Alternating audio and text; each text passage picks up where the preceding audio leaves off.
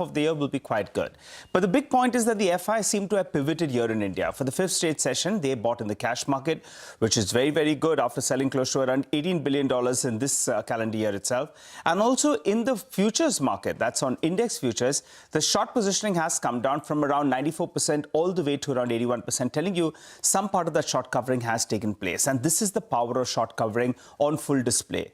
Because the short contracts are down by close to around 57,000 contracts. And just take a look at the bounce you've seen. In this series itself, we're up more than 1,000 points. And that's the way the markets have moved. So the Nifty moving up, the short positioning coming down. And the clients who are at the opposite end of the spectrum, they had long positioning. Well, as the markets now climb up, we're seeing that those long contracts actually have gradually started coming down. So from around 1.35 lakh contracts, they are down to around 86,000 contracts. So they have been booking some profits as the markets have been trending up. What about the options data? Well, the Nifty PCR, that's come down to around 1.08 or thereabouts. You don't want this to be at elevated levels. So that's almost in the middle of that range of around 0.6 to around 1.6 or thereabouts. So the most active strikes come up for you in the screen. 25,900 call, nearly 20 lakh shares added out there. 26,000 call as well, close to around 16 lakh shares out there. So you're seeing the call writing has moved to elevated levels out there. And you're seeing there is some out of the money call buying as well. On the downside though, that's the first support zone. The 25,500 put continues to remain very, very active. So if you look at a couple of levels, well, till the 20 DMA is holding out, you'll have to say this trend is very much, up and in the northward direction. So that's very, very deep. However, in the near term, going by the options data, you don't want this mark to break on the downside, 25,500 thereabouts, and that beautiful fresh all-time highs. Well, we're on our way to that mark. I think that in the next, maybe in the next, in the October series itself, we could hit that mark. If not, November, we should get there. And what's happened in this series is the Nifty Bank, that's led the way. And with the kind of deals you're hearing about, the flows could continue to remain strong out here and the interest could remain high. So the Nifty Bank will have to play a big role. Moving to stocks that could be in focus, particularly for today's trading session, well, there are hopes that the US-India trade deal could be in the offing. Well, then we'll keep an eye out on stocks that got hit very, very hard. Textile stocks could be in focus, namely maybe Gokul Das as well as Welspun Living. Both these two could potentially be the stocks of the day. So it's a tricky start, but the journey to this fresh all-time highs is well and truly on. Indeed. So that sums up all the macro cues that we're tackling this morning post-Diwali trade. But the other big one is the unwind in gold and silver that happened over the last 2 days. So gold prices have declined for the third day in a row. Overnight down 2%. On Tuesday, it was down 6%. And even silver, the record high was $54.4 an ounce. And now we're below 49 on silver. There you have. 40. Just 1 point, Rima, with this. I look at the Nifty gold ratio. That is, 1 gram of gold and you compare it with the Nifty. That's came down to around 2.1. That's the lower end of the range. Normally, when it comes to these levels, you normally see Nifty outperforms gold. That's what history suggests. At the upper end, it goes to around 4, 4.5 and thereabouts as well. So for the time being, going by that ratio, Nifty gold ratio at around 2.1, risk reward could favor actually equities from here on. Just a technical, study that we have done. Yeah. Got that. Let's now get in Vikas Prashad, Portfolio Manager, Asian Equities at M&G Investment, now joining us on the show. Vikas, great to have you and delayed season's greetings to you. So, well, the big trigger for the Indian markets, at least on the global front, is the possibility of an India-US trade deal. Now, over the weekend, and I'm sure you had a chance to go, the Mint reported an article that a framework deal between US and India is ready that could slash tariffs from 50% down to 15-16%.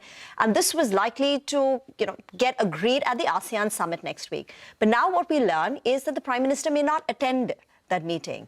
So does that push back expectation? And what is your own expectation of a possible India-US trade deal? Good morning, Rima, and happy Diwali to the CNBC team. Our base case has been that these trade negotiations with the US have gone on too long already.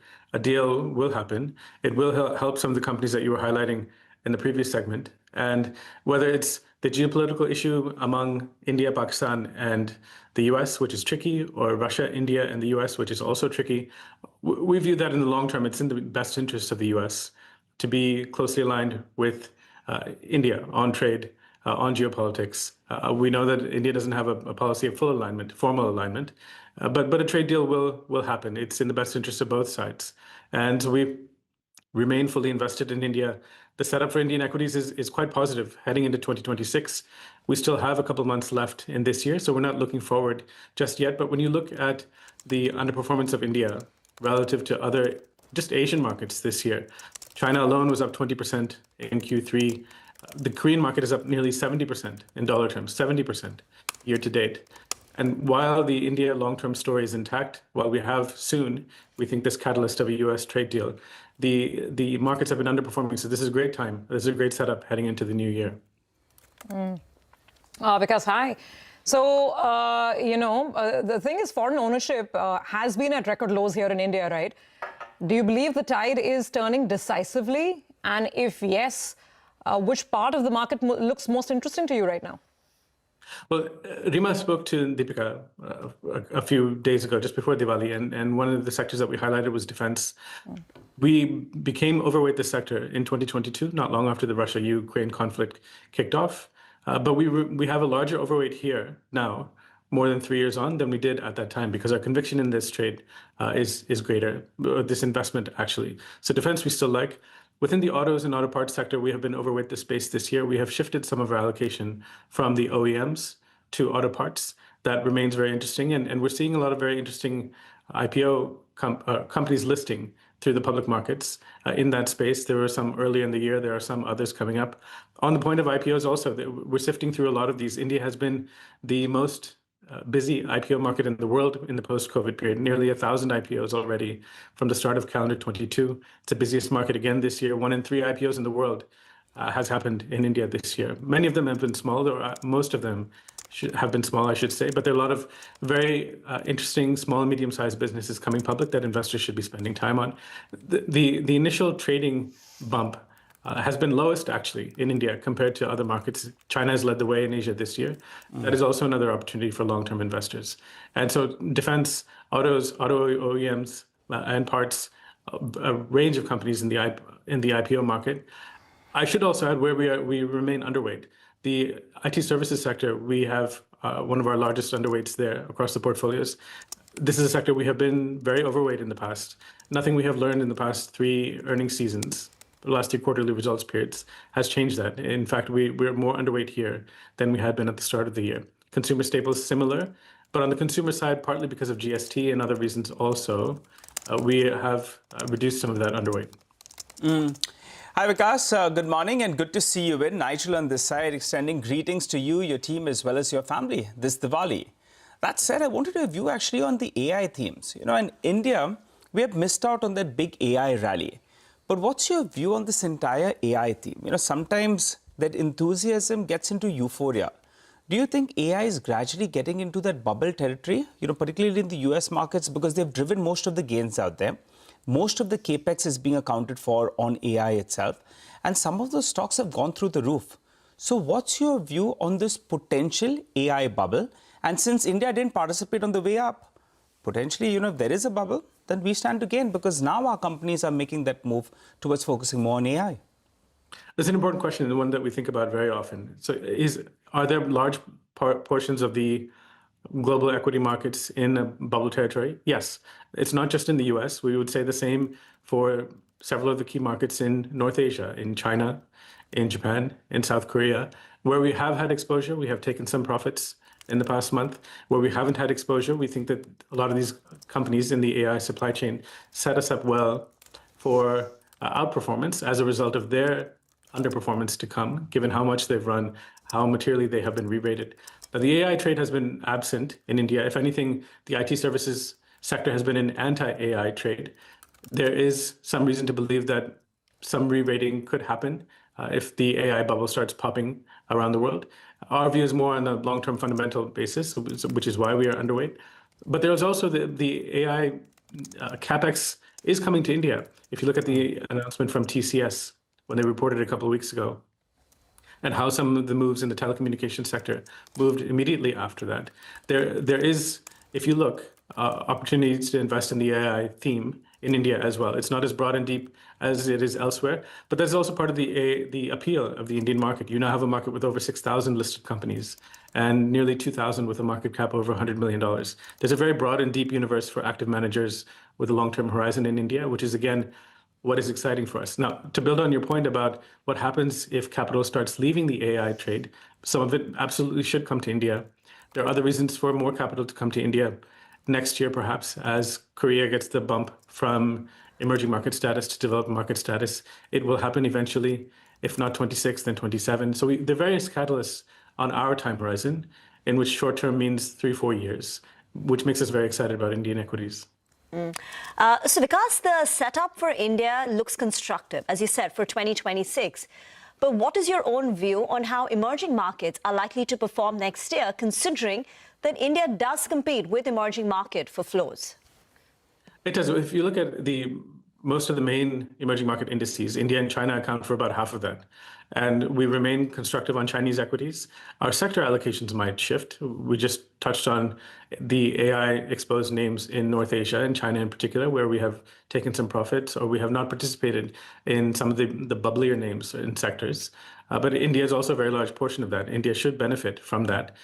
As non-US equity markets continue to attract capital, and that trend reversed a little bit in the summer because of the semiconductor names that are listed in the US, the AI names that are listed in the US. But our view is that over time, in the next few years, this long-standing divergence that we've seen between the US and the rest of the world should reverse.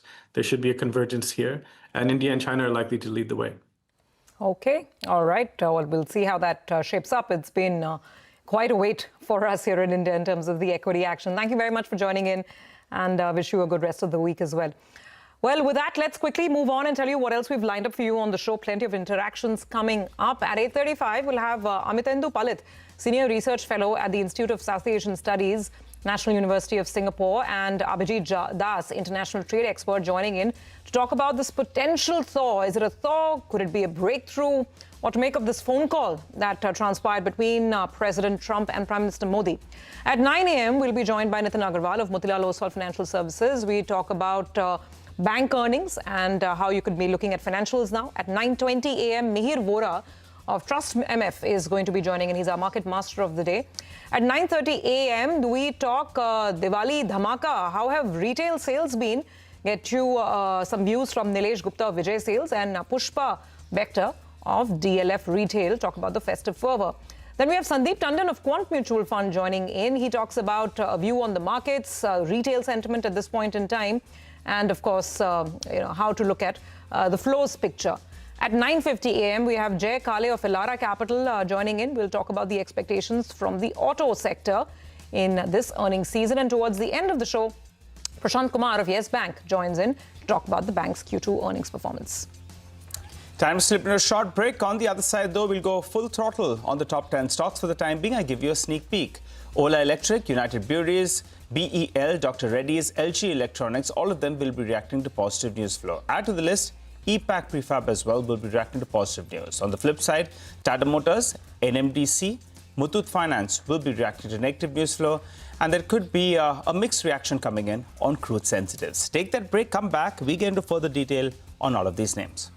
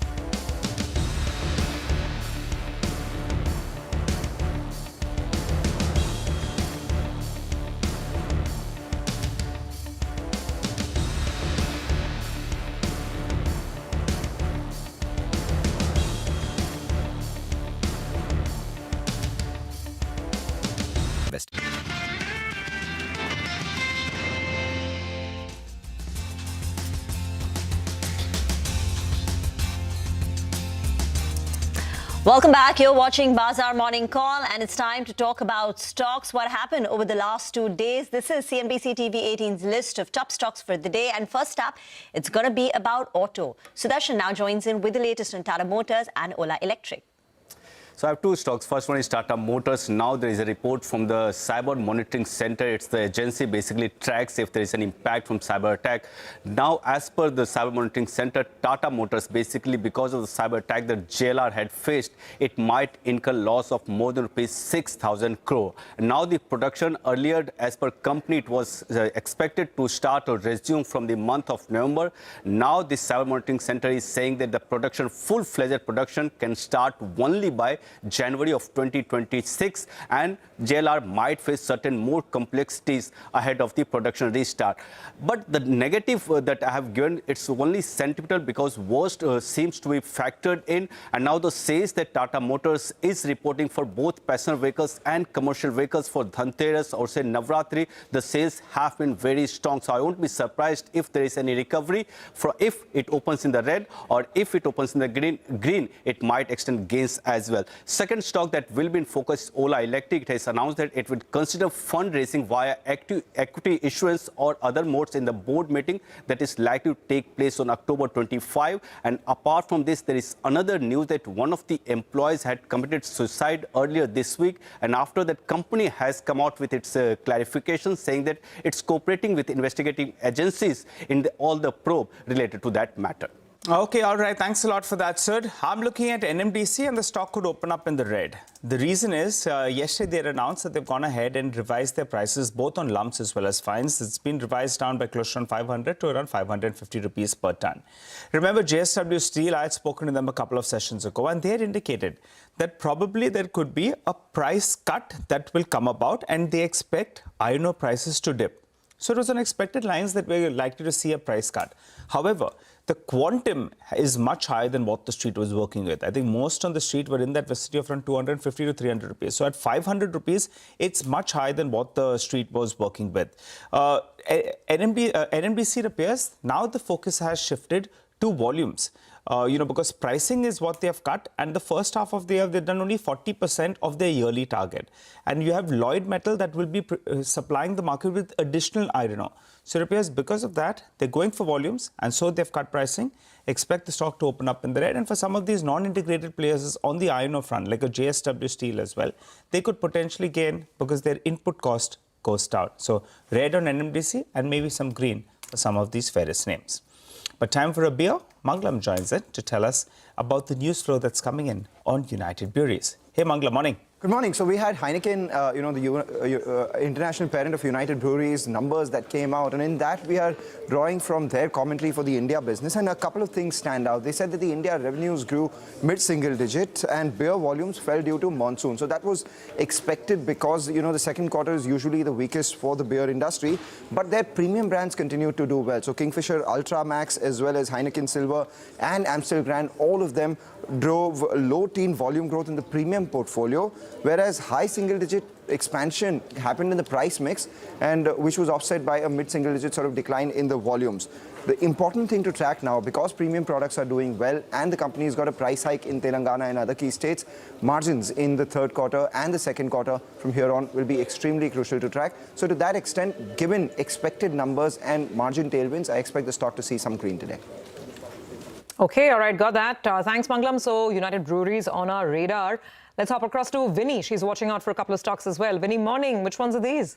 Hi, good morning. So all coming in from different sectors, but the first one we talk about is BEL. Now they have, received a contract of around 633 crores from Cochin Shipyard. This will be involving some supplying of equipments for sensors, weapon systems, as well as communication mechanisms as well.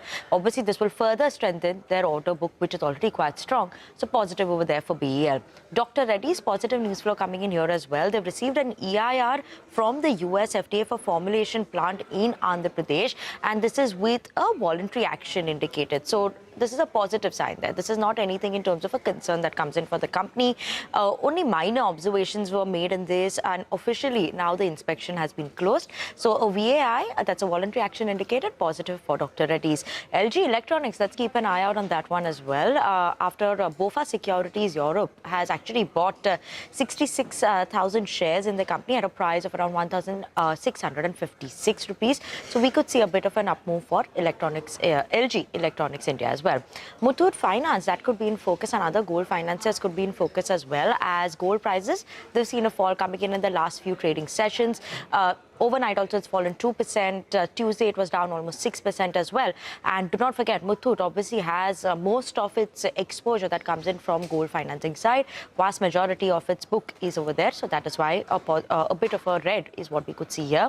Lastly, EPAC Prefab, that is the next stock that we'll keep an eye out on. They reported their numbers, revenue up 61%, EBITDA good growth over there as well. Margins seeing an expansion of around 80 basis points. 11% is what the EBITDA margins came in at.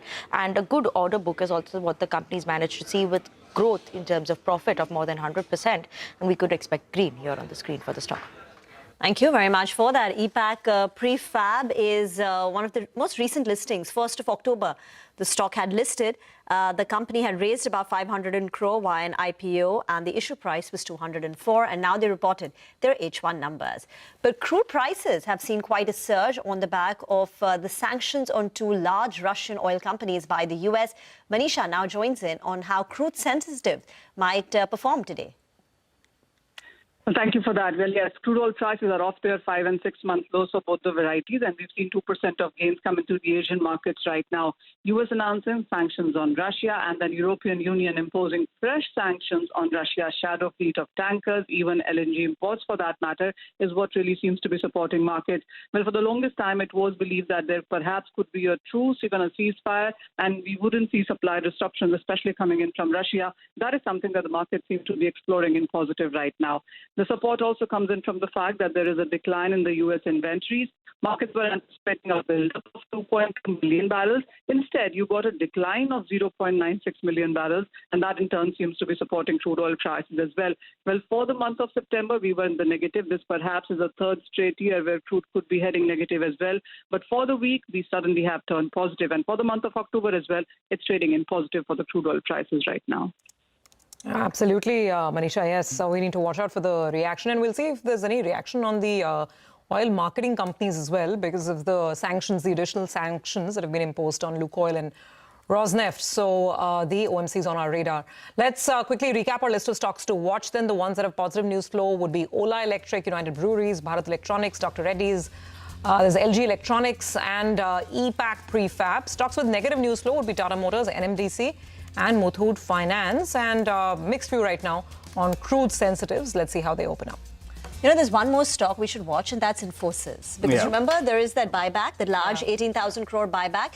Now, just 2 days back, the promoters, who have a 13% stake, said that they will not participate in the buyback.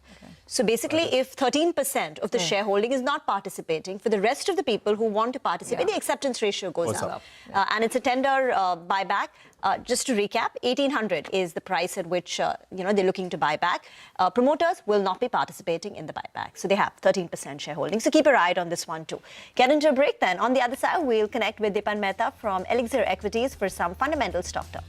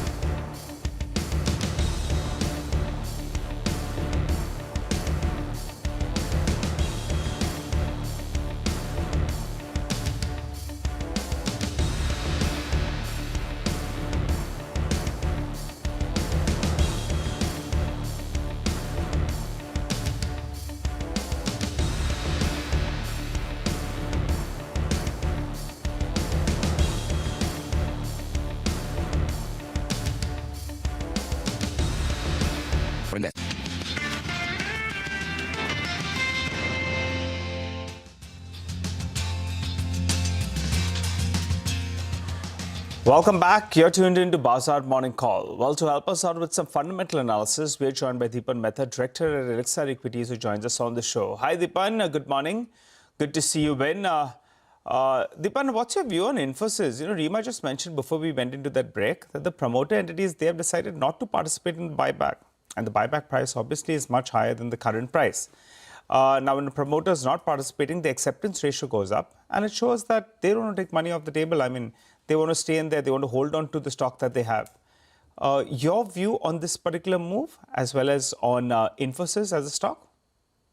Good morning, Najil, and thank you for having me on your show. I think it's a very positive move by the promoters, and it shows a lot of faith in the stock and the IT industry at a time when there are so many doubters, including us. So there's going to be a great arbitrage opportunity, I think, and certainly, you could buy some shares, offer it in the buyback, and then sell off the rest of the shares post buyback. And for existing investors, of course, they should offer shares in buyback. So I think these opportunities come. I think they're more like exit opportunities for existing investors.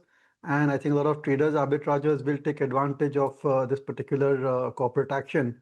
But by and large, we still remain unconvinced about the short, medium, and long-term prospects of the IT industry. As a thumb of a rule, we want to buy companies which can grow higher than the nominal GDP growth rate of India. And I don't think software services companies, by and large, are meeting that criteria. So for us, a whole host of software services companies are an avoid. There could be a few exceptions. We've discussed from time to time the likes of Persistent Systems, maybe NewGen, Orion Pro, which all have a different business model or are very focused on a particular vertical where they have key strengths or on a particular client where there's good volume coming through. So participate in the Infosys buyback if you are a retail shareholder? Yeah, Rima, absolutely. I think. Okay. 1,800. How much ever goes great for investors. All right, that's useful advice. So, when we spoke to you on Monday, Deepan, you were telling us that SEM India, which was earlier known as ITD Cementation, owned by Adani, is a stock that you're going to buy on Murrah Day trading. What else did you purchase yesterday where you have a lot of conviction at these levels? Yeah, Rima, first of all, a disclosure that we have already invested in SEM India for past several years. It's been a great multi-bagger stock. And I still feel that there's a lot of scope for decent returns in this company from these levels as well, because of the reasons that Adani Association, of course, and good order book position and certain technical skills. Having said that, I think we haven't bought anything this particular, in fact, we have sold. So the only trade I did on Murrah was to sell HDFC Bank. I'm very negative, I would say neutral to negative on the banking sector, especially large banks. That entire industry is becoming extremely beyond red ocean, I would say. And these kind of net interest margins are just not sustainable. So although the larger banks may have 15-17% type of loan growth book, but I don't think it will percolate to higher net interest income because of lower net interest margins per se. And by and large, I think the best days of the large banking industry are well behind them because of the competition. So I want to avoid all the larger banks, especially the private sector banks. So you completely exited HDFC Bank now, and the fact that NIMs are not sustainable. I thought the assumption is that in Q2 NIMs bottom out and it's going to be a U-shaped recovery in NIMs. So why do you think NIMs are not sustainable? And do you own any private sector banks or you've completely out? Well, see, I agree. There could be nominal up moves in the net interest margin, but on a broader level, 3 years, 5 years, 10 years, these net interest margins are going to come off significantly. And look at the numbers which have come through from the larger banks, be it ICICI, Axis or HDFC. Their net profits are just not able to grow beyond single digit. And that's very disappointing from an investment perspective. So we are in the process of exiting almost all the private sector banks, which we have held for decades. I mean, HDFC, IndusInd, Axis Bank, ICICI Bank. They've been in our portfolios and our client portfolios for a really long time, generated great amount of wealth for us as well. But I think the entire complexion of the industry has changed. And now it's extremely competitive. The main reasons why the private sector banks did very well because of technology and going into underbanked areas, a higher service levels. I think a lot of these advantages and secular positives are over and done with. But it's a big industry and a very large weightage in Nifty. So one should be selective, still positive on a few select NBFCs and smaller PSU banks as well, where there's scope for PE re-rating. But the larger private sector banks, I think one needs to be very careful. I don't think they will outperform the index as they have done in the past 20, 30 years or so. That particular phenomena, according to me, is over and done with. I could be wrong for a year, 6 months, a year or so, but I see better opportunities elsewhere. Okay. All right. Dipan, stay on. We'll have more questions for you in just a bit. But let's also address the big story that could really be the trigger that the market is looking for. And could this be the trigger that actually catapults us to fresh all-time highs? I'm talking about the hope of a breakthrough between India and US when it comes to trade relations. Let's first play out the soundbite that we got from the US president overnight, where he's speaking at the White House, talking to reporters, and discussing his phone call with Prime Minister Modi, saying that India is doing all kinds of great things.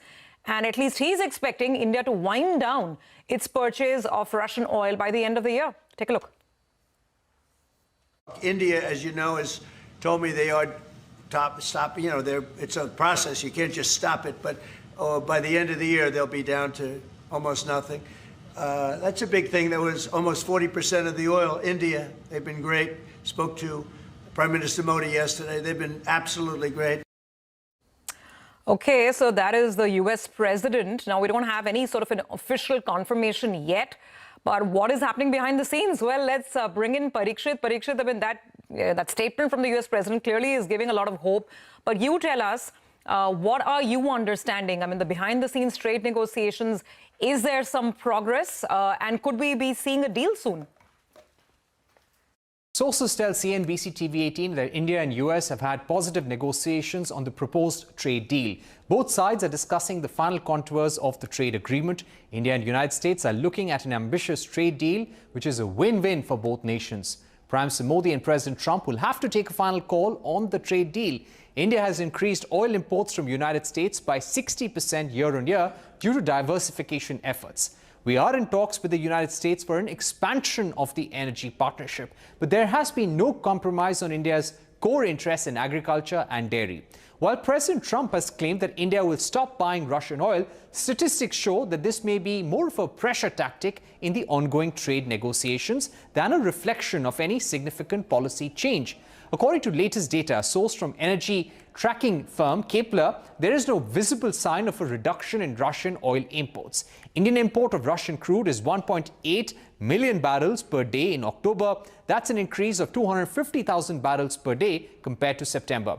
Russian crude accounts for 34% of total imports and still comes with compelling discounts. Given India's balanced foreign policy stance, any blocking of Russian imports seems unlikely. According to Kepler, Indian refiners could make a token reduction of Russian oil imports by 100 to 200,000 barrels per day. Now, when we look at India's expanding energy partnership with the United States, crude imports from there in 2025 have increased to 295,000 barrels per day compared to 199,000 barrels per day in 2024.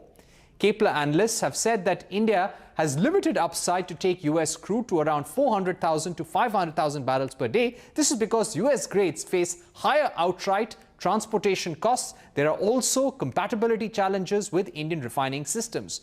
So while India will import more crude and LNG from the US to address the trade deficit, it may be very difficult to shut off Russian oil imports altogether. It's all about those Russian imports, right? That's where the needle seems to be getting stuck. Parikshit, thanks very much. That's really helpful. It gives us some context and some background to where things stand as of now. Amithandu Palit, Senior Research Fellow at the Institute of South Asian Studies, National University of Singapore, is with us. We also have Abhijit Das, who's a noted international trade expert and the former head of the Center for WTO Studies. Gentlemen, thank you so much for joining in. So every time we get a soundbite out of the White House, I mean, hopes go up. But as our colleague was just, discussing, and that's his source-based information, there seems to be some headway. Now, on the issue of Russian oil, Mr. Palit, now, would it be okay to give in, a card that you have to play to perhaps win the overall hand? I mean, is that how you would look at it? Because that's the biggest logjam over the last month and a half, 2 months. Survi, thank you so much for inviting me to the show. As always, a pleasure to be with you. And let me take this opportunity to wish you a belated happy Diwali to everybody on the show. Lovely to see Abhijit again after a very, very long time. To you too, sir. Happy Diwali to you and to Abhijit and all your near and dear ones. Thank you so much. I think the problem, Survi, that is coming up each time we discuss this subject is that India really has not got a chance to set its agenda in these negotiations. It's reacting to an agenda set by the US. Now, if that is the way we are going forward, and this I have mentioned before on a number of occasions, if you look at the countries which have cut deals with the US, none of them are actually sure about whether they have achieved win-win outcomes or not. They have actually basically accepted what has been given to them after prolonged negotiations using a large number of economically, I would say, suppressive and coercive tactics. You raised the specific question of whether the Russian oil commitment on part of India will create a better ground for the conclusion of whatever talks are going on. Well, it might, but let's also not forget that it's not just the Russian oil that it has stake. India was earlier threatened with probable tariffs if India continues to lift Venezuelan oil. The same might come back if India starts lifting Iranian oil. And always there is this larger issue of India picking up oil from anybody from within the BRICS group. So I think if there is a conclusion that is being looked at, we need to accept it with the view that this is just going to be a pause. Maybe if one can take the risk of defining it as a ceasefire.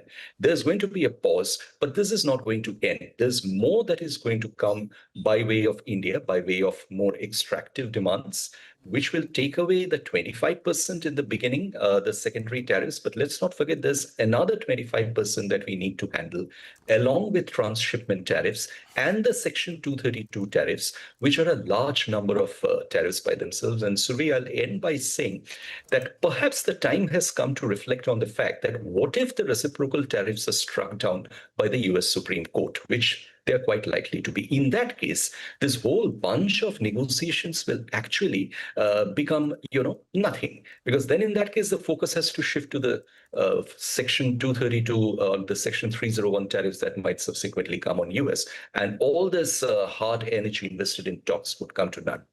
So just to sum it up, Mr. Palit, you seem to be indicating that India may not want to yield entirely and maybe too quickly on its Russian oil purchases? I wouldn't have actually done it.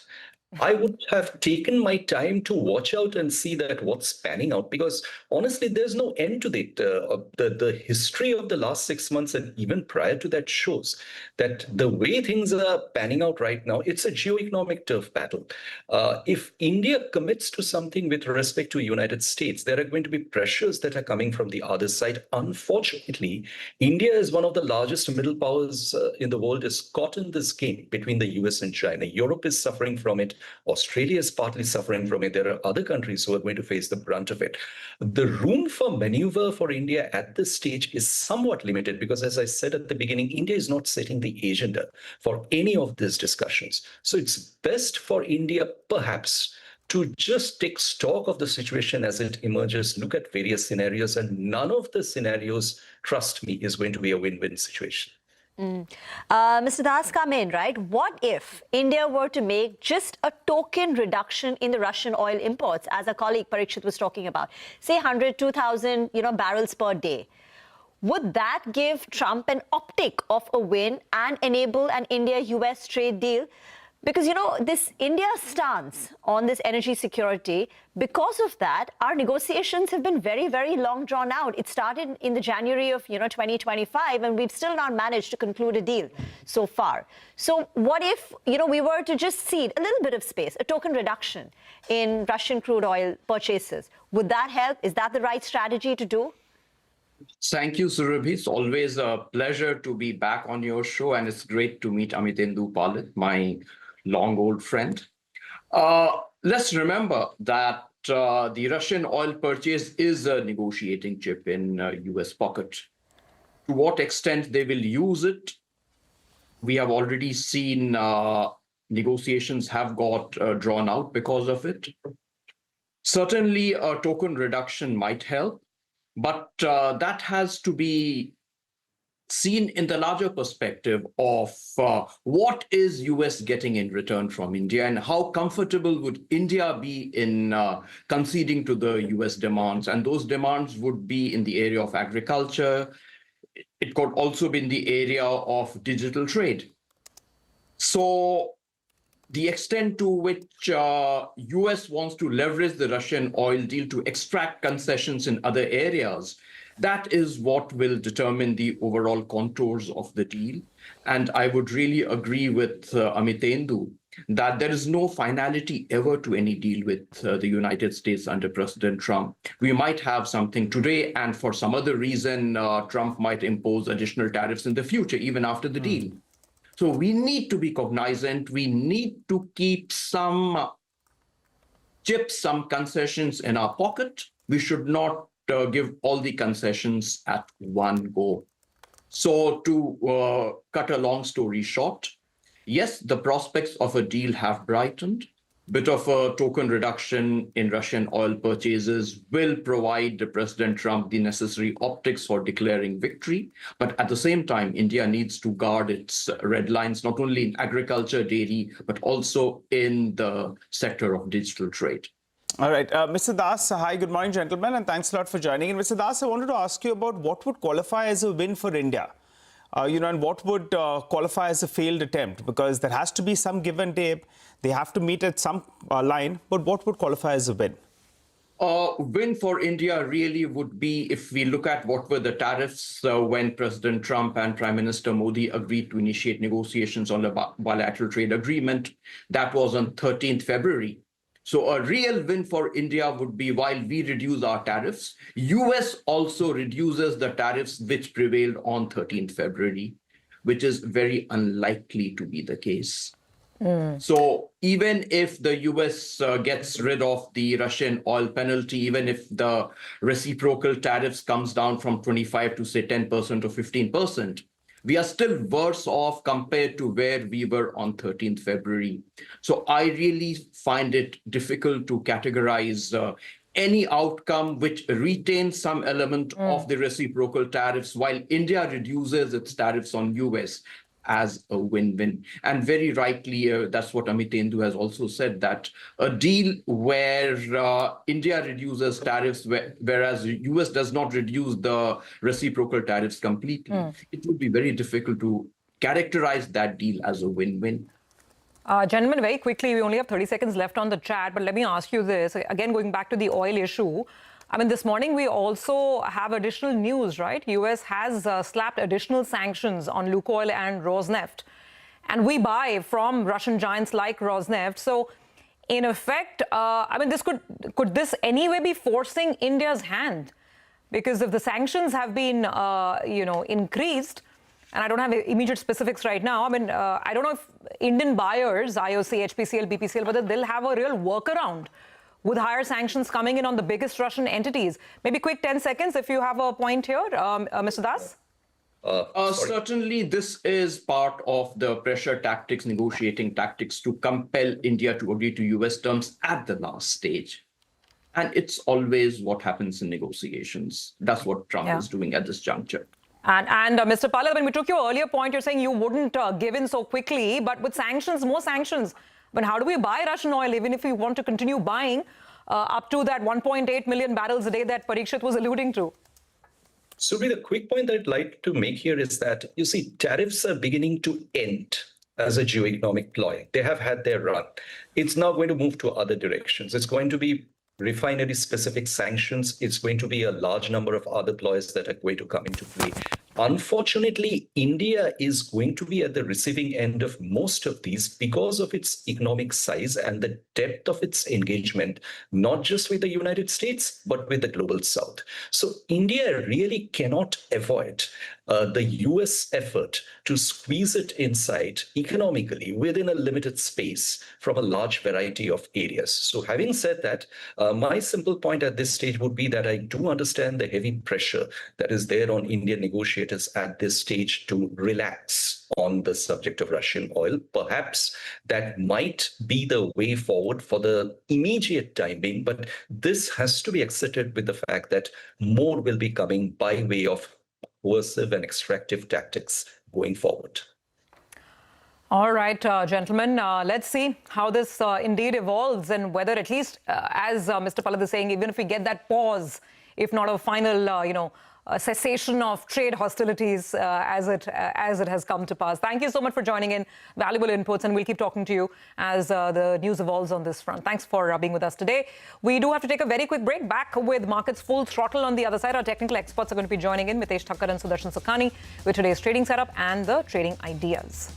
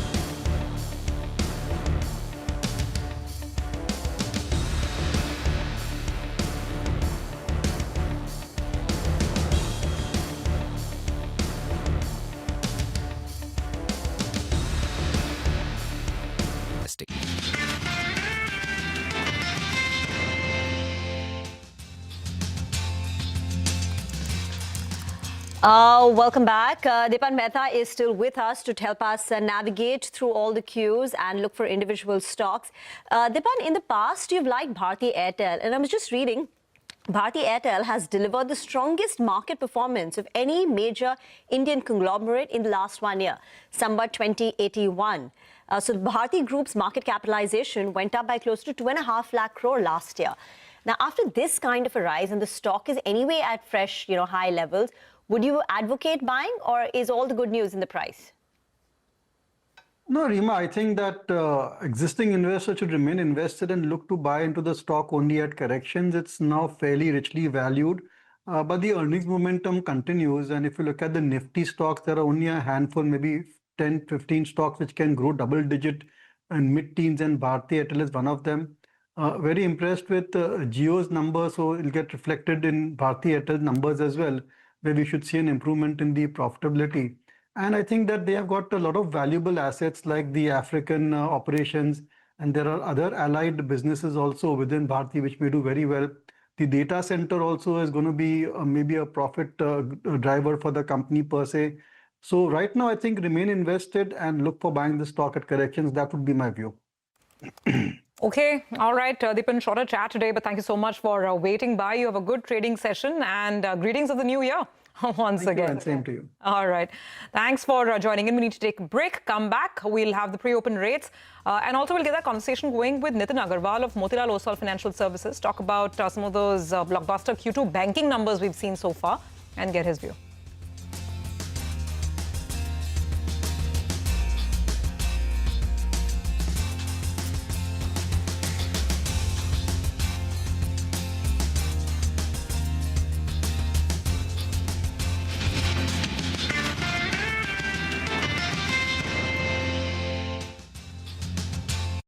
Co-powered by SBI, best है सबको पता है, and bank of Baroda के संग त्योहार की उमंग, in association with LIC of India, हर पल आपके साथ, and Peps, India's favorite spring mattress. Have a happy Diwali.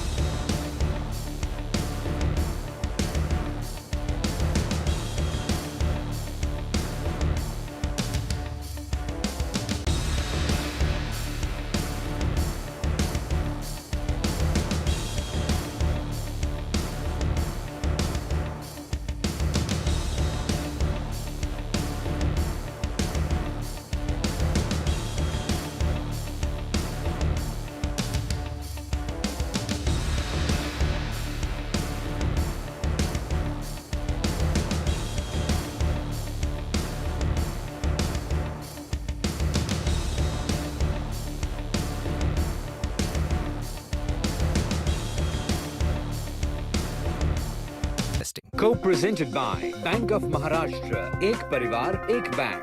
Co-powered by National Stock Exchange, सोचकर समझकर इन्वेस्ट कर.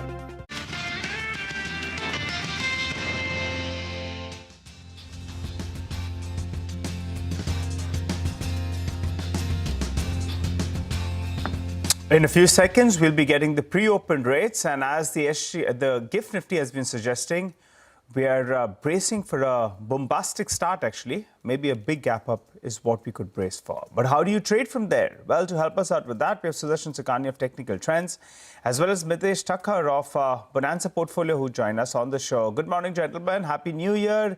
Diwali greetings as well to you as well as your families. Mitesh, you go first. What's the approach to trade? Good morning, Nigel. A very happy New Year to you, family, and the entire CNBC.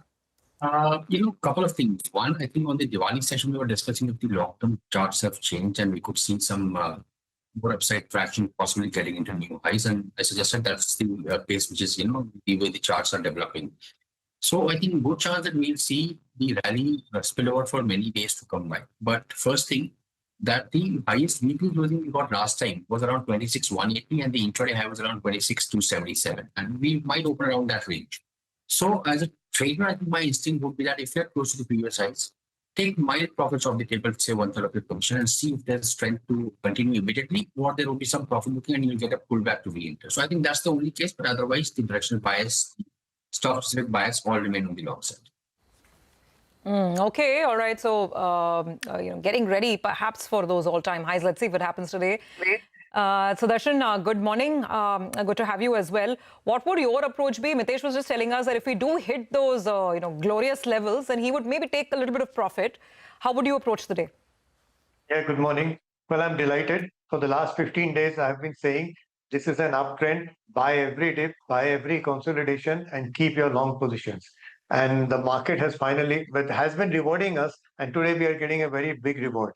This is a very good time to take all your profits, not partial, not little. We have known that big gap ups lead into significant consolidations. Remember we had 1,000-point gap up when the Sindoor operation was entering into a ceasefire, and then we went into a huddle for 3 months. So this is a very large gap up. This is the time to take profits and close all your Nifty positions. Don't do anything. Bank your money. Okay, for now at least, going by the pre-opening rates, gentlemen, it doesn't look like it's going to be a big gap up. I think the Nifty it's climbing now. 100 points up now, 136 points. We'll let it settle, but it doesn't look like the 350, 400-point pop that the GIFT Nifty was suggesting. So let's get to stocks then. Mitesh, what would you recommend trading today? Good one. I have all buy calls today, a few IT names also on the list. Infosys, which had a gap up, kind of slipped off during the trade, but the gap up remained. The gap didn't get filled and the indicators are all positive. So buy here with a stop at 1455 for a first target of 1515. A buy on Biocon with a stop at 360 would suggest targets of around 378 to about 380. A buy on HCL Tech with a stop at 1470 for targets of 1525. And IDFC First Bank is something which I've recommended many times in the last few days. Now can be bought afresh with a stop below 75.5 for targets of 80. Got that. Two IT stocks, Biocon and IDFC First. Sudarshan, the call is to book profits. So what trade would you do on individual stocks? The call for the Nifty. Individual stocks often have their own paths. So for the Nifty, I am very clear. For individual stocks, there is a buy list, all buy list. You can't sell in this market. Adani Solutions is a buy with a stop under 920. BEL is a buy with a stop under 405. Coal India is a buying opportunity with a stop under 375. And finally, Indus Towers is a buy, not just for the day or as a swing trade, also as a positional trade with a stop under 330. Okay. All right, gentlemen, thank you very much for your trading advice. We'll come back to you a little closer to market open. For the time being, a quick glance at the screen. It's almost a 200-point up move on the Nifty, more measured than what the GIFT Nifty was indicating. Infosys, Eternal, Dr. Reddy's, TCS. These are some of the early leads this morning. Let's shift the spotlight now on the banking sector, because it's really banks that have been leading this leg of the market's up move. So is there more steam left going by the earnings that we've seen? We have Nitin Agarwal joining in from Motilal Oswal. Nitin, season's greetings to you. Hope you had a great Diwali. Thanks for joining in this morning. So let's start with the big blue chip boys, HDFC Bank and ICICI Bank. I don't think there was any complaint in the numbers, but how much of it is already captured in the price? And, what's your stance on these two? Yeah, hi. Thank you for having me and wish you and our viewers a very happy Diwali. And so both the large banks reported fantastic numbers. If you look at ICICI reported an adjusted expansion in margins, and HDFC Bank also reported a slightly lower dip versus what we were expecting. And given how the loan growth is likely to look up in the coming quarters, and already we have seen a good traction in the second quarter, we remain optimistic on the earnings outlook for both the banks. Though after such a good results, we have not seen as much of an up move. Rather, the performance was relatively modest on the trading day. But I think that this is a very short term to look at it. We remain positive on both the names, and we think that they should ideally deliver somewhere in the high teens over the coming year. Okay. Nitin, so far we've got a bulk of the numbers out. I think just awaiting State Bank of India and some others. What's been the aggregate earnings picture from the banking stocks this time? Have you done the analysis? And how would it compare with the expectations that you had at the start of the quarter? Yeah. So, see, this quarter is likely to be the bottom in terms of the earning growth. We were already at flat numbers in terms of the YOY growth in first quarter. And this quarter, we expected this growth to decline to -7%. And but given how the numbers have trended so far, we believe there is a fair chance that this deceleration will moderate. And while we may still be in the negative, but it will be lower than 7%, what we projected. But the outlook on earnings is certainly looking a lot more stronger with the kind of resilience that you have seen in margins across the board. So several banks have reported margin expansion, and the decline for almost everybody so far is lower than what we have estimated going into the quarter. Okay, all right. Hi, Nitin. Good morning. Good to see you in, and festive greetings to you, your team, your family as well. Besides earnings, the other big talking point is about these big deals. Suddenly, the interest for Indian banking names has gone up tremendously. The smaller banking names. We saw Yes Bank, there was a deal out there. Of late, we have that RBL banking deal did get announced. And, people putting in $3 billion plus into the bank, telling you the kind of interest out there. How much of the good news has played out for RBL Bank? What's the rating you'll have? So we have further increased our target on RBL Bank. We upgraded the stock 3 quarters back, and looking at the outlook as to post the deal and the new opportunities that will unfold, we may have maintained a positive stance and raised the target to 360 on the stock. We believe as to the execution and the opportunities that will unfold and how will the bank is able to capitalize on those opportunities will all be critical. But looking at just the size of the deal, the association with the GCC and the involved countries, and the kind of opportunity, because you will benefit on both the asset side, the fee income, the liability traction, the NRI deposits, export financing. So many opportunities are there, and it will all depend on as to how the things unfold from here. But the progressive step that the RBI has taken has certainly brought in a lot of interest and attention to these mid-sized banks, which have been trading so much cheaper when you compare to the large banks. Nitin, so among all the banks that you cover and the ones that you have a buy call on, which ones have the maximum upside? I mean, in terms of your target price, I'm just trying to understand from an investor's perspective, where do you see maximum risk reward from here? And also throw in a word on IndusInd Bank. Now, it's still dealing with its issues. There's still a cleanup going on. Write-offs are high this quarter. But I mean, for those who are willing to take higher risk, could this be an interesting bet as well? Yeah. I think, the targets will keep on getting revised up as to how the earnings outlook unfolds. As of now, we look like that FY27 will be still a much better year, while FY26 we have started seeing a recovery. But FY27 is when we are looking at a double-digit earning growth for the sector. This year, at the preview time, we forecasted flattish earning for the year. Now this may be like a mid-single-digit kind number in terms of earning growth for the year. So next year certainly will still be in the double digit. If all goes well, if there is not much of a rate cut impact, then this earning growth can move towards mid-teens also. That's very likely.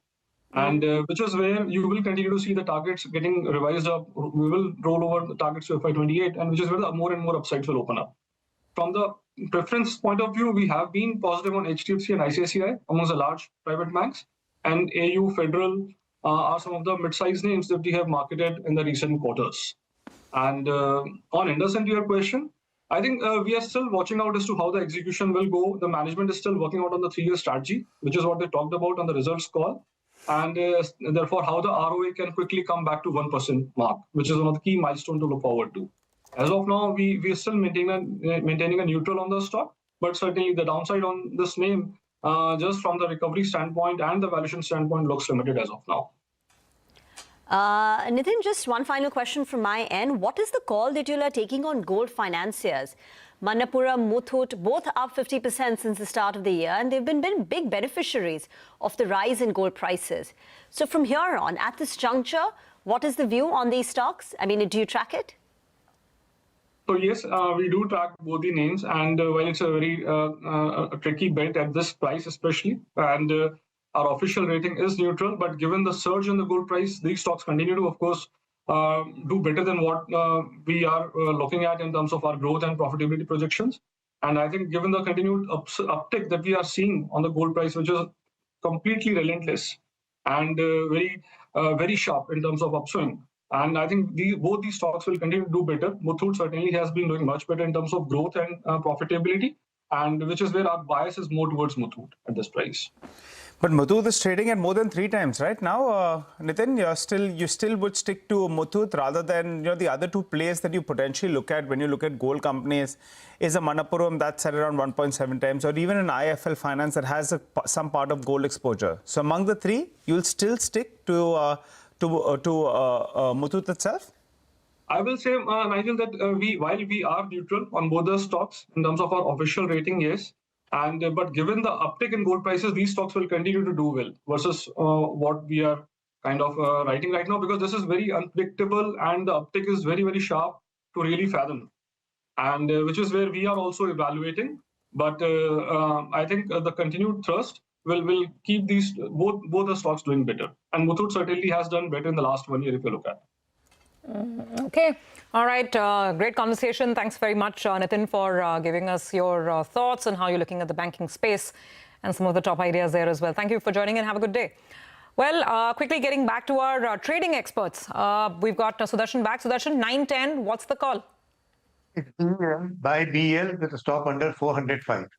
BEL. And Mitesh, which stock for you? I'll go with a buy on HCL Tech for targets of 1525. Okay. By the way, the stock that Rima had flagged off, Infosys, that's the top winner right now on the screen, 2.5% higher, as she had pointed out earlier. The buyback, of course, price is very attractive, still substantially higher compared to the current market price, and promoters are not participating. 1800, right? Buyback is at 1800, Rima. So yeah, that's the Nifty winner at this point. There's also some clarification coming in on H-1B visa over the last 24-48 hours. So basically, it said that if you are a student visa on, I think, F1, F1, and when you transition to H-1B visa, you do not have to pay this incremental, $100,000 fee. So that's one. Secondly, if you already have an H-1B visa, but you're changing your employer, you're moving jobs, then again, it's not applicable to you. So there has been some softness, some clarifications which have come in, and that's also the reason why maybe you're seeing IT stocks on the uptick today. Okay, all right. So that's Infosys and IT. But let's look at what brokers are saying this morning and some of the topmost calls. Manglam's back with us. Manglam, what did you pick up? Well, if you look at a couple of these brokerage notes that have come in, UBS has upgraded Titan to a buy call. They have a target price of 4,700 rupees, and they've raised their target price because they believe that after 2 years of consolidation and the company reporting 20% revenue growth in light of high gold prices, with the best being ahead of them when it comes to demand, all of that is pointing towards a significant earnings rebound. In fact, they have such a strong brand, consumer trust, and manageable threat from lab-grown diamonds that in the long term, Titan is going to be the winner. They are projecting 46% revenue growth and 21% growth in FY26 and FY27. Obviously, FY26 growth will be led by higher gold prices. On the other hand, I think the cooling off period for Urban Company is over, and now there are a couple of initiating coverages that have come in on Urban Company. Morgan Stanley, they've initiated with an underweight call. They have a target of 117 rupees. They're saying there is a large addressable market and strong moats that the company has. However, the growth, they believe, is priced in. They expect their core India services net transaction value to grow between 18 to 22% CAGR, and there could be some high churn possibilities that could keep the growth calibrated. They expect the India margins could actually reach all the way up to 30%. Valuation multiples likely to be in line with all the other listed internet business peers. Goldman Sachs too, they have an underweight or other neutral call. They have a target price of 140 rupees. They're saying that the business strength and outlook are already priced into the premium valuations, which they believe is at 9 times FY26 sales and 64 times FY28 EV to EBITDA. So pricey, but a good story. Okay, that's Urban Company. Got it, Manglam. Thank you very much for that. UC is down about 1%. As we kickstart today's trading action. So it's going to be a more measured start, not as much as what the GIFT Nifty was indicating.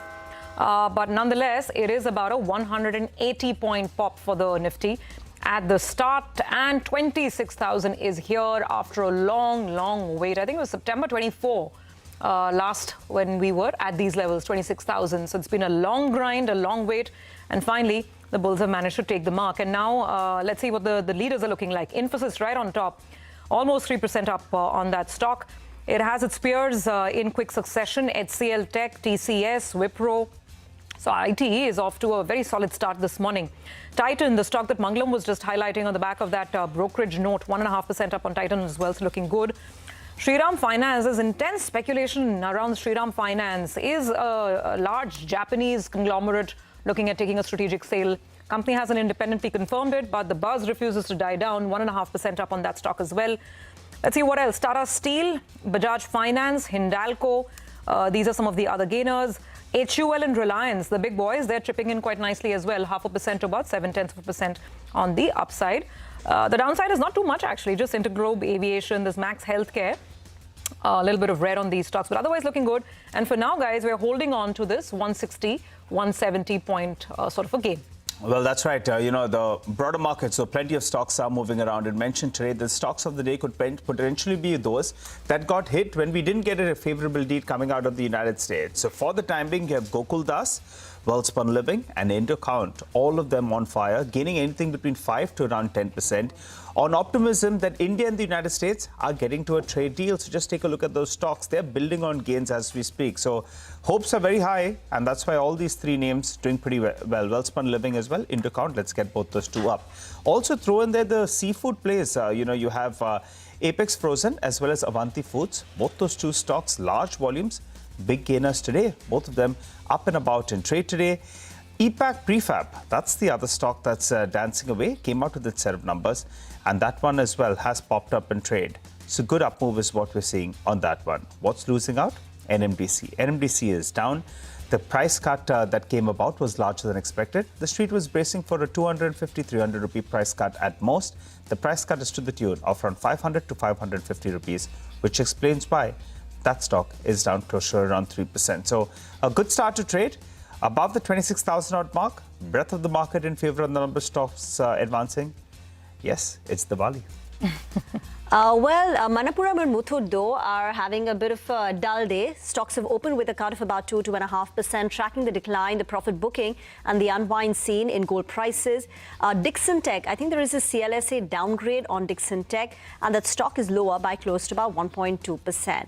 But really, it's the garment names, and the gains are extending to so many other stocks. So it's Vardhaman Textile, a Himmat Singha Seed, a Trident, across the board. We spoke about Kitex Garments and Gokuldas Exports, which are seeing a double-digit up move. But the gains are cutting across the entire textile value chain, and stocks are doing very, very well. And the other one are the shrimp makers, so Avanti and Avanti Feeds, for instance, up also close to about 5.5%. Jain Resource Recycling, again, a recent listing, and the company has announced some expansion plans, and that stock has opened up with a gain of about 2.5%. A couple of banks are doing well. AU Small Finance Bank, a stock Nitin was just talking about that he likes. DCB Bank, also higher in trade. Shriram Finance has now moved up to a gain of nearly 1%. And in IT, Midcap IT, you've got a Birla Soft, Sonata Software, Persistent, Emphasis, Coforge, also opening up in the green. So generally, green on the screen for IT this morning. Okay, all right. Well, time to go to our market expert. We have Mihir Vora, Chief Investment Officer at Trust Mutual Fund, who joins us on the show. And this time, it's special. It's in the studio. Hi, Mihir. Good morning. Welcome to the studio. Extending greetings to you, your team, your family as well. All the best for the new year. And hopefully, we'll have better times for the markets as well. That said, Mihir, in the last couple of weeks, you've got into a good space, right? The feel-good feeling. I mean, towards the end of September, everyone was singing, "Wake me up till September ends." And October has been very, very good. We're up more than 1,000 points on the Nifty itself, and individual stocks have done quite well. How are you feeling about the market? Post this big run, earnings don't seem to be that bad. Q2 was supposed to be a washout. It seems to be a little bit better. So how are you feeling about the Indian markets? And do you think for the next year or so, we should be bracing for better times? Absolutely. First of all, wishing everyone a great Vikram Samvat 2082.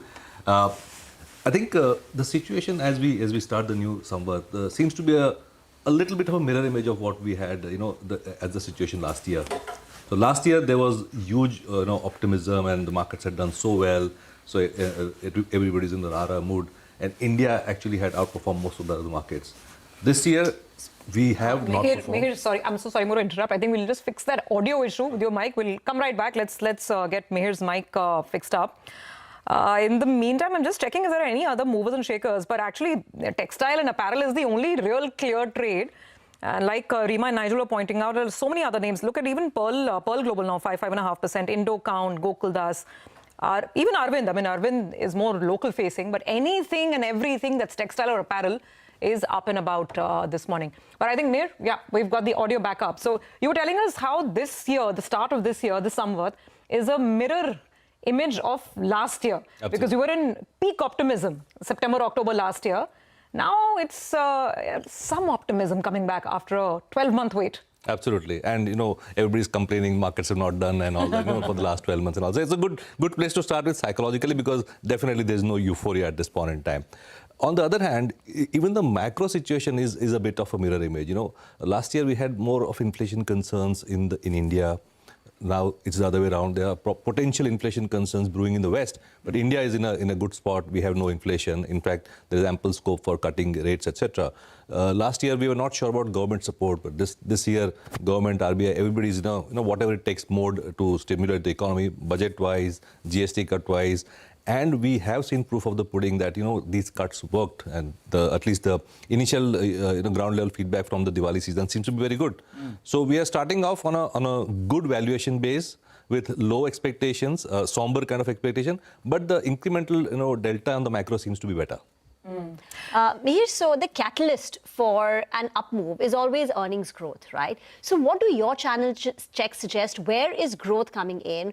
What are the numbers going to look like for Q3 and Q4 that you would be comfortable chasing? So we know Zomato does well, but we also know it's an expensive stock. So tell us about the growth stories that you are willing to chase at this juncture right now.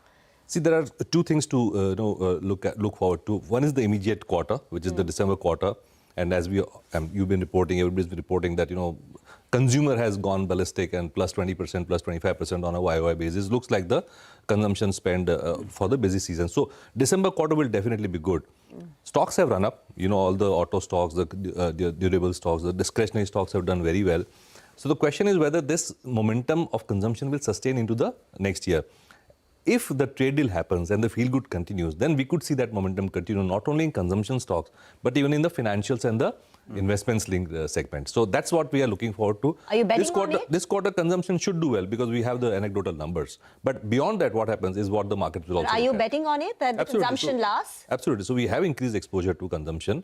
But the question is, how much more do we need to now go into banking and the other segments also? Okay. And that is only contingent on a trade deal being struck. Trade deal being struck and the momentum in consumption continuing. So the top three themes that we're looking at, to play from here on is what, according to you? So consumption continues. Yes.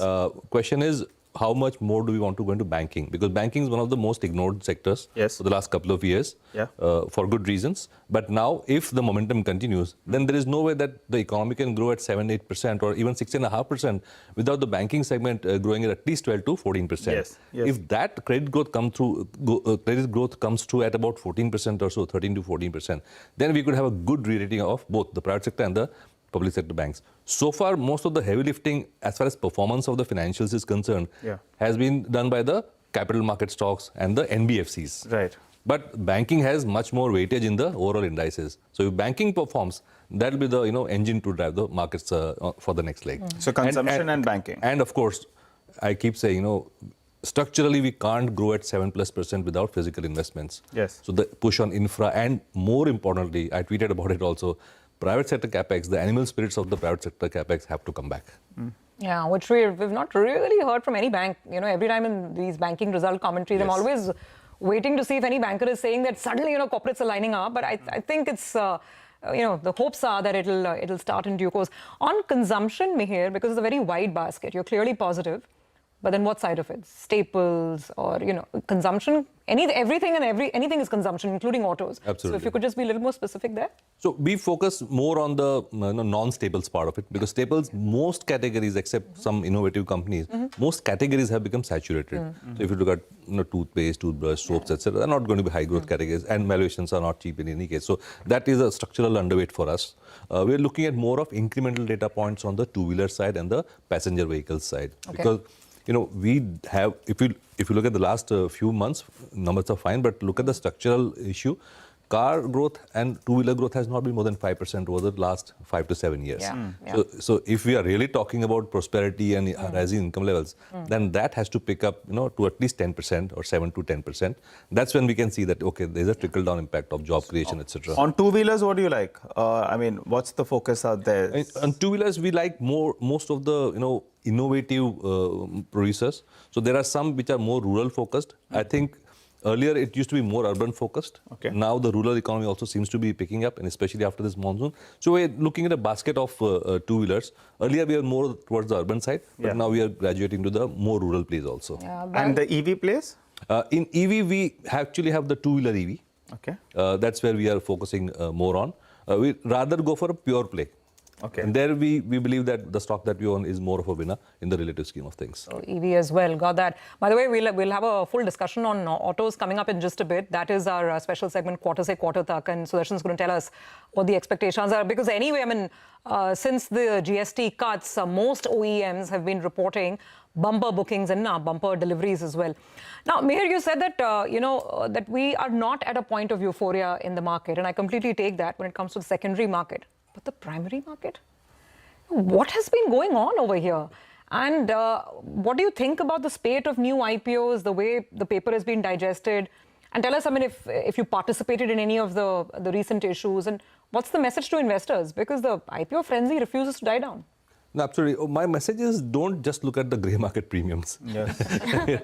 People are just oversubscribing, putting leveraged applications by looking at the grey market. But we have seen more than half of the IPOs are trading at a par or discount to to their listing prices or the IPO prices also. The study over the last 12 months. So invest in IPOs the way you would invest in a secondary market. Look at the same principles apply, fundamentals, valuations. So what have you liked here, if anything? I'm not saying where you were anchor investor, but maybe bought a little later. Any of the new companies, new businesses that caught your fancy? Yeah, so we bought some of the auto stocks which got listed. Okay. Yeah, the large one. Hyundai. Yeah, no names. So wherever there is value or relative momentum building up, you don't really need to buy only in the IPO. You can follow it up after anything after else listing also. apart from autos? We've been very selective, frankly speaking, and most of the anchor books that we invested in are in the smaller ones. So nothing that makes a big difference to the portfolio to begin with. But the fun is basically to chase it after it gets listed, because that's when the actual price gets settled. So Mihir, you would have attended the morning meet, right, at Trust. I mean, did you all discuss about what's happening in the oil and gas space with US imposing sanctions on two large Russian oil and gas companies? What are the implications now for the Indian oil and gas? I mean, take us through your own views on this. So we have some exposure to the integrated OMC companies. Okay. And we believe that, of course, there is a benefit of Russian oil per se, but oil prices have gone down, structurally. So even if the supply of Russian oil reduces over a period of time, and my belief is that even if the trade deal happens, it won't be a 0-1 kind of a thing. There will be a phased kind of agreement, formal or informal. So to that extent, I think it's the valuations in this space are quite attractive. Oil prices have structurally come down from almost $70, $80 to close to $60. So to that extent, I think marketing margins and refining margins will be maintained. So for the integrated players, it's less of a shock. And just purely today's news about the sanctions, I mean, it complicates the financing, for instance, the logistics portion of it. Crude prices have gone up. So incrementally, as I said, if you look at the profits of the OMCs, they are determined by two factors. One is the refining margin, second is the marketing margin. And the government has been, keeping the final pricing to the retail investor in a way that there is enough money to be made by the OMCs. So to that extent, I think there is still a buffer. Yeah, what we are seeing actually is quite high profits, maybe not sustainable, but I don't think the market is discounting such high profits for a long period of time. So even if profits come down on a quarter-on-quarter basis, it should be fine. And crude has declined, as you said, right? The larger picture is there's been a 15% fall in crude prices. So what we need to worry about is not the refining margins alone, it's the difference between oil prices and the retail prices. Yeah. One more question. By the way, just since you guys are discussing oil and gas, I think we'll play out the statement that's coming in from Reliance Industries in just a bit. This is the official statement coming in from the RIL spokesperson, saying that the company is recalibrating Russian oil imports to align with the Indian government's guidelines. We'll just put out the whole statement in just a bit. That's really, really important. Official statement from Reliance Industries that the company is recalibrating Russian oil imports to align with the Indian government's guidelines. So if anything, I mean, I don't want to jump the gun over here. It's very, very sensitive issues. But we don't have an official confirmation from the Indian side just yet of India looking to reduce how much, substantially, wind down, Russian purchases by the end of the year. Remember, the US president has said that by December, end of this year, it'll come to almost nothing. That's his exact statement at the White House overnight. And now we have a Reliance Industries statement saying that there is going to be some sort of a recalibration of Russian oil purchases. So extremely important. But Meher, I guess, beyond oil and gas, if indeed this is that bargaining chip which we decide to give in and ultimately get that trade deal done, in some sense, is that the last piece of the puzzle that the market has really been waiting for to come in place. Let's say if we get a deal announcement over the next 2-3 days. Are you expecting a big gush of money in the market to flow through? How should we prepare for the deal to be finally announced? I mean, it's been in the making for 6 months now. Certainly. So I think the retail investor has not given up in any case. Yeah. So I don't think retail needs to do much more. The delta will be in the foreign flows. Yeah. We have seen significant outflows. In the last couple of weeks, thankfully, the outflows have reduced and we are seeing some trickle of inflows. Yes. Probably it's on the expectation of some kind of a deal happening. So the last piece of the puzzle was the FII. And if they come in, I think we are in for good times. Well, that's right. They've been underweight the Indian markets and heavily net short as well. Exactly. So we would like them to come and participate because the retail flows have been rock solid. A final question from my end before I let you go, Mead. State elections, that's going to be a trigger for the markets, which we will be tracking because after a while, we're going to be bracing ourselves for another state election. So BR goes first in. Impact on the markets? I have frankly given up on monitoring state election because that's not a big trigger. Big trigger, and there's an election virtually every year. Yeah. Some important state election every year. So it's a short-term thing, and given the way the government has shown resolve in various other policy issues, I think those are the ones that matter most. Okay. Has gold peaked out? Gold and silver? I don't think so, because the structural driver, which is ample global liquidity, and the US and the Western world needing to inflate its way out of their debt issues, that structural story continues. So if you're allocating fresh money, what would the proportion be? The last 1 year or so, gold has outperformed equity markets and by a margin. But now, post the recent underperformance and going by the elevated levels of gold, just purely because it's up 50%, if you're allocating fresh money, what would be, if you had to put it bucket-wise, into fixed assets, into equities as well as gold, what would it be, the proportion? I'd say precious metals should be about 10 to 20% of the portfolio as a good buffer in the long term. Okay, and the remaining would be equity and fixed equity. Fixed income, I would say, given the situation, about 25% exposure to fixed income is also a good idea. And equity gets the largest bite into it. I think the sector of the morning actually is tech because that's doing the heavy lifting out there. And the Infosys promoters have gone ahead and said we are not going to participate in the buyback. Now, various ways of looking at it. The street is looking at it very, very positively. But the reason they're not participating in the buyback probably be because of the taxation, right? So that could be a reason. How are you all approaching tech, though? Ratios are looking okay, far more palatable than what it was a year or so ago. And maybe, in fact, some believe that the worst has already played out. Spends will pick up from here on. Things should look up in FY27 onwards. Are you in that camp? Yes and no, in the sense, of course, tech will continue to be a secular growth story. But I think the large cap companies will not be high growth secular companies, secular high growth companies. Because I think the existing business model can only give them 5 to 10% growth.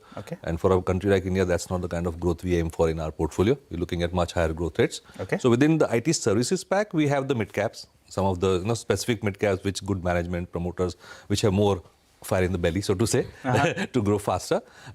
But the other theme in tech, which is the AI and the data center theme, that's what we are playing for. So we have a couple of names in the data center space. I think NetWeb, right? We have got a couple of names, which are either setting up data centers or helping to set up. So you data wouldn't mind the mid-size IT companies that will grow at a higher rate and also have a better business model rather than go for the large cap names where growth will not be that much, though they're solid companies. So the preference will be for mid-cap IT. Mid-cap IT, absolutely. Okay, go for growth. That's the message. This new Samvat, Vikram Samvat 2082. Yeah, 2082. Yeah. All right. And markets are also going for growth now. Now it's a 200-point up on the Nifty. We had a gap up opening, but we opened up, 120, 130? Yeah. We're building on the gains. We're building on the gains now. So it's... Let's see. We're about 200 points away now. Exactly. Market's doing well. I'll tell you what, Tony, Team India is not doing so well. We're only 17 runs and 2 wickets are down. We've started a little bit slow and going at a run rate of just 2 to 3 runs and over. So hopefully our boys pick up. I think Gill just went and, we have Rohit who's still out there. So tracking both the on-screen, the action. And unfortunately, Kohli as well has gone for a duck. So hopefully our boys, get some inspiration of what's going on in the markets. And by the end of today, we'll be celebrating both. 200 points higher on the Nifty and hopefully the boys as well in blue, they fight back. Oh, super. Well, Meher, thank you so much for joining in. Once again, wish you all the very best for the new year that has started. Thank you for joining in. Okay, back to the screen. So let's actually look at some stocks as well that are bouncing around. Bharat Forge is up 4%. They have won a pretty large order actually on the defense side for, I think, carbines along with the Adani Group. So that's one stock that's on the radar. There's also EPAC prefab. Let's go to Vivek to find out why EPAC prefab is buzzing as much as it is. It's almost 12% higher. Okay, it's from that 12% gain now, it's still 8.5% higher. Vivek, fill us in on the details. Well, that's right. Remember, this is a recent listing in a market cap of around 2,000 crore. A company like the name suggests, makes prefabricated steel buildings and very similar to a Pennar Industries. Now, the company, over the weekend came out, or over the last two holidays, has actually come out with Q1, Q2, as well as H1 operational updates. Company got listed towards the end of last month. With that context, revenues for Q2 higher by over 61%. The EBITDA very strong, higher by over 80%. EBITDA margins expanding by over 130 basis points on the back of operating leverage benefits kicking in, and profitability more than doubling in. Order book on a sequential basis appears to have moderated slightly, but still quite healthy at over 650 crore. So overall strong set of numbers. No wonder then you're seeing the stock doing very well in the session today. Okay, thank you very much, Vivek, for joining in. Now moving on to the next topic of discussion, and now we're talking about retail, the pickup in consumption seen during Diwali. So joining in are Nilesh Gupta, Director at Vijay Sales, and Pushpa Bector, Senior Executive Director at DLF Retail. And we will be discussing with both of them the festive season sales, the incremental sales, especially on account of the GST cut, and the demand trends across categories and how they see growth panning out for them. Thank you very much, Pushpa and Nilesh, for joining in. Mr. Gupta, let me get in the numbers with you. What have been the festive season sales for you at Vijay Sales this time around? How does it compare with the prior year? And if you could break it up category by category. So good morning, everybody. I think this has been one of the most good-looking, or I would say the best festive season in the last 1 decade. Primarily because of the GST cut, and also because the festive mood was around, the consumer sentiment was on all-time high. And in the initial first 10 days of Navratri, from 22nd onwards, we saw very high turnout. For the simple reason is 15 days prior, people had stopped buying electronics for the simple reason because the rate was coming down. But nevertheless, even if you account for the pent-up demand which took place from 22 to 30th till the Dussehra, if we cut that off also, we have seen a high growth of 20% over last year. Now, this is a growth on a good base. Normally, we don't see more than 8 to 10% growth. So we have seen double the growth which we have seen. Leading the pack in the category-wise, if you ask me, it is basically the televisions, because television above 32 got the maximum benefit of 10%, just like air conditioners and dishwashers. But people were all out wanting to buy large screens. And I think more than the GST cut, along with the GST cut, they got an excuse to buy that 65 inches, 75 inches, and even people have bought 100 inches, which used to be a rarity earlier. So I think overall the television has benefited the most. Air conditioners was good, but it could have been better. But because the weather was not so conducive, that's why we'll see a lot of action in the air conditioning category during the summer 26. Dishwashers has become now at least one of the staple product, at least in the metros, where I think when a person is doing up the house, how he buys a washing machine, I think dishwasher will always be one tick, 100%. On the other side, these were the effects of the GST, but because the sentiment were high, we have seen a high growth in mobile. We have seen a very high growth in laptops. We have seen a growth in washing machines, and kitchen appliances always do well during the season. But coupled with this, I think another phenomenon which we have seen is the gifting segment this Diwali was much better than the previous Diwali. So I think people not only bought for themselves, but even for gifting, they bought a lot of electronics, Bluetooth speakers, mobiles, small appliances, and the likes. The idea is when the festive spirit is on, the consumer sentiment was positive. So I think people not only bought for themselves, but also bought for their family and friends. Overall, a really good Diwali. And the best part is, I don't think so this is going to stop here. The positive sentiment and the GST cut will have a long-lasting effect. I think the rest of the financial year also we'll see a lot of action in our categories, and we'll see much better growth over last year in the coming months too. All right. Good to hear that, Mr. Gupta. Personally, I was at your outlet in Bandra West, and it was full, and service as always was good. I went and bought a token, micro oven. So good stuff coming in from your staff as well out there. But let's welcome Ms. Bector, the Senior Executive Director at DLF Retail, on the show. Hi, Ms. Bector. Good morning and festive greetings to you, your family, and the entire team. Tell us, what did you observe in the last few days? What were footfalls, say, towards the end in the last couple of weeks or so that compares with normal averages and in comparison to your expectations? And also, if you could tell us which category saw the highest amount of interest. Please go ahead, ma'am. Good morning. Well, it has been a very, very good October for us overall. Like Nilesh was saying, I echo that sentiment that 2-3 things have happened, right? One is because of the income tax cut, a lot of money came into the hands of people, disposable income, GST rate cut being another one. And of course, we also see the Central Pay Commission having been implemented. These 3 elements ensured that in the NCR, consumption did rise, and we could see this from September 22nd on. We in DLF had anticipated it, and we created a shopping festival, the DLF Mall Shopping Festival, starting from 4th October. And I must say that the trends have been really good. Coming to categories and footfalls, overall footfall has been up by around 12% year on year, which is if I look at it from a Q3 to Q3 point of view, we look at a much more robust Q3 as compared to the last financial year. The other element of sales has been on an average in double digits, but few categories have outperformed, of course. One is jewelry. Jewelry did really well, as did, electronics, and this time around, even apparel has bounced back rather well. Last year, we did have an issue with apparel not doing as well as what was anticipated. And as you know, 35% of our, malls do house apparel, and it's an important element for us. Overall, I would say people had a lot more shopping bags with them, A. And B, also, one could see that they were really enjoying the entire buzz around the properties.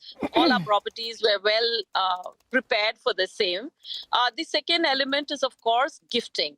Now here in the malls, what we also see is that wedding is a very, very important component for consumption to increase. And this year, wedding is going to be long, and the season's going to carry on till March and beyond. We saw wedding consumption to go up drastically. When I talk about luxury, our luxury space, we saw Indian designers, their sales on an average have gone up year on year by 30%, which is very encouraging for us. Sure. It shows that wedding consumption is also back.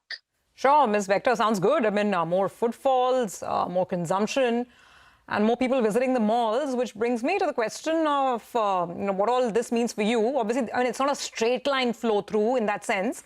But in general, if the sentiment remains buoyant, will it translate into better rentals?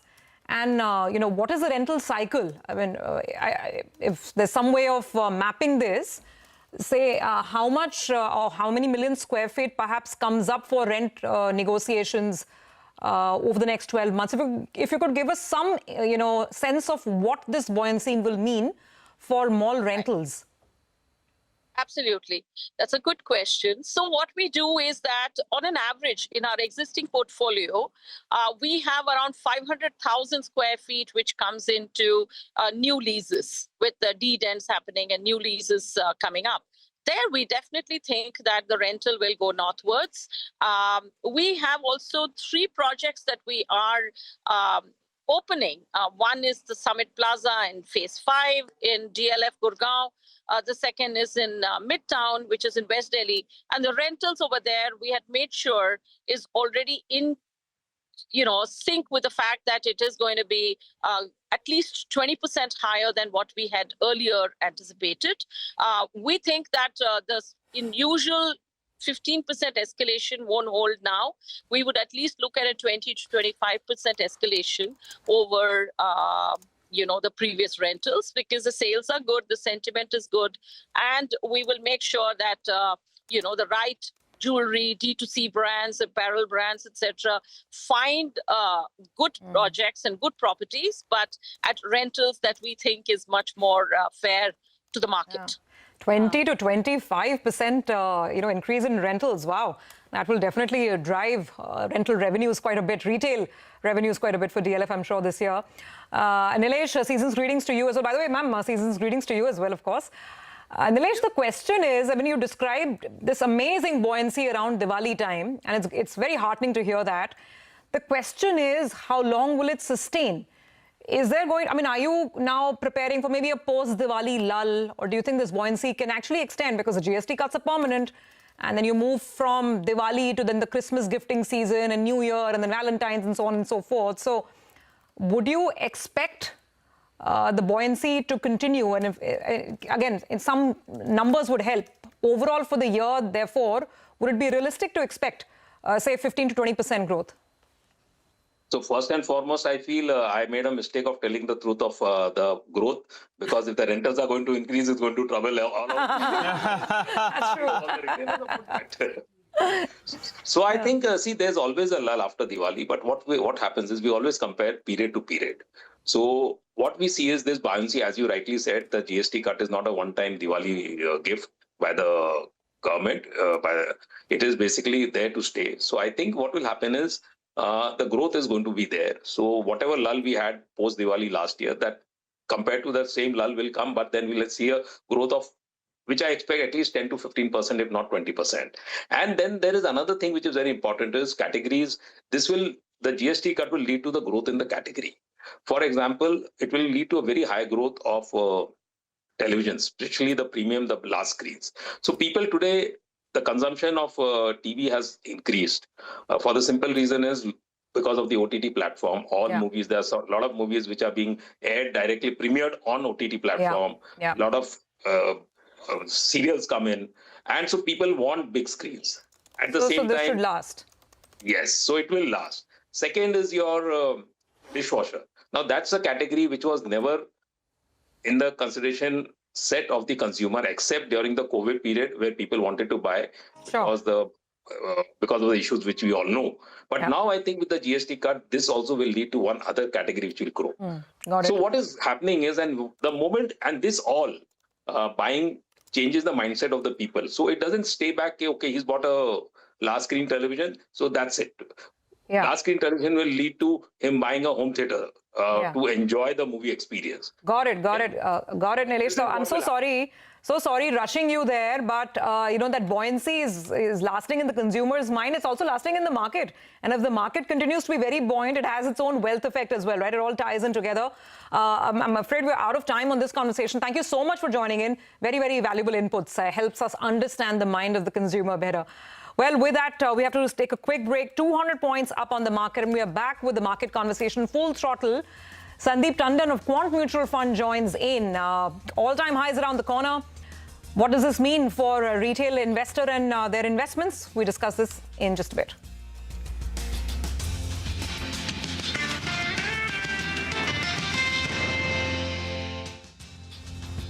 Co-presented by Bank of Maharashtra, Ek Parivar, Ek Bank. Co-powered by National Stock Exchange. सोच कर, समझ कर, invest कर.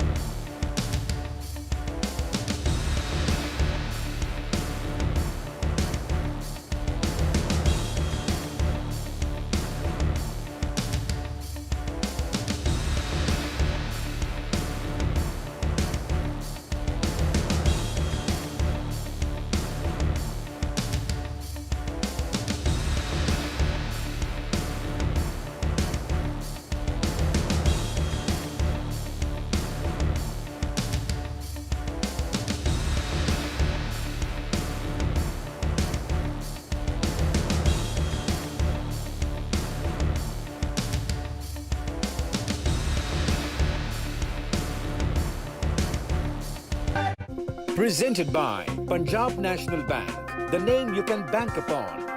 Co-powered by SBI, best है सबको पता है. And Bank of Baroda के संग त्योहार की उमंग.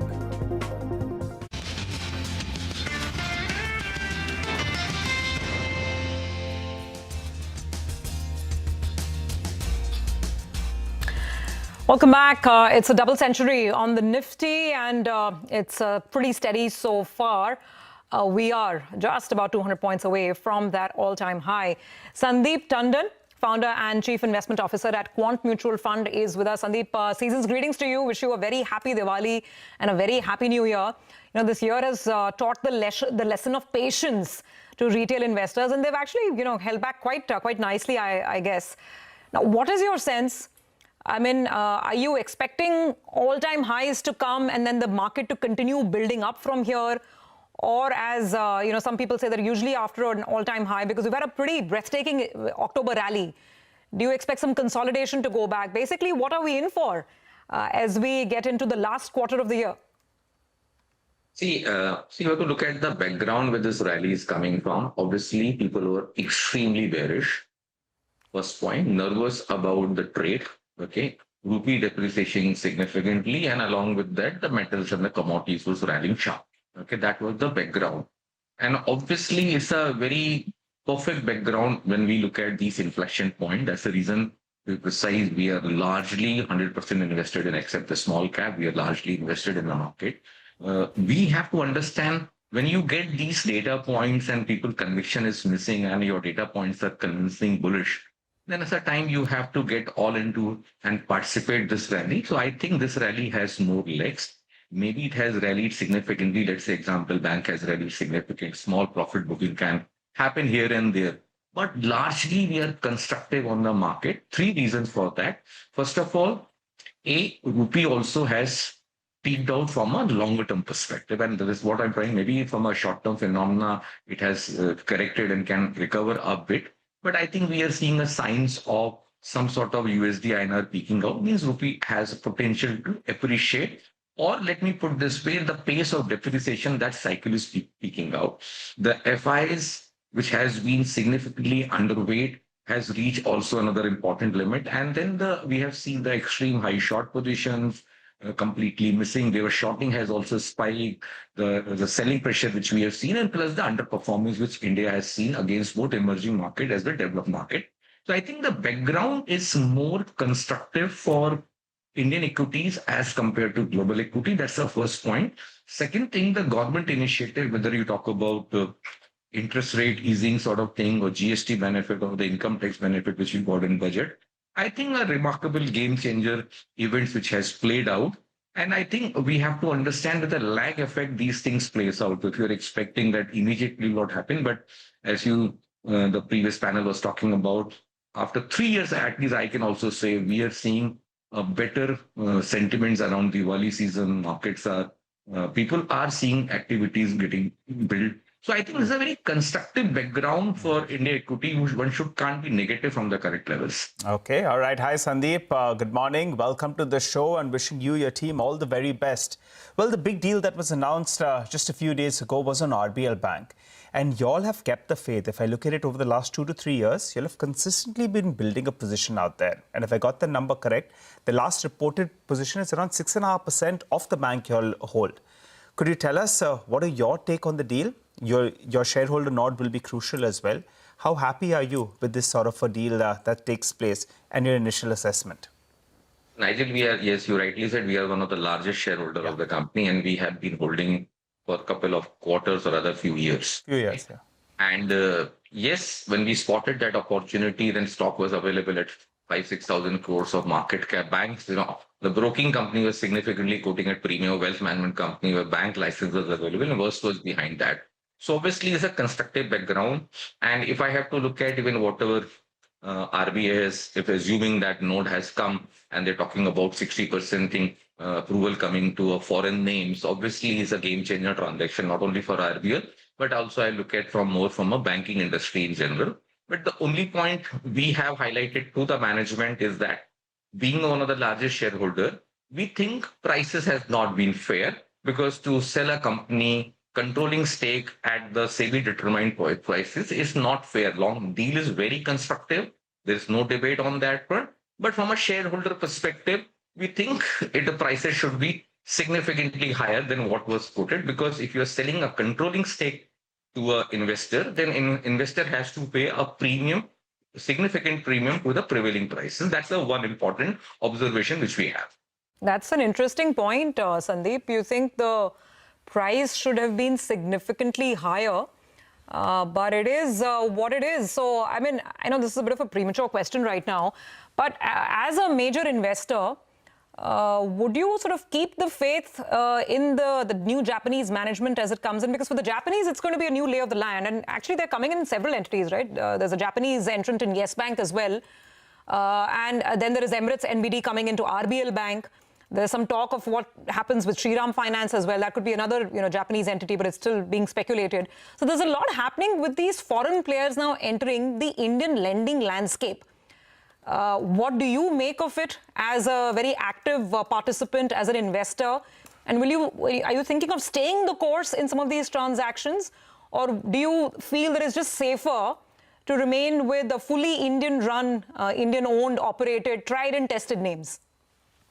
Frankly speaking, as I said, it's a game-changer transaction. I said the whole landscape of the financial services, particularly the smaller banks, will change.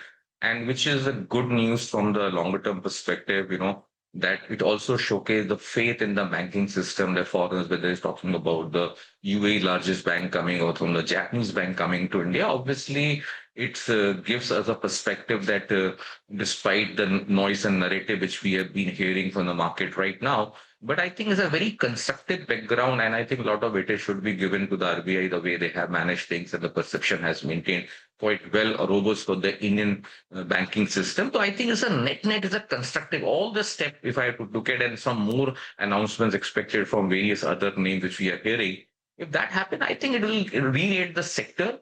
And apart from re-rating, what is very important is the confidence building exercise. We have been struggling on the FDI front. So such transaction will not only for the banking, but it will boost overall confidence about India equities. Okay, very quickly, Sandeep, before we let you go, the other big position you're built on is on the big boy Reliance Industries as well as Jio Financial Services. And it's good from a market perspective as well, because the giant seems to have woken up post these results that we saw over the weekend as well. Your view, what are the triggers you're factoring in for these companies from here on? There could be an IPO on the cards. What else are you factoring in? So, Nigel, as you know, we generally don't allow to comment on individual stocks, since RBL was the very specific event which played out and larger interest we're talking about. See, we remain very constructive on the digital as a theme, because we think banking sector globally will go to radical changes. Whatever banks you are seeing will not exist in this form in next 2 decades. So obviously, when we're talking about CBDC coming to picture and digital banking is the future, so obviously these are the data points that you look at large macro perspective in identifying the stock. And similarly, we remain equally constructive on the green energy as a space, or renewable energy, whatever name you want to call it, or even talk about telecom as a space. And plus for these so-called these large caps name has been not getting the right price or right valuation what they deserve, where some of the smaller names in significant size quote a significant premium. That was the very simple thesis we have. These are giants company and they have delivered historically. So I like to maintain, we as a house, right from July 2024, we are saying we are in difficult phase of market, easy phase of market is over. And we are in not on the extreme risk on what we have seen between 2020 and 2024. Hence, we are more skewed towards safety. So liquidity is the first priority. Safety is the second priority, and returns are the third need, or the tertiary need. That's the way we define this period. And hence we felt some of these names which you talked about has right opportunity. And that's the reason we own very substantial holding in our portfolio. And we remain constructive on the same. All right, Sandeep, great conversation. We would have loved to chat more, but out of time. Thank you very much for joining us today. Moving on now to the auto space, it's time for a special segment, Quarter Se Quarter Tak. We'll get you the earnings expectation. Sudarshan now joins in to tell us how Q2 will pan out for the auto sector. So for the auto sector, it's a crucial quarter, one that's noisy, uneven, but also filled with signal for what's coming next. So let's start with the big picture. Earnings growth overall is expected to be modest, driven by an early festive season, but weighed down by input cost pressure and uneven demand recovery across these segments. Here is how volumes stack up year on year. Tractor is the strongest performer with 20% growth thanks to improved monsoon and pre-festive rural demand. Two-wheelers and commercial vehicles are holding up well, growing in high single digits as retail momentum has improved. Passenger vehicles are slightly soft with volumes down 1% YOY as high base and discounts weigh on wholesale numbers. Now to the four-wheelers, where Q2 will be about narrative, not numbers. Let's take it one by one. For Maruti Suzuki, earnings may be unexciting because sustained high discounts, price adjustments, post-GST annual pay revisions and ad spends for the Victoris launch could compress margins slightly. For M&M, it's expected to deliver steady growth, though margin may dip sequentially due to higher promotional costs and rising EV contribution for Mahindra & Mahindra. Hyundai is seen relatively better placed because operating leverage from sustained UV sales and premium model mix could offset higher ad spends and festive schemes. Ashok Leyland, it may be a stable quarter, volume growth is visible, margin is steady, and commentary on H2 recovery in truck demand will be the key to watch out for. For Tata Motors, JLR remains a drag. The cyber incident-led production halt will hurt output this quarter, although UK-US tariff relief came in late September and JLR still faces some of the more headwinds of fading model cycles, higher incentives in the US, and intense competition in Europe and China. In the two-wheeler space, it's shaping up to be a good quarter for most listed OEMs. Volume growth is around 15% year-on-year, supported by strong domestic sales and a revival on export front. Margin is expected to expand by 40 to 80 basis points on a sequential basis. Bajaj Auto benefits from a favorable currency and export recovery, especially in Africa and Latin America. Eicher Motors should see higher operating leverage from volume recovery in Classic 350 and Shotgun 650. TVS Motor is likely to see margin expansion driven by premiumization in the Apache and EV portfolio. In the ancillary pack, we may see another subdued quarter because weak global production trends and tariff uncertainty continue to weigh on the sentiment. Bharat Forge and Samvardhana Motherson are likely to report weak core earnings, with EPS cuts are very much visible in street models. Long-term growth drivers are shifting from pure auto exposure toward defense, electronics, and mergers and acquisition opportunities for these company. So overall, in conclusion, Q2 will be noisy with mixed signals across segments. The street will focus less on reported numbers and more on growth commentary. This quarter may not capture full optimism of the GST-led price cuts and festive sales boom, but it sets the stage for a stronger H2 and FY26 outlook. And indeed, and we have to see how much of this is already in the price. Are companies going to sound optimistic enough to keep the stock momentum intact? Because if you just look at the Nifty Auto Index, it is one of the best performing indices of the year, the calendar year, with a gain of about 20%. And it's been a very, very smart rally from late September as those GST cuts were announced. Let's pull up a one-year chart of the Nifty Auto Index. It really tells the story. From around 15th of August, end of August, that auto rally really picked up, and it's been literally up and away since then. Jay Kale, Executive Vice President Research at Elara Capital, is joining in. Jay, I'll start right there. So, you know, Q2 is one aspect. So let's take your growth pick in terms of just showing the maximum momentum, either on growth or margin expansion. Which are the OEMs that perhaps could dazzle, keeping the stock momentum intact as well? I think you're on mute, Jay. Yeah, sorry. Good morning and festive greetings. I think, yes, definitely this time it's about, the festive season and GST cut-led demand. I think a lot, the street would kind of ignore some of the earnings reported, and it will be more of the commentary and the festive growth outlook going forward. We've seen pretty strong commentary from Maruti and Hyundai coming in during Diwali, the Dhanteras sales.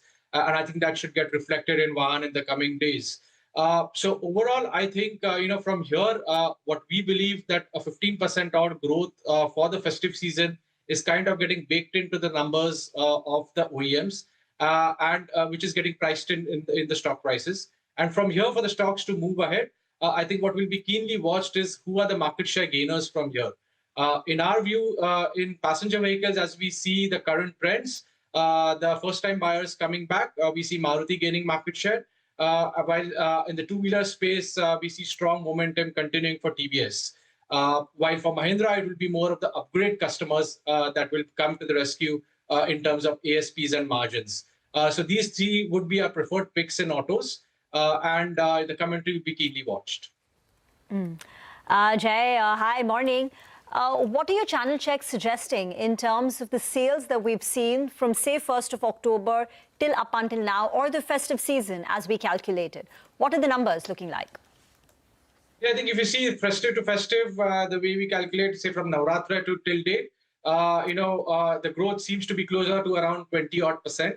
Of course, one has to factor in the postponement of purchases that happened post the announcement, and hence we would also like to see the festive season from Ganesh Chaturthi till date, which has been less than 10% as of now. But I think once the Diwali numbers get factored in, I think it should trend towards double digits, which is what the stock prices are essentially factoring in. So as of now, we don't see much of earnings, change as such, given the current festive trends. And double digit would be high double digits if you calculate from Ganpati to post Diwali, or low double digits? I think it will be low to mid double digits for Ganpati to Diwali. Okay.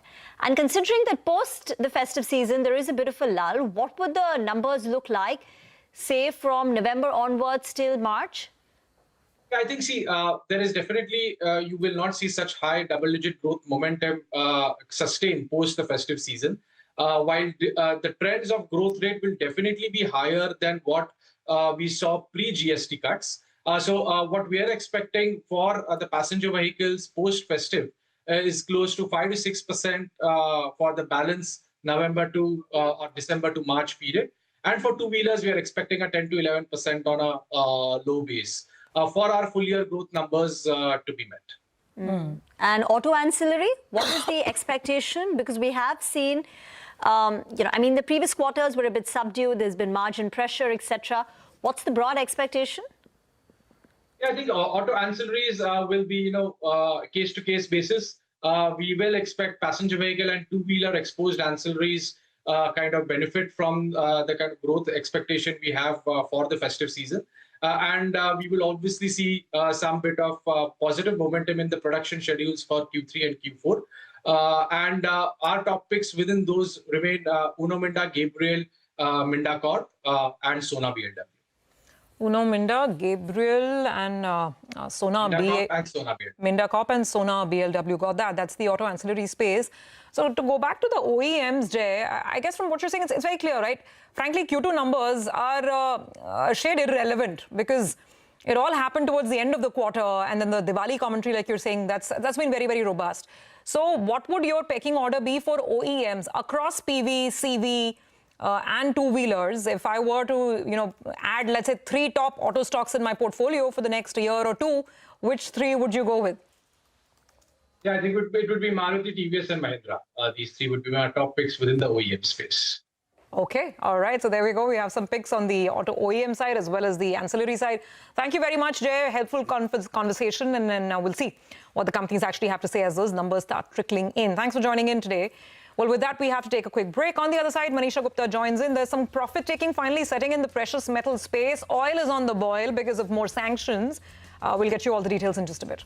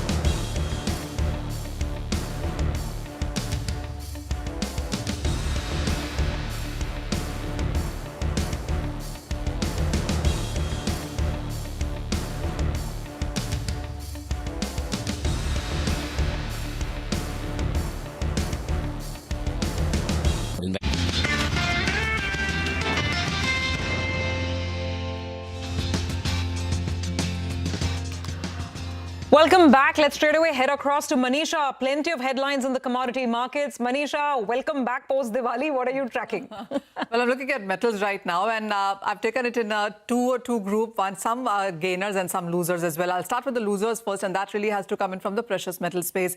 Gold, for example, fell 2% overnight. It was down 6% on Tuesday. We've seen 6% of a decline come in from all-time highs there, but we are still 55% higher for the year 2025 there. So a lot of volatility movement is what we've seen in the last 2 or 3 trading sessions there. Well, what is really leading to a decline? One, of course, is that heavy profit taking after that strong run-up.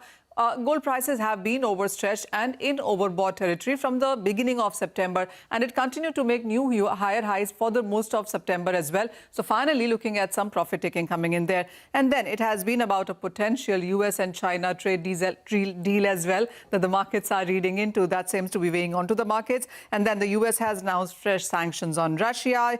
Ukraine-Russia ceasefire is something that has been refused by both the countries there. The US consumer inflation data on Friday, well, that is something that will give you further direction coming in for prices. But a bit of an uptick in the US dollar index also seems to be weighing onto the markets right now. Well, there's a report from Citi which says that there is some consolidation that they're anticipating around $4,000 an ounce mark. But a longer term scenario by the end of 2026, you could be looking at higher gold prices from here. And that's not just about gold. Take a look at silver. And we've seen an all-time high of 54.5 into this one. Currently, we are trading at 48.5. So it has been a $5 of a decline for silver as well.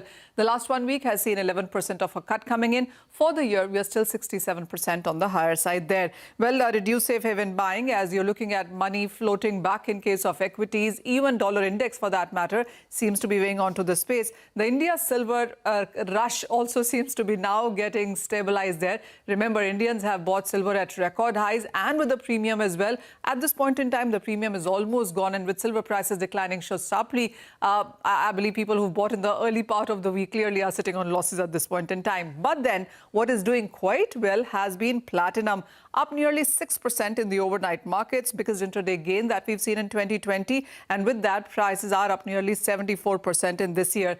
Well, a lot of buying that you saw in case of silver seems to be coming in for platinum. So when you look at the platinum physical market right now, it's trading at a premium. There is a physical shortage. Retail and institution wants to buy it. And so all of that story seems to be playing out in platinum at this point in time. Finally, I want to talk about aluminum, and this is a metal that seems to have done very well in last couple of sessions. We are trading at the highest level in 3 years right now. We've seen prices gain up by 10% currently, and currently as well, we're trading in the positive right now. Support comes in from 3 or 4 factors. One, China has capped production at 45 million tons, as good as last year. Second is Iceland key refineries seem to be getting some concerns with the electricity there, so there is a shutdown there. Alcoa has shut the Kwinana refinery in Australia, so supply concerns coming in from that too. And finally, when you look at the LME aluminum stocks, they have seen a decline by nearly 25%, standing just at around 484,000 tons right now. So all reasons to continue to be long when it comes to aluminum. Okay, all the metals glistening and shining. Got that. Some profit taking, of course, finally coming in on gold and silver. Thank you for that, Manisha.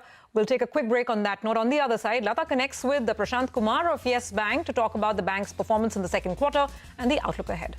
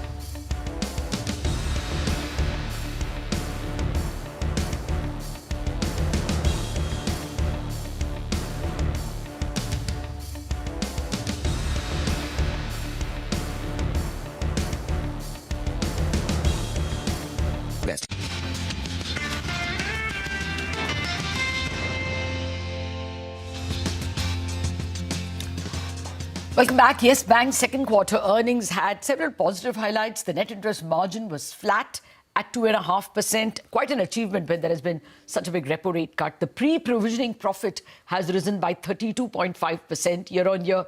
Net profit, has also grown by about 18%, which is better than most banks. However, the disappointments were slow pace of advances in deposits growth. That's remained at about 6 to 7%. However, the current and savings account, which is really the low-cost funds for the bank, grew by 12.5%, better than the normal deposit growth. Separately, the purchase of that 24% stake by Japanese bank SMBC in Yes Bank has led to a credit rating upgrade for Yes. To discuss more on margins, on when the bank will reach its 1% ROA, we have with us Mr. Prashant Kumar, the Managing Director and CEO of Yes Bank. Good morning, Mr. Kumar. Thank you very much indeed for joining us. Take us first through the margins picture. I think it was helped by the fact that you lowered the amount of money that you were giving to the very low-yielding RIDF accounts. Yeah. No, I think that is one of the factors. But at the same time, if you see, like, we have been able to reduce our cost of deposit by 20 basis points and the cost of fund by 30 basis points. Though there was a repricing on the asset side, but I think with the control on the cost of the funds and the deposit, and like you were saying in terms of our CASA growth, is almost double the growth of our deposit growth rate. I think for last 6 quarters, bank is pursuing a very, very conscious strategy of the profitable growth, both on liability as well as on the asset side. Okay. So I think in terms of, if you see even NII, there is a 4.6% growth, and with the control on the cost of the deposit, and RIDF is definitely helping us. Okay. Along not only RIDF, and the corresponding refinance also comes down. And refinance always, the borrowings is at a higher rate. Okay. I think all these factors are helping us in terms of currently we are able to manage the NIMs at the same rate. Okay. But I think definitely it would help us in improving the NIMs going forward. Okay. Well, just a word to our viewers, RIDF, Rural Infrastructure Development Fund. When a bank is not able to meet the 40% priority sector lending, whatever is the shortfall has to be put in this RIDF, which yields the bank very low returns, 4%, right, Mr. Kumar? So if you can do PSL, you will get better margins. When do you expect to complete your priority sector lending? And an allied question, what is your margin guidance? I think for last 2 years, we are meeting all the priority sector requirements. So there is no additional call on us except for the prior period, and we are getting a repayment. So if you see, like we were having a RIDF to the extent of almost more than 10% to our total asset, has already come down to 7.8%. And next year, there would be a big repayment of more than 9,000 crores in that RIDF fund. Okay. And the delta between what we get on the RIDF and what we can alternatively get in terms of deploying those funds would be like a 4%. Okay. So I think all these factors would definitely help us in terms of improving the margins. Okay. Okay. No, I'm looking for a number if you can. Also, if you can give us a number for the cost of funds, how much it will fall. You have got a credit rating upgrade because of SMBC strength adding to yours. Plus, you are saying you will get back RIDF. If you can also tell us if any of the high-cost deposits will mature. So give us an idea of what will be the cost of deposits when we exit this year, end of FY26, and what will be the margins end of FY26. So, Lata, like first in terms of our ratings, all our ratings have been upgraded before the SMBC transaction. Yes. I think subsequent to SMBC transaction, we would be expecting a further rating upgrade, which definitely we need to see in terms of next 1 or 2 quarters. Okay. But in terms of, like, if you see on the deposit cost, okay, and the way we are growing on our CASA deposit, and since our deposits are also coming for repricing next year, okay, and along with the RIDF, we would be definitely seeing an expansion on the NIMs. As of now, I'm not putting a number because you can't rule out a further cut on the repo rate going forward in the financial year. But you can give us a number for the cost of funds in terms of... Cost of fund is also something like, because the expectation is, and we are seeing the huge demand coming on the loan side. If the similar loan demand come for the entire banking sector, I think there would be definitely fight for the deposits. So I think we would continuously work in terms of reducing our cost of deposit. But as of now, I am not putting a number to both NIMs as well as cost of deposit. Okay. Can you tell us which vertical, I mean, what, you're one of the few banks where corporate loans has actually grown a little more, 1% higher than it was in the previous period. So will you therefore grow more retail? We understand that because of the GST cuts, retail, there is a retail boom. So can you give us the verticals target you have for retail, commercial and corporate? So like there are three major components. If you see the large corporates, which is the corporate side, and quarter-on-quarter growth has been more than 7.5%. And actually, if we see even YOY growth on the corporate and institutional banking, it is in the almost 14-15%.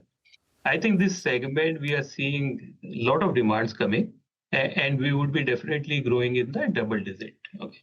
The commercial banking, which currently is growing at 16%, is inching towards our target of a 20% growth. So commercial banking, which we are seeing for last 4-5 years, are growing at more than 20%, would definitely happen. Retail, since we have following a very calibrated approach of not go for a very low margin asset products, we would be seeing even the retail growth moving towards 5% plus. Okay. So overall loan growth, we are aspiring to be in double digit. Okay. Are you getting fresh business, any international business, trade related businesses because of SMBC? Will that add to your earnings in any way? No, I think this is too early, but definitely SMBC deal is giving us a lot of opportunities. Lot of opportunities, not only from the rating perspective, but also in terms of engaging with the corporates, okay, both in terms of meeting their cash management, transaction bankings, meeting their trade requirement, and also taking care of the employees for both retail assets and the... Okay. So what's your guidance towards that 1% ROE? What would be your return on asset guidance, especially the 1% mark? We have given a guidance of reaching that 1% ROA for the full year in FY27. We are hopeful that this transaction with SMBC would definitely accelerate that pace. Okay. Well, you have been given an extension till April. Is your hat in the ring for a further extension, or have moves started for a new MD? I think this is something which all of us together would take a call in terms of what is good for the bank. And at the appropriate time, we will disclose in the markets. Okay. All right. So we'll have to leave it at that. Unfortunately, result season and therefore too much of rush. We will invite you for a more relaxed discussion. Thank you very much indeed for joining us, and all the very best. A happy Diwali as well to you and your family. Thank you. Thank you so much. Okay, so that's the word coming in from Yes Bank. They're sticking to their guidance of 1% ROE by next year. We'll wrap up on Bazaar on that note. Chartbusters coming up.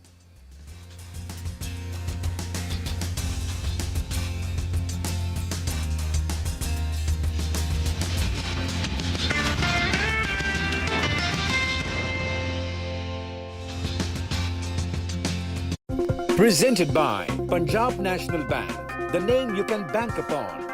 Co-powered by SBI, best है सबको पता है. And Bank of Baroda के संग त्योहार की उमंग.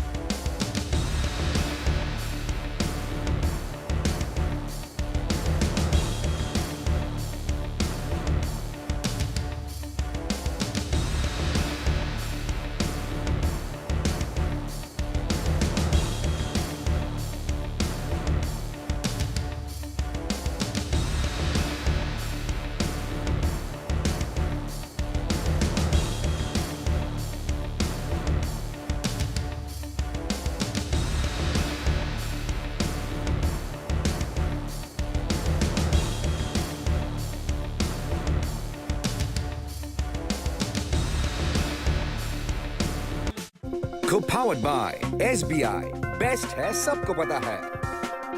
And Bank of Baroda के संग त्योहार की उमंग.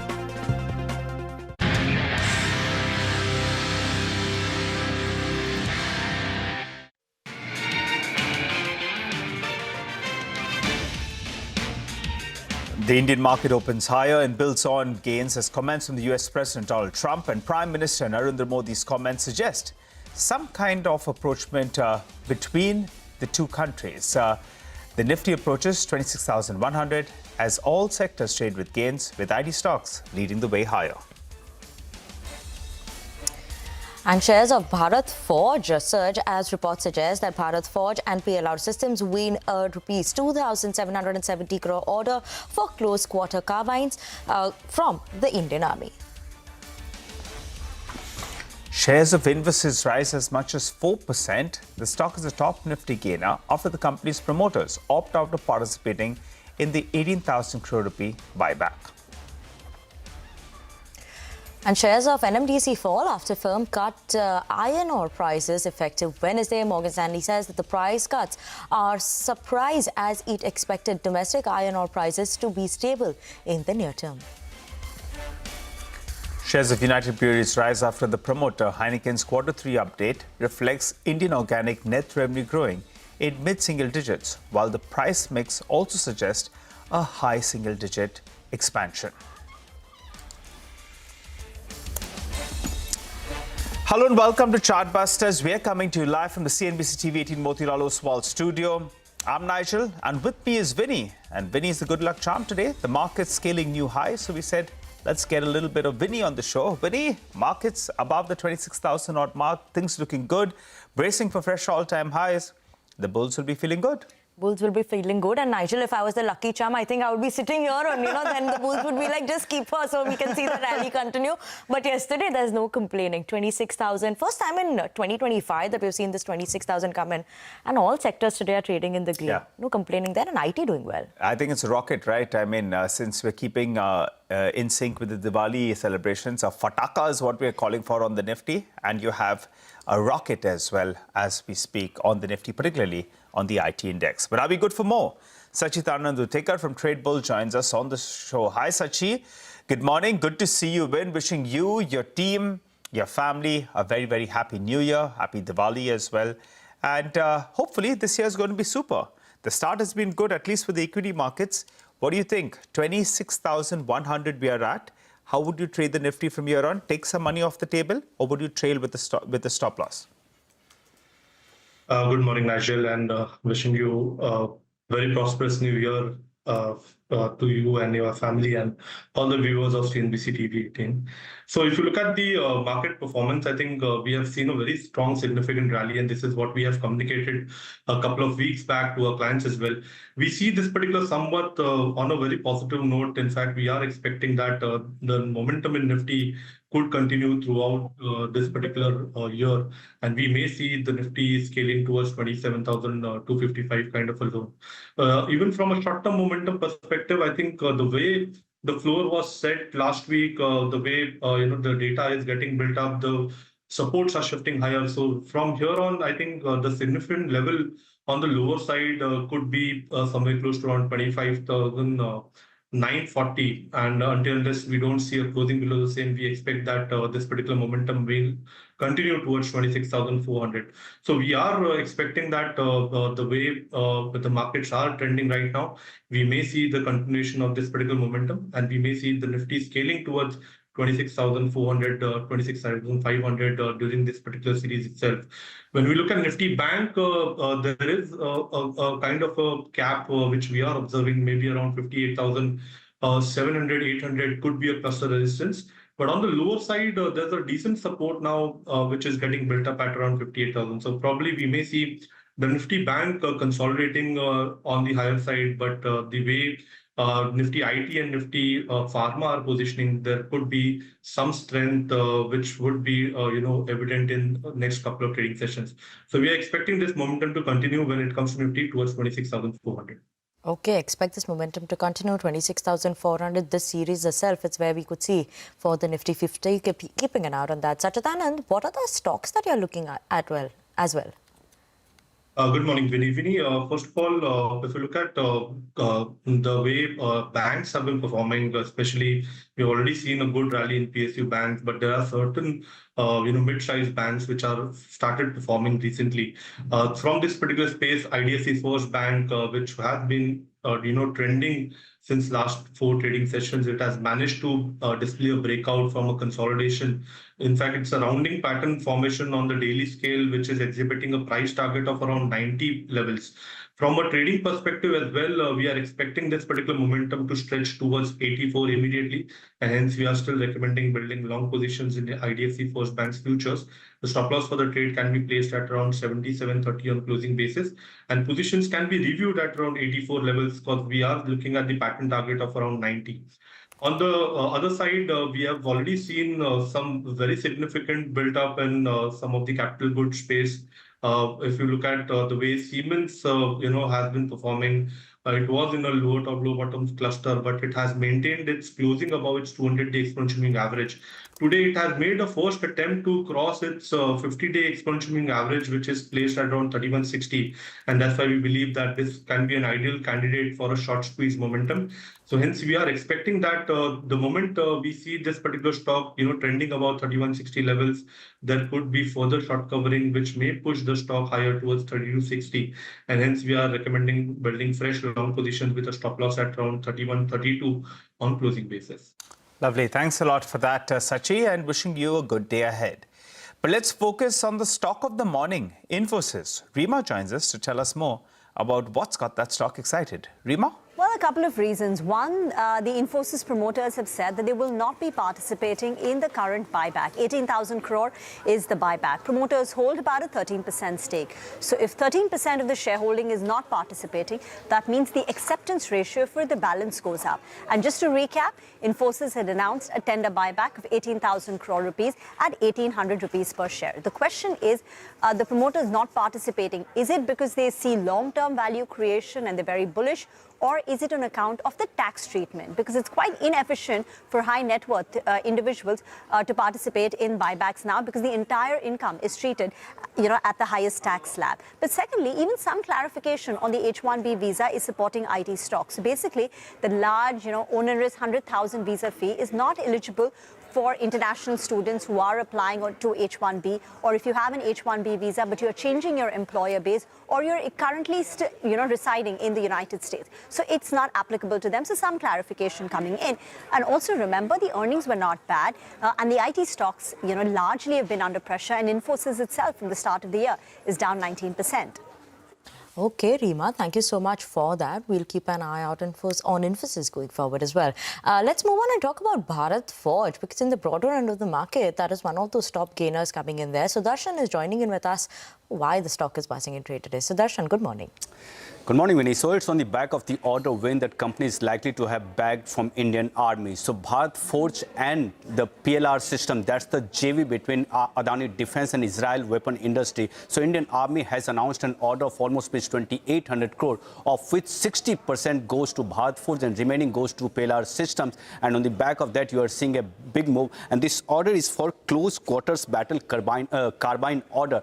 And because Army is looking to modernize its rifle that it's been using for the long time, and now from September 2026, Army is expected to get this close battle carbine, and because of this, you are seeing a big move in Bharat Forge. And remember that we are expecting earnings also from Bharat Forge. On the earnings front, it might not be that great quarter, but because of this order win, we are seeing stock up almost 5%.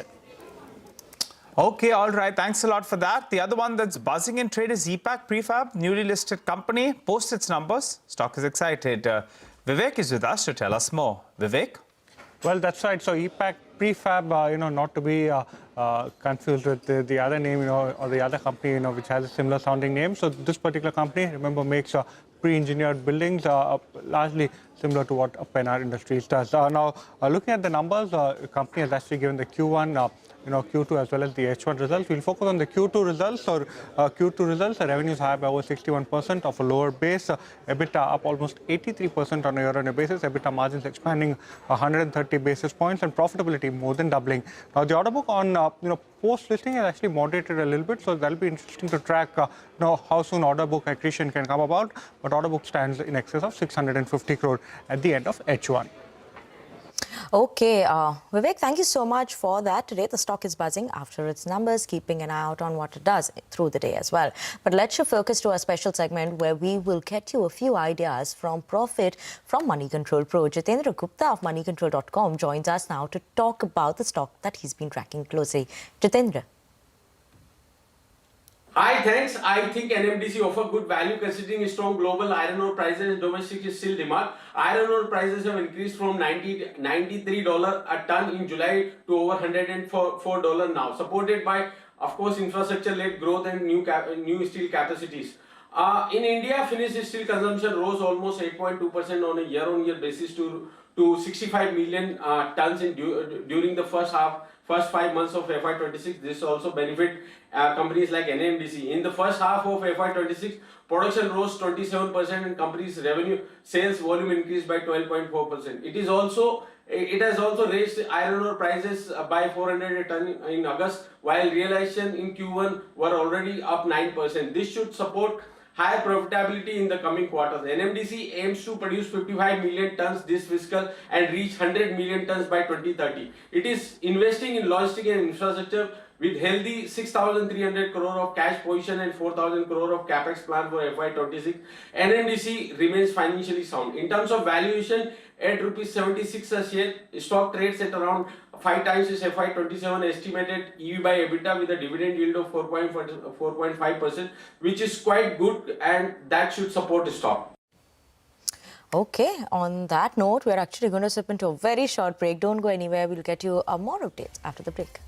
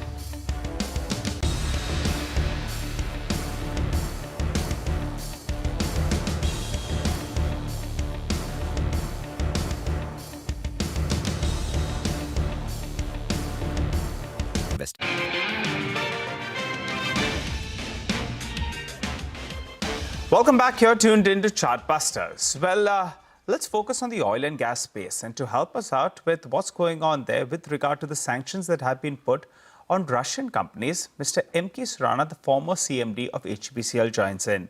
Hi, Mr. Surana. Thanks a lot for joining in. First of all, festive greetings to you as well as your family. Well, sir, we wanted to understand this impact. Overnight, we have this news that US has now sanctioned a couple of Russian companies. Last year as well, the European Union had already put in some sanctions. So with this, a fresh sanction that's coming in there, what kind of impact do you see with regard to the, the oil and gas space globally? Okay, there was some disruption. The way I understood is you're asking what is the impact of these sanctions? Yes. European, the EU had already put sanctions on Russian companies. Now you have the United States as well that's put some additional sanctions. So how do you see things change? So let's take into two parts. The one part is whether these sanctions will actually put out all the Russian barrels out of the market. I don't think that will happen because China still continues to buy, and it will be difficult to implement a sanction in the past also where 100% barrels goes off the market. Assuming that this hypothesis is correct, that some barrels will continue to be in the market, and assuming that with the current fast-track rollback of the Middle East supplies or OPEC plus supplies, currently the market is oversupplied. And therefore, while you may have some momentary spikes, news-driven speculative spikes because of the information which is come, and some of the people trying to rearrange their supply position, the sudden rush to make the alternate arrangements, that may give a sudden spike. But I think in a slightly longer period, I don't think that the bearish shadow on the crude market is going away with this. And therefore, the crude oil supply should remain moderate. The price of the crude should remain moderate, and the market is well supplied. As far as the products are concerned, there are some supplies which are being made to many countries, and that we need to see. It will depend on what is the exact contour of the sanctions comes up, because there is one shift from tariff regime to sanction regime. As far as the Indian companies like Nayara is concerned, they were sanctioned by European Union, but they were not sanctioned by US as such as of today. And as far as they're supplying in the domestic market, I think that may not be impacted. Sure. So, I just need to understand that. My question was on Nayara Energy itself, because Rosneft holds 49%, right? So if this sanction that has come in on Rosneft in the US, does it impact Nayara Energy in any way? See, the question is, one thing is sanction, and second is how it gets implemented. Basically, the US sanction gets implemented when there is a dollar payment, it passes through US banks. So as far as the transaction is not in dollar, it will be difficult to implement those sanctions. Okay. And overall, what is the sense in terms of impact that maybe we could see in terms of exports from Rosneft? Is there any impact that we could see coming in the Indian markets for that? It depends on the type of the arrangement which they have. Suppose they are buying the crude from Rosneft and supplying the products back to them. So it is like a sort of a tolling arrangement between them. And what is the type of arrangement they have for commercial settlement of that? It will depend on that. All right. Mr. Surana, I wanted to understand about the discount in terms of Russian crude oil. It was a little bit wider a few months ago, more than a year ago, but that discount actually has narrowed. So at current reckoning, if you could tell us, what do you pick up with regard to the discount? Yes, what you're saying is correct. The Russian discount, which were substantially high once upon a time, it got narrowed down to $2 to $3. And there may be slight increase because the second quarter normally remains subdued on the supply positions. So there may be slight increase, but still it continues to be in the same range. So the discount which were available on Russian crude is substantially lesser than what it was once upon a time. Right. Mr. Surana, in any way, if after we understand the deal, could we see an impact coming in on refining margins of these companies globally as well as in India? And do you think this maybe in the next year, couple of years, we could see a reset overall coming in globally in terms of the supply side as well? See, the refinery margins were on uptrend, if you really ask me. The second quarter, there was an impact of inventory losses because of the sudden fall in the crude oil prices. But now, currently, if you see, the cracks are reasonably good. And so the refinery margin should be good. That's one aspect. The second aspect is there are some impact on the Russian refineries. So the product supplies from there has got impacted. Third is the export curve from the Chinese refineries that may impact some of the supplies. And the second quarter is normally subdued on the demand part. But if the demand picks up, especially on the as the winter season comes, the gas oil demand will increase. So the cracks on gas oil should be good, and which are already good right now. And I assume that the refinery margin should at least continue to the level which are there, which is better than what it was earlier, and it may improve even further. Oh, that's interesting, because I wanted you to comment on the refining capacity itself globally. Because we keep reading about a lot of capacities going out of works, whether it's in Russia or Ukraine as well. How is the global refining capacity shaping up right now? And if you have any particular numbers, because there's a lot of these global refineries that have been put out for action, and there's no fresh capex as well with regard to new refineries coming about, no large one. So you expect these refining margins to remain elevated? So the refineries have got shut down in Europe, basically. Yeah. And some of the refineries got impacted because of Ukraine-Russia war in Russia and Ukraine. That has impacted to some extent the refinery supplies. But also there were some additional refineries which got commissioned recently, let's say Dangote, which had its own ups and downs, but at least there was an additional supply. There was also some refinery in the Middle East which got commissioned, and there will be some additional refineries which are the expansion, the revamps which will get commissioned in India in next year to come.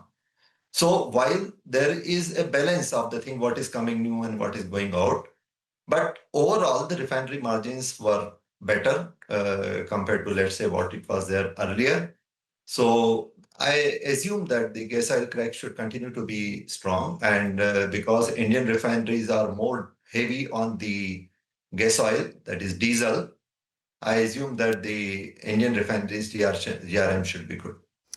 Okay, sir, thank you so much for joining us this morning, explaining us, what these sanctions actually mean and where India stands in this story as well, and overall, the global supply scenario as well. Watch as the details comes. Absolutely. Thank you so much, sir. Thank you, and festive greetings to you. But on that note, we're going to actually sip into a very short break. We'll get you more on the markets and stock-specific action on the other side.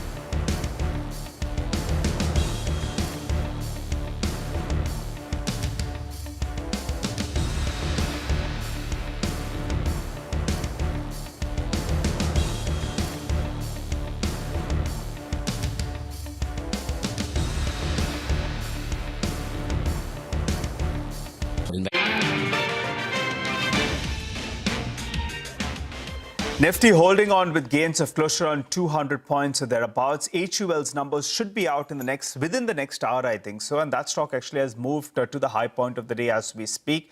Shriram Finance, plenty of buzz that could be the next candidate with regards to some kind of interest. At least that's what unconfirmed reports have suggested. For the time being, the street is building into some expectations, so that one is higher. What's happened in the last few minutes, though? A couple of stocks actually have moved lower. The Bajaj twins, Finserv as well as Bajaj Finance, both of them have slipped a little bit. And JSW Steel as well was trading in the green. That's moved into the red. But otherwise, no worries, Vinny. Things looking good. Markets in the green. Breadth of the market as well positive. Not as much as the headline index.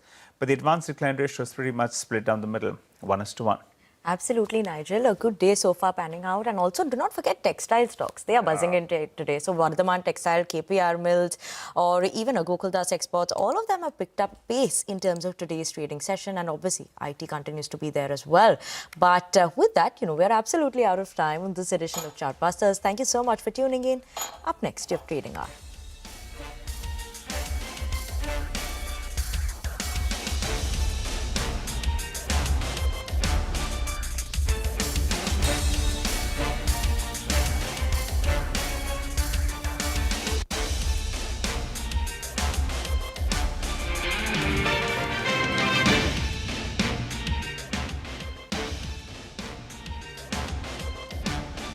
Co-powered by SBI, best है सबको पता है, and bank of Baroda के संग त्योहार की उमंग।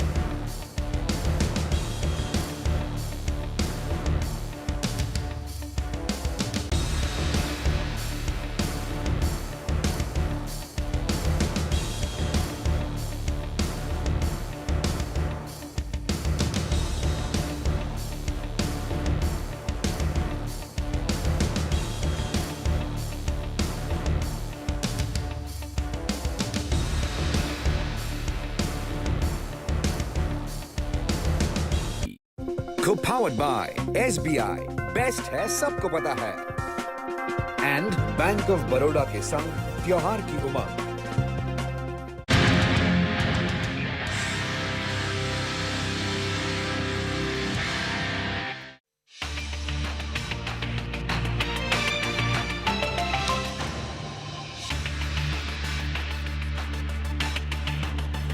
Hello and welcome to Trading Hour live from the CNBC-TV18 Motilal Oswal studio. I'm Sonal Bhutra. With me as always is Hormuz Patakia. We come back after a big break to Nifty surging by around 200 points. What a move on the IT names today as well. Infosys being the top gainer. We are going to talk a lot more about it in just a bit. But yes, it's a green looking screen across the board. All four major indices that you'll see at the top of your screen seeing major gains as well. Almost an 0.8% gain on the Nifty. Mid-caps are slightly underperforming, but it is not really an underperformance. There are still gains of around 0.6%. Banking names in line with the benchmarks. You do have Infosys as the big gainer, so Nifty IT, that one is up around 3% as we speak.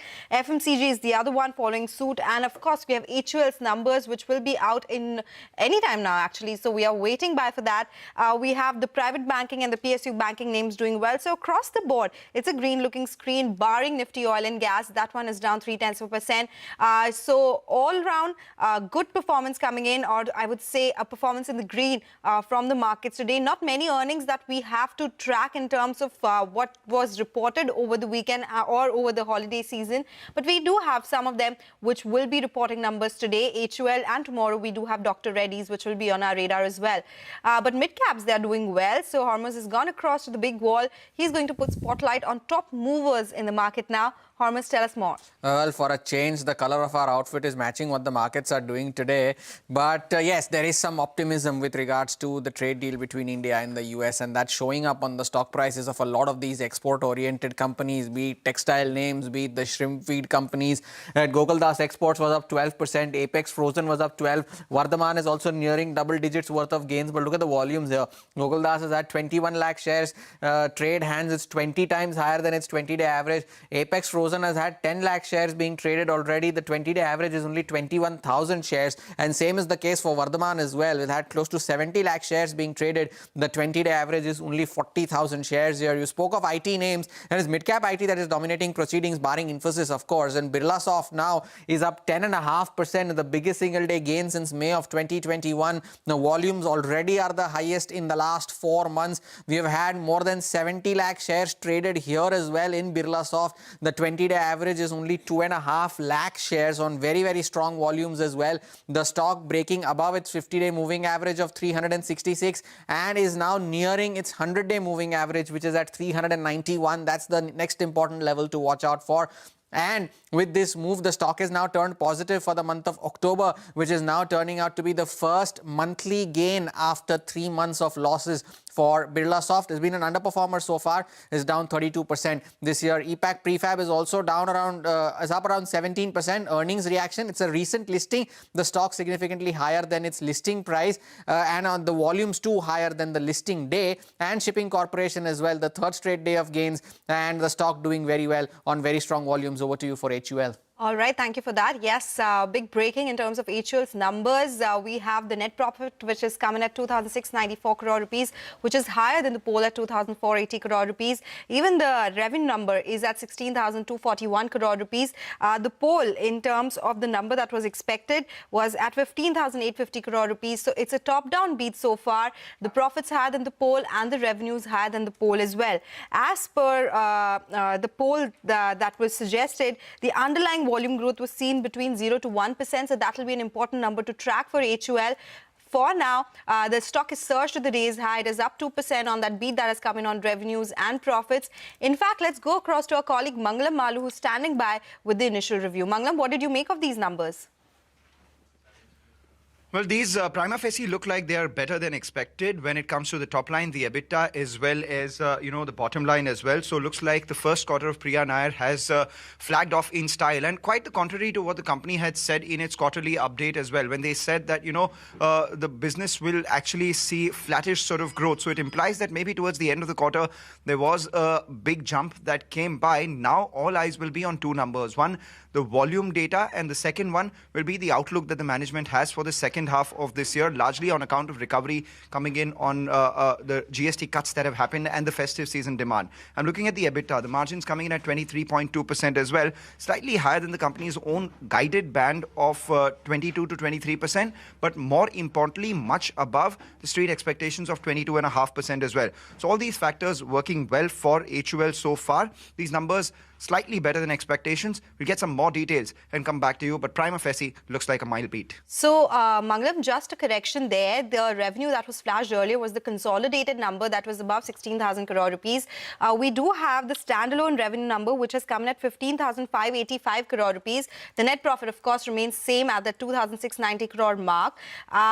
So the revenue slightly lower. I wouldn't say it's lower, but it's a 300 crore difference versus the poll. We have the EBITDA, which is absolutely in line with the estimates at 3,563 crore rupees. And the margins have come in at 22.9% versus a poll of 22.5%. Is this still a better number? And of course, as you said, we are awaiting the volume number and the outlook commentary coming in from the management as well.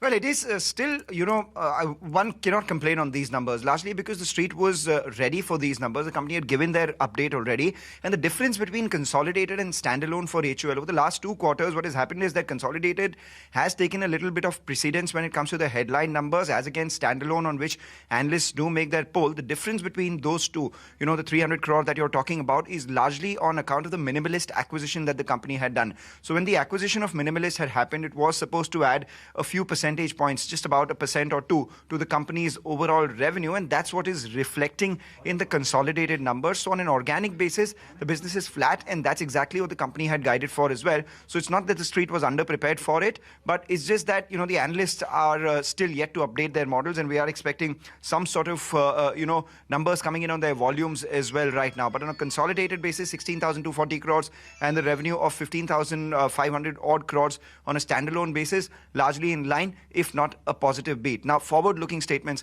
will be a lot more important than the numbers that have come by.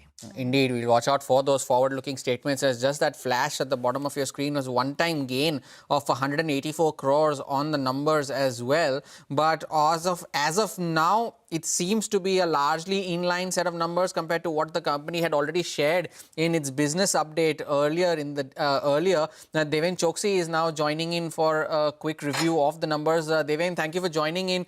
Would you say that the numbers are not as bad as the street was fearing, or what HUL had shared in comparison to its business update earlier? Yes, good morning. Well, I think the top line is bang on target. I think more or less the same number was expected. That means that company has delivered both on the volume as well as on the value front as far as the top line is concerned. The key differentiator, I think even if you remove that one-time gain of 184 crores, I think the key differentiator seems to be in the margins. I believe that I think the market was probably expecting the fall in the margins largely because of the cost factors on some of the key input materials, particularly in the food category. I believe that I think that has probably not come as much as I think it was feared about. And as a result of which, we are seeing the better profit numbers than what probably I think we were anticipating. Maybe I think I'm yet to see the complete breakup of EBITDA. If I see the EBITDA, probably I think my conviction would go further into this argument that we are making currently. But overall, I think the numbers are like Nestle. I think the numbers are quite upbeat and promising for the coming quarter that we are expecting. So the EBITDA has come in at 3,563 crore rupees. The poll threw a number of 3,560 crore rupees. Margins at 22.9%, largely in line with the 22.5% margins that there was there. Deven, the stock has come off from the highs. Is amongst the consumption pack, is HUL your topic? What are the other stocks which you like versus HUL, or do you think this will continue to be the big growth story? Yes, I think this continue to be remaining a strong story, particularly because of the fact that I think in each and every product category, they have probably, I think, started using the AI for demand generation part of the activity, and as a result of which, I think the production process has been quite rationalized, as I would call it as, along with the distribution. So gone are those days wherein I think these companies used to produce in anticipation of market demand. Today they are using the AI to predict the market demand, and as a result of which I think those desperate sales and discounts I think have gone away in my viewpoint, and that is reflecting into the profit margins, even though I think the growth is remaining slightly tapered off in this period. But overall, I guess I think both Nestle and HUL, both of them are indicating that the consumer demand is back. And once we see the detail from tier 2, tier 3, what exactly have contributed, probably I think this could get validated. But overall, I guess I think the numbers are pretty much in line. Though I think the market appreciation point of view, the stocks may not perform as smartly, largely because of the valuation at which they are quoting currently. Deven, thank you for joining in for a quick lowdown of HUL's numbers. We'll go back to Mangalam for another quick update on the numbers. Mangalam, tell us more.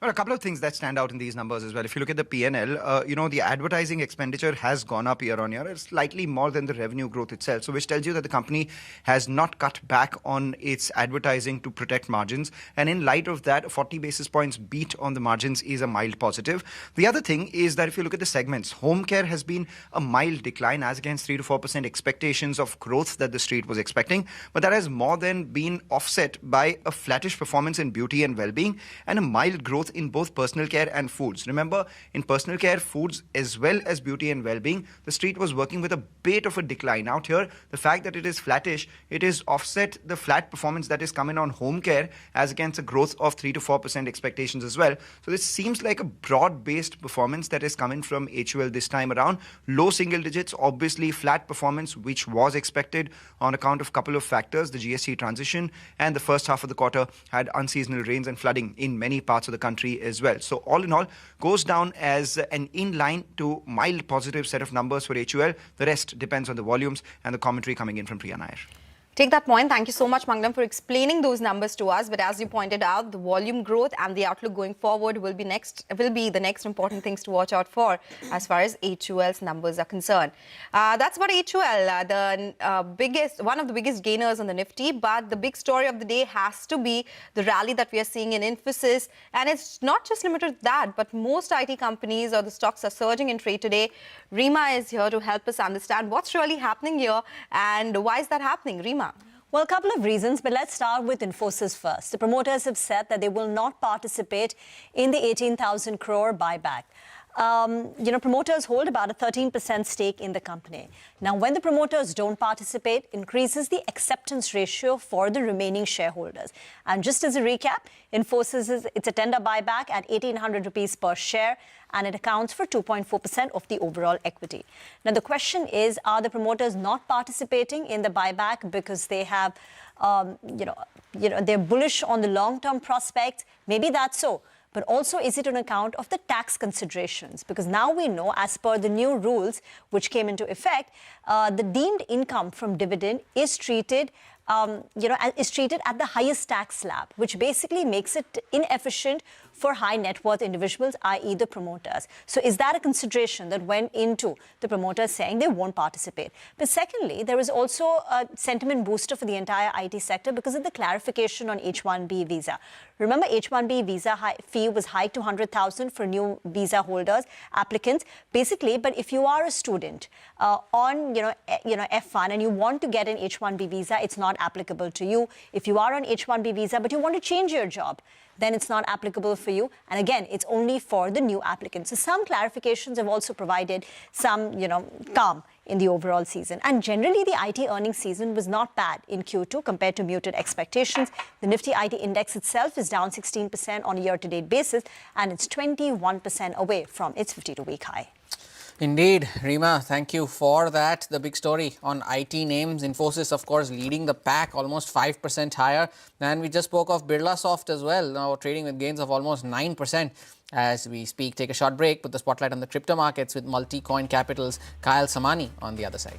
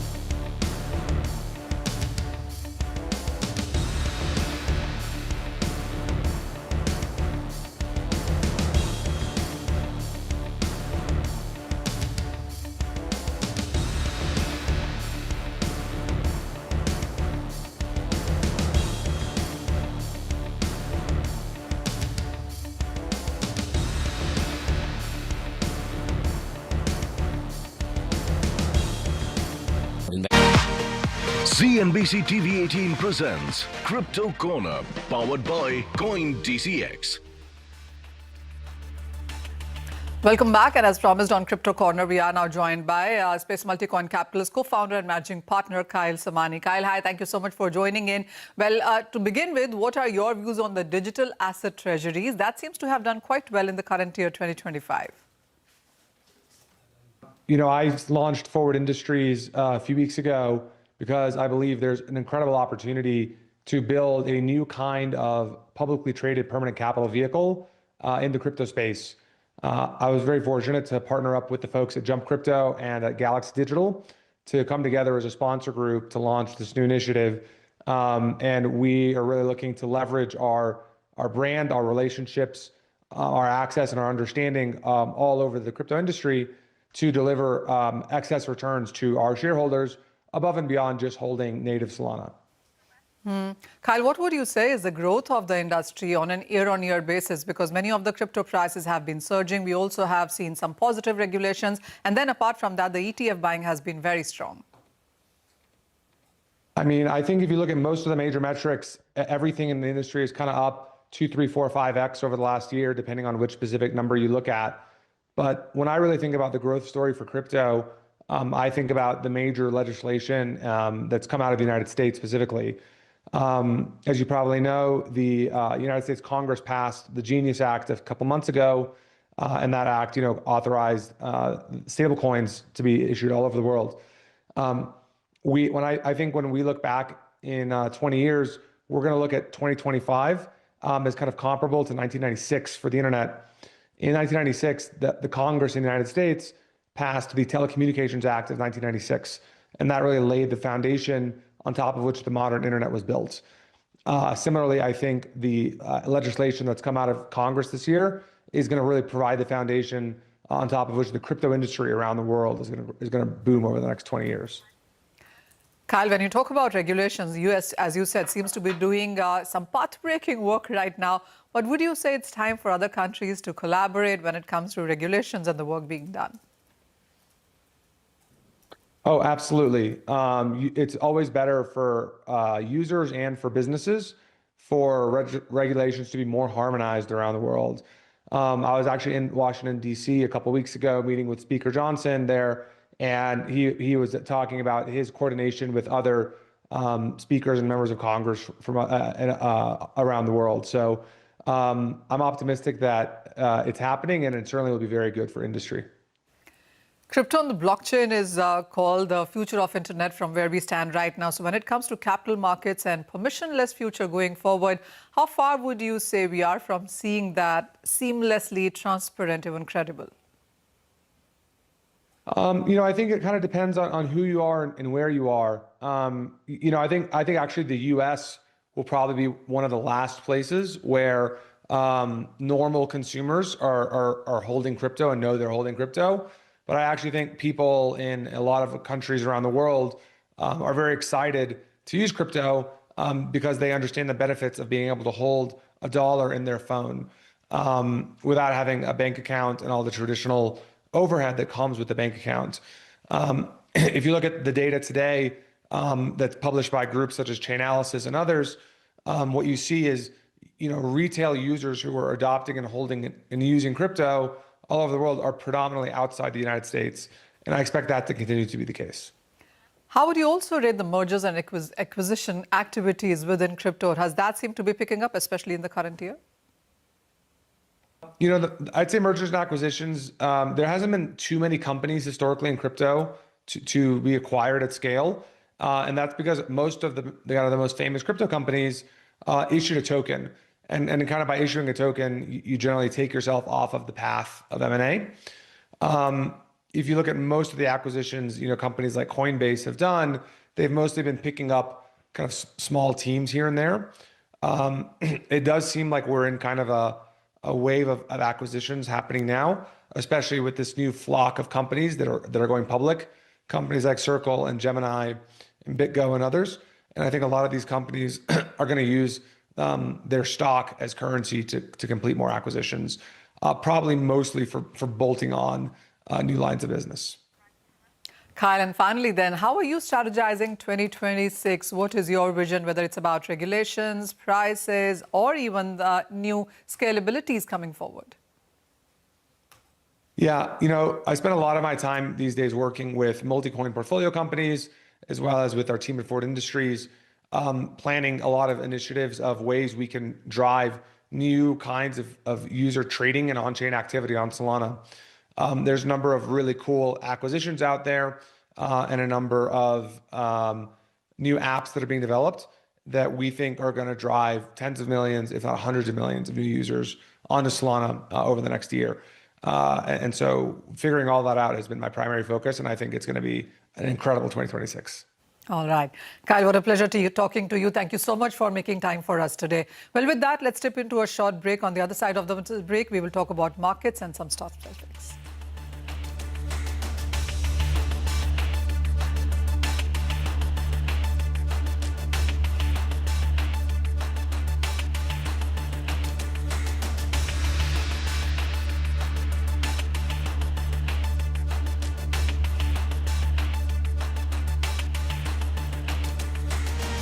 CNBC-TV18 presents Crypto Corner, powered by CoinDCX.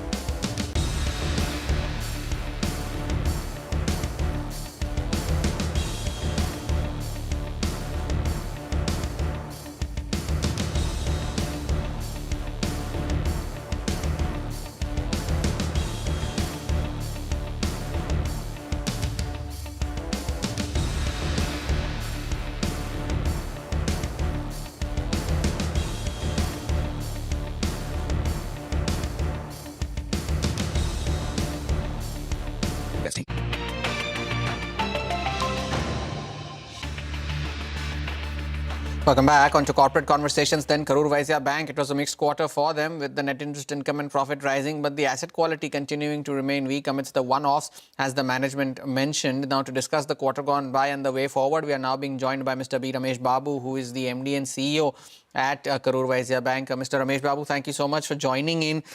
You take us through your NIMs first, sir. Your guidance continues to remain between 3.7 to 3.75. At the end of the first half, it was at 3.8.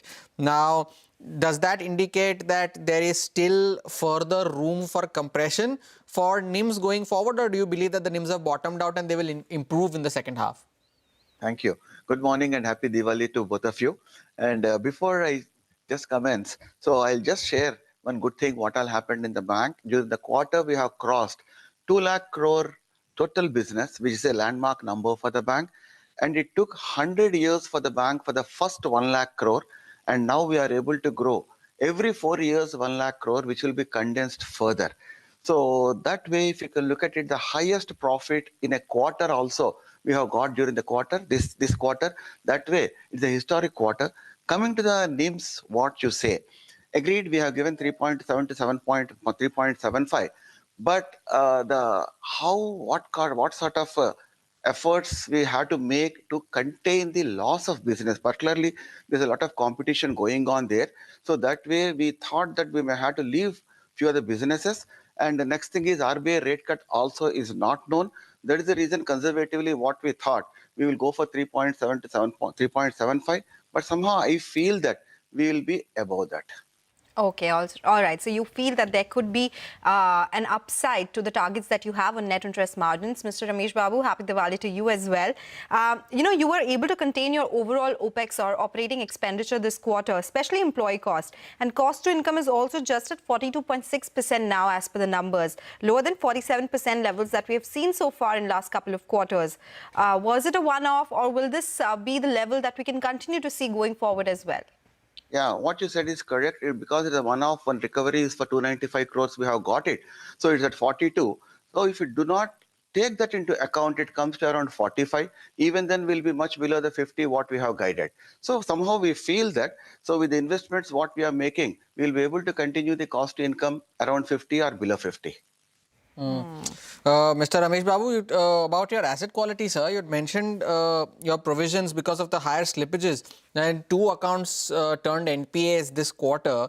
Tell us more on this, because are you confident that there will be recoveries from this in going forward, and where do you see the asset quality picture by the end of the year? Just I want to share one thing. We have 2 lots if you look at it, other than corporate and corporate. Other than corporate, where the pain everyone is feeling, actually we are at the lowest. If you can look at our total SMA 30 plus is also 0.27. Even the corporate 2 accounts which have become NPA, if you look at last 2 years, the net slippages is between 0.2 to 0.3. So this time what we thought is, so this has been going on for some time. We gave some sort of a rope to them. When we found saying that it may not work, it is better we bite the bullet and all, so that the enforcement measures you can start much in advance. So that's why a conscious call has been taken. But the blessing in disguise is we are able to recover 295 crores in the quarter. That's why without rocking the boat, management is able to manage the whole show, and ROI of 1.81, which is again the highest, we are able to show that. So that way, I am assuring that the portfolio is clean, and corporate also we do not have much big exposures. And the last point I want to convey is above 150 crores we have brought down so substantially. 2 years back, if you look at it, it was 3% of the portfolio. Now it has come down to 1.5%. So that way we are actually de-risking the portfolio. Even if something happens, it should not hit the whole balance sheet. So you are saying you are reducing your exposure to corporates. Am I reading that correctly? No, reducing the corporate to high value corporates above 150 crore. Got it. Your loan growth was healthy, specifically led by RAM. You did see strong growth in LAB, jewel loans as well. Is this something that will continue? What is the loan growth target? Yeah, that will continue that way. If you look at it, actually the growth in retail is around 22% year on year. Agriculture is also growing well. We are very strong in the gold loan segment there, and commercial is also growing well. First of all, the focus will be because there is still a slight element of stress is there on the liability. When I talk about stress, the quality of the deposits what you get, majority of the deposits are coming in the time deposits, not much in the CASA. That way the costing will be relatively high. So that's why we are going slow on the corporate where the yields are low, and we are placing more money in the RAM. Tomorrow the deposits normalcy restores. We may increase the corporate also, but for the time being 86% is RAM. That will continue, and a lot of growth is there. Commercial, compared to last year, the growth in the disbursements is around 35%. So in that light, Mr. Ramesh Babu, you had earlier mentioned that you have reached 2 lakh crore worth of business. Does your loan book, since your loan growth was healthy this time around, does your loan book now grow to 1 lakh crore by the end of the year? Fair to say that? It looks like that. If you could give us a target, sir, are you expecting that to happen? Are you confident of that? The target, what we have told the market is we will be above 2% over the industry. The industry is growing at 11, we'll be at 13. But if you look at our current position itself, the RAM itself is growing at 20%. So engine is well, but it depends totally on the liabilities flow, what we are going to get. That too, CASA, if it comes well, growing 16% is not a big problem for the bank. 16% is not a problem. Last question before we let you go, if you could just reiterate the NPA number that you have in terms of target this year, because this time around we did see gross NPA see an increase by 10 basis points. What is the comfortable level that you have in mind? In fact, we have given a guidance of gross NPA of 1.5, but it may not reach that level. So you have been seeing consistently our gross NPA has been coming down. Even net NPA also, you see, with all these big hits we had in the last quarter, our net NPA still holds at 0.19. So the quality of the book and the balance sheet is still maintained. We feel that gross NPA also will be under control, but we gave to the market 1.5 gross NPA and 1% for the net NPA. These are the upper limits, but we will be much, much below that.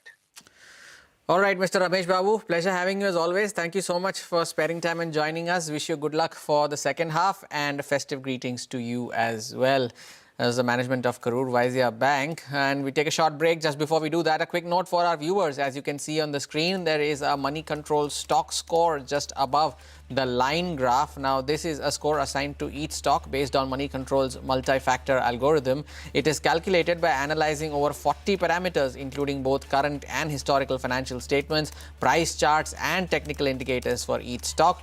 Each of the individual parameters considered for the calculation of the 4 factors are assigned a score, which is then aggregated to arrive at an overall Q factor score, G factor score, V factor score, and T factor score. Remember, this is not a buy or a sell recommendation. Any investor or viewer interest is advised to carry out a necessary due diligence on their own or through a certified registered financial advisor for their investment decisions.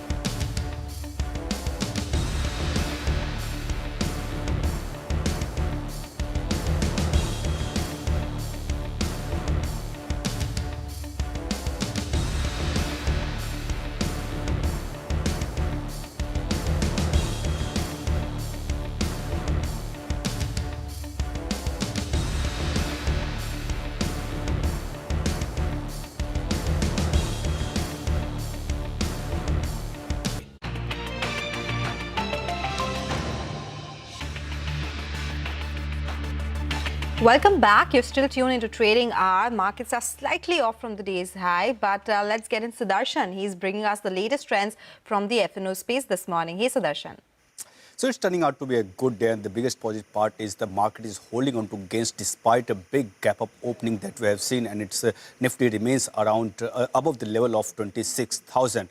Now next resistance comes for Nifty only around 26,135, and if we manage to cross that, then it would be like around record high of 26,277. And the biggest positive for today is the support is coming from all the IT stocks. Infosys top Nifty gainer up more than 4% after the news of that promoters are opting out of the share buyback, and big gains are coming for Tech Mahindra and HCL Tech as well. Reliance has come off highs. Now it's in the red, and it was in the first hour of the trade. It was amongst the top Nifty contributors, but has turned negative on the news related to that Russian oil imports are going to come down. As far as put call ratio is concerned, it has moved higher to 1.19 versus 1.08. Now, if you take a look at the options data, 26,000, 26,100, huge increase in the open interest, but at the same time, premium has fallen sharply. But on the call side, the interest is now being seen in 26,200, even in 26,500, where we are not seeing only increase in the open interest, but also premium for all these three call options, 26,100, 26,200, as well as 26,500. Premium has moved sharply higher. So now support for Nifty would be around 25,870, and first resistance, as I mentioned, would be 26,135, and next comes around record high of 26,277. As far as Nifty Bank is concerned, support 58,150, and resistance would be 58,600. I've taken few stocks. First one is IDFC First Bank. Majority of the banks are saying fresh buying. IDFC First Bank, Indian Bank, Axis Bank, all these three banks, even they had put out earnings. Those were strong and much higher than expectations, and these banks continue to see fresh buying. One stock that continues to see fresh shorts is Dixon Technologies. Dixon Technologies continuing to see fresh shorts after that downgrade from CLSA earlier in the week. Sudarshan, thank you for that update. Siddharth Raimangla of Stockbox Technologies is joining in for a quick chart check. Siddharth, thank you for joining in. Yeah, it's still there and thereabouts when it comes to the record high levels, but A, does 26,000 sustain, and B, do we get to record highs by the end of the month? Follow that up with your stock calls as well for the morning. Yeah, sure. Hi, Hormuz. Good morning, and thanks for having me on the show. See, Hormuz, if we talk about Nifty, two very special things have happened in the index today. Specifically, initially around the market opening, Hormuz, there was an attempt in Nifty to cool down a bit, to correct a bit, but 26,000 acted as a very, very big support. But and then additionally, just as Sudarshan mentioned here, in the options data, we've seen a massive increase in put writing positions in the 26,000 strike price. And at the same time, on the other hand, 26,000 call option has seen a reduction in open interest. So now 26,000 is the new big support for Nifty from here, which is why I don't think there will be too many big or sustainable dips in Nifty from here. Yeah, yes, definitely we can see a brief consolidation because there has been almost a one-way up move in the past 6-7 sessions. There can be a brief consolidation, but eventually I think we'll be seeing Nifty moving towards its all-time highs in the next few sessions, and probably even beyond that, beyond the all-time high towards the 26,400, 26,450 level. Okay. What about individual names, Siddharth? Yeah, sure, Sonal. Hi. See, two stocks are on my radar. The first one is Phoenix Mills. This one we have to buy. There was a very good breakout last week in this stock, but we could not see a very good follow-up move here. But today, there is a fresh move which is building up, which can take the stock back about 1,700 towards those 1,740, 1,750 levels. So Phoenix Mills can be bought right now in spot. The price is around 1690-ish. It can be bought. The stop loss will be at 1670.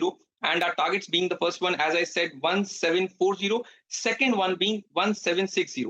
The second stock is Siemens. See, again, for the past 6-7 sessions, there was a consolidation in this counter, but today, with a very strong up move, there is a very beautiful breakout, which can take the stock towards the 30 to 50 mark. So Siemens can be bought in spot right now. The price is around 3170. We'll keep the stop loss at 3145, and our targets being the first target 3250, second target 3270.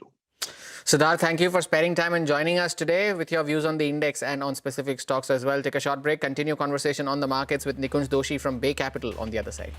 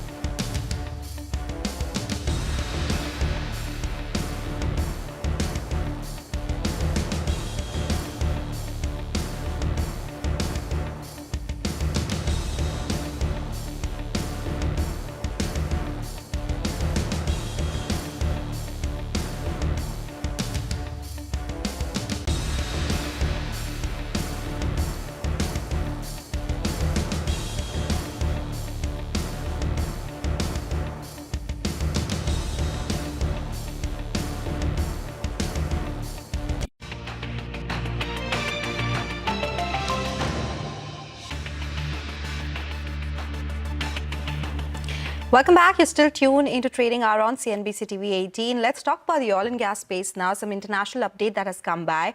Now remember, US has sanctioned Russia's two biggest oil companies. One of them, of course, is Rosneft. The other one is Lukoil, which has been done to pressure Moscow to negotiate a peace deal with Ukraine. Now do remember, last year in July, European Union also had sent a communique where they had sanctioned Rosneft and a lot of other oil and gas companies in the Russian region. And European Union restriction on operations of Rosneft's 20 million tons per annum refinery in India as well. There's UK as well, which had done it last week. Now, why is it important from an India perspective? Because remember, Rosneft, which is a Russian state-owned oil corporation, it has 49.13% stake in Nayara Energy, which is a private Indian refiner. It has the second largest private refinery in the country with a capacity of 20 million tons per annum.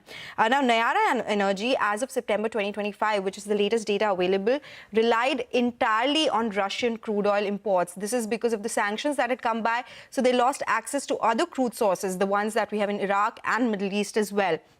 At the same time, crude imports fell 22% on a YOY basis to 330,000 barrels per day in September 2025. And exports also, they dropped from around 210,000 barrels per day to 89,000 barrels per day on a YOY basis. So they not only saw a decline in imports from other regions, they also saw an export decline because of the sanctions that had come by. Now, do remember, they largely export to countries like Middle East, Turkey, Brazil, etc. Now, Nayara Energy earlier, when these sanctions had come last year, did indicate that they will be seeking assistance from government to navigate challenges posed by the sanctions. And we did speak with M.K. Surana today, and he indicated there will not be much impact because of the sanctions that have come by as well. So important update that has come by. Important update indeed, and we'll get a view quickly in from Nikunj Doshi from Bay Capital before we go across to the management of HUL. Nikunj, thank you for joining in. What do you make of this recent update coming in? Okay, before we get to Nikunj, let's go across to the management of HUL. And unlock opportunities for premiumization across categories. However, in the short term, these changes led to transitory disruption across channel as trade partners postponed orders to clear existing inventory. Additionally, consumers delayed pantry replenishment in expectation of lower shelf prices. These factors, coupled with pricing volatility arising from multiple prices in the market, has resulted in a short-term impact on sales during the quarter. In this backdrop, we delivered competitive growth with a consolidated turnover of rupees 16,061 crores, resulting in 2% underlying sales growth and flat UVG. Gross margin stood at 50.9%, almost flat year-on-year. We have stepped up investments in our brand and business, resulting in a year-on-year increase of circa 80 BPS in our A&P spends. As a result, EBITDA margin at 23.2% saw a dilution of 90 BPS versus September quarter 24. Profit after tax before exceptional items was down 4% due to lower EBITDA and a decline in the net finance income stemming from our strategic capital allocation decisions.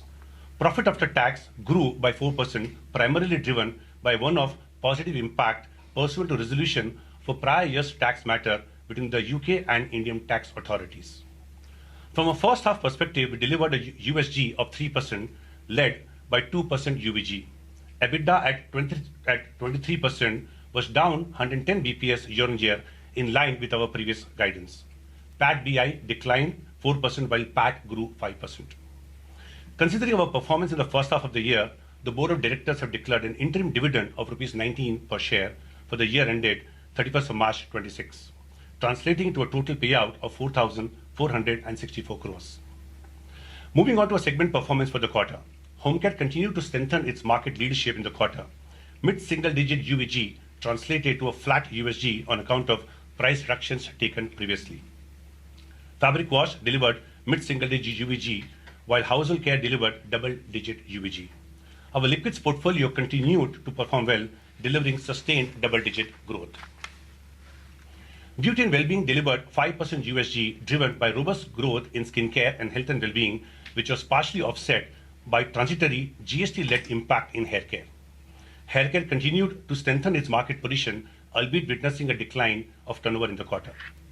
Skincare, including color cosmetics, grew in high single digit, driven by continued momentum in the future core and market makers portfolio and a well-executed winter loading ahead of the season. Health and well-being maintained its strong triple-digit growth trajectory, and channels of the future sustained its competitive double-digit growth momentum. Personal care turnover growth was flat, impacted by GST rate transition. Skin cleansing delivered a competitive performance underpinned by strong double-digit growth in premium soaps. Oral care witnessed a marginal decline, while close-up delivered low single-digit growth. Foods delivered 3% USG with low single-digit UVG. Beverage portfolio comprising tea and coffee delivered double-digit growth. Within that, tea grew in high single-digit with positive UVG. Coffee continued to deliver double-digit growth driven by pricing. Early green shoots were observed through sustained UVG in lifestyle nutrition, while turnover declined, led by pricing actions taken in the previous quarters. Packaged foods delivered a subdued performance amid GST transition. Ice cream turnover declined year-on-year on account of prolonged monsoon in parts of the country and GST transition. We remain firmly committed to accelerating our volume-led growth through 4 key priorities. Number 1, radically sharpening segmentation of portfolio, channels, and media play for different consumer cohorts. Second, being bolder in transforming our core brands to make them more modern, desirable, and youthful. Third, future-proofing our marketing and sales capabilities by enabling superior online brand discovery and fulfillment. And fourth, investing disproportionately to scale our high-growth demand spaces. These priorities, combined with supportive macroeconomic environment, will position us to accelerate competitive, volume-led growth in mid to long term. Looking ahead, the GST-related transitory impact continues into October, with normal trading conditions anticipated early November onwards. If commodity prices stay within the current range, we expect a low single-digit price growth. Overall, we anticipate second half of this financial year to be better than the first half. Our EBITDA margin for the upcoming quarters is expected to remain in the similar range, excluding ice cream business. Ice cream business operates at a margin lower than actual average. Consequently, the demerger is expected to result in an improvement in our overall EBITDA margin going forward. We remain committed to executing our strategy with sharp focus and agility, prioritizing competitive, volume-led growth across our portfolio. With this, we complete our prepared remarks. Now we can take questions. Okay, Ritesh, Priya, hi, and Priya, good to be chatting with you. Congratulations on the quarter. And contrary to the update that we've seen, the numbers are seemingly good. So you did say that by November you expect the GST impact to slightly lift off. In light of that, what is the outlook on volume growth, volume recovery, anything you could share on that? Yeah. So as you mentioned that both elements, the work on overall work we've done in the portfolio, transformation, the 4 key priorities, improving macro conditions, and GST transition, which will start getting stabilized from early November onwards. We do expect our second half of the financial year to be better than the first half of financial year. And our focus will be squarely on volume-led growth. Right. Congratulations, Priya, on the appointment, and congratulations on the elevation, Ritesh, as well. Your first, your last, interaction that we are having. I have a 2-part question for Priya, and the question is basically from a very near-term, immediate term, and the long term. So in the very near term, if you could tell us, secondary sales, how was October festive season? How has it panned versus your expectations? And because of the GST rate cuts that have happened, what are the incremental volumes that you're anticipating over and above what you were earlier as well? Because, before the cuts, you all were saying that the second half will be better than the first half. And in the long term, the medium to long term, what's the strategy to structurally uplift volume growth and revenue growth over what we've seen over the last 3 years? Let me start with the structural shifts that we will make and our focus. We will be obsessed with volume-led revenue growth. This will be our focus, our obsession. There are 4 pillars we will focus on as a strategy in the future. The first is that we will segment radically our consumer segments in India. There are distinct consumer cohorts emerging in India: power spenders, premiumizers, and democratizers. And with our price portfolio, which spans across the pyramid, we have a unique opportunity to serve all these emerging segments in India. We will future fit our marketing and sales frontline machinery. Our marketing will become much more social first demand generation, and we will invest in ensuring that we are investing behind quick commerce and e-commerce. We will radically transform our core brands, making them more modern, youthful, contemporary. This will be our focus. This, along with investing disproportionately behind a few high growth segments to scale them and make markets in India, will be our priority and our focus. So really simply, volume-led revenue growth is what you should hope for in the future from us. Ritesh, you want to take the short term first? here and now, let me just talk both the quarter gone by and then what we see going forward.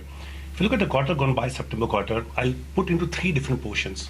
40% of the business was benefited from GST rate change. There's of course a short-term transition impact which we spoke about, and hence categories like hair care, skin cleansing, they saw the impact coming in. Hair care has grown very strongly for us for the last several quarters. It is competitive growth this quarter as well, but headline growth has got impacted. Same is the case for skin cleansing. So 40% business saw a short-term impact coming in. 20% business, which is, let me say, skincare, tea, there was no change in GST. We saw these businesses growing in high single digit, also supported by volume growth within this growth. Third, last 40% business is our home care business, where we saw a mid-single digit volume growth on the back of a strong high single digit volume growth in the base. Overall, this volume growth was muted and we had a flat growth of USG because of the price declines. Today, commodity headline crude is almost 10% lower year on year. Plus the competitive actions we took, which we spoke about it earlier, put together had a negative impact of pricing on home care. So this is how the 2% growth for the quarter has come out. Then to answer your question on what do we see October onwards, clearly once things stabilize early November, there are multiple prices in the market, old MRP, new MRP. Of course, with all the amount of support that we have given, this will stabilize in the market. We do expect that typically for FMCG business, two things are important. The net overall disposable income, which consumers have, and the consumer sentiment. GST will end up supporting both of them. So we do believe that we will start seeing a recovery of volumes going ahead. Right. So do you have a quantifiable target when you say volume-led growth? Because a large part of your business obviously impacted by macros, but a small part of your business, which is growing fast, is immune to macros. If you could give us a quantifiable target that you have here. Yeah, we will maintain the range guidance that we've always given you. I think what's important to understand is how we will manage pricing as we go along. Pricing, we will continue to be in line with the way commodities are diverging. When you look at our commodities, we have commodities like Ritesh mentioned, like crude, like tea, which are deflationary, and other commodities like SMP and palm oil, which are inflationary. So we will continue to be gradual in our pricing, really focusing on volume-led revenue growth. Mid-single, high single, any sort of quantifiable targets? We will stay in our range guidance. Priya and Ritesh, both congratulations to both of you. I think, Priya, what I wanted to ask you is that, you've led... Right, that's the word coming in from the HUL management. They will be obsessed with volume-led revenue growth. That's an important statement coming in from them, and they'll transform their core brands as well. But for that, we are completely out of time on this edition of Trading Hours. Stay tuned. Halftime Report is up next with all the market action.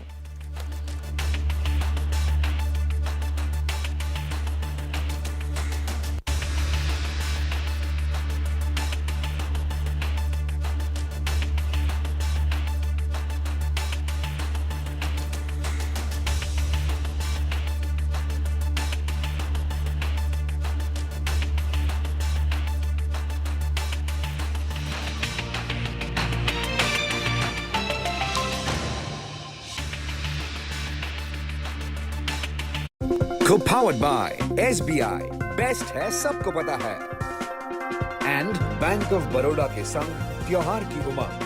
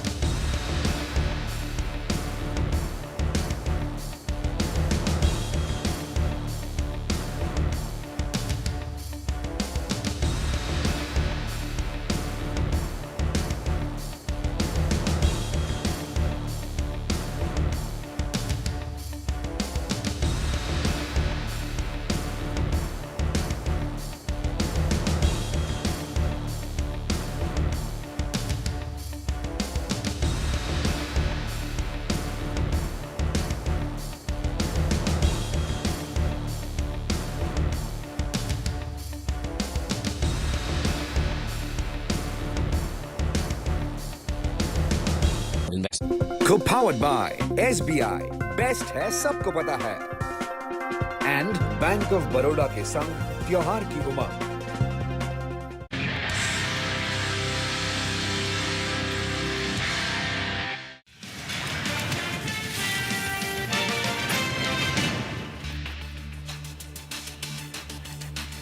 Stocks climb on US-India trade deal hopes amid indications of India easing back on Russian oil imports. IT and financials gain even as in energy drags. And promoters of Infosys opt out of the IT major rupees 18,000 crore buyback in a signal of confidence even as Trump-Modi call and clarification on US H-1B visa norms boost sentiments for Indian technology sector. An over 1,600 crore order from the Army for close quarter carbines lifts the Bharat Forge stock. The carbines will replace the old Sterling rifles as part of the Army's modernization effort. Crude spikes after US imposes sanctions on Russian oil majors Rosneft and Lukoil, while gold steadies after a big drop early in this week. Silver too sells off on profit-taking.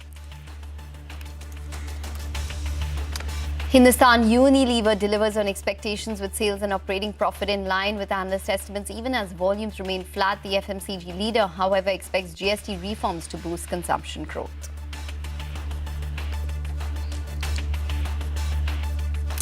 Hello and welcome to Halftime Report live from the CNBC-TV18 Motilal Oswal studio. I'm Ekta Batra and with me is Vinny Motiwala. Well, it's turning out to be a fabulous Diwali and start to the New Year's. 26,000 currently for the Nifty, no complaints coming in. We have the Midcap Index, which is up around 0.5% at this point in time, and the Bank Nifty, which is up over 520 odd points at this point. We do have IT, which is really leading from the front today in terms of the sector. So the Nifty IT index itself is up around 3% at this point in time. We have all of the stocks such as Infosys, HCL Tech, all of them leading from the front. So great going in terms of a lot of the IT stocks. The India US hopes of a possible trade deal has really fired up a couple of these stocks from the broader markets as well. So Gokuldas Exports, for example, is up around 7% Avanti Feeds is up around 4% in today's trading session, giving you a sense in terms of what kind of market we have on our hands. Just want to bring up the PSU Bank Index as well, because while we are talking about the IT index, etc., the Nifty PSU Bank Index is up around 0.8% in today's trading session. It matters because it's gained around 3.5% this week itself. So great going for the markets, great going for certain sectors. Hi, Ekta. Good afternoon. Great going for the markets, great going for certain sectors. Today, actually, all sectors are trading in the green. So there's no complaining there at all. And FMCG, keep an eye out on that one as well. Nifty FMCG is among the top sectoral gainers. After IT, it is FMCG. We have Varun Beverages, Marico, which is managing to hold on to gains. Colgate, that will be reporting numbers. HUL, that reported its numbers. So all these stocks surely are in focus. And other than that, keep an eye out on these textile names. They are buzzing away in trade. Vardhaman Textile, KPR Mill, Trident, among some of the names that are buzzing in today's trading session. But we have Vivek to take us through more stocks which are buzzing around in trade, reasons behind that as well. Vivek, good afternoon and over to you. Well, good afternoon. A green screen, we were threatening to go ahead and hit lifetime high levels, just shy of that. But despite that, very, very strong start as far as Samvat 2082 is concerned. Now, the IT names, like you mentioned, doing very well. Number one, hopes of a trade deal, some anxiety regards to very high costs for H-1B visa renewable is something too that has ebbed away. On the back of that, all of the IT names, look at Infosys up almost 5% along with the individual news flow over there as well. The entire PSU banking pack, remember, it's been rallying quite significantly, especially in the last two trading weeks. Today, it's seen another set of up move. Look at Bank of India higher by almost 5%. Q2 results, two recent listings came out of their results over the past two sessions. Jain Resources as well as EPAC Freepag. That particular name is Jain Resources. It's a recent listing that's doing quite well for itself in the session today. Bharat Forge, large order win coming in from the Indian Army, plus some amount of positive news flow and hopes of a trade deal is something that is keeping a lot of the auto ancillaries too quite abuzz in the session today. And a whole host of exporters, not focusing on any particular sector, but have a look at Vivo Global, Vardhaman Textile, Avanti Feeds, all of these names, Wellspun Living for that matter, doing very well in the session today on very good volumes. On the other hand, well, the only sector you could call under a bit of weather today is the entire oil and gas space, OMCs, all of them worries of refining margin hit. On the back of that, down anywhere between 1 to 3%. Have a look at Dixon Technologies, follow through selling scene after the company cut its guidance. Godfrey Phillips, this particular name on strong volumes today among the top laggards on the NSE 500. And Muthoot Fin, gold prices have cooled off from the recent peak, seen as a proxy play to that particular space. Muthoot Fin cools off from the day's high spend, almost 5% lower for Muthoot Fin today. Okay, all right, Vivek, thanks very much for that. So a lot of stocks which are buzzing in today's trading session, and couple, especially the oil and gas space, which is a bit subdued. But the market has risen on the India-US trade optimism. In fact, the Nifty's crossed 26,000 for the first time in 2025. We have Devang Mehta, who's the Deputy MD and CIO Equity NDPMS Spark Private Wealth Management, who's joining in now to discuss the markets with us. Devang, hi, welcome to the show. Well, I don't know where to start. Should we start by talking about consumption? Should we start by talking about the India-US trade deal? Just give us a sense in terms of, where you are at, say, when it comes to specific stocks within the consumption space, considering that we've just left behind the festive season and it's been fairly good. Give us a sense in terms of what you're making of it. Thanks, Ekta, for having me on the show. Belated Diwali and prosperous New Year wishes to you and the entire team and all the viewers. The fireworks continue. So that's, I think, that's what we can call the market right now. What we are seeing the last 5-6 days, and I think it's a pent-up demand of sort of buying businesses on the back of a great, I think, festive spirit in terms of what we have seen. I think very clearly, I would go down to micro sectors and sectors, but wouldn't talk stocks as recommendations, but I'll give a lot of examples. Very clearly, Ekta, what we have seen is the last 15-20 days, I think post 22nd September, when the GST, sort of the new GST transformation set in, we have seen a flurry of demand, right from two-wheelers, right from four-wheelers, and I would not like to repeat what we have read in the last 2-3 days, right? Around 6 lakh crores of sales is what we thought about, and around 70,000 crores of services, and around 5.5 lakh crores of goods. Yes, this also will have the small traders, but finally, if the small traders and even the unorganized sectors of the economy do well, I think this all will come towards more of consumption and more of capex and more of financialization. So my sense that this looks structural. What government has done over the last 1 year, last budget, yes, they left something in the hands of consumer. Second, I think what has happened to inflation, what has happened to interest rates, historically lower sort of inflation we are seeing at a 100-month low. That also encourages a lot of people where interest rates are now moving downwards to spend more. And third, yes, of course, the GST rationalization. And this seems very, very structural. Yes, and the festival sales, we have seen a super buoyant demand across categories, right from non-discretionary to even discretionary consumption and even the luxury items. But my sense that if the India-US trade deal, which has been an overhang since a long time, if that materializes, I think we have also seen the return of FIIs. If I am not making a very exaggerated point, but last 4-5 days, we have seen a bit of a good behavior from their side as well. So I think all this confluence of factors, the macros, some bit of micros, I think earnings would also start coming back in the next quarter, if not in this quarter. My sense that we have more things to cheer, more positives than negatives, and more sort of reward rather than risk. Okay, more sort of rewards rather than risks, and FII surely at least some bit of a buying. Seems like, the sell that was going on for a while, that seems to be a story that's now changing. Devang, good afternoon. This is Vinny joining in the conversation as well. I just want to understand in terms of, you spoke about the auto sector, right? The PV. That's where we saw good sales, festive season sales. SUVs were the ones which were doing well, last through the years or last couple of years is what we could say. But are these small car sales, has that seen an improvement? What is your understanding? And obviously then, does that merit those companies doing much better? what I have seen, and I've been always making this point since last couple of years, that how India has transformed itself. What used to be a luxury earlier has now become necessity, and that is what premiumization is all about. The sense one gets here is that Maruti was on record last couple of years talking about selling more SUVs, the more Vitara Brezzas of the world, rather than more of your entry-level Altos and stuff. But I think what the GST rationalization has also done, and this happens more in tier 2, tier 3 cities and even smaller towns and even rural India, which has probably also seen prosperity because of decent monsoon, because of decent farm income growth. My sense is that across the strata of the curve, from necessity to luxury, there has been sales across. What I read, and of course these numbers will reflect in the quarterly numbers in the next quarter, but whatever you read from FADA or from the vehicles, from the dealers, is that yes, this time the demand has been uniform.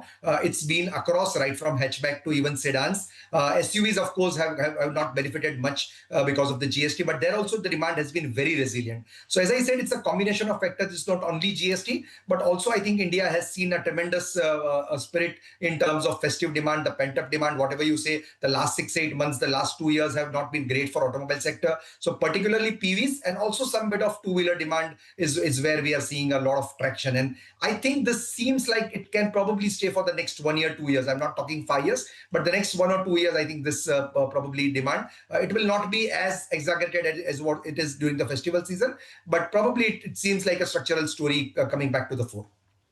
Okay, all right.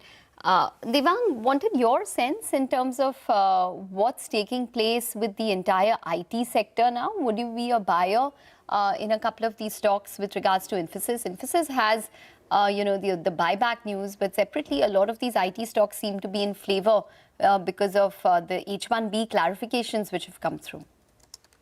I think the only problem here is that the sector is now sort of in news for a variety of reasons.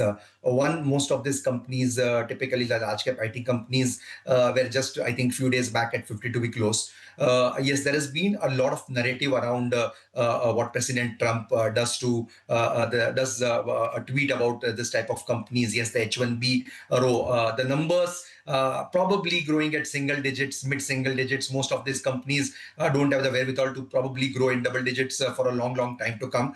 Yes, things can change. Most of these companies are also getting to the digitization wave or are also investing in other streams or AI, if I could put it that way. That would potentially take some time. My sense that somebody who probably wants that 10-12% type of returns, the FD plus type of returns, this sector seems a little more undervalued, if I can use that word. But somebody who is growth centric or wants a sort of 14, 15, 18% type of returns CAGR over the next 3-5 years, I don't think that this sector has the sort of a tailwind for a CAGR type of return for the next 3-5 years. Yes, it can be a decent trading bet for the next 6 months, 1 year. But as I said, we sort of are completely underweight or we don't have this type of businesses in the portfolio, which have a lot of global dependence and is more led by news flow rather than concrete fundamentals. Devang, what about the capex story, right? That was doing well in the last year.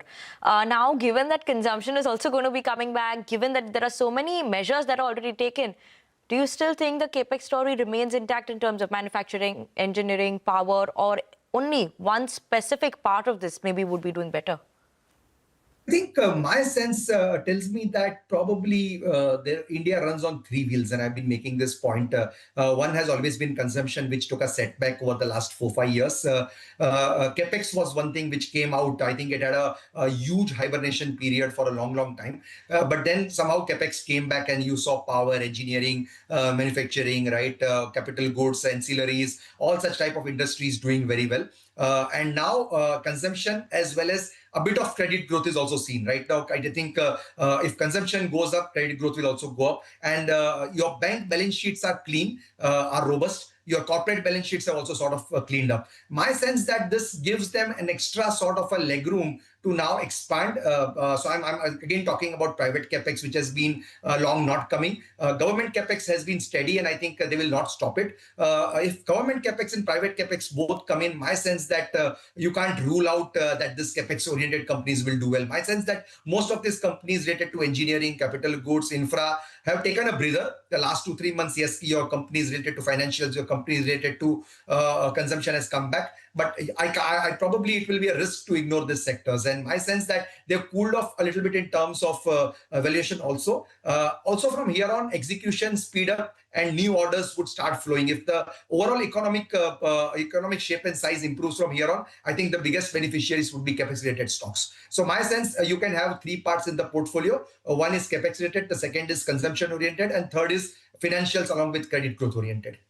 Okay, all right, Devang, we're going to leave it on that note. Thanks very much for joining in and speaking with us. So that is the view coming in from Devang Mehta on the markets. Just want to point out that there were some statements which came in from HUL where the management has indicated, yes, volume-led growth is what they're going to be focusing on, but the target margin range is between 23 to 24%. That's what the management is indicating at this point in time. We'll take a short break, but up next we'll connect with Bhavin Shah, who's the founder, CIO and CEO of Samiksha Capital, as there are clarifications with regards to the H-1B visa, which has really boosted IT stocks today. Stay tuned for that.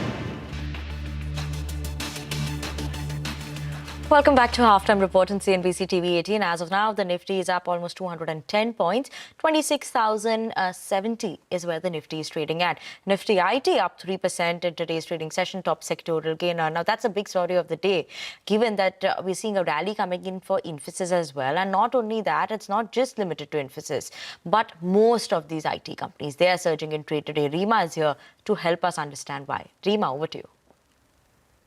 Well, a couple of reasons, but let's start with Infosys first. The promoters have said that they will not participate in the 18,000 crore buyback. Promoters hold about a 13% stake in the company. Now, when the promoters don't participate, increases the acceptance ratio for the remaining shareholders. And just as a recap, Infosys it's a tender buyback at 1,800 rupees per share, and it accounts for 2.4% of the overall equity.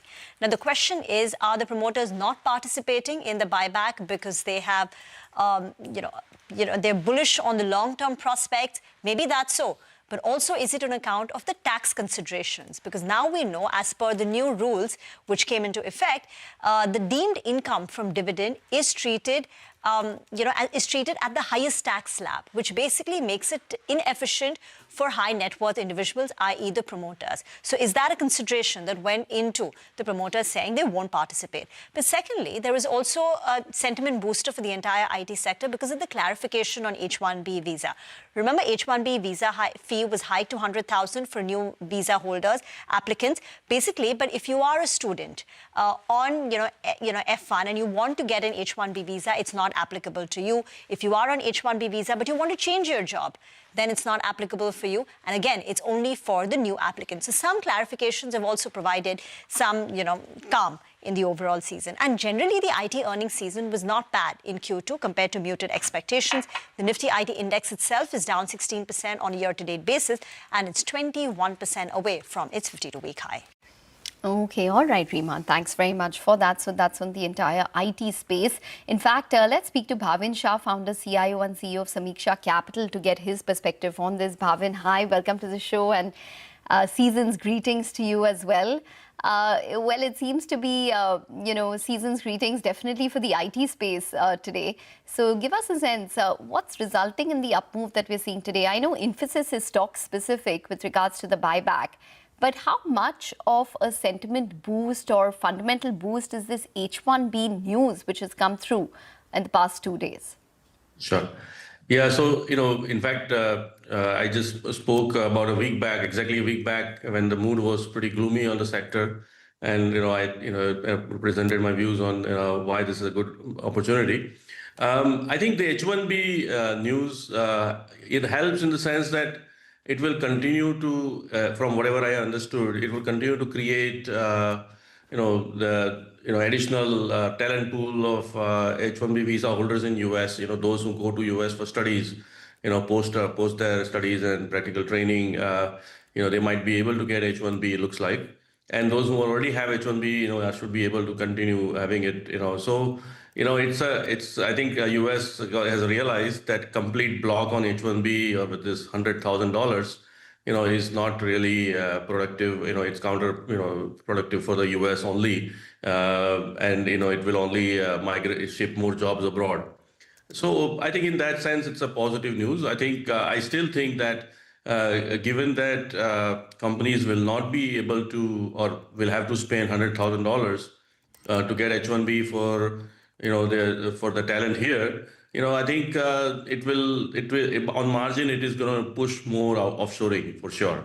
That is my view, that more and more curbs and making it more expensive to hire software programmers in US, it only helps Indian IT story. So I think that may be a bit of a positive sentiment wise, and overall the stocks have been down a fair bit. And I think that maybe, and some of the results haven't really delivered any negative surprises by and large.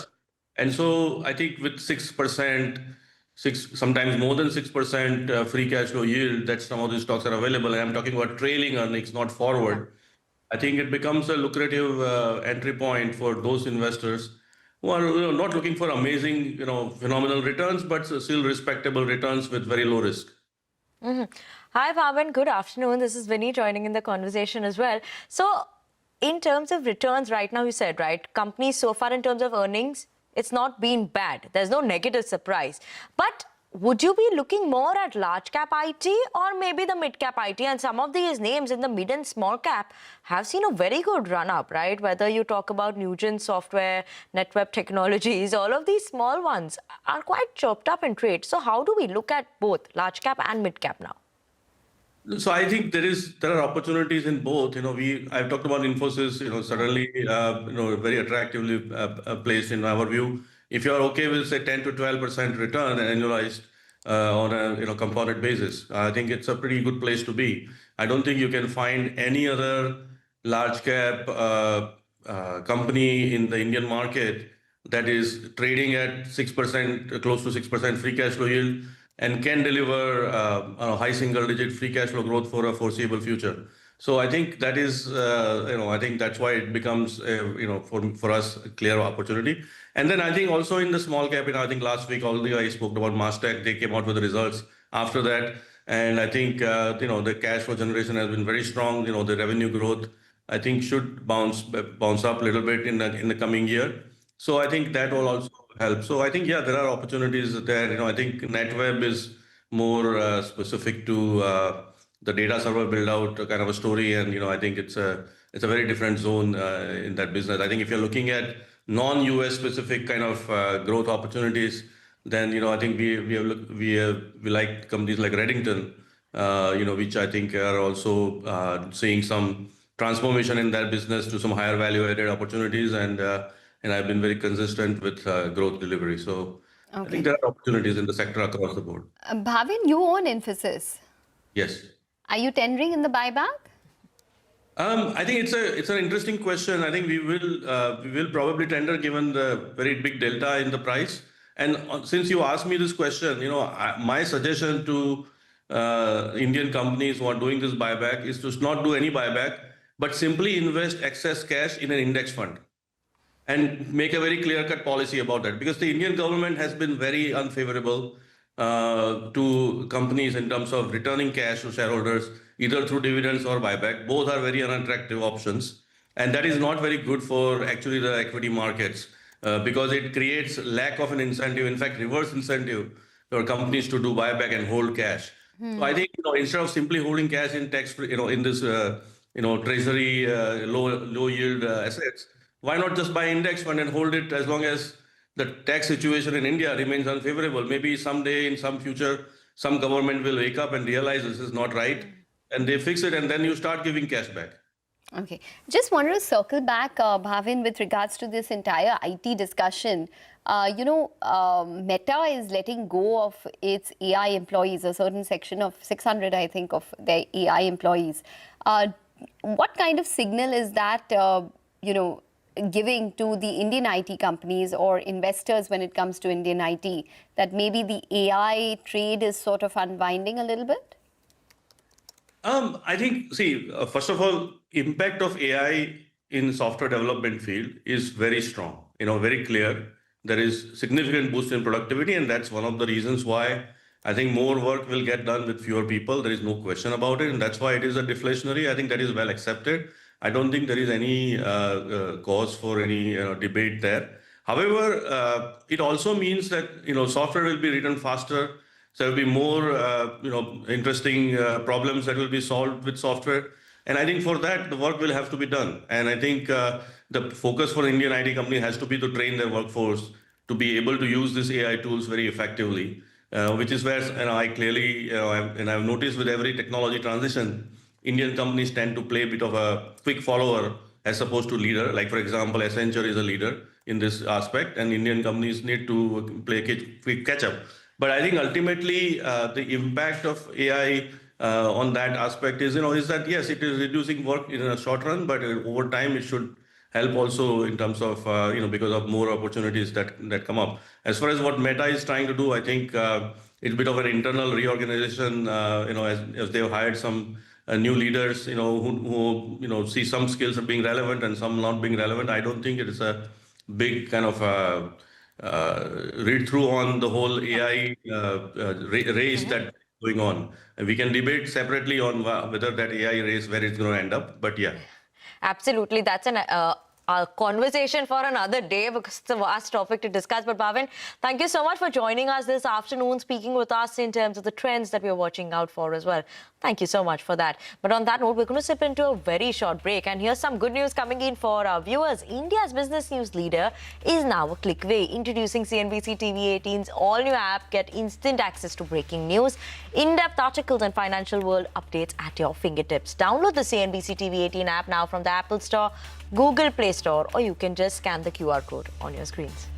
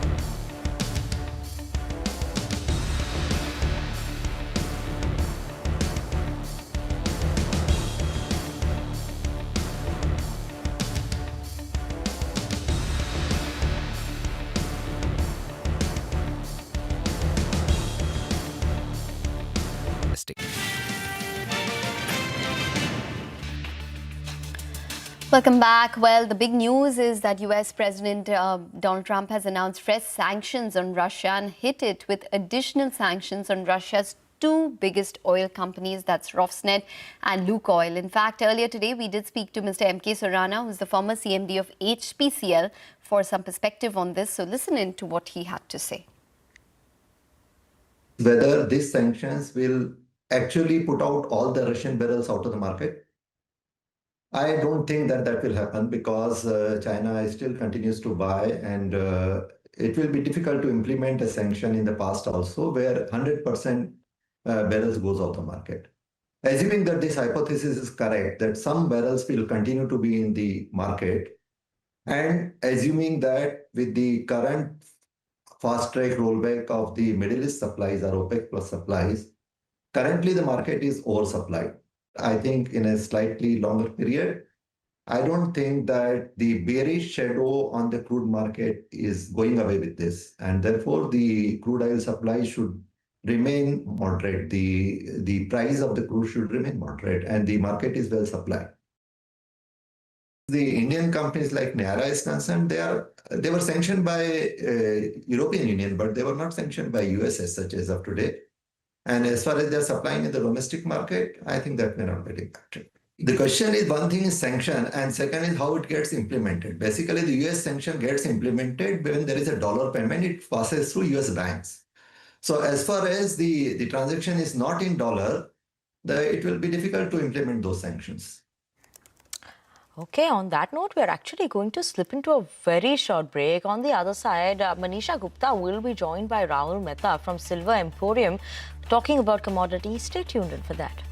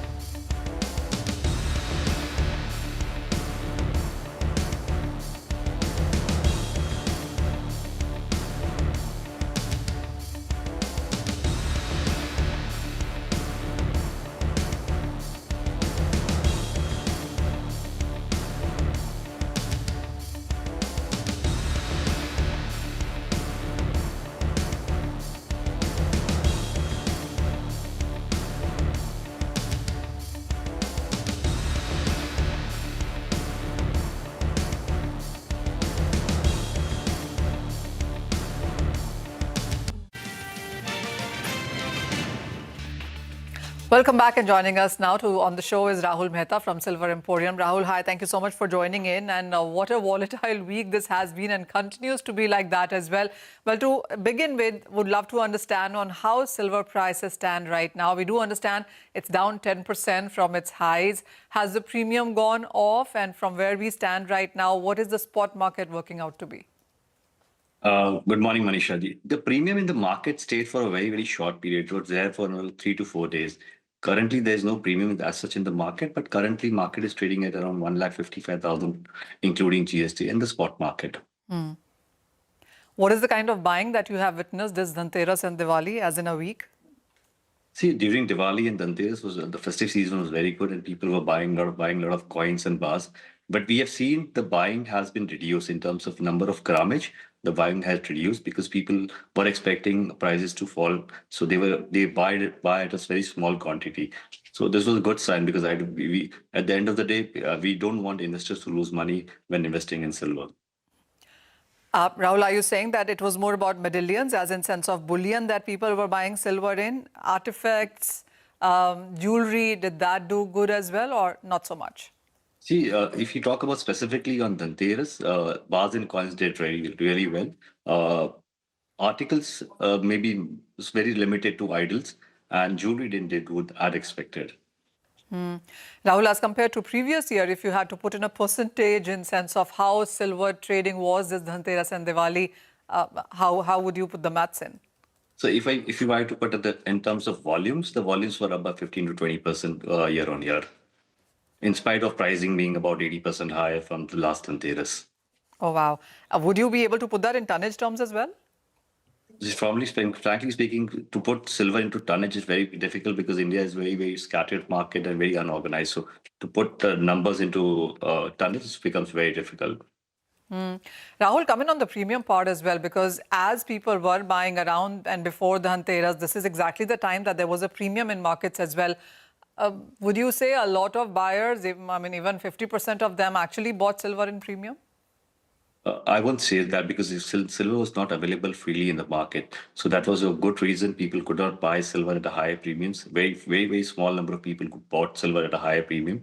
That's a very good sign because if the supply was good, a lot of people would have bought silver at the higher premiums. How are you looking at the availability right now? Is that physical shortage or crunch that markets were anticipating for last couple of weeks something that led to silver ETFs suspending their services as well? Is that kind of scenario now stabilizing a bit?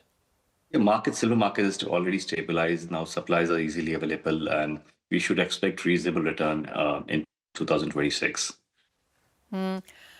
In case you've spoken to any of the ETFs, is the supply getting better for them as well? I mean, are the prices inching down now to more stable levels? At least the prices have stabilized. Actually, the supply across India is steadily available right now. So the prices will stabilize now. Talk to us about the import numbers as well, Rahul. I mean, we do understand that 5,000 to 6,000 tons of silver is what India imports every year. Any sense on what imports are we looking at for this year until time? I think so by year end, we should be expecting anywhere between 7,000 to 8,000 tons of import this year. Oh, you're anticipating a higher than average number per annum? We should be, because I think so last season was very good in terms of numbers and volumes are pretty good. Depends upon how the next couple of months go. But I think we should expect a higher number this year. For the silver buying, Rahul, has it been more about self-purchase or do you think the gifting played a part as well? Both. I would say the investment demand was very good. I think a lot of money from equity markets moved to silver, as well as a lot of buying for festive buying was also there. Festival buying almost being done now. It's going to be about the wedding season, which commences perhaps from today itself. How are you looking at the wedding buying when it comes to silver, and in what quantum, what shape do you see that taking place? So I would say the wedding demand, it always depends upon in terms of number of kgs which they buy during the wedding. So I think so that trend will going to continue, and wedding demand is going to remain strong as usual.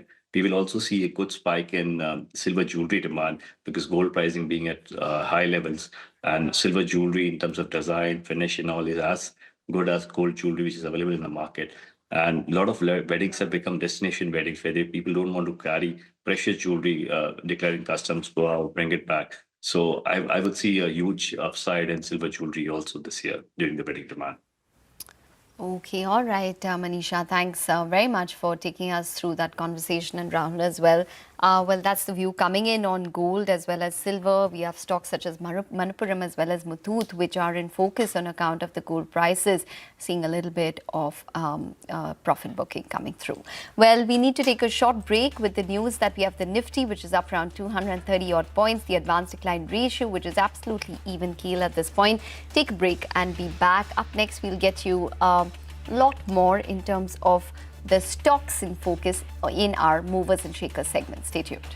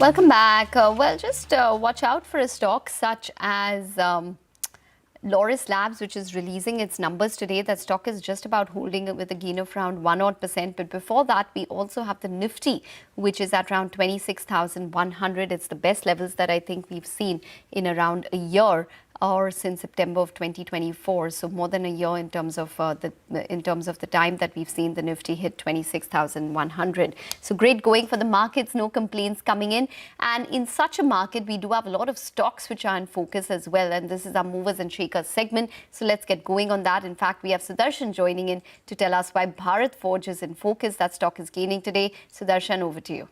The stock is today seeing big buying, currently up more than 5% after company along with PLR system, that's the JV between Adani Defense and Israel's weapon industries, have bagged orders, and that order worth is almost 2,800 crore, of which 60% is going to Bharat Forge and remaining 40% will be going to PLR systems. Now this is ordered to supply carbine, that is close quarters carbine, and it would be 4.25 lakh close quarter carbines to Indian Army, and that is expected to replace the Sterling rifles, and it will start in September of 2026. So on the back of this big order win, you are seeing that Bharat Forge is currently up more than 5%.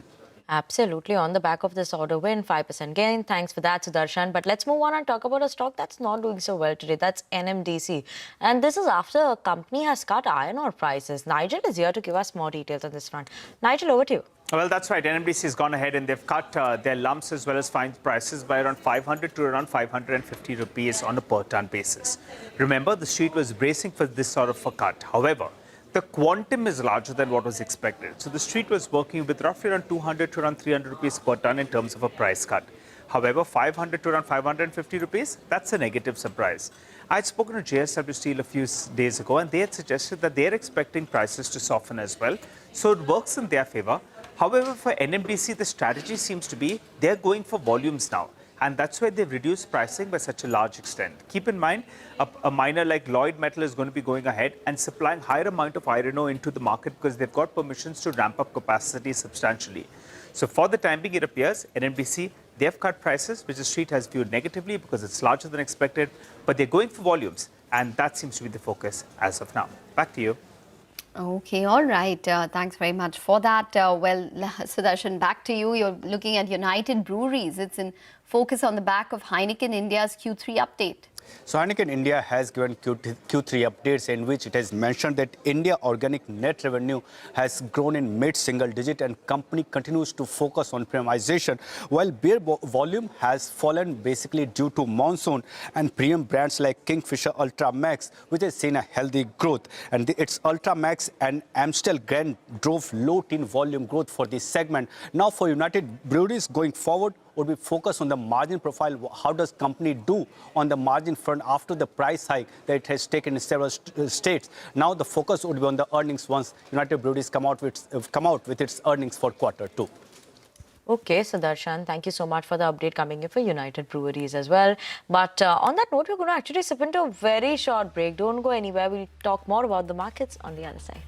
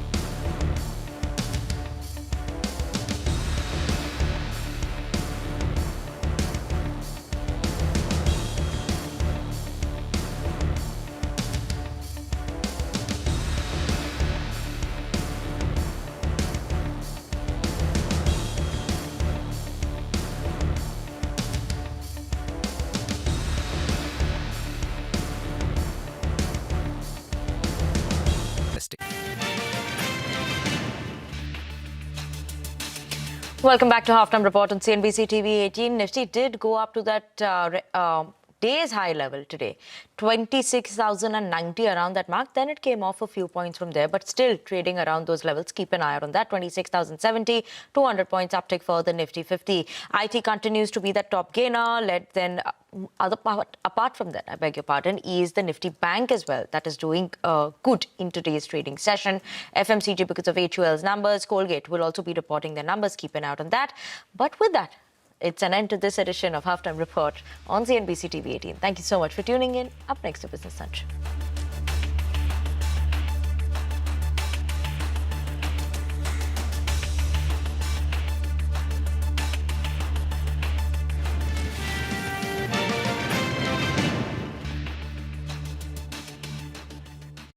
Co-powered by SBI, best है सबको पता है, and bank of Baroda के संग त्योहार की उमंग।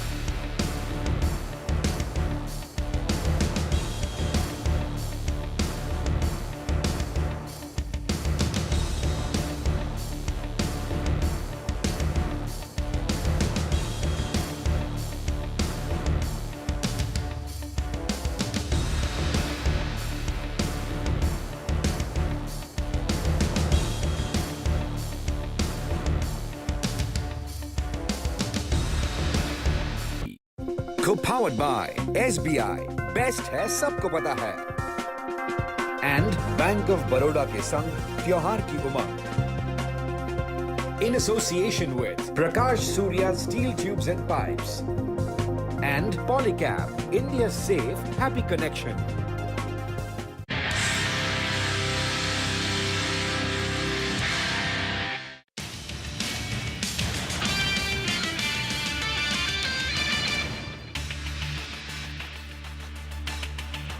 Stocks climb on hopes of an India-US trade deal amidst indications of India easing back on Russian oil imports. IT and financials gain even as energy stocks drag. Promoters of Infosys have opted out of the IT major's 18,000 crore rupee share buyback in a signal of confidence, even as the Trump-Modi call and clarification on the US H-1B visa norms boost sentiment for India's technology sector. A 1,600 crore rupee order from the Indian Army for close-quarter carbines lifts the Bharat Forge stock. The carbines will replace the old Sterling rifles as part of the Army's modernization effort. Oil prices have spiked after US imposes sanctions on Russian oil majors Rosneft and Lukoil, while gold price is steady after a big drop earlier in the week. Silver also sells off on profit-taking. And HUL's new MD, Priya Nair, says that the FMCG major will be obsessed with volume-led growth and will invest more in high-growth segments along with e-commerce and quick commerce. Her comments follow HUL's reporting an inline set of numbers for the second quarter.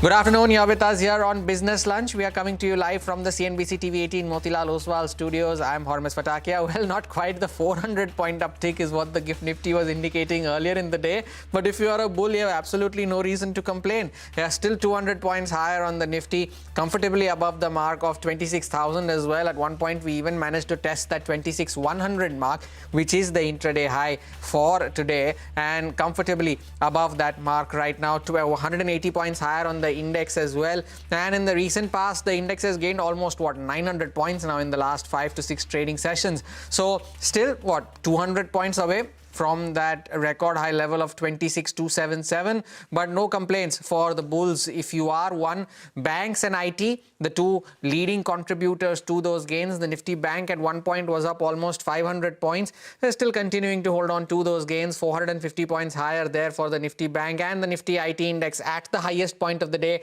an 1100 point surge on that IT index, 3% higher on the stock, and led very from the front, of course, as I want to say, by Infosys.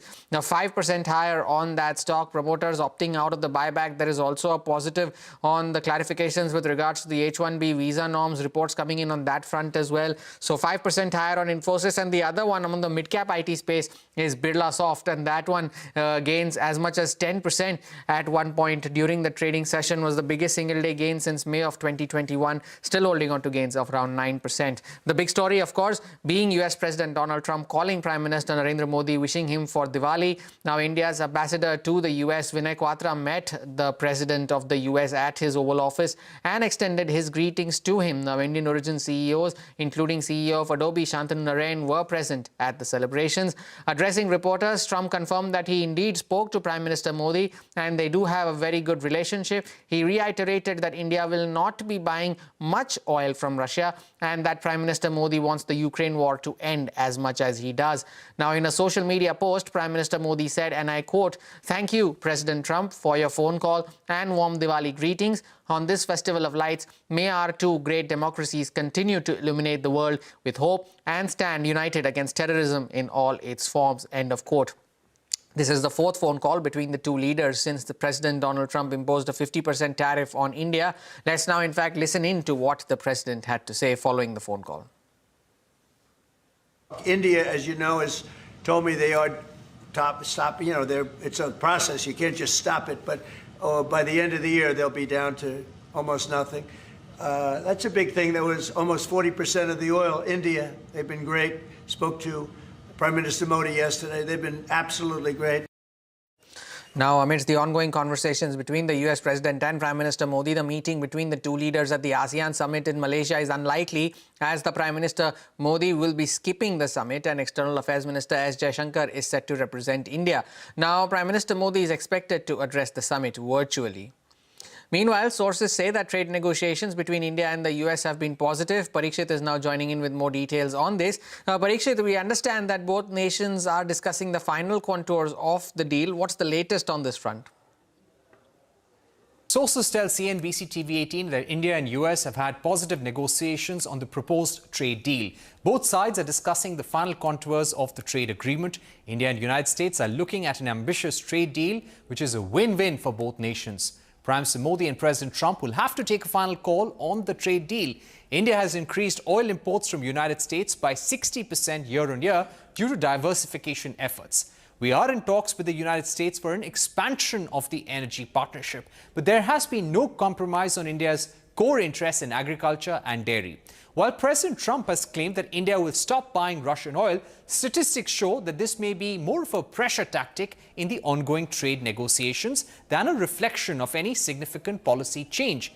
According to latest data sourced from energy tracking firm Kepler, there is no visible sign of a reduction in Russian oil imports. Indian import of Russian crude is 1.8 million barrels per day in October. That's an increase of 250,000 barrels per day compared to September. Russian crude accounts for 34% of total imports and still comes with compelling discounts. Given India's balanced foreign policy stance, any blocking of Russian imports seems unlikely. According to Kepler, Indian refiners could make a token reduction of Russian oil imports by 100 to 200,000 barrels per day. Now, when we look at India's expanding energy partnership with the United States, crude imports from there in 2025 have increased to 295,000 barrels per day compared to 199,000 barrels per day in 2024. Kepler analysts have said that India has limited upside to take US crude to around 400,000 to 500,000 barrels per day. This is because US grades face higher outright transportation costs. There are also compatibility challenges with Indian refining systems. So while India will import more crude and LNG from the US to address the trade deficit, it may be very difficult to shut off Russian oil imports altogether. Parikshit, thank you for that update. Now, US President Donald Trump cancelled his planned meeting with Russian President Vladimir Putin, citing a lack of progress in diplomatic efforts. The decision to cancel the meeting was taken after a phone call between the US Secretary of State and the Russian Foreign Minister on Monday. The summit cancellation comes as the White House unveiled new sanctions on Russian oil exports as part of an effort to pressure Russia to end the war in Ukraine. Now, in fact, Sonal is here to tell us more on this and the potential impact of this move as well. Sonal, tell us more. Well, yes, US has gone ahead and sanctioned two big Russian oil producers. One of them, of course, is Rosneft. The other one is Lukoil, which is done to pressure Moscow to negotiate a peace deal with Ukraine. Now, remember, UK had done it last week, and before that, last year itself in July, European Union had issued a communique where they had put out sanctions on Russian oil and gas companies, the major ones there, and EU restrictions on operations of Rosneft's 20 million tons per annum refinery in India as well. Now, why is Rosneft so important for India? Now, do remember, Rosneft is a Russian state-owned oil corporation which owns 49.13% stake in a private company in India, which is Nayara Energy. And Nayara Energy operates the second largest private refinery in the country as well. As I said earlier, it has a capacity of 20 million tons per annum. Now, some numbers for Nayara Energy. As of September 2025, it relied entirely on Russian supplies. This is because the sanctions earlier did not give it the way forward in terms of importing crude oil from other producers, the likes of Iraq and other non-Russian sources as well. Crude oil imports fell 22% on a YOY basis for Nayara Energy to 330 barrels per day in September 2025. This is about imports. In fact, the exports also dropped massively to around 89,000 barrels per day, which compares with around 210,000 barrels per day on a YOY basis. The exports majorly were to the countries like Middle East, Turkey, Brazil, etc. But because of these sanctions that came through last year, all these exports also saw a big fall on a YOY basis. Now, remember, in their earlier statement as well, Nayara Energy indicated that they are seeking assistance from government to navigate challenges posed by these sanctions. In fact, we did speak to some experts in the morning on what the possible impact of these sanctions could be on crude oil prices, on refining margins and cracks overall. We spoke to M.K. Surana, who is the ex-CMD at HPCL. He indicated that the next thing to watch out for will be if sanctions keeps all Russian barrels out of the market, but he did not think that that will happen because China continues to buy Russian oil massively at higher volumes, and this is something that they will continue to do so. Crude prices should not be impacted much in medium term because market is very well supplied, and that is not something which will impact pricing so much. So according to him, there will be no impact on crude oil prices and also refining cracks because of this sanction that has come in from the US. Whether these sanctions will actually put out all the Russian barrels out of the market, I don't think that will happen because China still continues to buy, and it will be difficult to implement a sanction in the past also where 100% barrels goes out the market. Assuming that this hypothesis is correct, that some barrels will continue to be in the market, and assuming that with the current fast-track rollback of the Middle East supplies or OPEC plus supplies, currently the market is oversupplied. I think in a slightly longer period, I don't think that the bearish shadow on the crude market is going away with this, and therefore the crude oil supply should remain moderate. The price of the crude should remain moderate, and the market is well supplied. The Indian companies like Nayara is concerned, they were sanctioned by European Union, but they were not sanctioned by US as such as of today.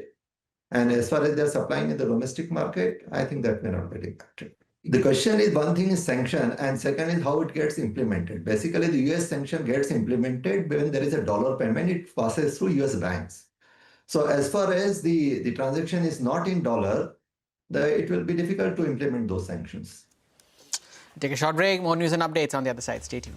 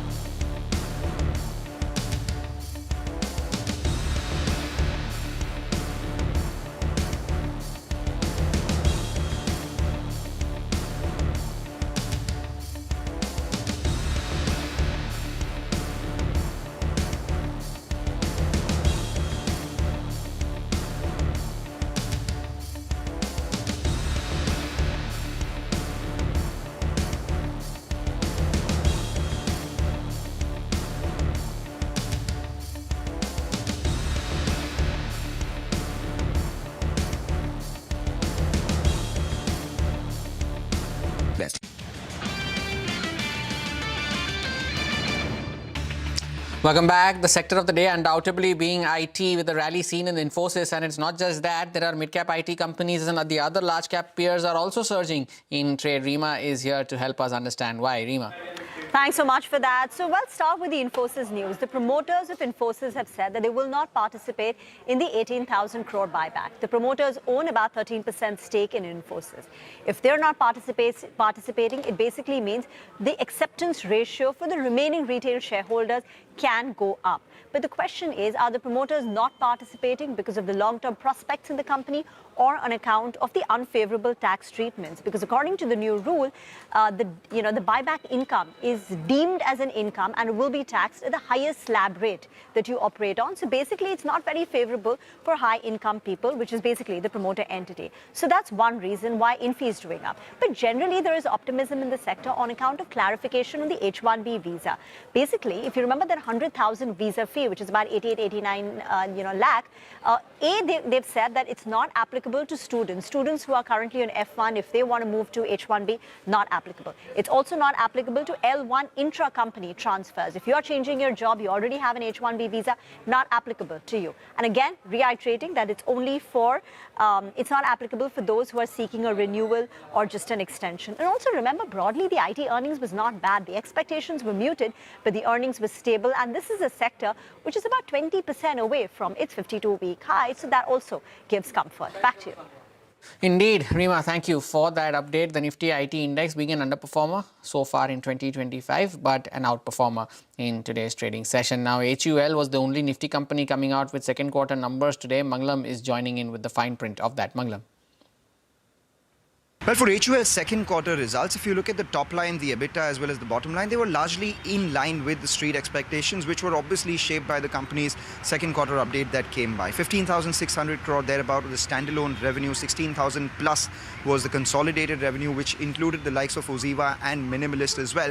If you look at the EBITDA, around 35-60 crores, again in line with the street anticipation. Margins a tad higher than the company's own guided band of 22 to 23%. The net profit, however, was much above street expectations, led by an exceptional gain on account of a reversal of tax between India and UK. The important part, however, is the outlook on the future, as this was the first quarter which was helmed by MD and CEO Priya Nair, and she said that going forward, once November starts, they anticipate the recovery to begin. Remember, the last couple of months were impacted by the GST-led transition, where 40% of their portfolio saw a price rationalization, rate cut to about 5% itself, which is why the volume in this quarter was 0% as well.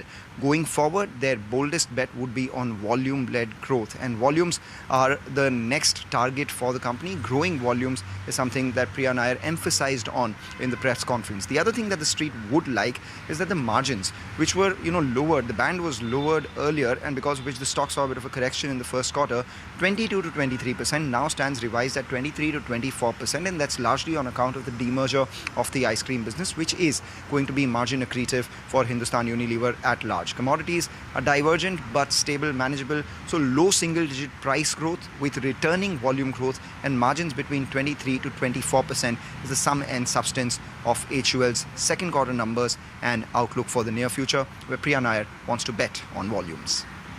Mangalam, thank you for that update. Off the highs of the day is HUL after its second quarter results. In fact, Mangalam did quiz the management after their results on the road ahead for the company. Listen to what they had to say. 40% of the business was benefited from GST rate change. There is, of course, a short-term transition impact which we spoke about, and hence categories like hair care, skin cleansing, they saw the impact coming in. 20% business, which is, let me say, skin care, tea, there was no change in GST. We saw these businesses growing in high single digit, also supported by volume growth within this growth. Third, last 40% business is our home care business, where we saw a mid-single digit volume growth on the back of a strong high single digit volume growth in the base. Overall, this volume growth was muted, and we had a flat growth of USG because of the price declines. Today, commodity headline crude is almost 10% lower year on year. Plus the competitive actions we took, which we spoke about it earlier, put together had a negative impact of pricing on home care. So this is how the 2% growth for the quarter has come out. Clearly, once things stabilize early November, there are multiple prices in the market, old MRP, new MRP. Of course, with all the amount of support that we have given, this will stabilize in the market.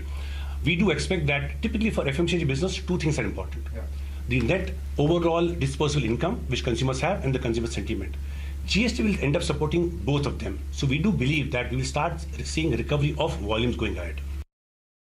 We will maintain the range guidance that we've always given you. I think what's important to understand is how we will manage pricing as we go along. Pricing, we will continue to be in line with the way commodities are diverging. When you look at our commodities, we have commodities like Ritesh mentioned, like crude, like tea, which are deflationary, and other commodities like SMP and palm oil, which are inflationary. So we will continue to be gradual in our pricing, really focusing on volume-led revenue growth. Take a short break. More news and updates on the other side. Stay tuned.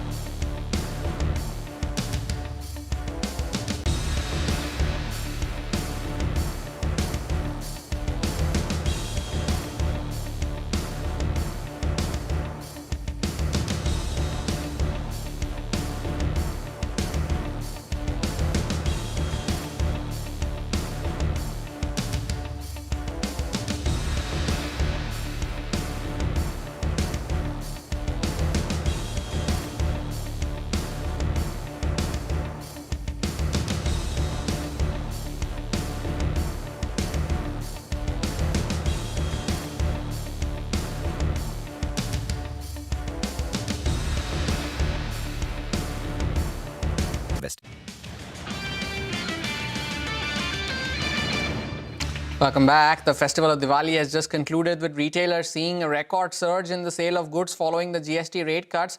Reports are also suggesting that the demand is likely to sustain as consumption sentiment remains high. Earlier today, we spoke to electronics retailer Vijay Sales and mall operator DLF Retail to understand how the festive sales have panned out for their respective sectors. Listening. This has been one of the most good-looking, or I would say the best festive season in the last 1 decade, primarily because of the GST cut and also because the festive mood was around, the consumer sentiment was on all-time high. And in the initial first 10 days of Navratri, from 22nd onwards, we saw very high turnout. For the simple reason is 15 days prior, people had stopped buying electronics for the simple reason because the rate was coming down. But nevertheless, even if we account for the pent-up demand which took place from 22 to 30th till the Dussehra, if we cut that off also, we have seen a high growth of 20% over last year.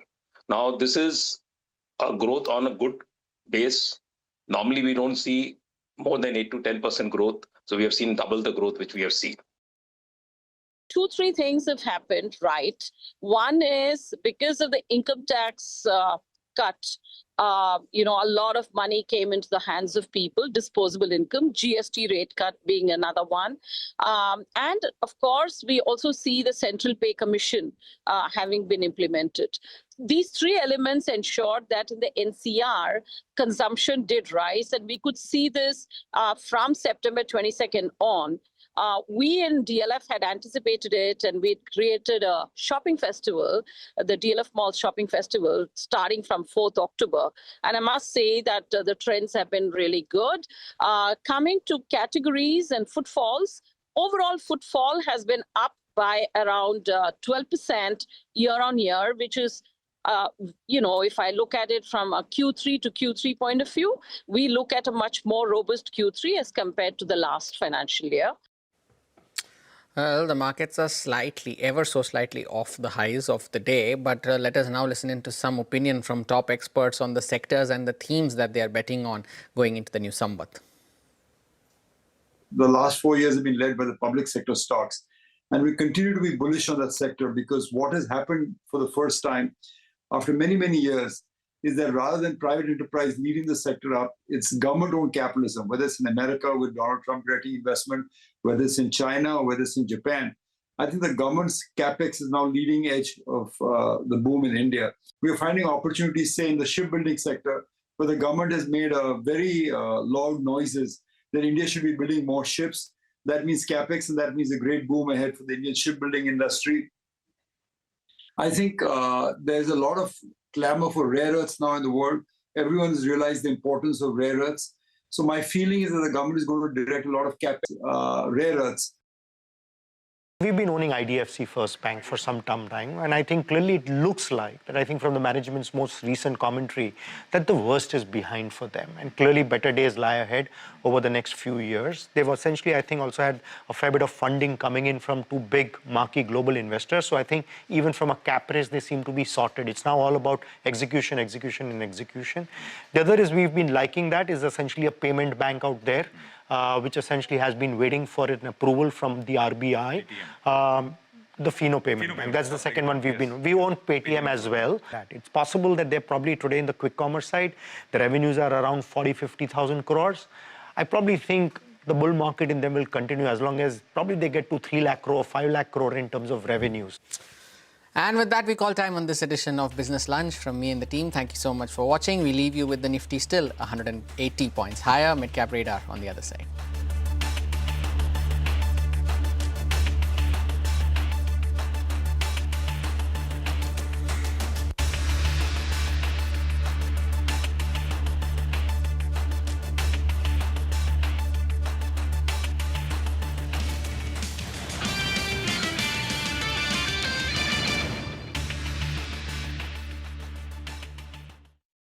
Co-powered by SBI, best है सबको पता है, and bank of Baroda के संग त्योहार की उमंग. In association with Prakash Surya Steel Tubes and Pipes and Polycab, India's safe, happy connection.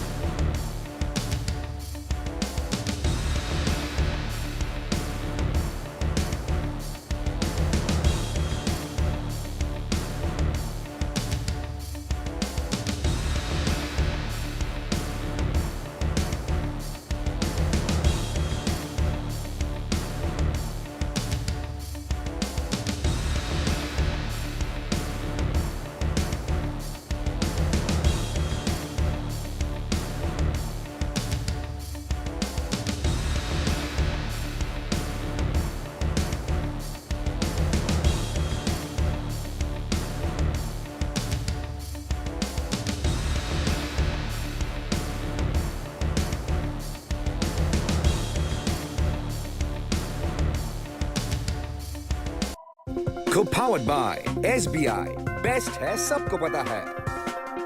And Bank of Baroda के संग त्योहार की उमंग.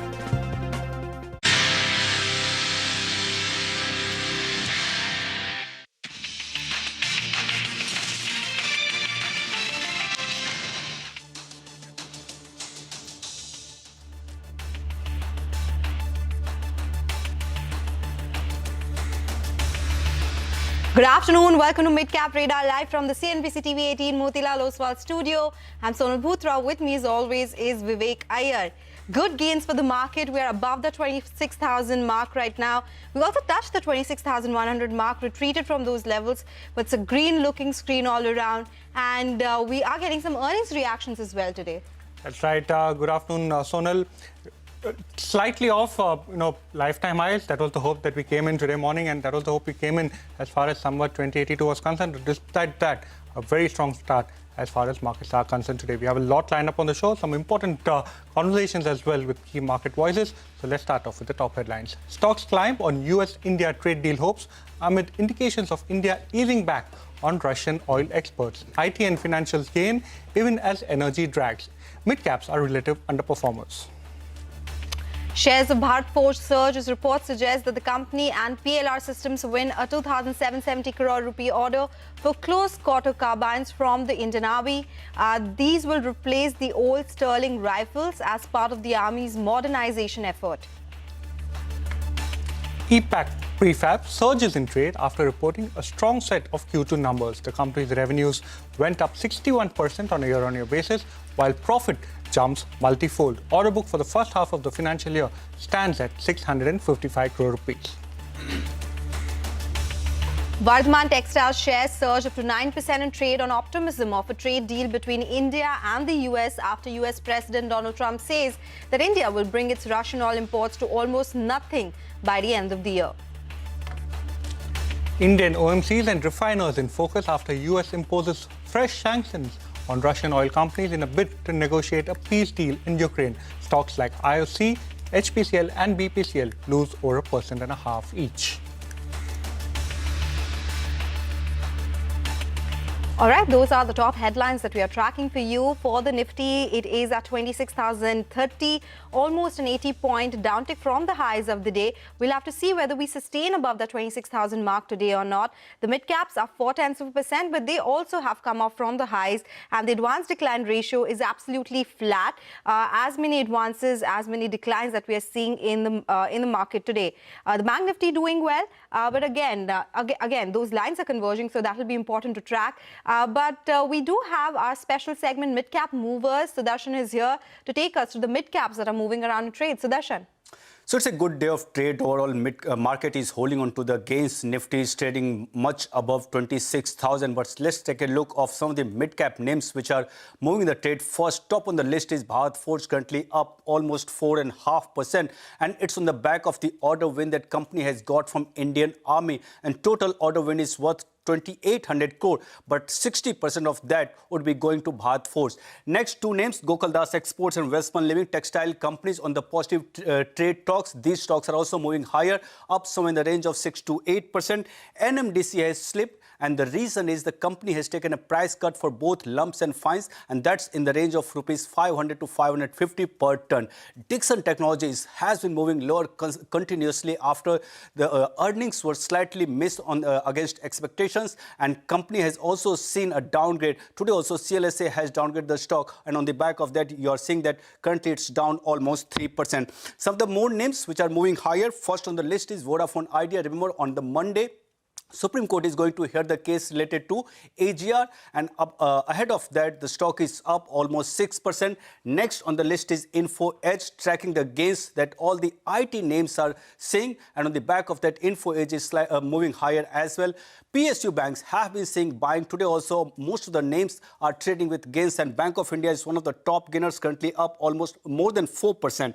Bagheria Industries up 13% with healthy volumes. Similar can be seen with SCI, that is also more than 7% with huge volumes. Some of the mid-cap losers, top on the list is Muthoot Finance. All the gold financiers are down in the trade. That's mainly because of the sharp downtick that we have seen in gold prices over the weekend. At one point on Friday, gold was above $4,300. Now it's below $4,100. On the back of that, you are seeing a downtick coming in Muthoot Finance, down almost 4%. Hindustan Copper, similar to gold, all the other metals also have moved lower, and that's the reason Hindustan Copper has also moved lower. Fortis Healthcare, that's seeing profit booking after a big move that the stock has seen over the last few months, and today it's down almost 4%. And last on the list is HPCL. All the oil marketing companies are down. There are two reasons. First, crude has moved higher, and second, there are talks of curb on Russian imports of oil, and because of that also all the OMCs are down. Yes, these stocks are on our radar. Remember, the Russian import in terms of crude was around 30% in India. We'll have to see what the updated number is, but that's an important story that we are tracking. Thank you, Sudarshan, for joining us as always with that list. With that, let's go across to Sudeep Shah from SBI Securities, who is joining us on the show for a technical check on the market. Sudeep, good afternoon. What do you make of the next important level? Do you think we'll continue to sustain about 26,000 and maybe touch those fresh time highs as well?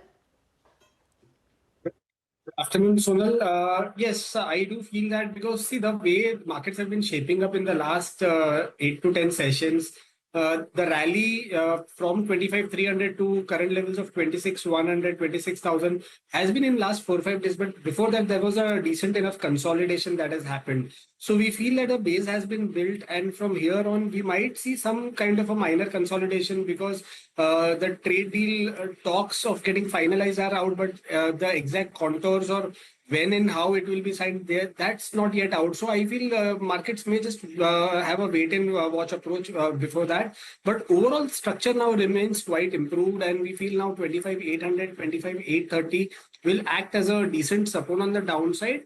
And till that is held on the upside, 26,180 and 26,300 levels can be witnessed in the next 4 to 5 trading sessions. Right. Good afternoon, Sudeep. Thank you so much. Well, you've spoken about the market levels. What we want to understand from you are your individual trading picks for the day. Are they intraday picks or positional picks? Vivek, a couple of positional names that are coming up on the charts. One is from the auto ancillary space, that is Bellrise Industries, the recently listed. So there was a decent move up to 165. Post that, the stock retraced back to 148, 150 levels, and now the stock has shown some signs of a rebound from lower levels. So we feel that this stock could do well, can be bought with a stop loss at 150 for a target of 160, 162 in the next couple of weeks. The other name that is there on our radar is Samvardhan Motherson. Now here also we have seen a decent breakout out of the consolidation that the stock was in the last 15 odd trading sessions. And the breakout is backed by strong volumes, and the delivery markings have also improved in the last few sessions. So we feel that this stock can be bought with 106 as a stop loss on the downside, and 114, 117 could be the potential targets on the upside in the short to medium term. Right. Thank you so much, Sudeep, for joining us, giving us a view on the markets as well as your individual trading picks. Moving on, as we now slip into a short break, here's some good news for our viewers. India's business news leader is now just a click away. Introducing CNBC-TV18's all-new app. Get instant access to breaking news, in-depth articles, and financial world updates at your fingertips. Download the CNBC-TV18 app now from the Apple Store or Google Play Store, or just scan the QR code on your screen.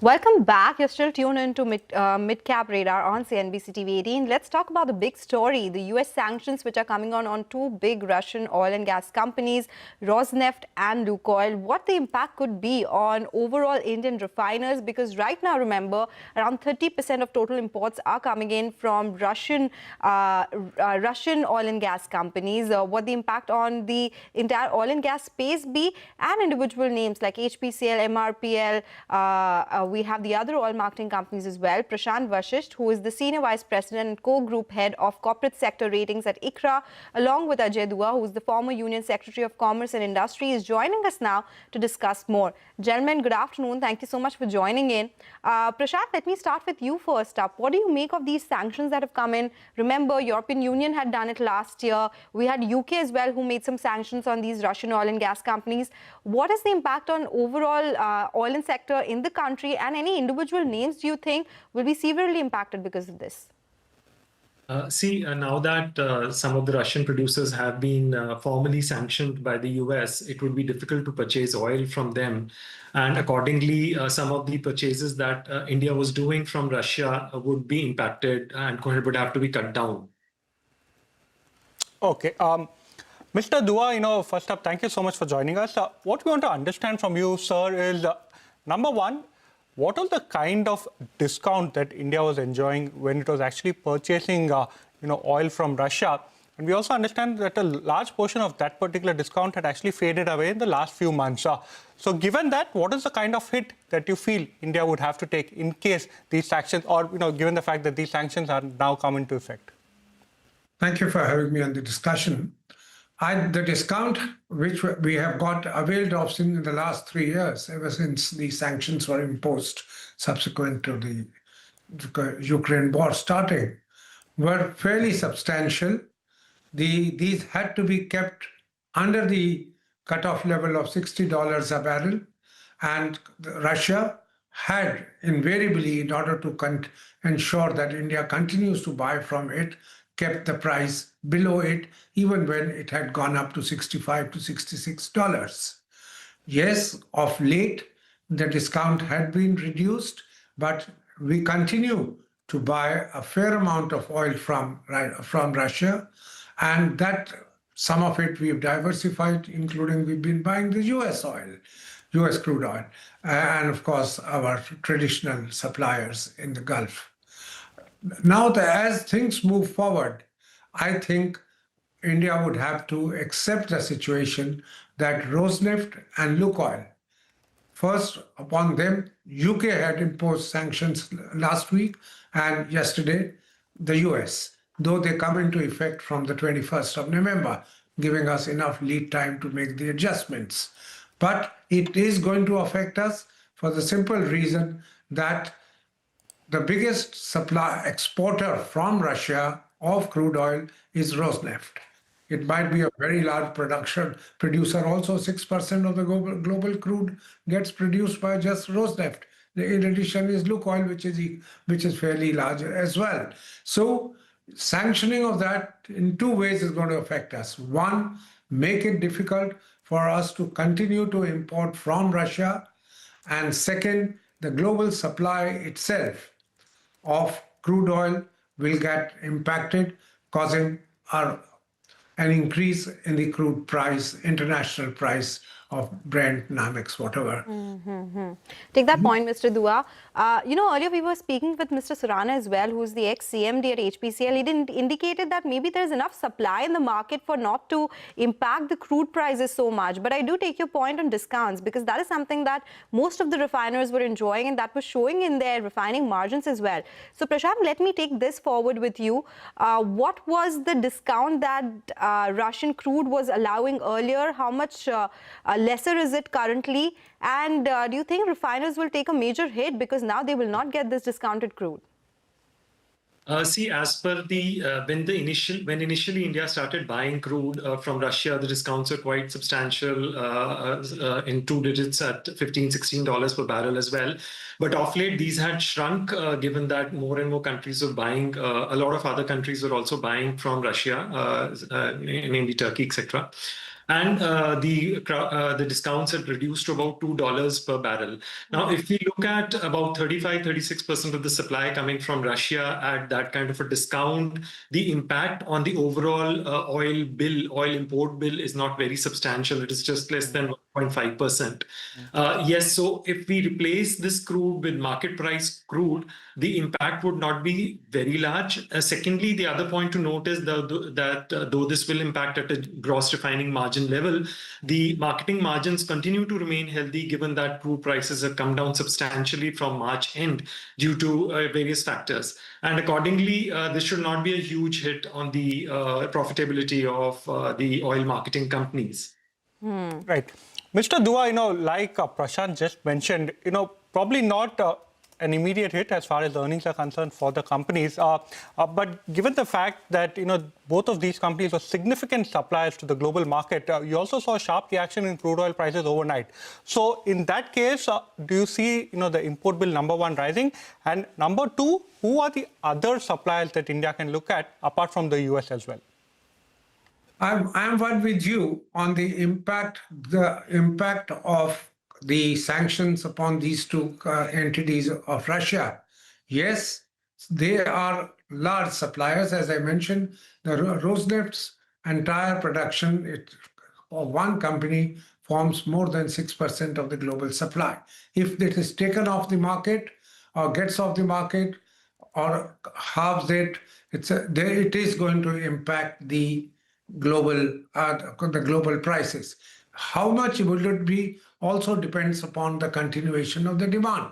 If the world doesn't grow well, it continues to be slowed, its activities, economic activities remain slow or laggard as at present, maybe the impact to some extent will reduce. But let's not deny that it is going to be there. Second, now, how does India handle it?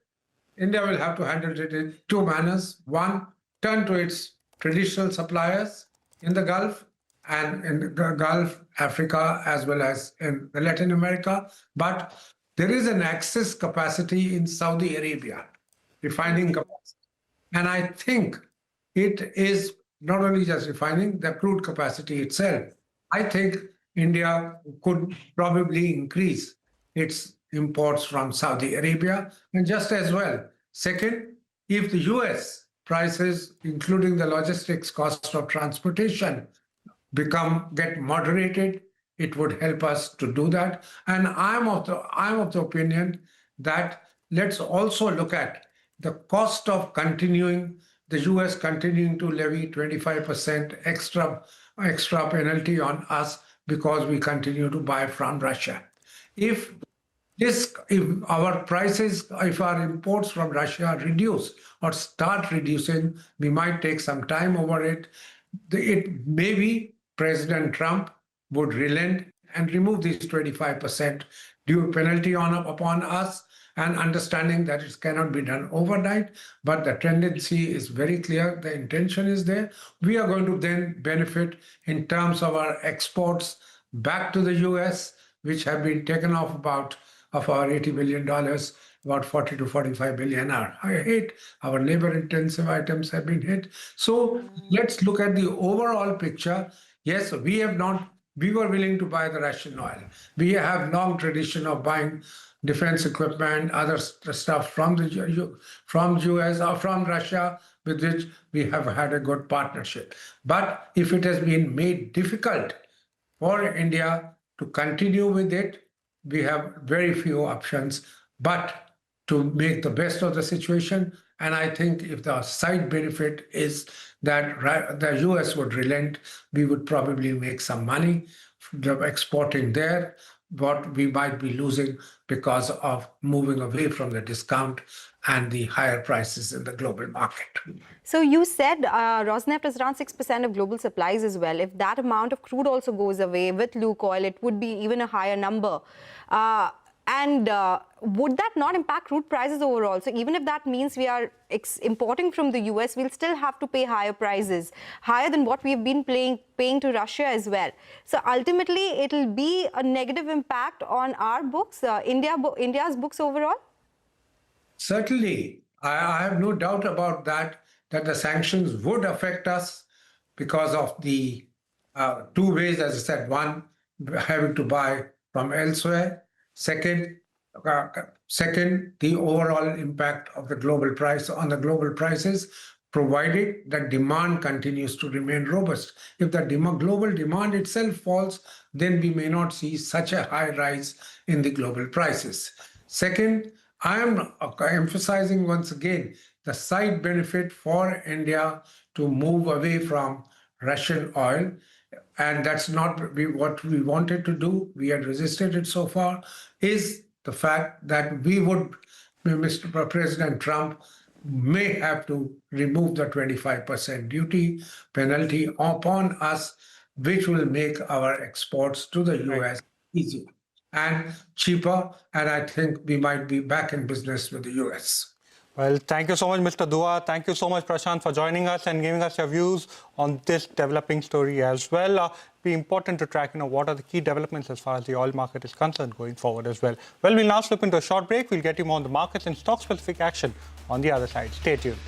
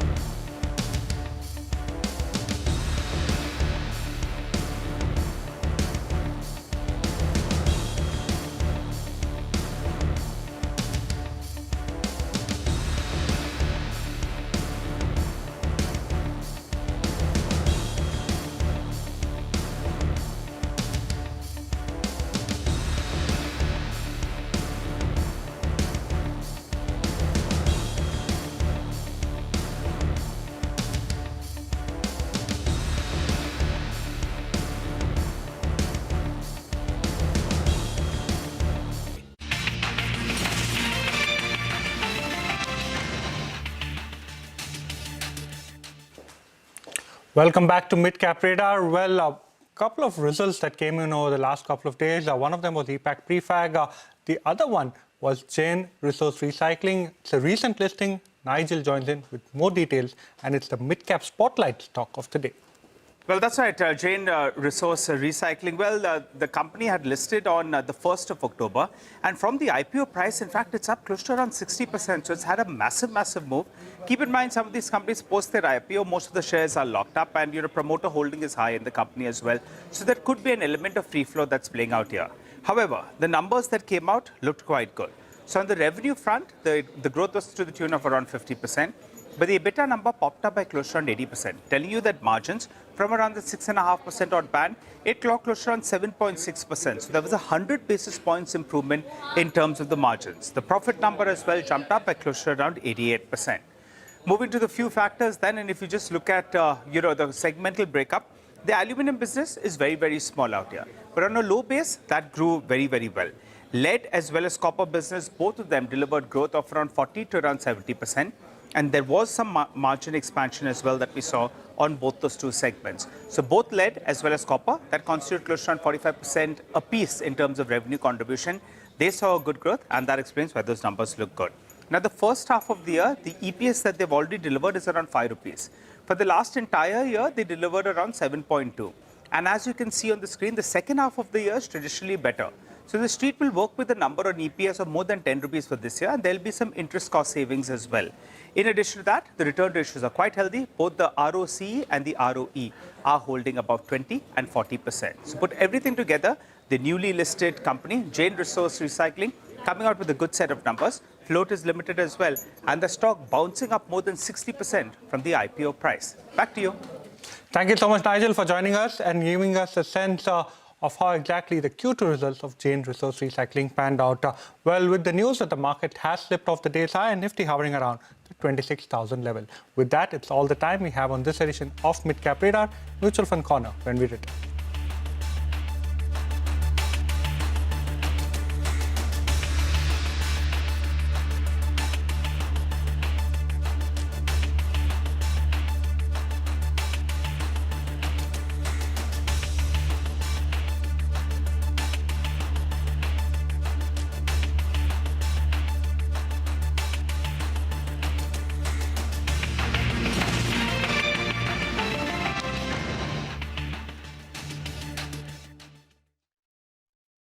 Co-powered by SBI, best है सबको पता है, and bank of Baroda के संग त्योहार की उमंग।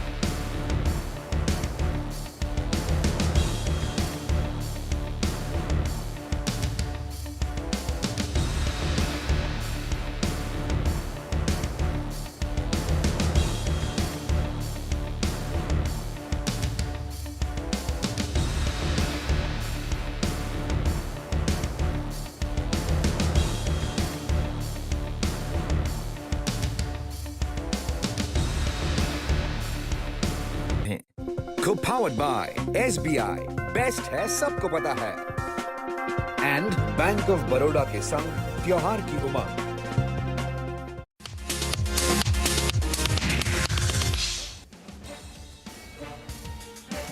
Hello and welcome to MF Corner. I'm Sonal Bhutra and with me as always is Vinny Motiwala. We start the news somewhat and we have to talk about investments in mutual funds and how you can grow your wealth via mutual funds as well. So we do have two guests on the show today, but let's get started with the first one. We invest via SIPs, all lump sum, but the SIP number has just been hitting record highs. Absolutely. Hi, Sonal. Good afternoon. And there's no stopping those flows, right? Every time we see in terms of SIP, the contribution inflows that are coming in, no sign of cooling off there. You know, look at SIP numbers in April. They were at 26,632 crores, 32 crore rupees. Now, obviously, that contribution has climbed up steadily. That number has moved up steadily. And then in September, it hit a fresh record high again, 29,361 crore rupees. Now, with flows consistently above record levels for half the year, the big question is now that are we finally nearing the peak? Is this the peak level? Will we start seeing a fall coming in? What are we expecting from investors now? What should we watch out for in this new somewhat? To talk to us about that, we have Kailash Kulkarni, CEO at HSBC Mutual Fund, joining us to talk to us about that. Kailash, good afternoon. Festive greetings to you and thank you so much for joining us on the show. Let's start by talking about this number that's come in, right? Do you think that what we're seeing coming in since, this whole year, is that going to be sustaining? Is that going to be continuing? Or, maybe we could see a change in this behavior of the retail investors? Well, thanks for having me on the show and happy new somewhat to everyone. And let's hope it's very, very prosperous for all of us, especially those who participate directly in the markets or via mutual funds. And, there's a very simple question to answer very honestly, because we've seen a sustained growth in SIP numbers, and you just mentioned, 26,000 to 29,000 this year. If I just take you 1 year back, April of 2024, this number was 20,371. So actually, you're talking about 9,000 crores of growth in just about 18 months of time. That's phenomenal, and we see this to be a sustained mechanism on account of two reasons. One, we are seeing renewed interest in people believing in the power of SIPs. They know that, irrespective of what the market does, this is a great instrument to look at when you're starting your investing journey. And as more and more new investors come into the markets, we are seeing many of them use SIPs as a starting point. So I see this, fundamentally as something which will continue to grow. The other reason I feel, that there are enough and more investors today in the market who have a good track record of how SIPs have helped them. And the word of mouth generated through that is very, very powerful. So maybe, the near-term investor may not have a great experience, say 1 year back who started SIPs, but when they talk to people who have been invested for 10 years or so, I think it's a fantastic experience. But do you think investor participation has deepened, or we are still seeing small ticket contributions coming in from new investors which are on a larger base but making those smaller contributions to your SIP? So what do you make of the clientele who is investing in the markets now?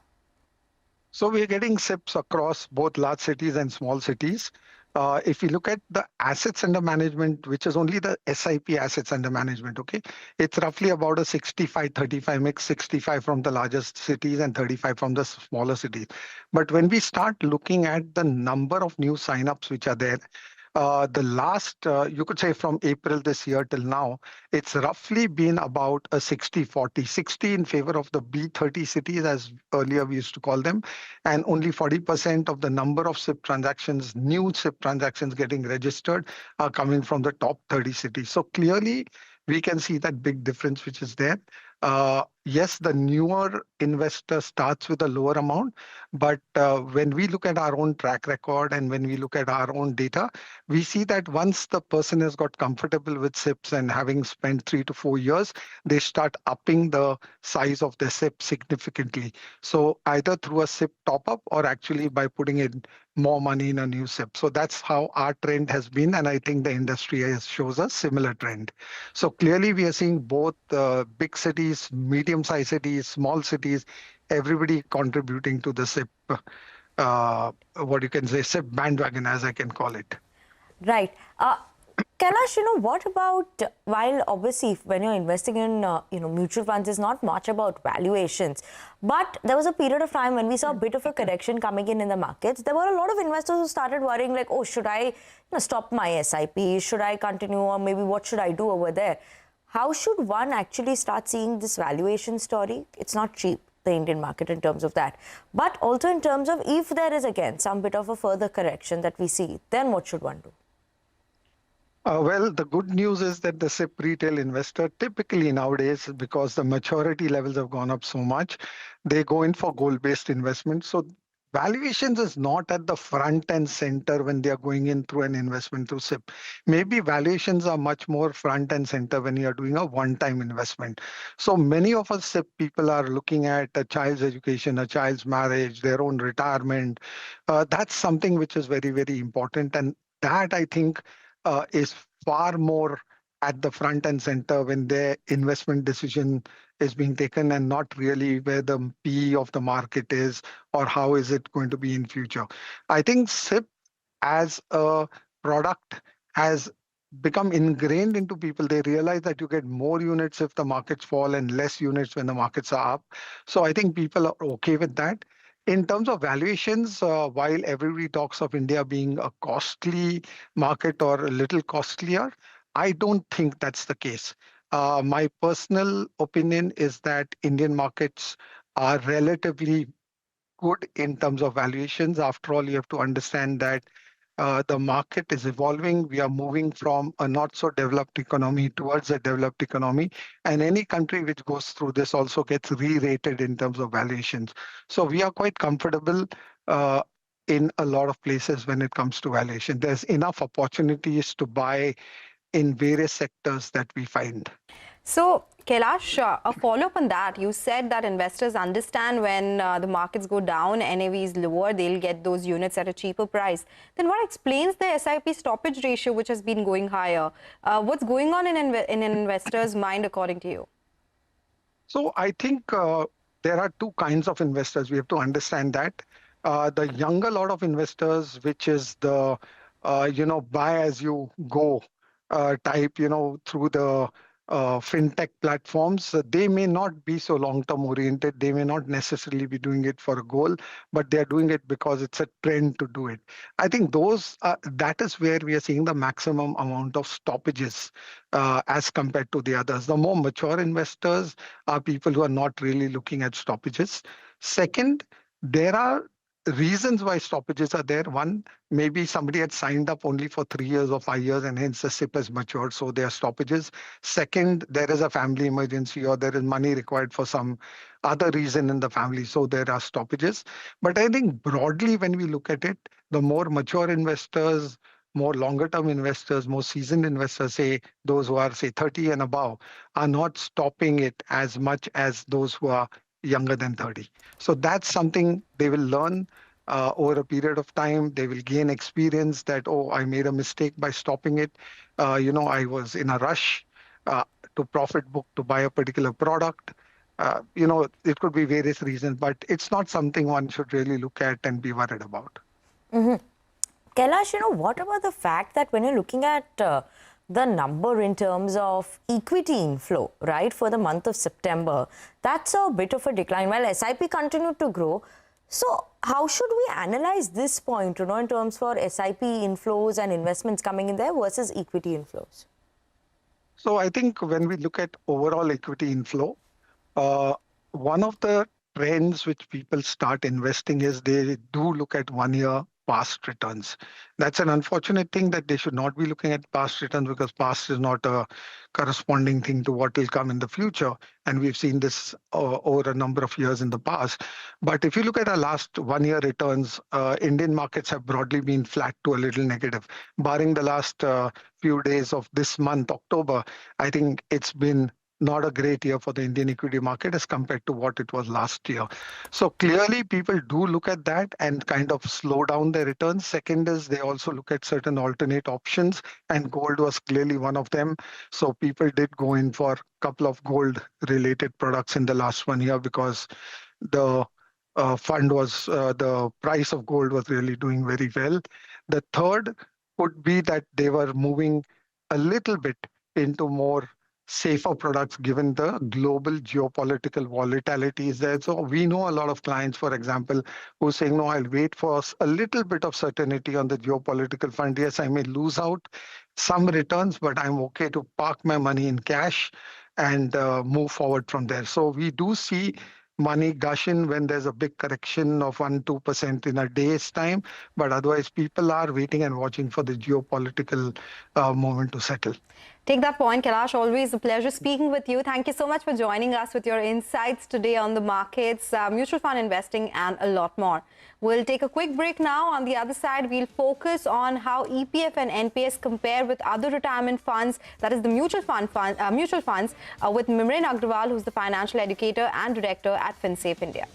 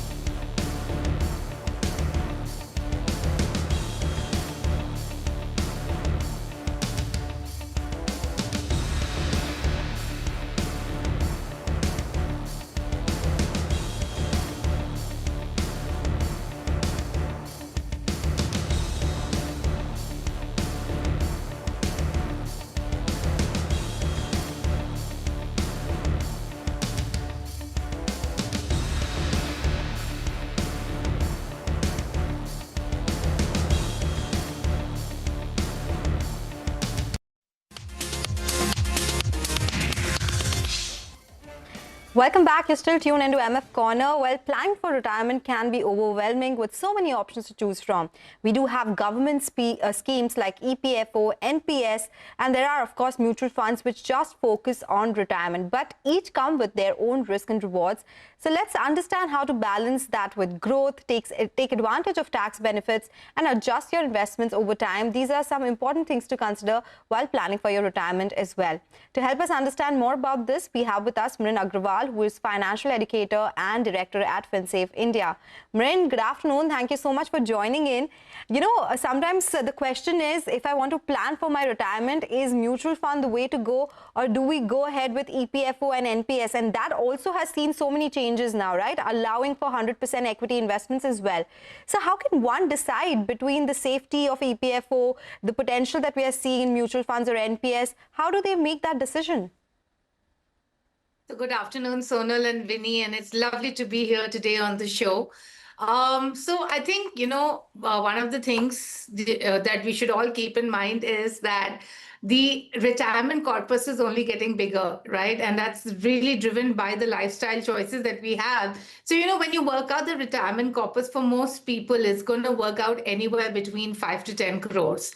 Now, while the EPF is a great instrument, it gives you a limited return and hence it can only get you to a point, right? But, you know, so if we have to reach these bigger numbers, we will need to add equities to the portfolio. And I'll just give you a small example as to how this can actually have a huge impact, right? So, for example, if you have a 30-year-old who has 1 lakh rupees of expenses and wants to retire at 50. Okay. So now this person has actually a corpus requirement of 11.5 crores. And if they want to meet it only through the NPS, then they have to pretty much invest around 2 lakh rupees per month. But if the person decides to add equities and go the equity route, then the amount to be invested actually almost halves to about 1.15 lakhs a month, right? So, addition of equities is an absolute must because one, you need to reach that higher corpus. And two, it really helps you in reducing the amount that you need to invest and probably makes it more doable. Hi, Mrin. Good afternoon. So then what are the checklists or, the checkpoints that I have to watch out for while investing in NPS and mutual funds? Is there anything specific that one should watch out for? Obviously, you mentioned in terms of example, when you go the equity route, then your amount that you have to invest every month does become less. But are there other important factors that one should consider according to their time period or goals, or how should that work? So I think, when you want to make the choice between NPS and mutual funds, it's really about what do you find easier? Do you want to get into an instrument? This is just from a retirement perspective, I'm saying. Do you want to get into an instrument where all you need to do is invest and then whenever you need the money, it'll come to you as a pension, right?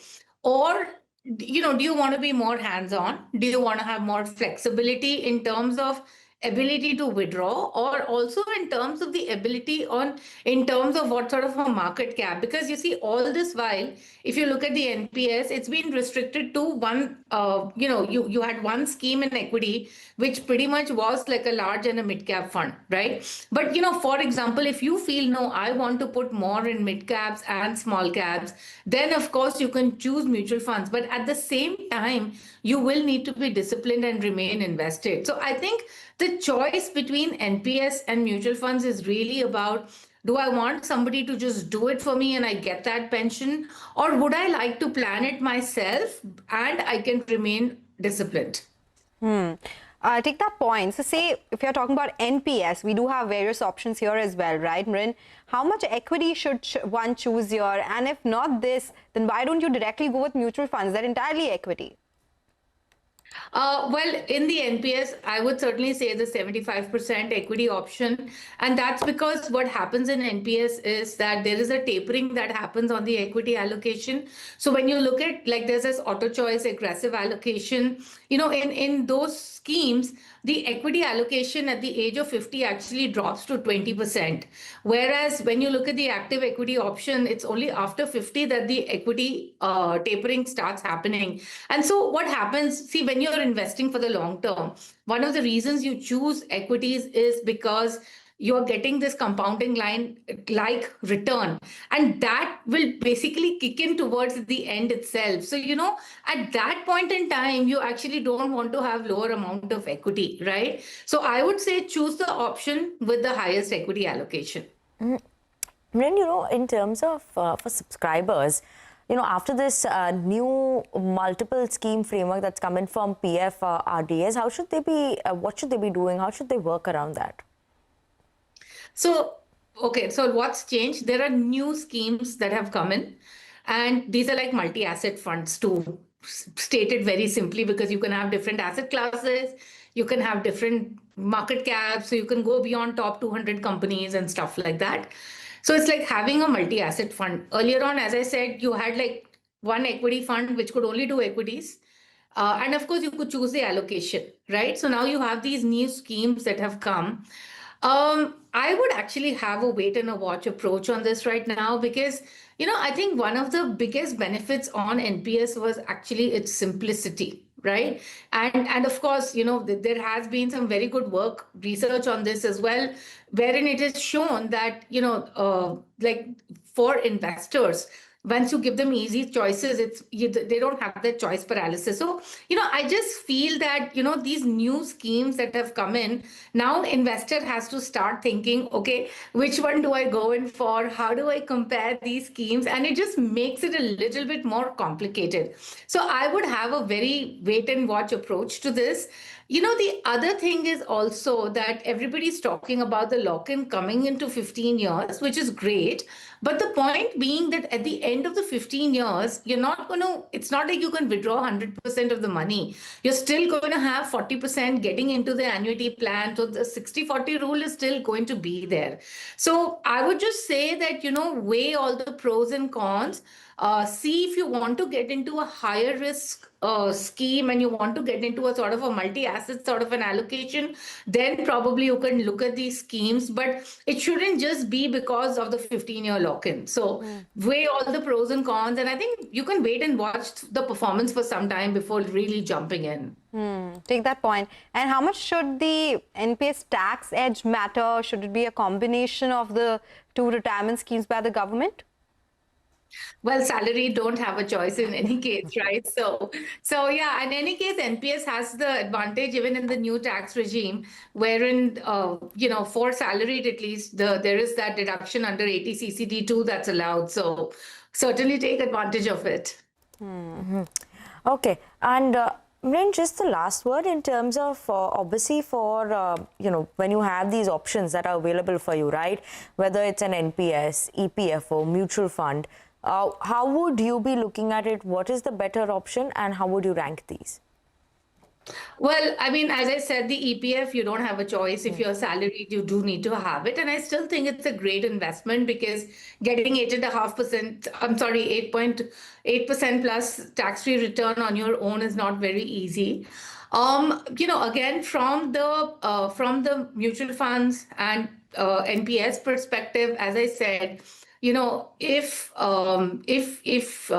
you want more flexibility, you feel that you can choose schemes better, and you want the flexibility to plan your retirement when you're planning for post-retirement, you want that flexibility, then I think go in for the mutual funds. You have a whole set of retirement funds that are available. You can also choose a regular mutual fund. So you have a lot of schemes available there. And again, I'll say that if you feel that, okay, I find all this like really difficult, I don't know which scheme to choose, I don't know what to do at retirement and stuff like that. And we must remember that the pension rates are actually quite good. They're between 6.5% to 8%. So the pension rates are not bad, honestly. So if you feel that, I want everything planned for me and I just want to do it the easy way, then probably NPS active equity is the option for you. And always there's the tax benefit, right? You can get additional deduction that would come by for you under 80 CCD. And that is something, if you are, of course, opting for the old tax regime, it would be helpful for you. But Mrin, always a pleasure speaking with you. Thank you so much for joining us today and making sense of so many products that are available for an investor when it comes to retirement. And of course, we've spoken about the changes that have come by, or of course, the proposal that has come by from EPFO, because withdrawal has been a big issue. Yeah. And now they have tried to address that as well. So we'll watch out for what the changes are. But for now, we'll do one thing. We'll take our audience's leave or viewers' leave on this edition of MF Corner. But stay tuned for Closing Bell to take you through the last hour of trade.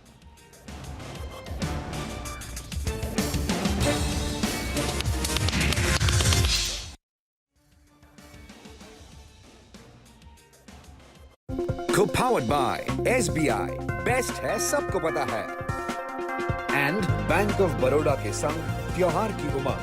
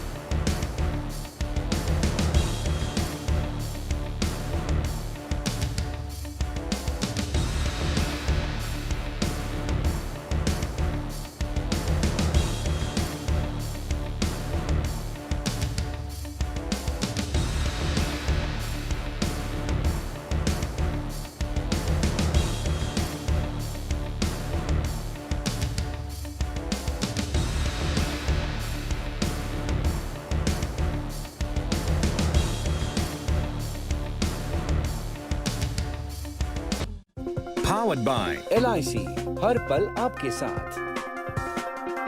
Co-powered by SBI, best है सबको पता है. And Bank of Baroda के संग त्योहार की उमंग. To understand the reasons for the day's movers and shakers. And get your portfolio ready for tomorrow. Beaming live from the CNBC-TV18 Motilal Oswal studio.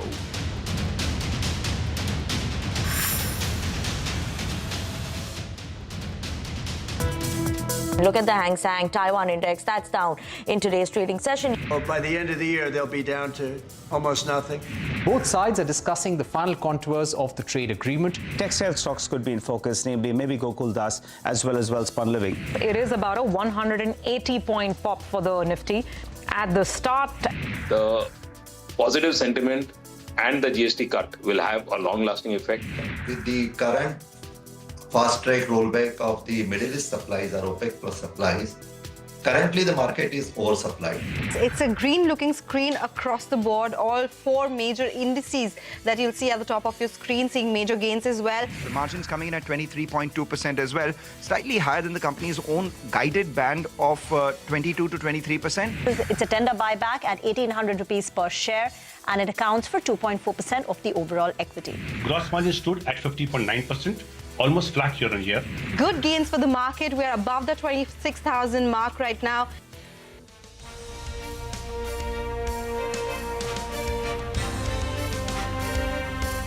That was the day so far. Hello and welcome to Closing Bell. We're coming to you live from the CNBC-TV18 Motilal Oswal studio. I'm Reema Tendulkar. With me are Surbhi and Nigel.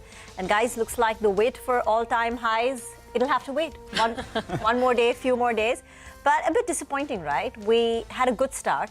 The Nifty scaled to levels of 26,100, and we've slipped about, 170 points from the day's high, and now closer to 25,900. I think that's the bigger disappointment. Frankly, I was not in the all-time high camp today. It was 400 points gap up. You had global cues which were a bit iffy. You know, Wall Street was selling off. There's some concerns on India, on US-China trade as well. And plus Tesla, IBM, when they opened up for trade, you know, after us, these stocks were all down. So that was going to reflect. Absolutely. Yeah, so I was not really in the camp that fully believed that we'll get that all-time high. But what has been more disappointing is the sell-off from the afternoon high levels. But, you know, maybe it's profit-taking, the market, you know, at fear of heights, right? We've all seen that in the past as well when you're approaching critical levels. Oh, yeah, that's right. I think it's par for the course. After the kind of rally we've seen, it's par for the course. Maybe you wait a little longer and those all-time highs are going to come. But maybe, in fact, now after the kind of run, some kind of cool off, some kind of consolidation is par for the course. And today is the Sensex weekly expiry as well. So that could be another element at play. But the headline index is still okay. You look at the breadth of the market. Portfolios are not feeling like anywhere close to that fresh all-time highs. You pull up the zigzag lines. At the start of the trading session, you're close to 1,700 stocks that were advancing. And the number of stocks declining were far lower. Now, let's just take a look at what's happened. So that's why portfolios are not feeling anywhere close to those all-time highs. Though I think we gradually get there. And today it seems at high levels, there is some supply that's coming in, particularly for the Nifty Bank as well. That's come off considerably. The small cap index is, by the way, in the red now. The small cap index is down close to about 0.2%.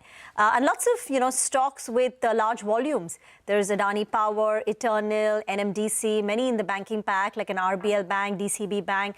Oil marketing companies are sulking today. So there's lots happening beneath the surface. But the big story is that the Nifty slipped about 160 points from the day's high. The Nifty Sensex closer to 400 points. And we're in the green, but just up close to about 0.25%. Here's what's lined up for you on our show today. In the final hours, early gains propelled the Nifty to 26,100 level for the first time since September. However, the Nifty failed to maintain the momentum. IT Pack is doing well, leading from the front. Promoters of IT Bellwether Infosys will not be participating in their largest ever 18,000 crore buyback.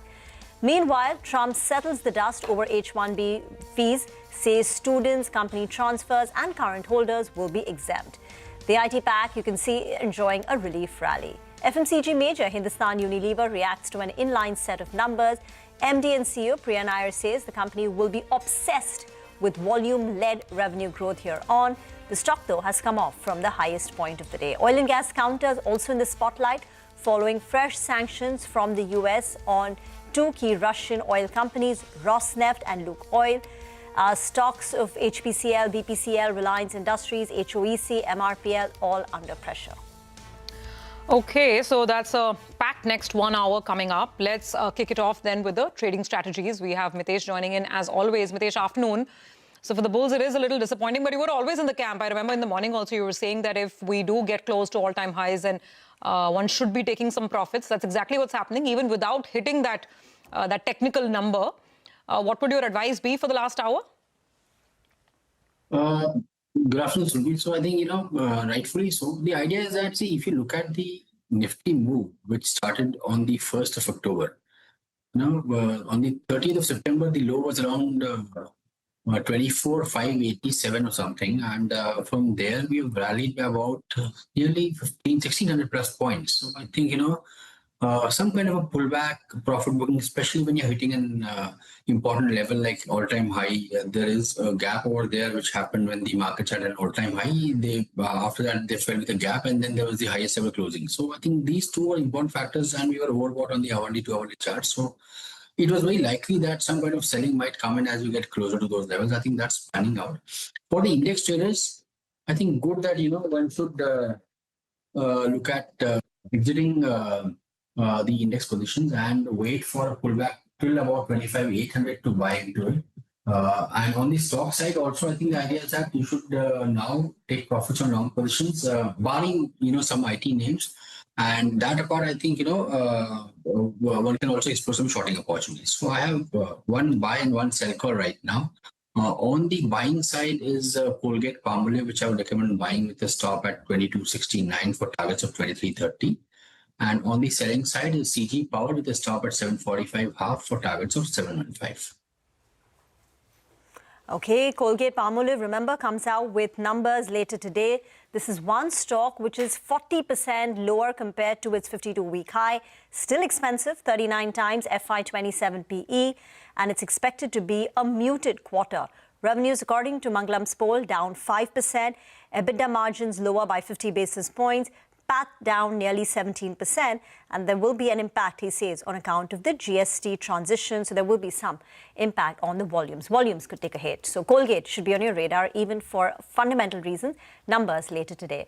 But let's talk about the oil and gas space then. That's yeah, the big absolutely. Story, right? That is the big story because the US has imposed additional sanctions on Russian oil majors, and that includes names like Rosneft, Lukoil. These entities now will be subject to further sanctions. The question is, will that complicate matters for India with respect to our Russian oil purchases, which the US president anyway has said will, according to him and his understanding on the phone call with Prime Minister Modi, according to him, they will be winding down by the end of the year to almost nothing, quote unquote. Well, let's bring in Sonal to understand the implications for oil refiners, oil marketing and refining companies first up. Sonal? Well, yes, oil marketing companies are in focus because US has gone ahead and sanctioned two oil producers in Russia, that is Rosneft and Lukoil, and that is done to pressure Moscow to negotiate a peace deal in Ukraine. Now, do remember there were some sanctions that came by from European Union as well last year on these companies. Now, how does it impact oil marketing companies? Do remember that OMCs now may see renewed hassles when it comes to sourcing from Russia in terms of insurance, in terms of freight, in terms of cargo as well. 25% of the total crude imports are from Russia currently.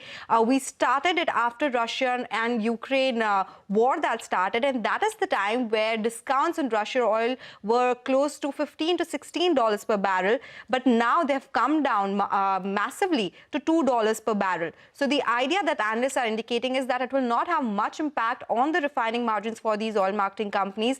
And also, we had some commentary coming in from these oil marketing companies. For instance, MRPL indicated that they are not trying to slow down Russian oil purchases.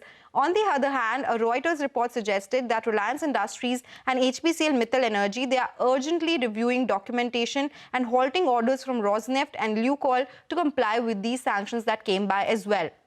We spoke to some experts as well. M.K. Surana, who's the ex-CMD of HPCL, he indicated that now we need to see if sanctions will keep Russian barrels out of the market completely. But he did not think so because China continues to buy Russian crude at current levels as well. And so crude prices will not be impacted in the near term because market is very well supplied. We spoke to ICRA as well today, and they indicated that while refining margins will have a small impact, it will not be much because discounts have narrowed down. Marketing margins will continue to be higher for these companies, and that is the reason we will not see a major impact on profits of all these oil marketing companies. So important to note what happens with supplies going forward, but for now the indication is it will not be a big impact. Okay, all right. Sonal, thanks for that. Got it. Let's discuss this and more with Deven Choksi. Deven, good to have you in. First of all, wish you a very happy Diwali and a very happy New Year as well to you, your family and all at office. Let's start right there, oil marketing companies, because there are so many moving parts. One, I mean, tell us your assessment, whether this impacts their buying and the mix of Russian oil, within the refinery. And even otherwise, I mean, oil prices have moved up because of this development. And if we eventually have to move away from Russian oil and buy more from the US, I mean, it'll all play through in terms of refining margins, right? So what is your understanding right now of this? Yeah, good afternoon, Surbi, and wish you happy Diwali and New Samvat year as well. Thank you. Well, I believe that against 35-40% kind of an import of Russian crude oil, if we have to pare down this particular import and I think bring down to nothing, that is where probably I think the ask is on the sanction side. It would probably, I think, mean that I think some of the immediate observations, like today, buying from Russia could possibly mean that around $15 to $25 million worth of saving for Indian companies because of the discounted price at which they are buying. And at the same time, I think the amount of the cost saving that you do always on the rupee trade settlement for these particular purchases that the companies are doing. As a result of which, I think there is an incremental margin that the companies are obviously enjoying. Suppose if this has to go away, and if the crude oil basket has to be purchased from UAE and other countries, then possibly the advantage of the lower prices might go away for a while, and then probably I think one will have to pay a little premium compared to what it is.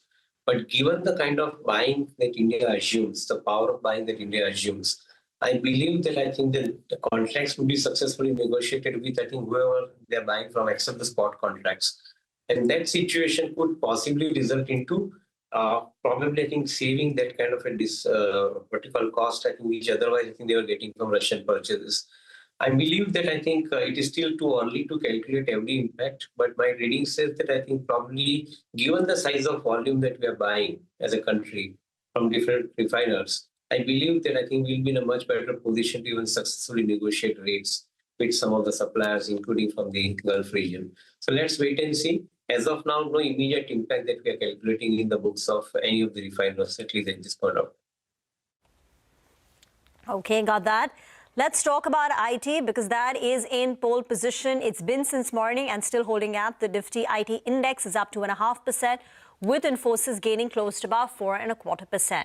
Now, there are a couple of news flows which the sector is reacting to. For starters, for Infosys, the promoters have said they will not participate in that mega buyback.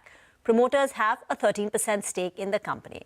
The buyback is 18,000 crore, a tender buyback at 1,800 rupees per share. So significant upside from current levels. If the promoters don't participate, then the acceptance ratio for the others go up. But the question is, promoters' non-participation, is it because of, they see this as long-term value creation, or is it the tax angle? Because remember, for, and people who are in the highest tax bracket, like say the Infosys promoters, right? The buyback income would be deemed as income and would be taxed at the highest rate. So it's quite tax inefficient. That's what, people are pointing out. So is that the reason why promoters are abstaining? But secondly, there is some clarification coming in on H-1B visa. So remember the Trump administration raised the H-1B visa to 100,000. The clarification that's come through is that F-1 visa. Basically, international students, when they want to move from their F1 student visa to a working visa, H1B, not applicable. To even L1, which is basically doing an intra-company transfer. You're changing jobs. not applicable. And again, this is only applicable for, it's not applicable for renewals, it's not applicable for extensions. So this clarification on F1, L1 has actually soothed a lot of nerves. And thirdly, remember, as we were discussing last week, the IT earnings was not bad. I mean, it's still a low single-digit kind of a revenue growth, but compared to muted expectations, not bad. And it's not that the demand environment has deteriorated. The companies have done well in terms of margin protection. And this is a sector which is about 20% away from its 52-week high. So, I mean, these are just a couple of reasons that's driving the optimism when it comes to IT. Devin, we keep asking you on, IT every time you join us, but anything in the mid-cap IT space, any, the AI infrastructure plays like a NetWeb, what interests you, even if it's not the large cap names? And how much of a relief is this H1B clarification to your mind?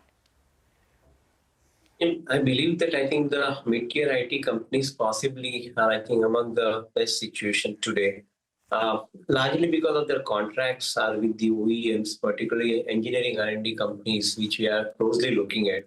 The contracts are with OEMs, and those contracts are quite tight contracts in a way, from a perspective of, I think, seeing the execution, seeing the deliverables, etc. We believe that I think likes of LTTS, likes of Tata Technologies, these kind of companies possibly, I think, are giving better visibility as far as their execution is concerned in coming period. Of course, the frontline IT companies, to my mind, I think from the every other aspects have started becoming a reasonably good opportunity from the valuation perspective too.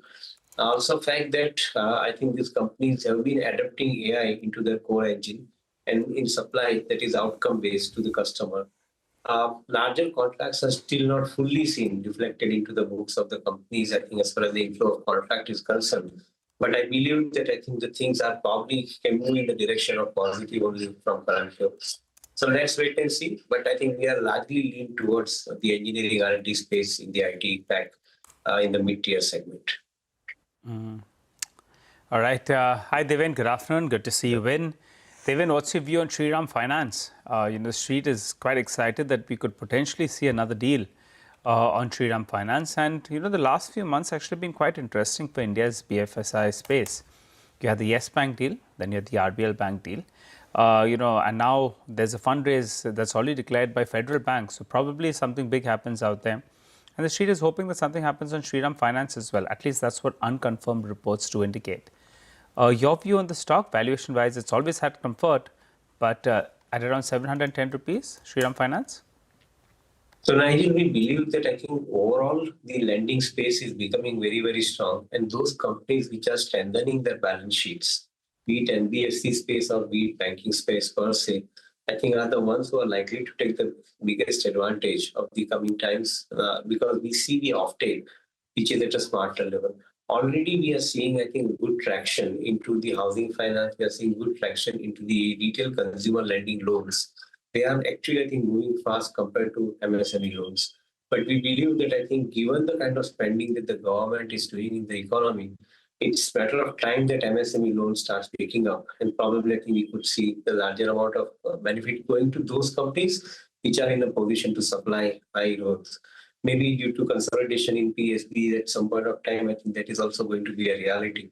So in our viewpoint, I think, though I would refrain from putting any view on Shriram Finance because we don't have it under coverage. In our viewpoint, in general, I think the lending space looks reasonably okay. Also, given the fact that the valuations are quite decent at this point of time. Okay. That's Shriram Finance. Since we're talking financials, Devin, pretty interesting moves. There is RBL Bank, Federal. We will know the contours of some sort of a deal maybe tomorrow, their fundraising exercise. So there's a lot of spark in Tier 2 financials in general. But then the big banks, the ones that have reported so far, they've been very steady as well. So give us, say, your top 3 financial picks across banks and NBFCs. What would be the order of preference? So we continue to like, I think, the proposition in Geo Credit, and we also continue to like, I think, a good, strong ability of Bajaj Housing Finance to execute the housing finance business. Comparatively, what we are seeing that these two companies possibly are growing faster than their peers in the industry, largely due to the use of fintech at the front. They are in a position to process loan faster. they are much better positioned to, I think, manage their liability side efficiently and in turn, I think, manage the profits and the profitability. So we like, I think, the abilities of these two companies, particularly within this space. Of course, Bajaj Finance, I think, in the consumer lending space, I think is unbeatable as far as, I think, their ability to reach out to customer at the speed. We believe that, I think, these two guys are basically joining this entire thing, and maybe we are likely to see a higher amount of growth coming from them. As of now, I think they are available at slightly expensive valuation, but if one is looking at deep value over a period of time, I think they are reasonably good prospects for having in the investment portfolios. Devin, would you play any of the textiles or the shrimp players? For instance, the Gokuldas exports. We treat it as a barometer to gauge the interest in India, to gauge the progress in India-US trade deal.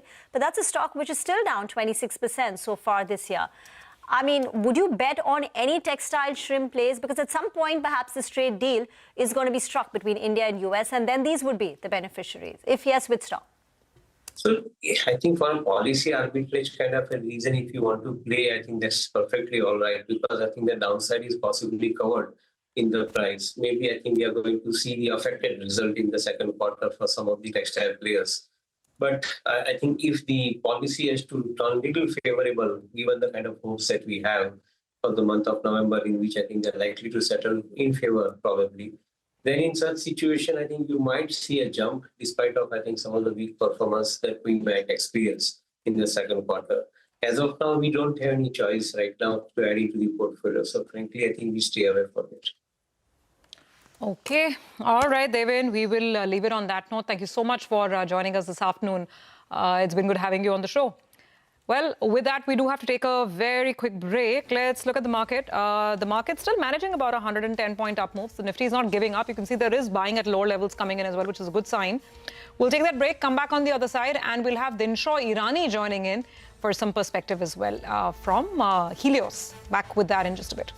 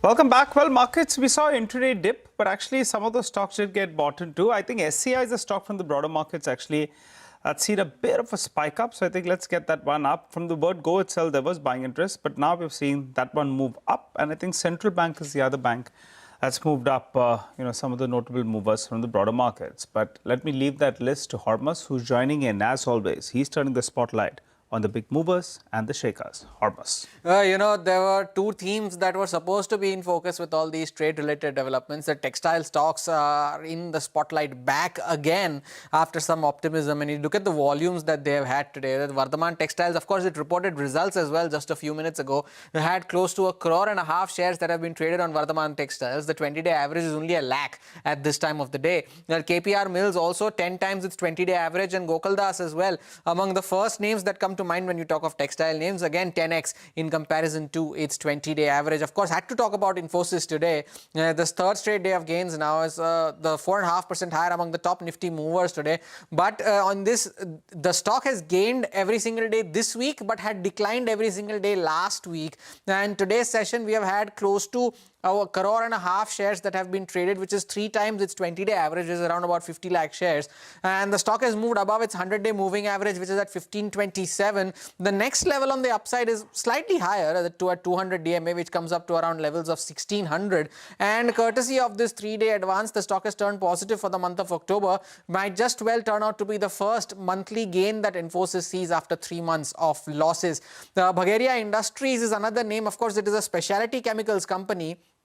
At 15% higher, the biggest single-day gain and the highest volumes already since August of last year, beg your pardon. 28% now the stock has moved in the last 3 trading sessions itself. And we have had close to 60 lakh shares that have changed hands. The 20-day average here is just about 4 lakh shares. And the stock moves above all of its key moving averages as well.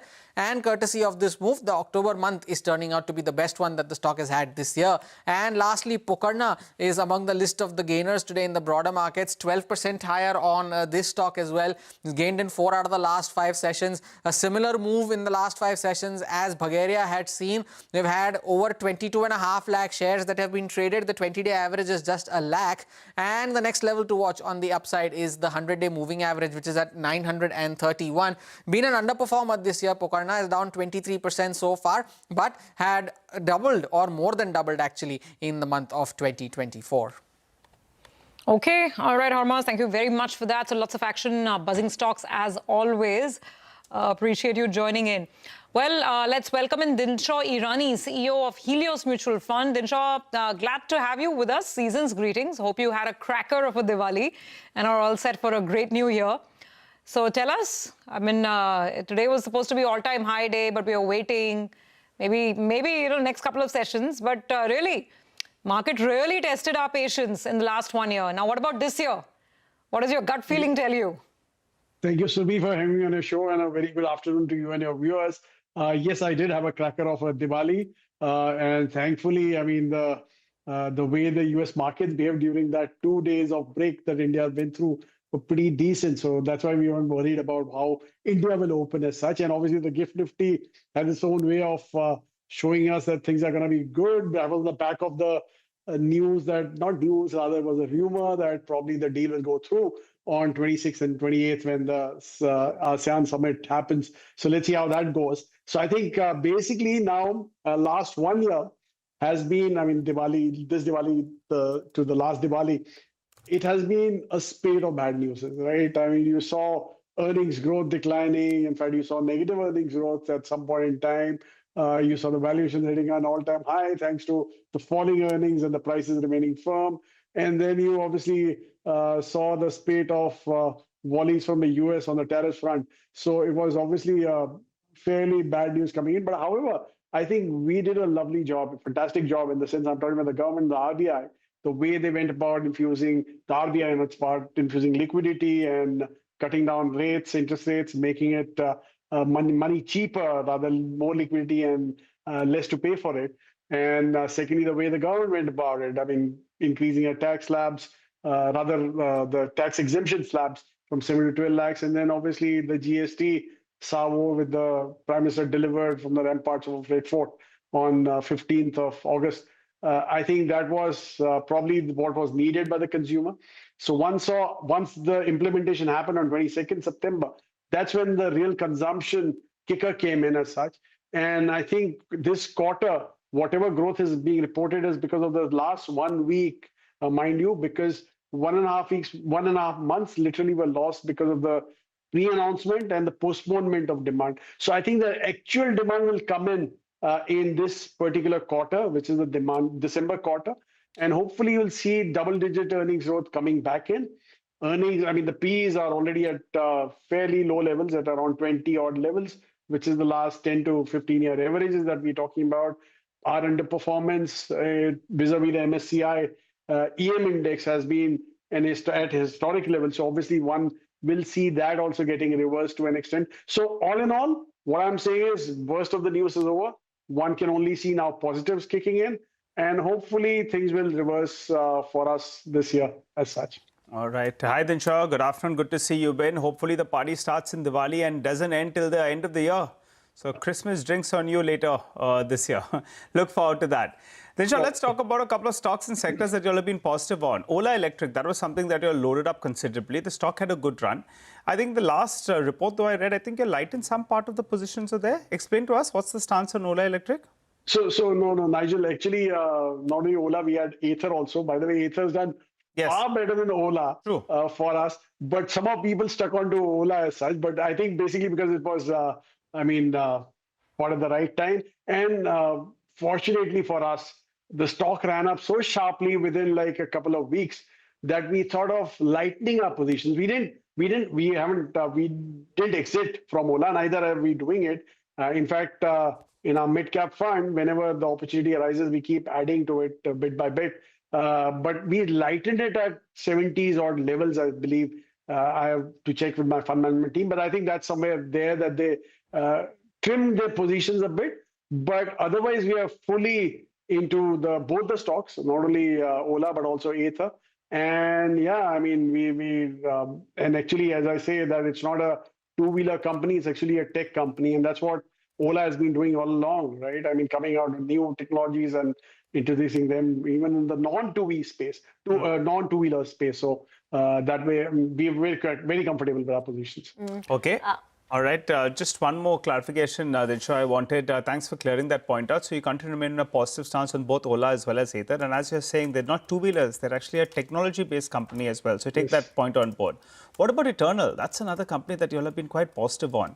Now, over the last few days, you're reading various articles that the big boy Reliance Industries is getting a little bit more aggressive in this space. And I don't know whether that's playing on the minds or whether the run-up has been so drastic, but Eternal is one of the top losers in today's trading session. Right. You all have been in early. You all have backed that position. Eternal still has a long way to go from here as well? Yeah, actually, Nigel, I don't know, Sam Altman had come out with a statement that trust the exponential. I think that applies to all the platform companies, not only Eternal as such, where you don't know what kind of a multiples of growth that's going to apply to these kind of counters. And frankly, I mean, the market's big enough for all players. I mean, I don't think Eternal and probably Swiggy and Zepto, in fact, the three major players today in the quick commerce space could have justified such a huge market. So there's enough and more to go. Yeah, there'll be knee-jerk reactions along the way. There'll be some question marks being raised as such. But I believe that the players who are still, I mean, the players who are generating money and not borrowing from outside to grow are the ones which will grow. I mean, there's one player who's constantly in the market for raising capital and investing. Unfortunately, it's an unlisted play, so not many own it as such. But that is not the right way to go, right? I mean, these guys have been there, they've done it, and they're making money on their food delivery business platform as such. And there are other platforms also with their offer. So I don't think they will have a problem facing the likes of a Reliance or even a Amazon as such. I think the market is big enough for this. So we continue to hold and we're quite okay. I mean, we're quite happy with our position. So obviously there'll be days like today when you'll see some hit being happening, but I'm sure there are less days like this and more of upsides to come. So, sorry, which is that company you said in the market, privately listed, constantly looking to raise money? Zepto. Yeah, obviously. All right. No, I wasn't sure whether you're referring to the quick commerce space or anything else in the internet platform, which is why I thought I'll. So you're comfortable buying, the Eternals and even Urban Company, Indigene. You've spoken about them in the past at the current juncture too, even at these levels. So Urban Company, we are holding on. We were anchors, and it opened quite sharply up. I mean, 70% up. Even today, it is like 50-55% higher than its listing price. We're not too keen on that right now. Probably wait it out and see if the price comes to some reasonable levels before taking a position in that. But today, we're not adding to that position. We're just holding on to our anchor position. And Dinshaw, finally, financials, a space which you've always loved for a long, long time. But what are the new ideas there? Because you're really spoiled for choice. There are the big banks, there are the non-banks. Then the small banks are being bought over by international giants, and there's capital flowing. There's too much going on. So any new ideas here? No, so this is a very well discovered sector. There's nothing new happening out here. But what we did, however, was with the RBI becoming so aggressive on the rate cuts, what we did was shift some of the positions from, rather trim some of the big banks and went into NBFCs as such, because we believe that those will be the better players to standing there to take care of the rate cuts, such aggressive rate cuts. And I think we've been proven right. Otherwise, we are holding on to our original positions and we remain quite into the sector. And as I said, that if economy is going to grow, this sector is bound to do far better than any other plays in the market. So. Thank you very much for that. Now, the big number to watch will be Kotak Mahindra Bank. And I think that comes out on Saturday. Dinshaw, great chatting with you as always. It's time now to talk about futures and options. Nigel has hopped over to the F&O desk. Nigel. Well, interesting day's trade, right? Because we were all expecting the markets to end closer to the higher point of the day, but there is some supply that's coming in from the top. And the PCR, the last time I checked, was at around 1. Now, a couple of strikes are very, very active, and that's giving us a perfect picture why we did see selling from the highs of the day. So the 26,100 call, a lot of open interest built up out there. The premium out there went from around 40 rupees, it went all the way to around 100 rupees. But from the top, actually, it's come down to around 73 rupees approximately. But the rough average will be around 100 rupees approximately. So we are seeing that there is some kind of mixed activity on the call side. On the put side, though, the 26,000 put, just take a look at the premium. At the end of trading session yesterday, it was at around 200 rupees, the last trading session. That's come down to close to around 100 rupees. There's a sense of writing at this particular strike. So at around 26,000 put, you deduct 200 rupees, which was the start of trade premium. Then you're looking at a near-term support of around 25,800. That's the ballpark mark out there. On the upside, 26,100, that's a bit of a resistance zone, and that coincides with today's high, which is at around 26,104 or thereabouts. Looking at individual stocks, a couple of those names that have got hit and have underperformed, they're coming for a short covering bounce. So whether you look at Vodafone Idea, stock is surging up, open interest is down. Should get the futures played up for you on the screen. There's a bit of a short covering bounce out there. IEX as well, the stock has popped up in trade, and there's a massive shedding even on that particular name. On the flip side, Eternal, the stock, after seeing a good run, the stock is one of the top losers today, and the open interest actually has swelled up on that particular name. And finally, Axis Bank, when they came out with that set of numbers, you could have looked at the numbers and said, well, you didn't like this or that. But post the numbers, the street is clearly telling you it wants to look ahead, because that's one of the outperforming banks. So fresh buying being seen out there. Stock up, open interest up as well. Looking good for more. Okay, all right, got it. Nigel, thank you very much for that. We'll take a break on that note, come back on the other side. As always, a check on all the dealing room chatter of the day. So we'll have Nimesh join in, and then some final trading ideas coming up with Mitesh.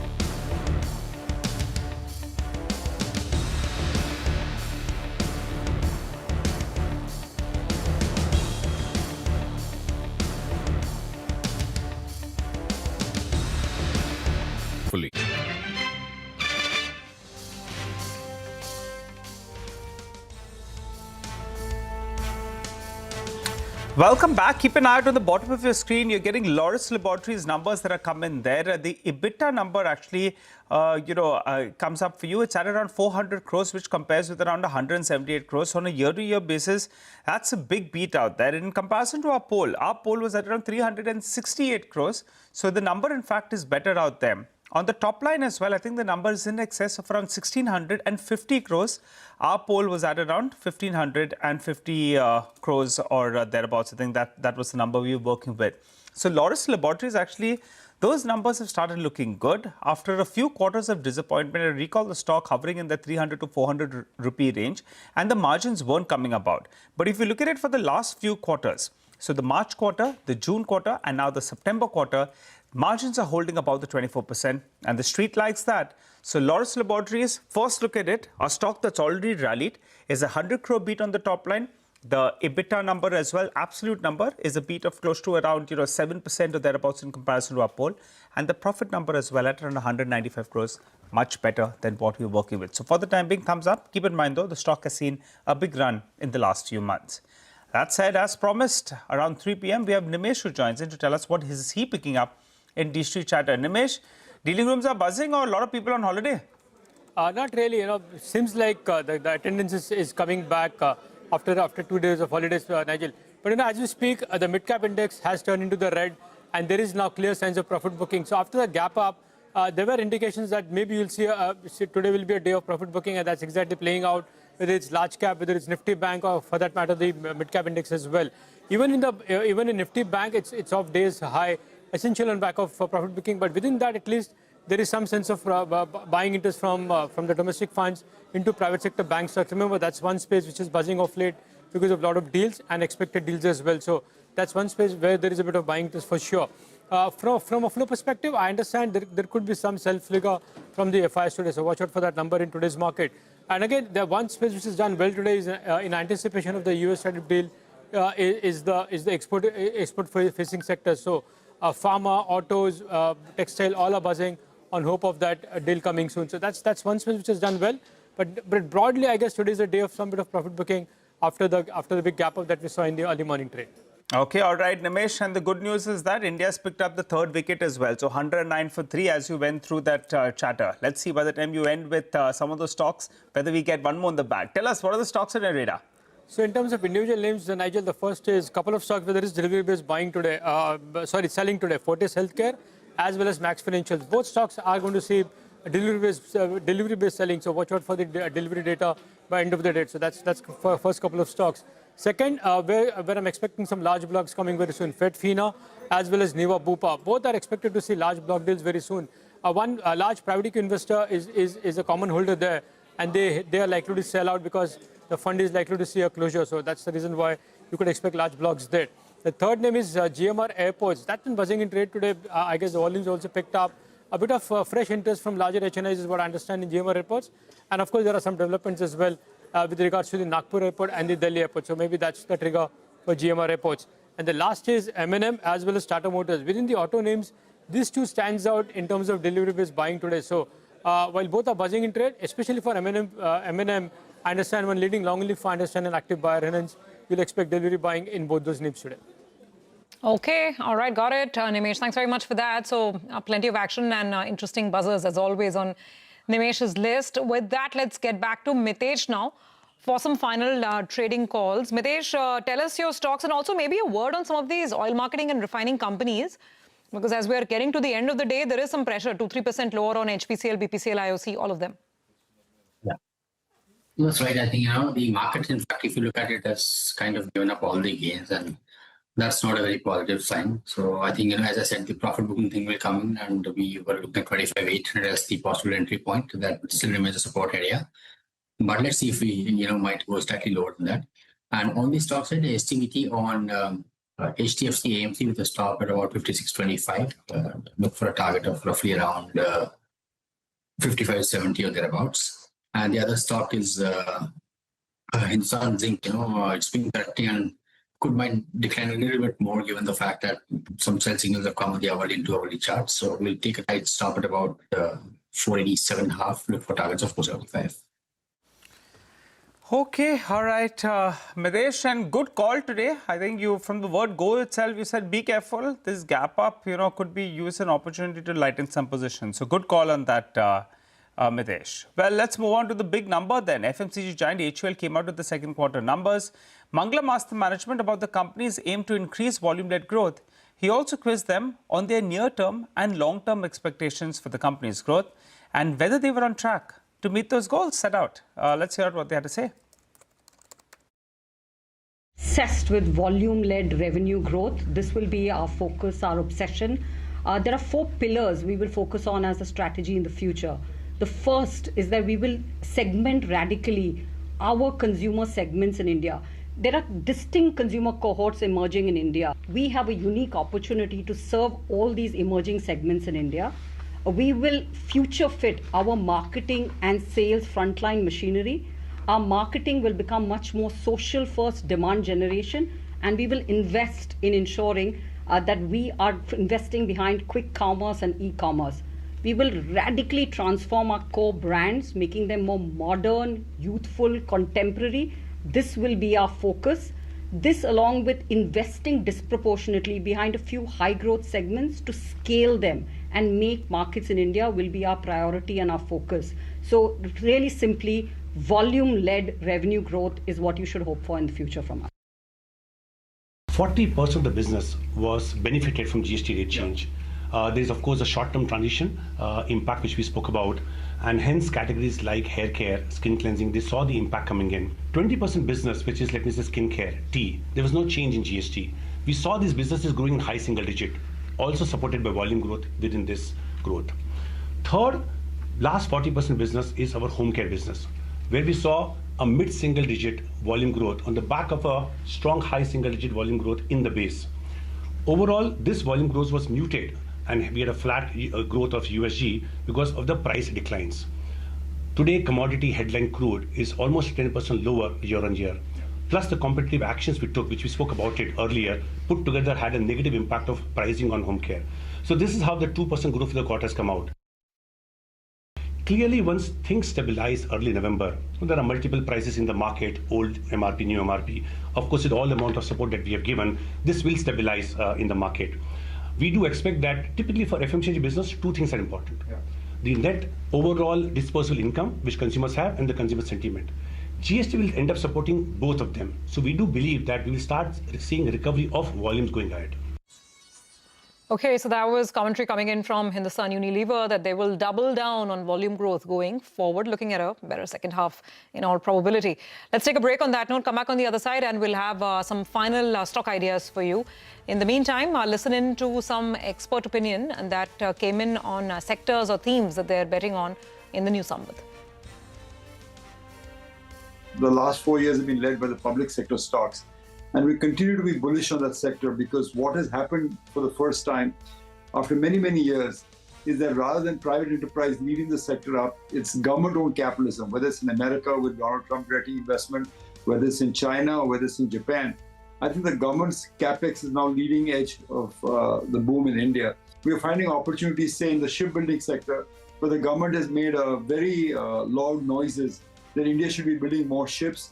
That means capex, and that means a great boom ahead for the Indian shipbuilding industry. I think there's a lot of clamor for rare earths now in the world. Everyone has realized the importance of rare earths. So my feeling is that the government is going to direct a lot of capex in some PSUs to explore and process rare earths. I feel insurance is another very important thing. I think after GST, the kind of impact that you'll have and the kind of numbers that you have, I have a feeling insurance would play out the play. Consumer finance, again, I feel that this whole GST cut, etc. I mean, consumer finance is a very sweet spot because, you have the discretionary consumption play, hopefully reviving, fingers crossed on that. Plus you have the financial play. So I would actually play these small themes. They may not be in your large, big banks, but this would be more in the mid-cap kind of space. And I have a feeling that you could actually have some very big rocket moves out there. We've been owning IDFC First Bank for some time, and I think clearly it looks like that. I think from the management's most recent commentary that the worst is behind for them, and clearly better days lie ahead over the next few years. They've essentially, I think, also had a fair bit of funding coming in from two big marquee global investors. So I think even from a cap raise, they seem to be sorted. It's now all about execution, execution, and execution. The other is we've been liking that is essentially a payment bank out there, which essentially has been waiting for an approval from the RBI. The Fino Payment Bank. That's the second one we've been. We own Paytm as well. It's possible that they're probably today in the quick commerce side, the revenues are around 40-50,000 crores. I probably think the bull market in them will continue as long as probably they get to 3 lakh crore, 5 lakh crore in terms of revenues.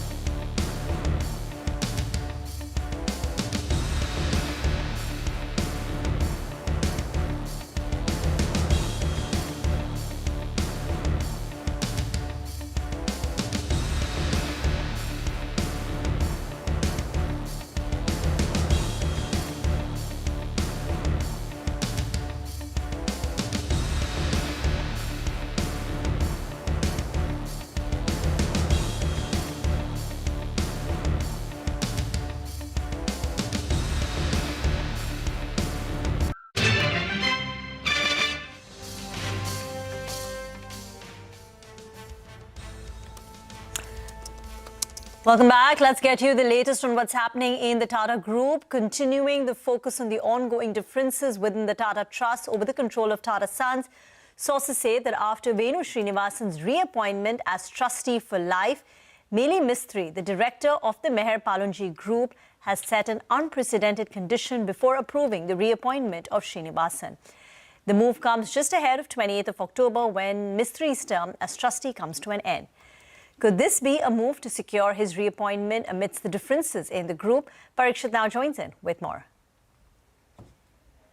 Well, yes, this is a move that has caught some of the trustees in Tata Trust by surprise.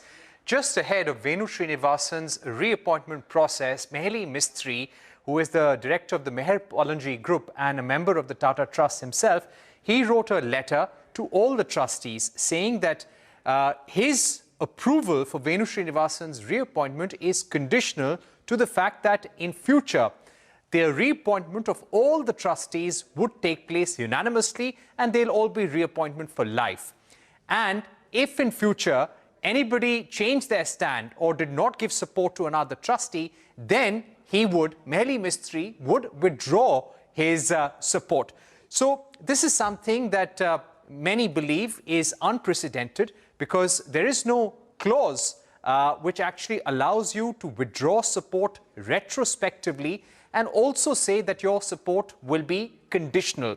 Having said that, this could be possibly seen as a move by Meli Mistry to somehow guarantee his reappointment amidst differences. We've seen differences within the Tata trustees about how Tata Sons should function, how it should operate, how the agenda should be approved, whether Tata Sons should be listed or not. So all those tensions have been boiling over the past few days. Clearly, those tensions haven't ended. Having said that, let's see what happens in the days to come. The reappointment process of Mehli Mistry will begin very soon. His term expires on October 28, and before that, he has to be unanimously reappointed by all the trustees. The members of the Sir Dorabji Tata Trust include Noel Tata, Venu Srinivasan, Vijay Singh, Pramit Javeri, Mehli Mistry, Darius Kambata, and these are the people who have to approve the reappointment of Mehli Mistry as well. Thank you very much for that. By the way, the mid-cap index is also in the red. The Nifty's gains now stand at just about 15 odd points. So it's paring gains very rapidly. From the day's high, it's a fall of more than 200 points. And just look at that graph starting 3 o'clock. Remember, today is also the weekly expiry and markets are selling off quite rapidly. The Sensex also now just up about 100 odd points. It slipped 750 points from the day's high. Individual names, if you look at that in the large cap screen, in the last hour, Bharti Airtel, Ultratech Cement, Bajaj Auto has extended the loss to about 1%, Jio Financial, Asian Paints and Reliance Industries. That's been a bit of a drag as it slips close to about 1.25%. Mitesh is now joining in. Mitesh, what would you make of this sell-off that we are currently seeing? Just profit booking, or is there more correction in store? To me, I think, at the initial phase, looks like profit booking mode. We are still above the hourly averages. We are still above the 2 hourly averages. So it looks like a pullback to them, but it could be a slightly deeper one. One, because the indicators were overbought. Two, I think we had run away too far from these averages. My first level is around 25,800, 25,780. I think that's the first support area. Let's see if we can hold on to that. In case not, then I think the correction could be slightly, the pullback could be slightly deeper to about 25,600. But these are the two levels which I'm watching for. All right. KPI Green as a stock actually should come up for you on the screen. I'm not sure whether, we have spotted that. Not a stock we track too often, but KPI Green, after seeing a sharp correction in the last few months, that one's moving high on very good volumes actually. Mitesh, any view on this? How's it looking on the charts? If I remember correctly, I think the stock is still 10-15% away from its 52-week highs. I think the last 2 weeks of rally has turned the medium-term charts very positive over here. The first target is around 533 to about 540, 541 is what I'm looking at. But good chance that once we clear those levels, the stock could target 600 plus levels. So the structure is good. For somebody who wants to enter afresh with this kind of run-up, I think a pullback, or like today we had an intraday decline to about 493 odd levels. I think a pullback to about 490 is what I would recommend as an entry point, and keep a stop below 475. Thank you very much for joining in. Mayuresh Joshi is also now joining in from William O'Neill for the last leg of the markets. Mayuresh, first quick thoughts on HUL, Laurus Laboratories. These two stocks are reacting to their numbers. What's the call analysis at William O'Neill? Afternoon, I think two things. One, I think the commentary that HUL probably gave out in terms of the coming few quarters, where there is going to be a very aggressive volume-led growth, and that will be backed by pricing. I think that sounds very, very positive, because I think input costs have largely moderated. As you see from Nestle's con call as well, I think a lot of input cost inflation is largely behind us. Palm oil probably seems to be some sore point as we speak. But overall, I think even for HUL's premiumization portfolio, and even the 40% portfolio which will come in the 5% bracket, I think volume growth might be something which will come back very, very strongly in terms of the dealer and distribution network that they've got. So I think good set of numbers by both Nestle. Expectations from FMCG probably remain high. So remain optimistic on Nestle, HUL, Marico from the FMCG space. As far as it comes to the pharma space, our own take is that Laurus DVs are expected to continue doing well. I think you've already seen some initial signs in the previous quarter in terms of numbers coming through. With the expectations of the Biosecurity Act in the avatar that it probably goes through. Our own sense is that DVs, at least at this juncture, are a tad bit better placed than Laurus as we speak. The CAPEX is largely done with. The incremental CAPEX will only add to numbers going forward. The nutraceutical business, the expectation in terms of the CMS business, expected to continue doing well. And therefore, I think within the two, I think DVs in terms of rating, ranking, we should holding as per Capstone. That will better. All right, so you're positive on Laurus even from here? Yes, I think positive on both, Nigel, but I think DVs, again, as I said, a tad bit better placed than Laurus at this point. Got it. All right. Any view on Godfrey Phillips? The stock is down in today's trading session. Philip Morris, their commentary on Indian cigarette industry itself, I think they said the industry has grown at around 9%, which wasn't such a bad outcome. But the street, I don't know, is reading it not too well. Godfrey Phillips, in fact, is down 5%. Your view on Godfrey Phillips or, the largest play, ITC? So I think don't have Godfrey in the coverage, but again, I think ITC specifically in terms of expectations going forward, specifically from that cigarette business, I think it should continue to have a very stable show going forward, Nigel. And the other businesses that ITC probably has, the other FMCG business expected to pick up steam. I was just mentioning FMCG companies as well. ITC will not be left behind. The agri portion also should come back reasonably strong as we head into the next few quarters. And therefore, I think a mix of the sectoral contribution that ITC probably has. Obviously, cigarettes still remains the generator in terms of cash cows, and more products expected to come through from ITC's product suite in the next few quarters might actually bode well. In that interim, again, if the new product launches, there might be some additional upfront cost, additional depreciation that can come through. But I think cash flows might still remain strong for the core cigarette business and the other businesses. Although I think ITC, in our opinion, again, leadership stock, something that we've got in our coverage, which might continue to do well in the next few years. Okay, all right. Mayuresh, thanks a lot for joining in. Got you on a bit of a scratchy line, but I'll tell you what, the markets are going to be ending way off the highs. Though, in fact, Team India as well, I think we're in desperate need of a wicket. 130 runs Australia is for the loss of 3 wickets or thereabouts. But the stock, I think, of the last 30 minutes is Lotus Laboratory. And this commentary that's coming in is very, very good, besides the good growth that we've seen on the top line margins as well as on the profitability. The revenue drivers, they said, continued robust CDMO industry outlook. On margins, they're saying the underlying EBITDA margins are expected to be higher. And the generics growth is supported by the CMO opportunities and the stable ARV business. So those three statements have been read positively. The stock initially was holding at around 930. It's moved up post the numbers and post the commentary that our ticker team had put out for you. Well, let's wrap down the markets then. It was a bit of an anticlimax actually that played out today. Last couple of trading sessions, Street was bracing for a 200-point bump up. We got that. Unfortunately, we lost our way towards the end of trade. What didn't do well today? Eternal was under pressure. The two new entrants into the Nifty, Eternal as well as Interglobe, both of them were down close on 2 to around 3%. Eicher Motors as well was down close to around 2%. On the flip side, tech was the one that was holding one end up. So Infosys, promoters not going to be participating in the buyback. Big move out there. Wipro as well did well in today's trading session. HCL Tech as well as TCS. There is a lot of interest from foreign investors into the the BFSI space, and you had a couple of the stocks that did well. You had Shriram Finance, some buzz out there that there could be a deal in the works. That one goes home with gains of around 2%. And ONGC, the pop that we saw in crude oil prices seems to have a positive rub-off. And that's why that stock as well did pretty well. But outside of that, the oil and gas index closed with a cut of close to about 0.6%. Oil marketing companies extending the decline towards the end of trade.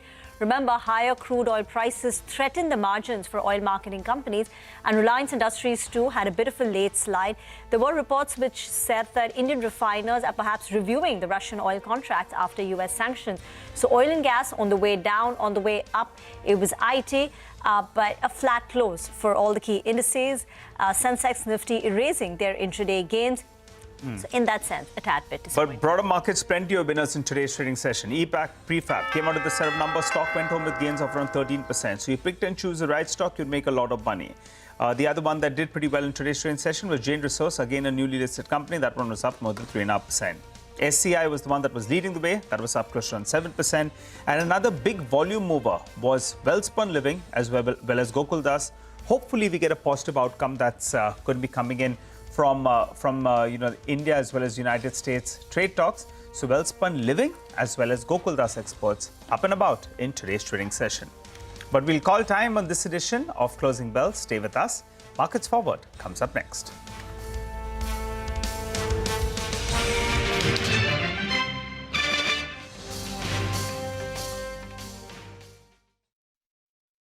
Powered by LIC, हर पल आपके साथ. Co-powered by SBI, best है सबको पता है. And bank of Baroda के संग त्योहार की उमंग.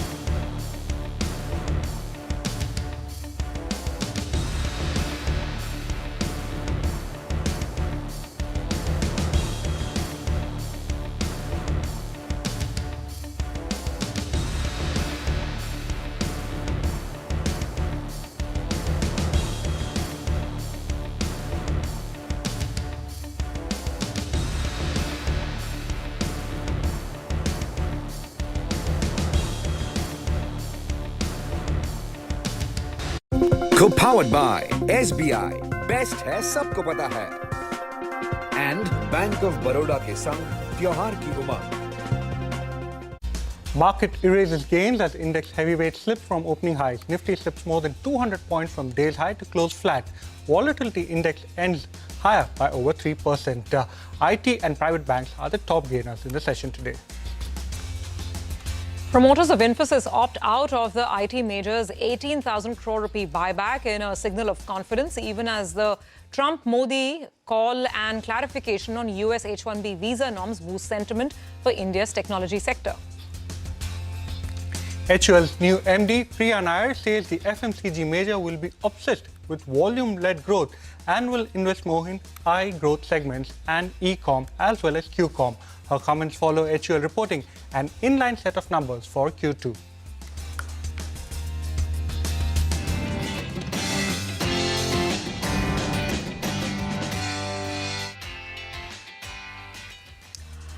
Hello and welcome to Markets Forward, the show where we aim to get you all the key data points from the day's trading session and, of course, look at gearing you up for the one that's coming up tomorrow. I'm Surabhi Upadhyay. With me is Vivek Iyer.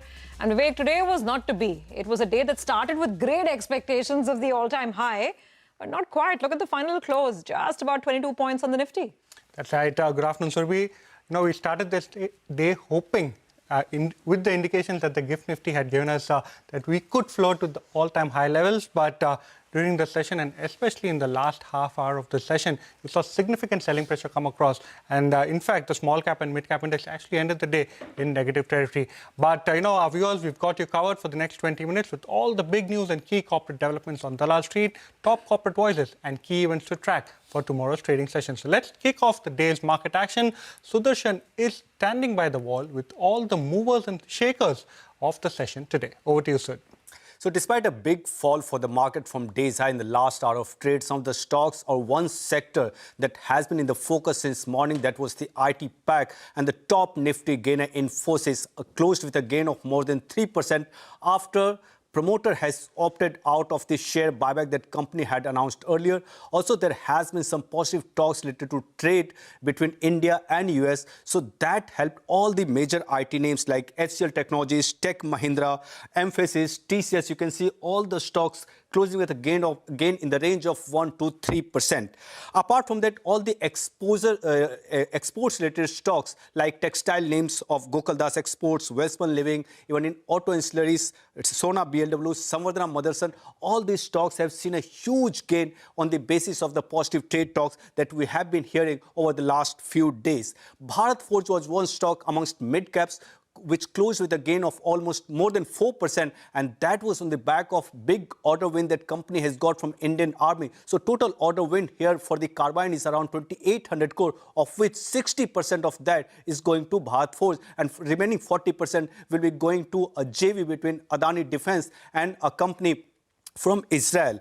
Now, ahead of AGR hearing that is scheduled for Monday, Vodafone Idea was in the focus. At one point, the stock was up as much as 7%, but at the close, it was up more than 5%. Now, some of the stocks have closed with cuts, and top of that was all these OMC's names, OMC's, IOC, HPCL, and BPCL. So, two news for these companies. First, crude has been moving higher. Currently, it's up more than 5%. Brent is approaching somewhere around $66 per barrel. And also, there are reports related to Russian import curbs that also might have a negative impact on these companies. That's the reason you are seeing a big downtick coming for all the three names, closing with a cut in the range of 2 to 3%. Now, Dixon Technologies, since the company has announced its Q2 results, it has been moving lower. And also, there is another reason that few brokerages have downgraded the stock. And today also, it closed with a cut of almost 3%. Over the last 3 days, we have seen a big downtick come in gold prices, and that is playing on all the gold financial names. Muthoot Finance at one point was down almost 5%. At the close also, it was down almost 3%. And similar move was seen for other gold financiers like Manappuram Finance and IIFL Finance as well. Okay, all right. So thanks very much. Indeed, quite a day, but not a day for the index to actually touch those record levels. Thank you for that. Well, let's quickly move to our guests and get some perspective on the market action. We've got Mayuresh Joshi of William O'Neill and Somil Mehta of Mirae Asset. Sher Khan. Gentlemen, thanks so much for joining in. First of all, season's greetings to you. Hope you both had a fantastic Diwali.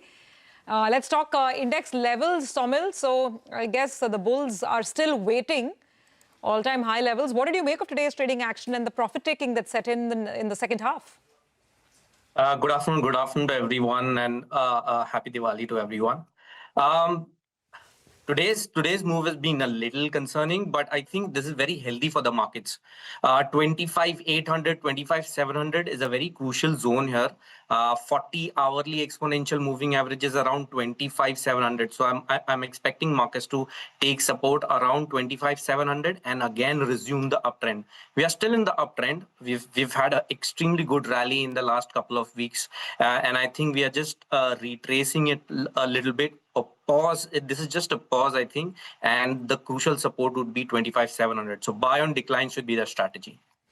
Okay, thank you so much for that, Samuel. But do stay on with us. We have quite a few questions for you even later on in the show. Well, moving on, HUL earlier today announced the second quarter results, largely in line with the street expectations. Let's go across to Mangalam, who joins in with the fine print.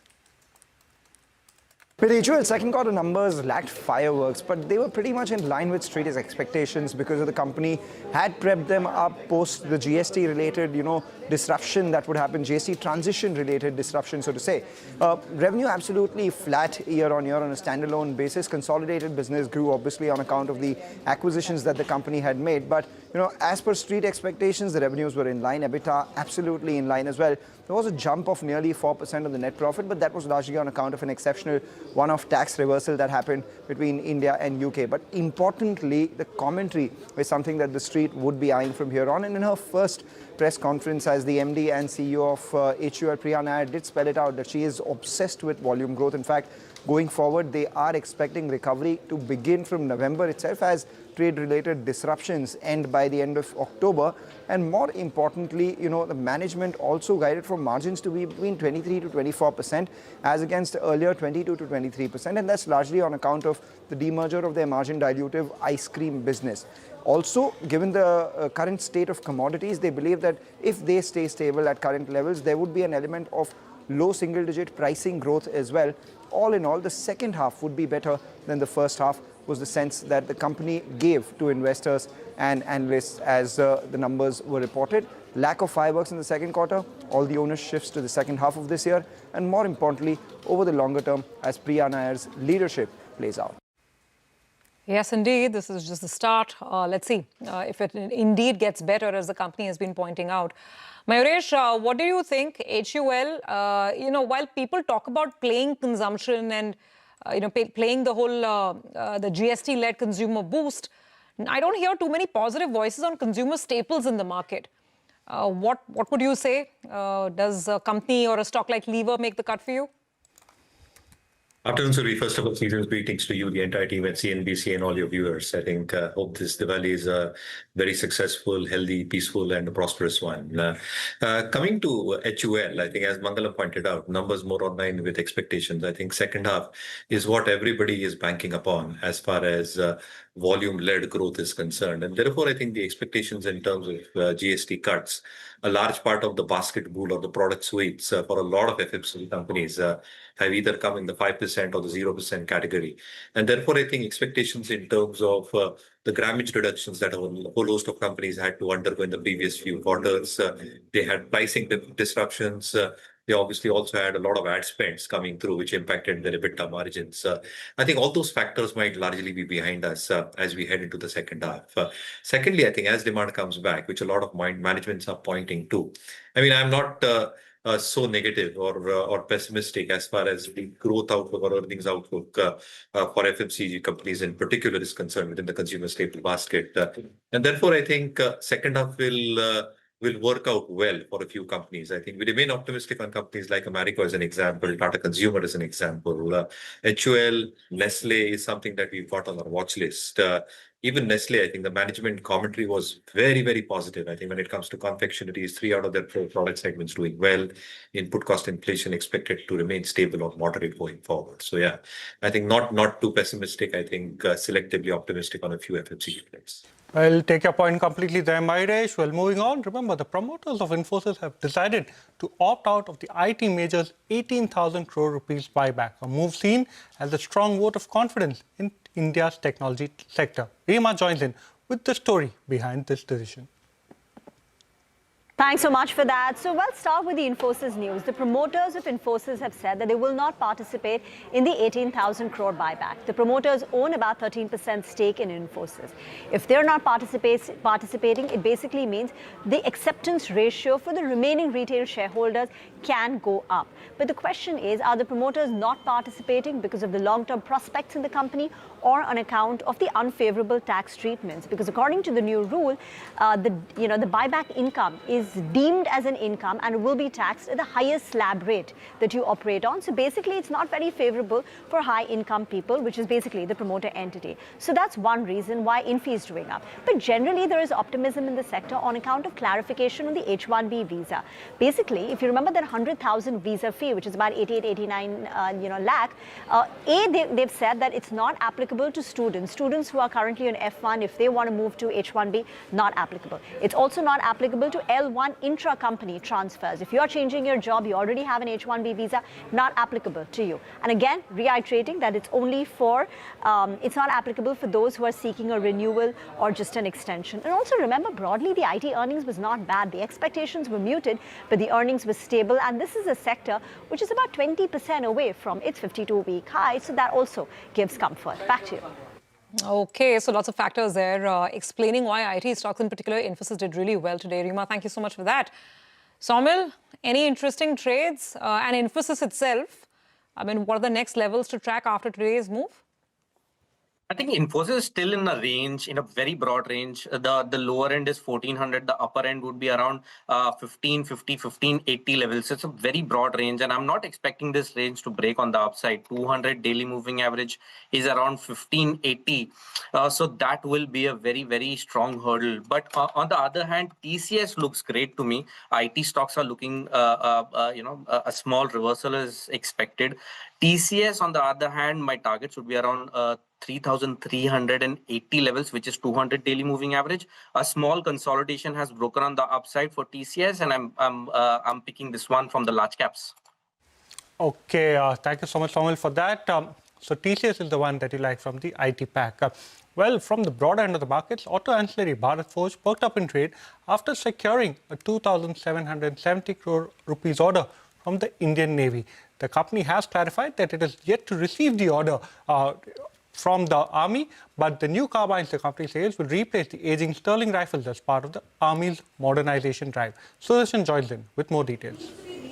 So first up, there was a clarification from Bharat Forge, and company has confirmed that it's the lowest bidder with the PLR systems for the order worth rupees 2,800 crore from Indian Army, and that's for the carbine, for which basically Indian Army is looking to modernize a Sterling rifle, and that would happen from September of 2026 once Bharat Forge and these PLR systems will start supplying carbine to Indian Army. Now, of this 2,800 crore, 60% goes to Bharat Forge and remaining goes to PLR systems, for which there is a JV between Adani Defense and the Israel's defense company, the Israel's weapon industries. Now, on the back of that, you had seen a big surge in Bharat Forge stock. At one point was up more than 5%, but it closed with a gain of 4.6%. Now, apart from this, we are expecting earnings for Bharat Forge as well. On the earnings front, we are expecting that auto ancillaries may have another subdued quarter even in Q2. Okay, Sudarshan, thank you so much for that, putting that particular development in context. Well, Mayuresh, I want your view, number one, on Bharat Forge, a couple of legs to that particular story. Number one, in terms of the auto ancillary, Class 8 trucks is something that has seen multiple downgrades, guidance downgrades coming in from auto majors. But on the other hand, the India part of the business, especially defense, is doing quite well. Where do you stand on this name? Neutral, Vivek, and I think for obvious reasons. I think, as you mentioned, I think Class 8, Class 7 trucks both are showing signs of some side of softness. I think even if you go through Mahindra CIE's presentation, their broad expectations, forget North America, I think in the European market, whether it's a less than 6-tonner or even the MHCV part of the segment, they're expected to grow in single digits, 2 or 3%. And that does not augur well for the industry as a whole. So I think whatever efforts that Bharat Forge will probably put in the domestic part of the business, whether it comes to the autoing business, the defense part of the business, that might do exceptionally well, might get offsetted in terms of some element of softness being portrayed from the Class 7 stroke Class 8 business in the US. So I think some of parts, I think the EPS numbers might just remain a little bit soft, even if we head into FY26, and therefore a neutral view on this. Okay, all right, got that. Let's discuss the other big story of the day. US has imposed fresh sanctions on Russian oil companies in a bid to negotiate a peace deal in Ukraine. Sonal is joining with details on what this may mean for India in terms of the oil refiners here. A lot of those stocks like HPCL, BPCL, IOC, all of them were under pressure today. Sonal?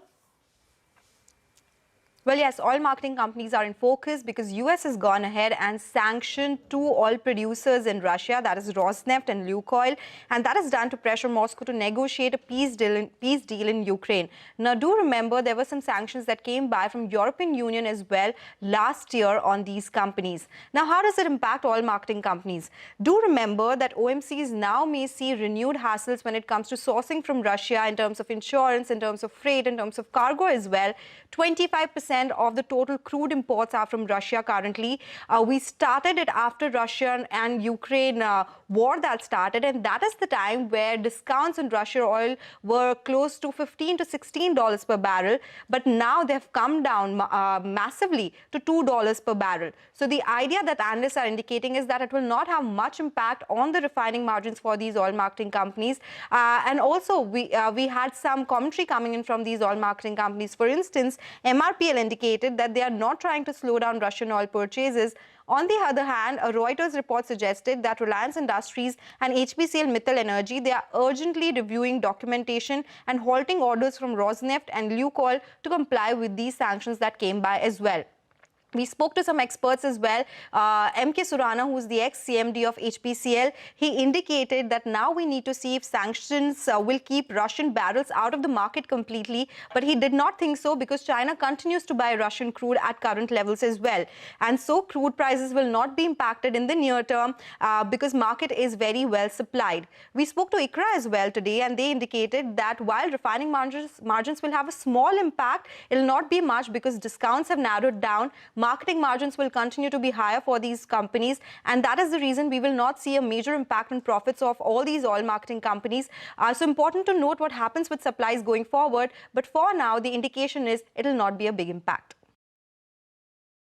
Whether these sanctions will actually put out all the Russian barrels out of the market, I don't think that will happen because China still continues to buy, and it will be difficult to implement a sanction in the past also where 100% barrels goes out of the market. Assuming that this hypothesis is correct, that some barrels will continue to be in the market, and assuming that with the current fast-track rollback of the Middle East supplies or OPEC plus supplies, currently the market is oversupplied. I think in a slightly longer period, I don't think that the bearish shadow on the crude market is going away with this, and therefore the crude oil supply should remain moderate. The price of the crude should remain moderate, and the market is well supplied. The discount which we have got availed of in the last 3 years, ever since the sanctions were imposed subsequent to the Ukraine war starting, were fairly substantial. These had to be kept under the cutoff level of $60 a barrel, and Russia had invariably, in order to ensure that India continues to buy from it, kept the price below it, even when it had gone up to $65 to $66. Yes, of late, the discount had been reduced, but we continue to buy a fair amount of oil from Russia, and that some of it we've diversified, including we've been buying the US oil, US crude oil, and of course our traditional suppliers in the Gulf. Well, some important voices, speaking about the latest sanctions on Russia from USA as far as the oil companies are concerned. Mayuresh, we want a quick word from you. Well, talking about the Indian OMCs, while marketing margins continue to remain quite robust, there appears to be a hit as far as the GRMs are concerned. So how do you look at these companies from this point on? I think, Vivek, it might just be a tactical call. I think you have to play the cycles as they come. And therefore, I think taking a long-term fundamental view is something that we've always resisted at markets by India. I think it's all going to be a momentum and the cycle if they're going into that upcycle as well. But right now, I think it seems to be very, very volatile as far as the crude market is concerned, the pricing itself. And therefore, you're absolutely right. GRMs seem to be pretty bit patchy. As Solal was mentioning, marketing margins might still hold on. But again, I think a sum of parts in terms of their other investments in other assets, including co-companies as well. I think all that has to be taken into account and therefore largely neutral on downstream companies at this juncture. Okay. All right, gentlemen. Thank you very much. Good to get your perspective on all the stocks and sectors that we've discussed today. Thanks for joining in. We do have to take a very quick break. Come back on the other side and we'll get you some more perspective on the market, including the events to watch tomorrow.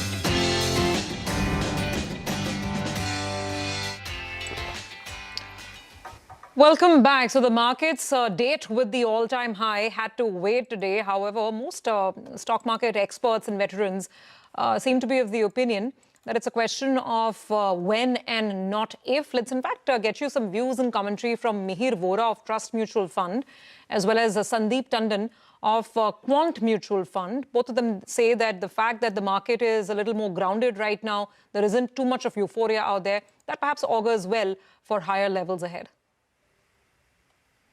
Even the macro situation is a bit of a mirror image. You know, last year we had more of inflation concerns in India. Now it's the other way around. There are potential inflation concerns brewing in the West, but India is in a good spot. We have no inflation. In fact, there is ample scope for cutting rates, etc. Last year we were not sure about government support, but this year, government, RBI, everybody's whatever it takes mode to stimulate the economy, budget-wise, GST cut-wise. And we have seen proof of the pudding that these cuts worked, and at least the initial ground level feedback from the Diwali season seems to be very good. So we are starting off on a good valuation base with low expectations, somber kind of expectation, but the incremental delta on the macro seems to be better. See, there are two things to look forward to. One is the immediate quarter, which is the December quarter, and as you've been reporting, everybody's been reporting that consumer has gone ballistic and plus 20%, plus 25% on a YOY basis. Looks like the consumption spend for the busy season. So December quarter will definitely be good. Stocks have run up. All the auto stocks, the durable stocks, the discretionary stocks have done very well. So the question is whether this momentum of consumption will sustain into the next year. If the trade deal happens and the feel good continues, then we could see that momentum continue not only in consumption stocks, but even in the financials and the investments linked segment. So that's what we are looking forward to. Are you betting on it? This quarter consumption should do well because we have the anecdotal numbers. So we have increased exposure to consumption. But the question is, how much more do we need to now go into banking and the other segments also? I think this rally has more legs. Maybe it has rallied significantly. Let's say, example, bank has rallied significantly. Small profit booking can happen here and there. But largely, we are constructive on the market. Three reasons for that. First of all, rupee also has peaked out from a longer term perspective. And that is what I'm trying. Maybe from a short term phenomena, it has corrected and can recover a bit. But I think we are seeing a signs of some sort of USD INR peaking out. Means rupee has potential to appreciate Or let me put this way, the pace of depreciation, that cycle is peaking out. The FIs, which has been significantly underweight, has reached also another important limit. And then we have seen the extreme high short positions completely missing. There was shorting has also spiked, the selling pressure which we have seen, and plus the underperformance which India has seen against both emerging market as well developed market. So I think the background is more constructive for Indian equities as compared to global equity. Well, those were some important market voices coming in as far as how the recent rally could pan out. But before we wrap this edition of Markets Forward, Upasana joins in. She's standing by the wall with the key events to watch out for tomorrow's trading session. Well, first up, let us look at the key stocks that will be in focus on the back of its quarter results. Stocks like ITC, Dr. Reddy's, SBI Life, Coforge, SBI Cards and Payments, Supreme Petrochem, and Aditya Birla Sun Life. All these counters will be in focus on the back of their Q2 FY26 numbers. Now, stocks like Cyient, Dalmia Bharat, HDB Financial Services, IRFC, LTI Mindtree will also be in focus as these stocks go ex-dividend tomorrow. On the IPO front, 450 crore worth IPO, that is, the Midwest Limited, will be listing on exchanges tomorrow. So we'll be watching out for that as well. Now, let us look at the global economic data. Japan and US will be reporting its CPI numbers. That is a key important data that we'll be looking out for. And lastly, US and China trade talks to be held in Malaysia tomorrow onwards. So we'll be keeping an eye out on that as well. So all in all, looks like quite an eventful day tomorrow. Okay, all right, got it. Upasana, thank you very much for that neat summary. And with that, we're out of time. It's a wrap on this edition of Markets Forward. Thank you for watching. News and updates continue on the other side of this break.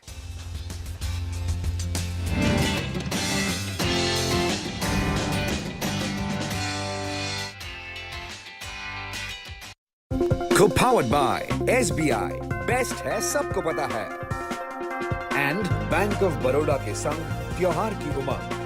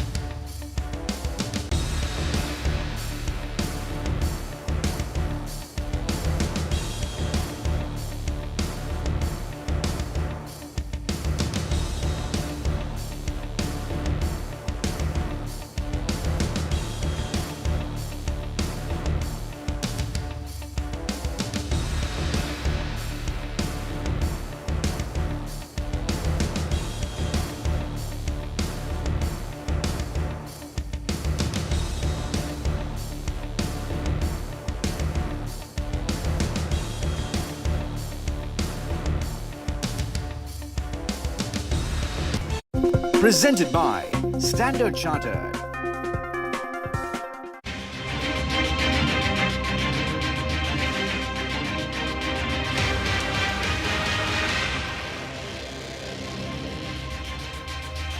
Hello and welcome to Business 360. I'm Shireen Bhan. The headlines that we're tracking for you this evening: a late sell-off on the Lal Street. The Nifty loses more than 200 points from the high point of the day to end flat. Mid-caps and bank stocks give up gains. IT stocks buck the trend. Crude oil prices rally after the United States steps up the pressure on Russia, imposes sanctions on two of Russia's largest oil companies. This comes a day after President Trump shelved the proposed summit with President Putin. Russia ramps up attacks on Ukraine and conducts nuclear drills. U.S. sanctions on Russia's Rosneft comes as a setback for its subsidiary Nayara, which runs the second largest refinery in India. Trump says India's Russian oil imports will be down to nothing by the end of the year. A Reliance Industries spokesperson tells Reuters the conglomerate is recalibrating its Russian oil imports to align with government guidelines. Prime Minister Modi will not be travelling to Malaysia for the ASEAN summit, quashing speculation of a meeting with President Trump on the sidelines. Foreign Minister Jaishankar to represent India, and Prime Minister Modi will also attend the summit virtually. Hindustan Unilever meets estimates in Q2. A one-time tax exceptional reversal boosts the bottom line. In her first press conference as CEO, Priya Nair says the company will be obsessed with volume-led growth as the long-term strategy. A fresh twist in the boardroom battle at the Tata Trust. Sources say Mehli Mistry provided conditional approval to Venu Srinivasan's reappointment to the board.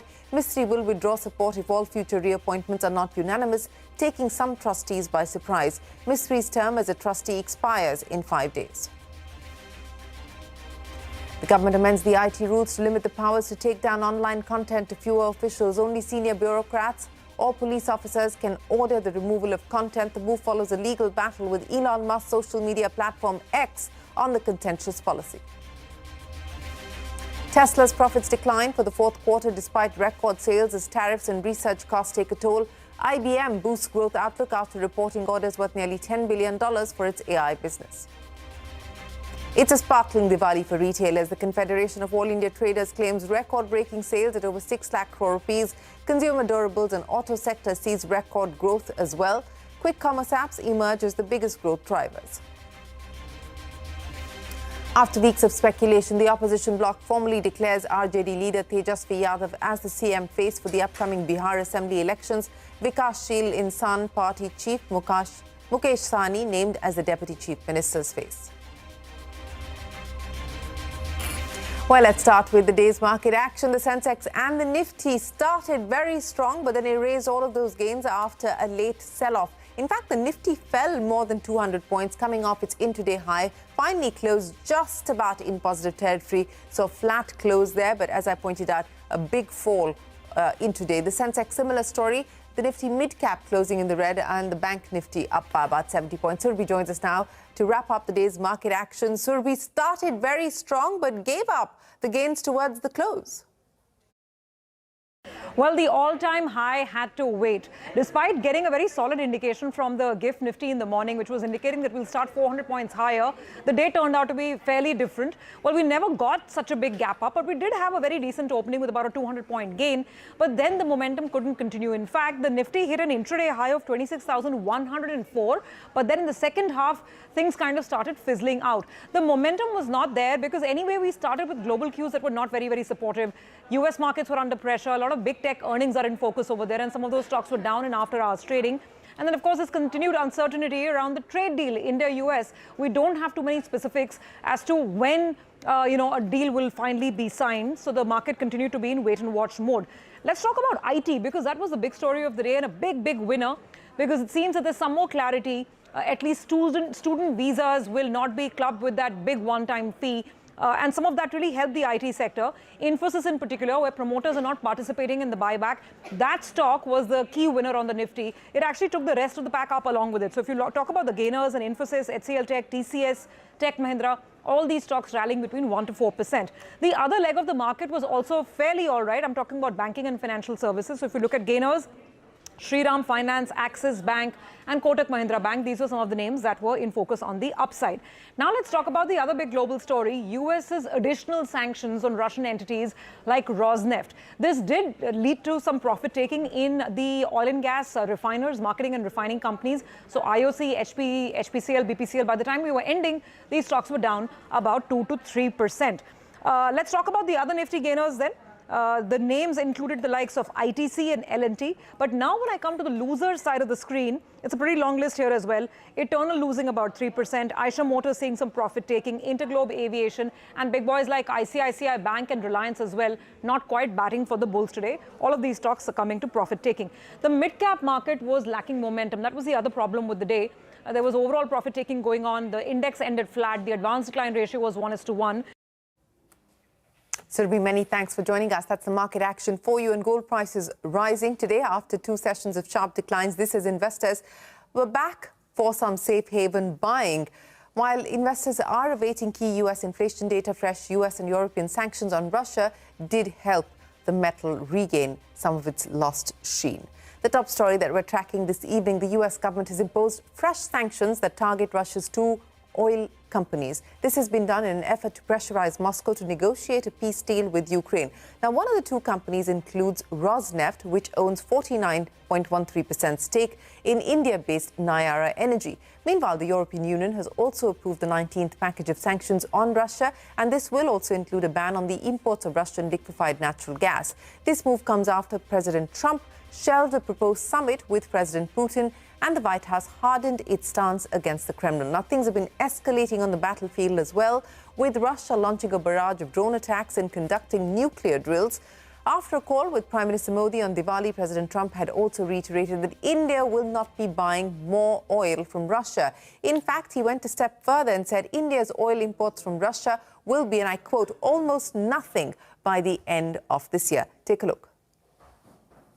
India, as you know, has told me they are stop. You know, it's a process. You can't just stop it. But by the end of the year, they'll be down to almost nothing. That's a big thing. That was almost 40% of the oil. India, they've been great. Spoke to Prime Minister Modi yesterday. They've been absolutely great. 19th package is very important, and of European leaders, of EU.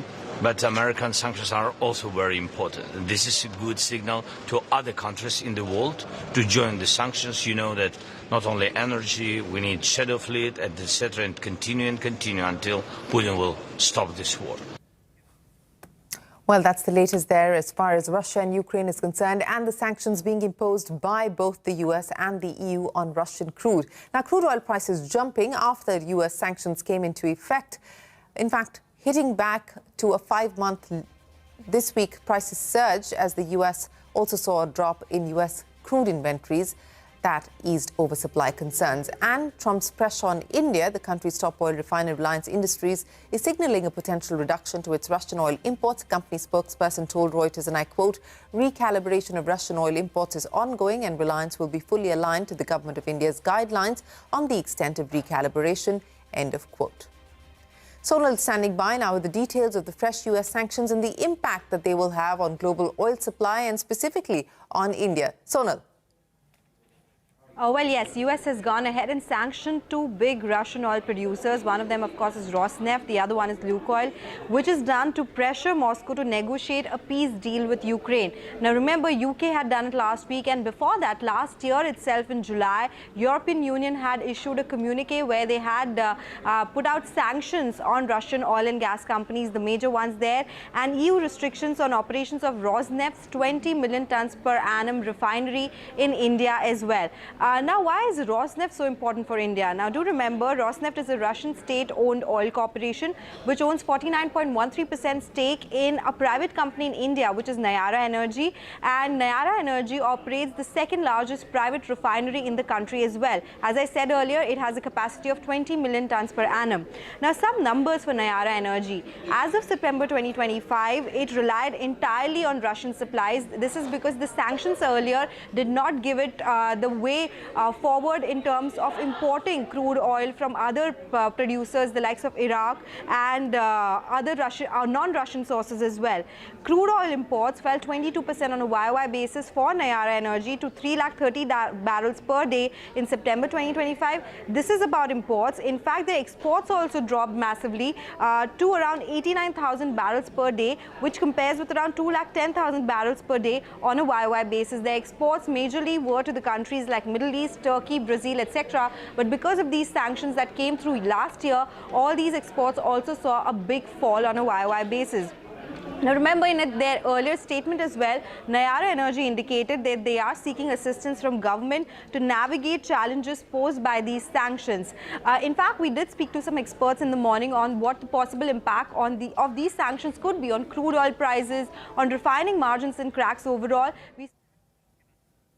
Sonal, many thanks for joining us. Now, the trade negotiations between India and the US could take longer to reach a landing zone. The widely speculated meeting between President Trump and Prime Minister Modi will not happen on the sidelines of the ASEAN summit in Malaysia next week. The US sanctions on Russian oil companies could also complicate matters. Parikshit is here with the details. Parikshit, where does this leave the trade negotiations? Well, there is going to be no meeting between Prime Minister Modi and President Trump at ASEAN summit, as was being speculated in the media. Prime Minister Modi will participate virtually in the ASEAN summit. This means that India-US trade talks, which have been in final stages, could take longer. Both sides are yet to reach a consensus and a landing zone. However, India and United States officials are still hopeful of reaching a deal by November and December. In fact, industry sources hope that the average tariff rate would be in the range of 10 to 15%. No official confirmation on that. In yet another pressure move, US has sanctioned Russia's largest oil companies, Rosneft and Lukoil. Sanctions aimed at pressurizing Russia's oil economy, and companies transacting with these sanctioned entities will face action as well. Now, analysts say these US sanctions will definitely have some disruptions and impact on Indian oil companies, but the supply chain is likely to stabilize again, as has been seen in the past. Most Indian companies largely source Russian crude through third-party tenders, and therefore immediate operational impact would be limited.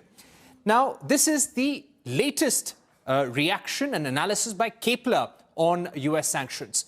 In order to address US concerns, India has increased oil imports from the United States by 60% year on year, and this is part of our diversification efforts. But completely cutting off Russian oil imports has been difficult, according to analysts. Indian import of Russian crude was 1.8 million barrels per day in October, and this is 34% of total imports and comes with compelling discounts. India's US crude imports in 2025 have increased to 295,000 barrels per day compared to 199,000 barrels per day in 2024. India has limited upside, according to analysts, to take US crude to around 400,000 to 500,000 barrels per day, as US grades face higher outright and transportation costs. There are also compatibility challenges with Indian refining systems. Having said that, let's see what action India takes in light of the latest US sanctions. Parikshit, many thanks for joining us. Well, that is the latest as far as the issue of Russian crude and sanctions being imposed by the US. But Parikshit, hang on. We'll come back to you in just a bit for the other big story that you're tracking. But let's talk about the earnings of the day. Hindustan Unilever's second quarter performance met expectations, profits ahead of estimates, thanks to a one-time tax gain, revenues largely in line and margins ahead of estimates. Speaking at her first press conference as CEO, Priya Nair said HUL will be obsessed with volume-led growth as its long-term strategy. Take a look. We will be obsessed with volume-led revenue growth. This will be our focus, our obsession. There are 4 pillars we will focus on as a strategy in the future. The first is that we will segment radically our consumer segments in India. There are distinct consumer cohorts emerging in India. We have a unique opportunity to serve all these emerging segments in India. We will future fit our marketing and sales frontline machinery. Our marketing will become much more social first demand generation, and we will invest in ensuring that we are investing behind quick commerce and e-commerce. We will radically transform our core brands, making them more modern, youthful, contemporary. Well, that's Priya Nair on her strategy for HUL. Shares of Infosys gaining nearly 4% after the tech giant said its promoters will not participate in its 18,000 crore rupee buyback. This, as the decision increases acceptance ratio for shareholders. Promoters not tendering shares generally signals confidence in the company's long-term growth. The buyback exercise will cover around 2.4% of equity at 1,800 rupees a share. Tata Motors' own Jaguar Land Rover is likely to suffer a loss of £550 million due to the cyber attack that halted production in September. This, according to Cyber Monitoring Centre, an independent agency that tracks the impact of cyber hits on UK-based firms. Now, the agency has estimated that the cyber attack will also cost the UK economy an estimated £1.9 billion. JLR has declined to respond to CNBC-TV18's query on the matter, so we don't have any further updates on when we are going to see a resumption of full-scale operations. AI startup Unifor has secured $260 million in funding from tech giants NVIDIA and AMD, and this takes the startup's total funding to $870 million. The Series F funding round maintains the company's $2.5 billion valuation.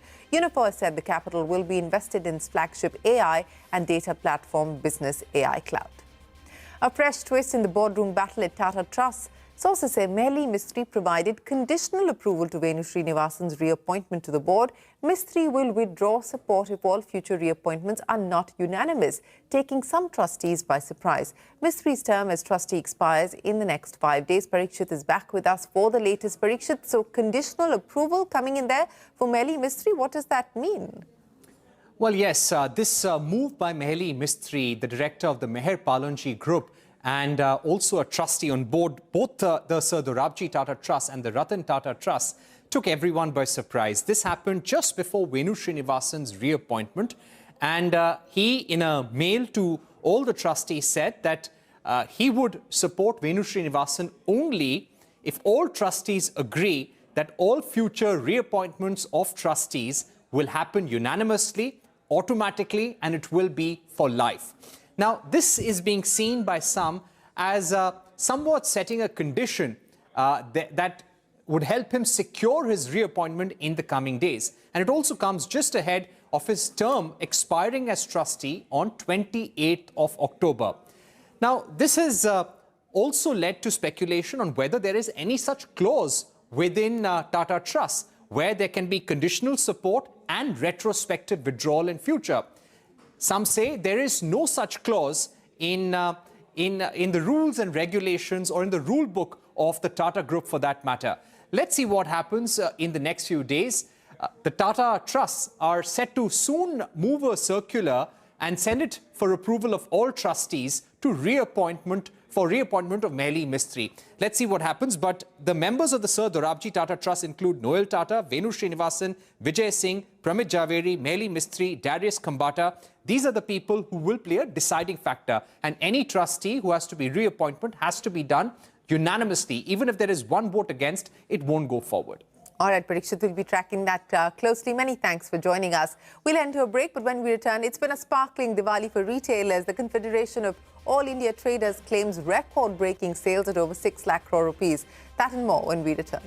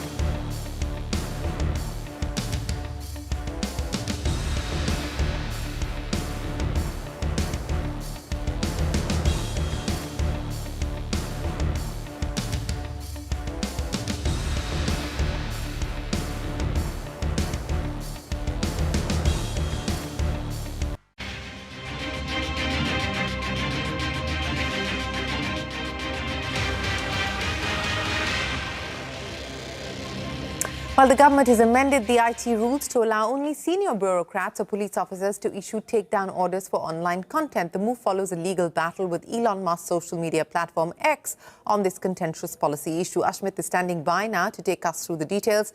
Ashmit, what amendments is the government moving and what is the likely impact going to be? I mean, a lot of this was something that Elon Musk's legal team was arguing in the Karnataka High Court. Well, the government bringing in amended IT rules which take effect from the 1st of November, and under these amended IT rules, the government has brought in safeguards with respect to takedown orders. Bear in mind that under the amended IT rules, only officers of the rank of Joint Secretary or higher will now be authorized to issue takedown orders. In case of police, the rank prescribed is DIG. Only officers of the rank of DIG and higher will be authorized to pass these takedown orders. The concern that was felt within the government is that there was many cases where even police officers of the rank of ASI had been issuing takedown orders to large social media companies, and that's the reason why this need was felt for issuance of these additional safeguards. The second safeguard that has been brought in is that these takedown orders will have to be issued necessarily through a well-reasoned order. They have to have a statutory legal backing, and importantly, they must clearly clarify as to what the unlawful content was. That's the second safeguard. The third is that there will be a monthly review of all the takedown orders that are issued by a government department or by the police, and that this will be looked at. There will be some amount of oversight there. Now, while the government is quick to point out that this has absolutely nothing to do with the challenge that had been issued by Elon Musk-backed X to government's takedown orders, nonetheless, many of these safeguards, many of these questions were the questions that were raised by X before the Karnataka High Court. In fact, at one point, X's counsels had argued before Karnataka High Court that any Tom, Dick and Harry officer is now issuing these takedown orders, and this lack of safeguards is something that had been flagged. The government, again, just to confirm, is clarifying that there is no correlation to the X suit that had been filed before the Karnataka High Court, but nonetheless, additional safeguards now being brought in, and this is for takedown orders under Section 79 of the IT Act. All right. Many thanks, Ashmit, for joining us. It's been a sparkling Diwali for Indian retailers. The auto sector reportedly has had its best festive run yet. The Confederation of All India Traders claimed record-breaking sales at over 6 lakh crore rupees. Shilpa is here with the festive report card. Shilpa. Well, you know, data and commentary from companies and industry bodies are suggesting that it's been a record-breaking festive season for India. Across the board, from Diwali lights to new car keys, consumer spending has come back strong this year, and this has been majorly thanks to GST cuts and higher discretionary spending. First, let's look at how retail did. Now, early indicators from the Retailers Association shows apparel saw a good movement, with value apparel growing over 10% and occasion wear also growing up to 5%. And this is for a sector that has seen muted growth for the past couple of seasons.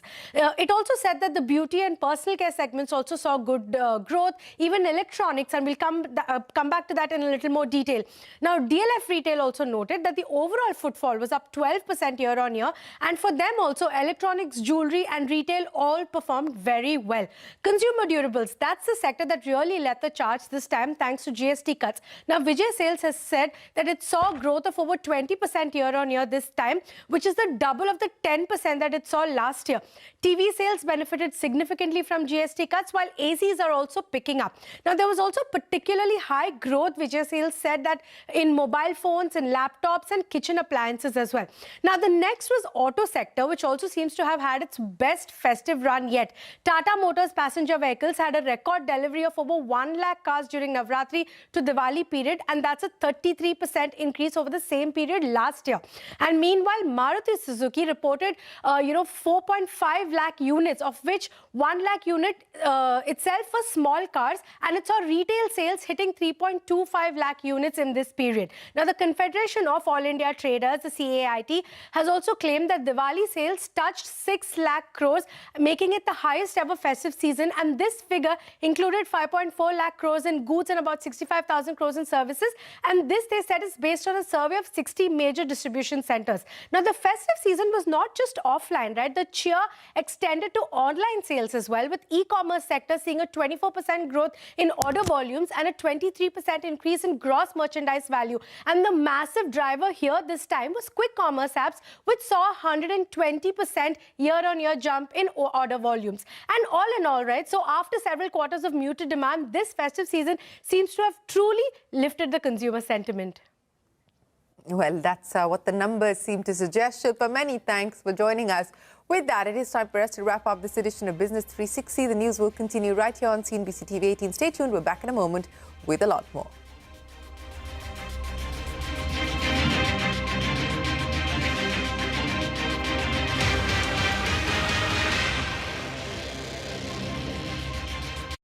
Presented by Standard Chartered.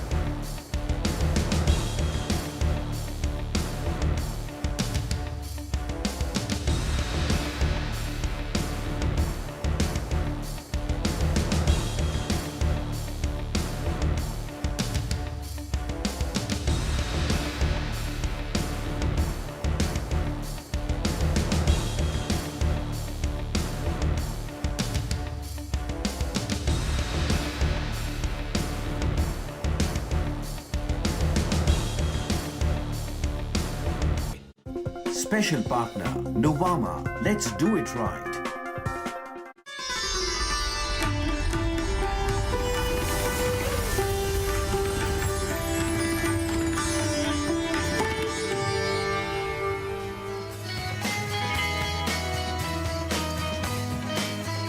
Hello and welcome. It's that time of the year again when lights, optimism and the spirit of renewal takes center stage.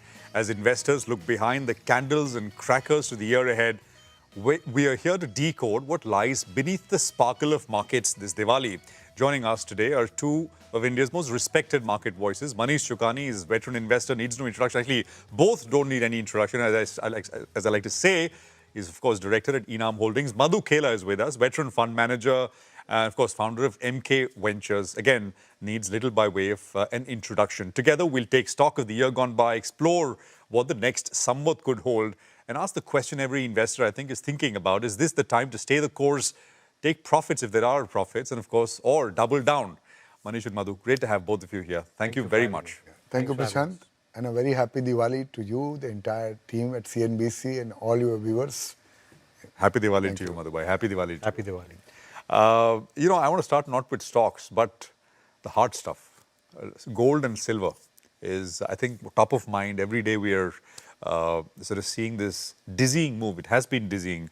Gold, $2,000 in 2020, almost $4,200. Silver has taken out this $50 mark, and it's been a dizzying rally. Manish, you've been talking about this move to hard assets, the dollar debasement kind of trade, but take stock of it from where we are, because what you do depends on what you've already done. So in that sense, what's your take? No, so let me take 2 minutes to just give the background to how it plays out. That the world's always looked for something which is a store of value and a medium of exchange. And that's typically then centered around the US dollar ever since they broke what was the gold standard. What that has done is it's given the US the freedom to print money and effectively debase all other currencies and all other asset prices, leading to US now becoming 70% of global market cap. And they were at peak, I think, also 65-70% of global currency reserves. But every decade, this excess money printing has led to bubbles. So in the 70s, you had the Nifty 50 in the US, which then culminated in the rise of gold, silver, and oil in 1980. In the 80s, it went to Japan and Taiwan. Their markets went up 12 times. In the 90s, it went to NASDAQ. In 2000-2010 period, it was back to commodities and emerging markets, of which China was the center. 2010 to 20 went back to technology. And it got extended by the excess money printing which happened around COVID. And that led to also this money going into, you know, AI and stuff, which really has 10-15-year gestation. Great technology, but otherwise you would not have had that kind of money to pour into it. On that, when they started seizing the assets of the Russians and cut them off swift, I think the world woke up that we need an alternative to the dollar. And they went back to the oldest. And they went back to what they knew best.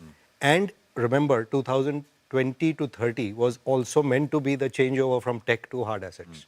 So you got both the themes coming together and this rise of gold, silver, uranium, hard assets.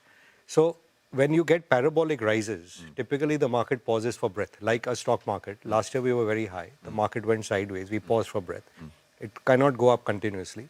And as Buffett says, gold is a fear trade. It's an insurance. It's not a dividend-paying cash flow asset. Equities is your hope trade. So the world is clearly divided. The equities is going with the AI boom, which at some point will climax out. So for now, but this hard asset theme is here to stay. But pause. I mean, yeah, I mean, when you see parabolic rises in 1 or 2 months, like silver has just gone parabolic, it has to pause, maybe correct a bit, but this bull market by no means. Gold, by the way, going back in history, has corrected 30-40% at times. It has. By the way, I spoke with. But just pause that thought, because people argue this in dollar terms. But because the rupee keeps collapsing, the Indians have never seen down years in gold. Correct, obviously. So that's why gold and real estate have been such favored assets for the average Indian. William Buter, who was the global economist at Citi, the interview will air tomorrow. He wrote an article in the FT saying that central banks must sell all their gold now. Great. Thinks, well, buy what? He says the reserves should be a diversified set of things. It cannot be 25% in gold, which is where it is now. How much is it? It's just a controversial view. I'm just taking the opposite side for the sake of it. Bring him on. So you're saying a pause, maybe a bit of a correction. Pullback will always happen, but it's a long-term bull market. Madhu. So traditionally, I've been more positive, always been in equity, and that fundamental view has not changed. You can tactically use gold and silver as an asset allocation call, but I don't think someone like me can invest heavily and significant portion of my portfolio in gold and silver for a long run. And my premise is based on very fundamental thing that all the noise about this gold and silver price is all technical in nature. There's nothing fundamental about it, right? There's no real fundamental usage of gold or silver which can justify these prices. We're all talking these central banks are buying, dollar is debasing, and I agree with Manish's point. But when I buy good companies, their earning could go up. Like if I buy really good companies, their earning could double in 4 years, quadruple in 8 years. So effectively, I'm buying those companies much, much cheaper 8 years down the line. The same is not true for gold and silver. That is point number one. And point number two, right now, the rise looks, as a market participant, it looks very euphoric to me.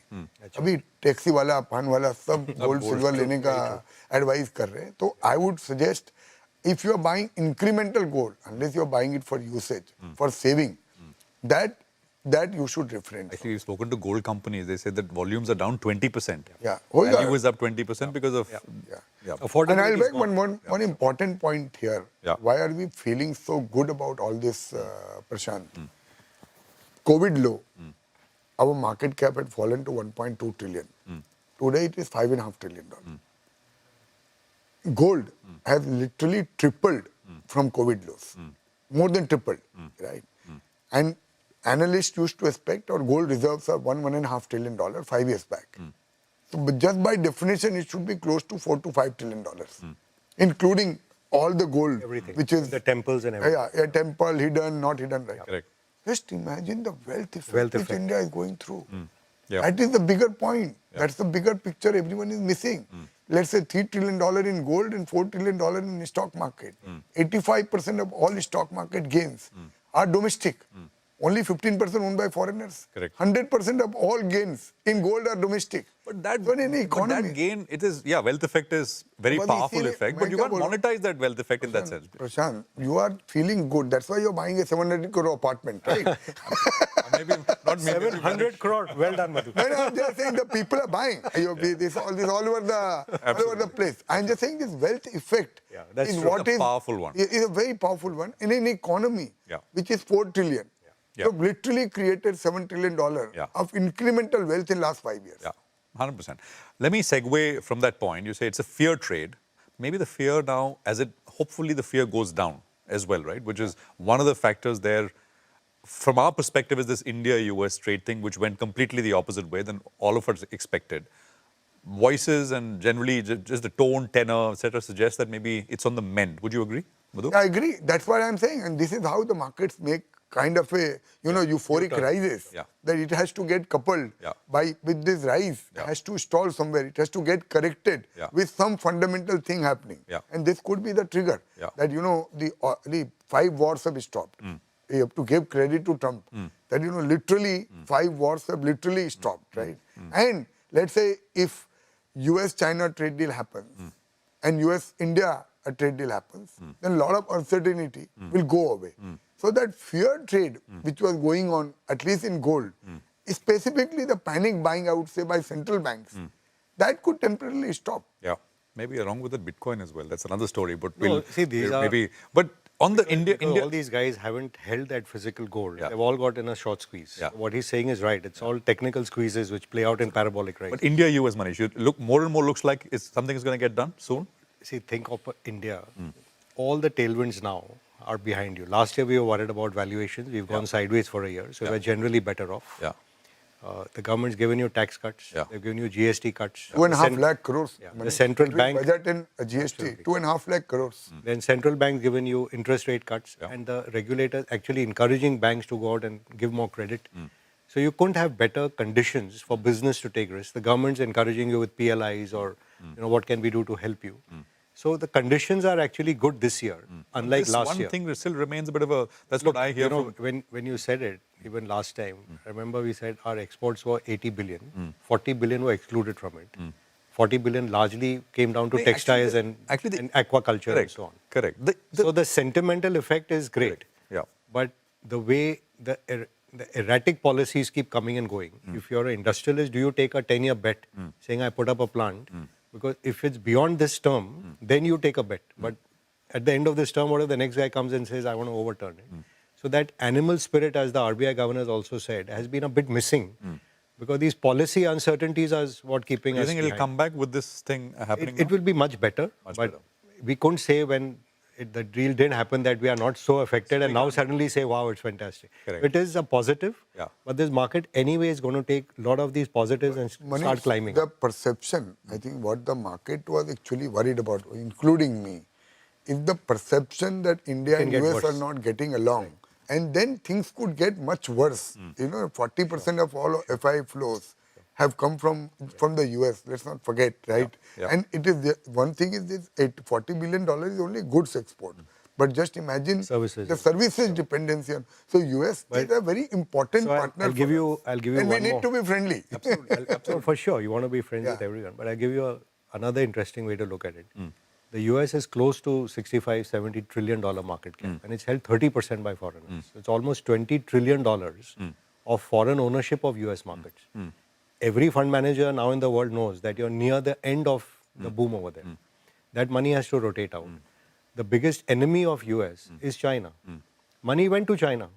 The Chinese market is up 40% because when valuations money went this year. I mean, actually, last couple of years, but this is when the war was at the peak with China. So we give too much importance to people can be patriotic and they can be investors and they need not be the same thing. Under Biden, I remember having conversations with foreign investors saying that, well, when Chinese funds, etc., come to pitch, they've said it on air.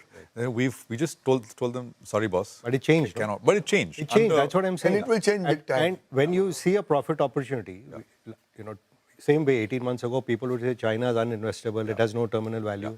How come the same chaps have gone and bought it? Madhu, you have a directional view in terms of if this US-India thing happens, let's just bring it down to the level of sectors where it will show up the most. What's your sense? So I would say what has proven even in the last year, well, I would like to see two things really matter. One, are you able to catch some real long-term theme? Like we discussed 3-4 years back, this energy transition. And you see how much value creation has happened. On the back of this, where do you think? On the energy transition thing, right? So I would pick up one of the larger trend which is there is the usage of AI. Okay. And really people working on scale and cost using AI. I think it will make dramatic and very significant impact on companies which are able to adopt this and on companies which are not able to adopt this. It will be a Kodak moment for them. True. Wow. That's a perfect Kodak moment to take a break also. Let me just, allow me to take a break. I'll come back and we'll start exactly on this point and we'll look at other sectors as well. So take that break. We continue this very interesting chat with both Madhu and Manish. Stay with us.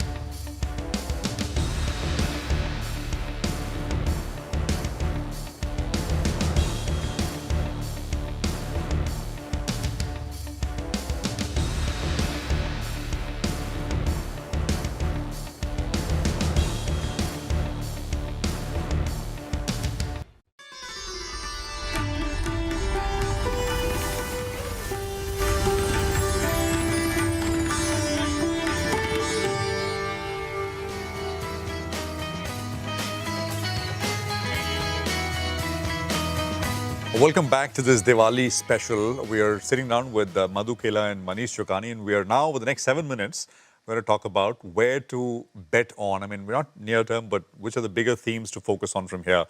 Before we took that break, Madhu, you said AI. Yeah. So the AI usage is here. And I would think that this is very early stage of the usage, at least in India. And clearly not reflected anywhere in the market. On a $5.5 trillion, I can't even count $2 billion worth of real AI direct companies. While, in the US, that number could be 15, 20, 25%. Or in China, that number could be similar. अगर आपको नहीं मिला तो फिर नहीं नहीं ना, listed है नहीं ना. नहीं, listed नहीं, unlisted. Unlisted में खोज रहे हैं. We both agree on AI being powerful. And like when the internet came, the beneficiaries were people who used it. Yeah. Now, when you think of AI, you want organized data sets for the AI to be unleashed. Who has the most organized data sets? We were the beneficiaries in internet as the BFSI. The same thing applies today in AI. We create analyst reports now in literally 10-15 minutes with use of AI. Imagine what it's doing to the banking sector. Think of productivity gains, which you'll get both in capital marketplace as well as in banking as well as in insurance. It's the biggest play of India, of AI, is actually our financial space.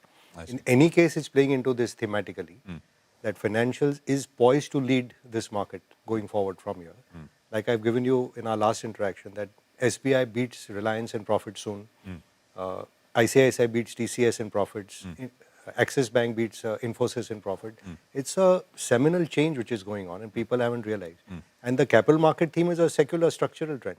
So you're saying and there is even for financial private equity, like we spoke before the show, you have ways to access private equity deals also with some of the best. His nephew runs a fantastic fund. Right, absolutely. Are there those plays in the private market, Madhu? There are those plays which are coming up. Not listed yet, but they are there. There are those plays which are coming up. But we are more focused on usage of AI. Which is application layer. Which is application layer. I think that is where the real money will be made. Prashant, I'll just take 30 seconds. To give you an example, like today, all legal work is still not AI-led.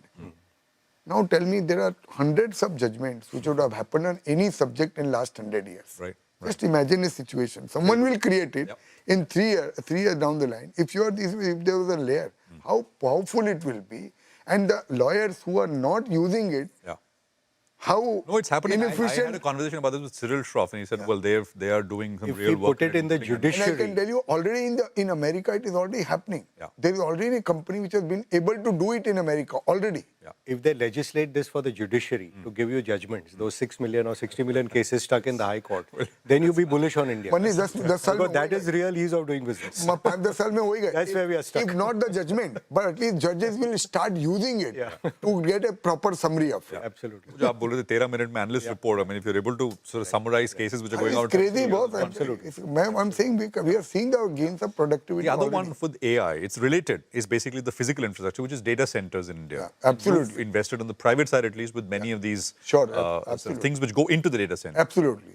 Data center and energy both. Okay. Because that is what is like an indirect way to play. Because there is so much data that you will definitely need. And according to me, the scale and the size of the growth in all of this will surprise many optimists as well. Okay.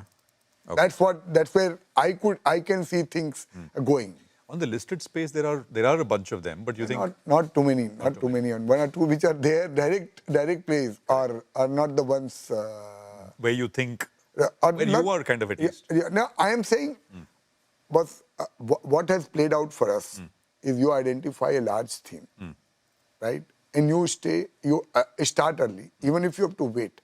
I am saying in a fantastic theme, even if you make a mediocre investment, your gains will be phenomenal. If you make an exceptional investment in an industry which is tailwind, I have come out very frustrated investing in best companies. Where the tailwind is missing. Where the tailwind is missing. Correct. Rather, there is headwind. Correct. Manish and Madhu, from the AI is one theme, and I think it's that direction, as you're saying, it's in a way positional chess. I mean, directionally it is going to grow. So you got to find things which you said it's capital markets, financials, which perhaps anyway have a tailwind, and this kind of bolsters the argument. And you spoke about data centers and power, etc. as themes. And of course, on the private side, many application layer companies where you're making. Which are coming up. What else, as you look ahead into 2026, both of you? I would which say are these themes where you should look for ideas? Prashant, I would say, let's say broad market. Last year, people are crying. You yourself gave me data. 30% of the companies out of 500 still made 30% return.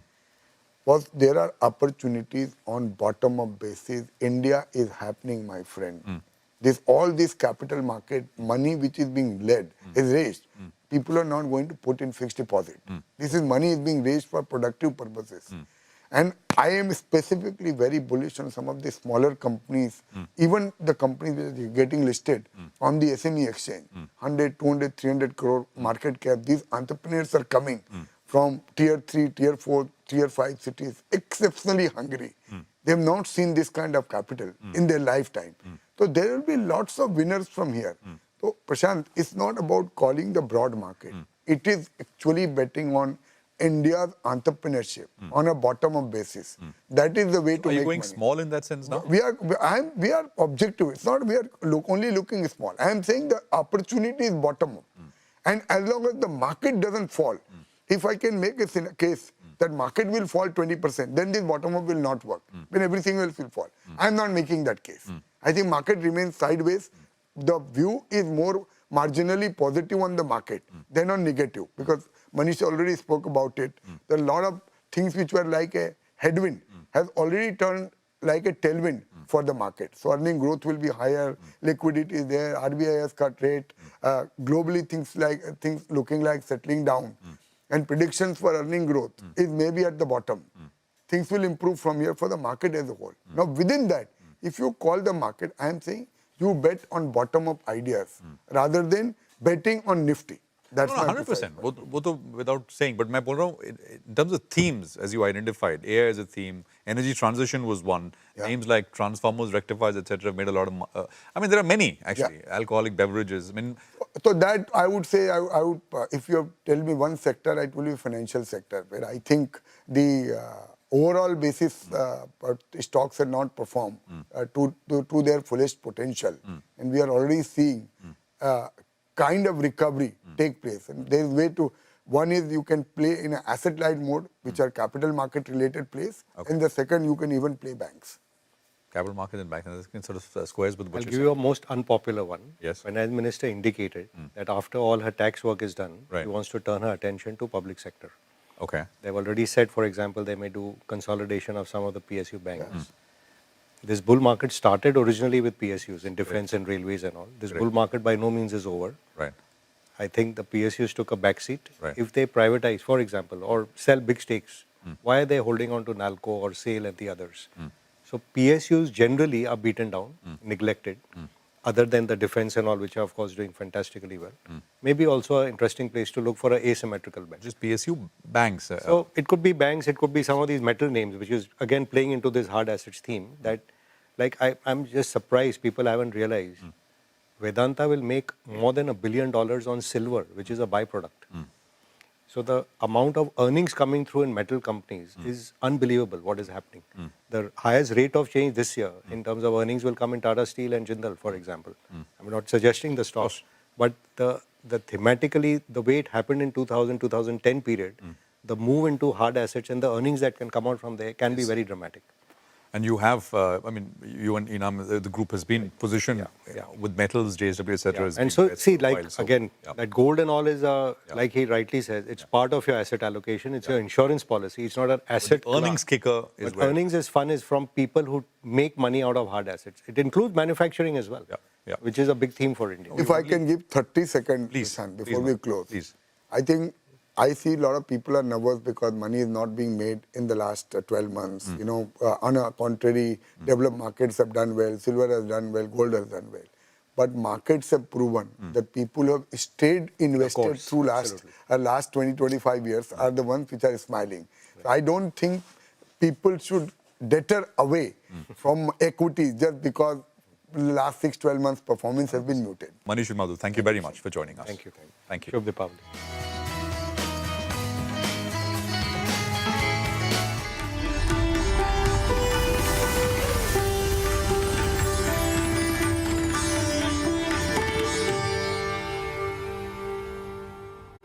Special partner, Novama. Let's do it right.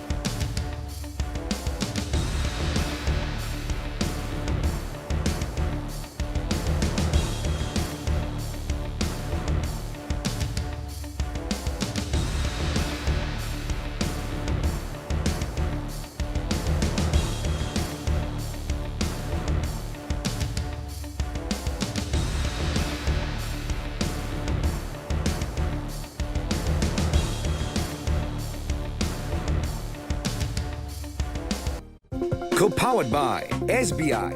Best है सबको पता है. And Bank of Baroda के संग त्योहार की उमंग. In association with car का action hero, Acco. Hello and welcome to News Center. I'm Parikshit Luthra. The US government has imposed fresh sanctions targeting Russia's two biggest oil companies. This has been done in an effort to pressurize Moscow to negotiate a peace deal with Ukraine. One of the two companies include Rosneft, which owns 49.13% stake in India-based Nayara Energy. Meanwhile, the European Union has also approved the 19th package of sanctions on Russia. This will also include a ban on the imports of Russian liquefied natural gas. The Russian government has reacted to these sanctions, saying that any action by the EU to confiscate Russian assets will result in a painful response from Russia. The Russian Foreign Ministry added that the EU has no legal means to seize Russian assets, so their confiscation would be theft. This move comes after US President Donald Trump shelved a proposed summit with President Putin and White House hardening its stance against the Kremlin. Things have escalated on the battlefield in Ukraine, with Russia launching a barrage of drone attacks and conducting nuclear drills as well. After a call with Prime Minister Modi on Diwali, President Trump also reiterated that India will not be buying much oil from Russia. In fact, he went a step further and said India's oil imports from Russia will be almost nothing by the end of this year. India, as you know, has told me they are stop. You know, it's a process. You can't just stop it. But by the end of the year, they'll be down to almost nothing. That's a big thing. That was almost 40% of the oil. India, they've been great. Spoke to Prime Minister Modi yesterday. They've been absolutely great. Meanwhile, the trade negotiations between India and US could take longer to reach a landing zone. The widely speculated meeting between President Trump and Prime Minister Modi will not happen on the sidelines of the ASEAN summit in Malaysia next week. The US sanctions on Russian oil companies could also complicate matters.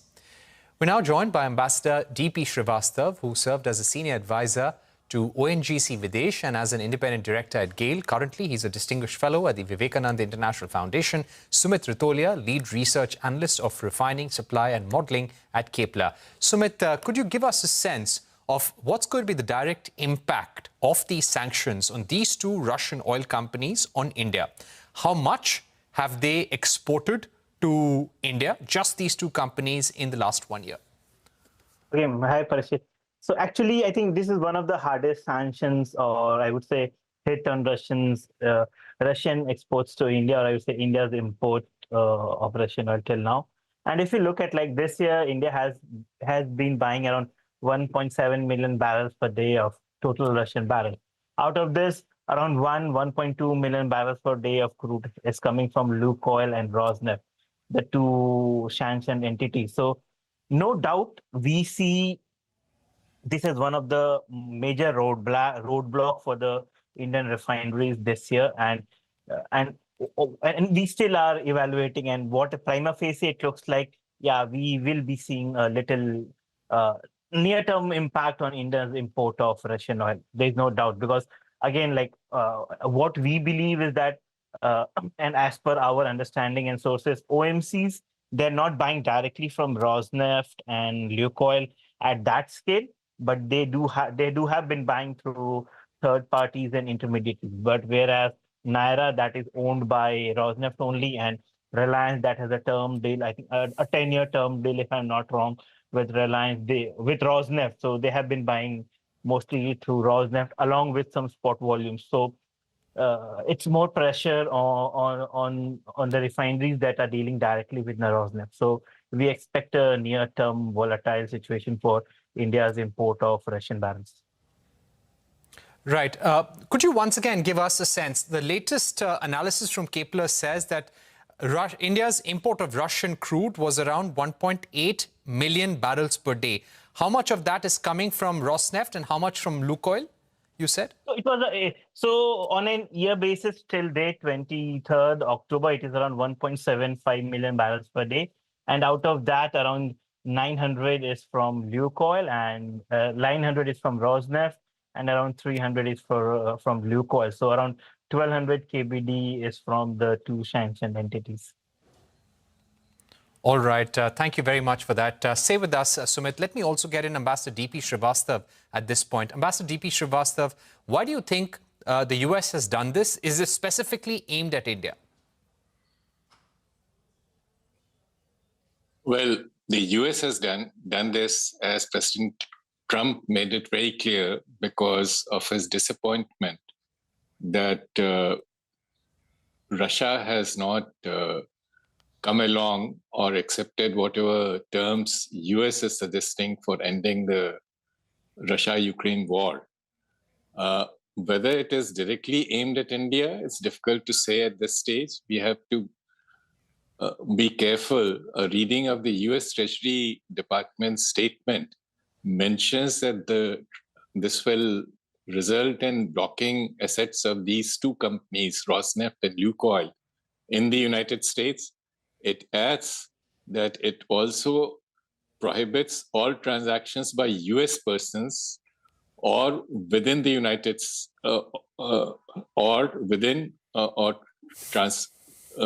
transiting the United States that involve any property or interest in property of blocked persons. Now, my understanding is this does not necessarily involve sanctions against third countries dealing with Russia or these two countries, as long as those transactions are not within the US or do not go through the US, which essentially means that if they are not going through a payment channel, which is located or controlled by US, these sanctions will still not apply. So these are distinct from what is understood as secondary sanctions, which apply also to third countries dealing with designated entities. So as of now, I think this still leaves open scope for foreign companies who are doing, purchasing oil from Russia. Right. Ambassador Srivastav, now, when it comes to India now changing its stand, so far we have maintained that we are buying Russian oil, and as Sumit also pointed out, our imports have actually increased in the month of October over September by about 250,000 barrels per day. It's now around 1.7 million barrels per day. 34% of our oil imports are coming from Russia. But after these sanctions, do you think India will have to be more careful? Well, yes. In any case, it's a good policy to diversify our source of oil imports. So, to depend on Russia for 30 or 34%, or depend on any single source for such a major supply is something which needs a review. Absolutely. And Sumit, how difficult will it be for Indian refiners, OMCs, to change their supplies? And how long would it take for these sanctions to kick in? According to you, do they come into effect immediately? And when it comes to diversification, what will be the cost increase? Because as you've pointed out earlier, the current discounts that Russia is offering are very, very compelling compared to the global peers. So what will be the cost increase that we could be possibly looking at if we had to buy from other sources? Okay, so coming to OMC's point, I think OMCs are not that export as compared to what private refiners are, because if you see around total 1.7, whatever India has imported this year, around 600 to 700 has been to OMCs only. So in my opinion, OMCs are a lot diversified, and they have a good trading network in terms of like if they want to shun Russian barrels, or we see that day that, it is becoming increasingly difficult even to source cargoes from third party. That I see that might not be, because they have, OMCs particularly have been buying lots of Russian barrels in spot and from third party. So, and they have a lot of source, like as I pointed last day also, like you have Middle East with more supply coming up, you have Nigeria, apart from that, you have LATAM in Brazil, Guyana. So in terms of crude availability, there is not much pain in terms of if Indian refiners, particularly OMC, wants to diversify. But the point is, why would they will? And like if they're not, like again, like if they're able to circumvent this US sanctions and buy from third party, then it's a good deal for them. Like if Indian government doesn't come up with a statement that or official policy that we are not going to buy from Russia, then that is a different case. But if they're not coming up like that, then the status quo maintained, like if they're able to circumvent this Rosneft and Lukoil. In terms of final question to I'll just put the final question to DP Srivastav as we're running out of time, Sumit. Ambassador Srivastav, now, do you feel all of this is delaying the India-US trade deal as well? There was a lot of speculation. The Indian government was also, in a way, preparing for a visit of the Prime Minister to ASEAN, to the ASEAN summit on Kuala Lumpur, where there could have been an in-person meeting between the two leaders. There was a lot of speculation about this, not formally announced. But do you think that this is probably the sanctions and the standoff on Russian oil is one of the reasons why the trade deal is getting delayed? I won't be able to comment on that because I'm not quite aware of the dynamics of the negotiations which are going on between the two countries. But additional sanctions always makes the situation a little more terse, and it's easier to strike a deal in a more relaxed atmosphere. All right, Ambassador DP Srivastav, thank you very much for joining us, and thanks, Sumit, for that perspective as well. We're taking a break, but coming up, the government amends the IT rules to limit powers to take down online content to fear officials. My colleague Ashwin Kumar will be joined by Advocate Apar Gupta, Senior Advocate Sajan Puvaya, and Rohit Kumar, founding partner of the Quantum Hub, on the other side.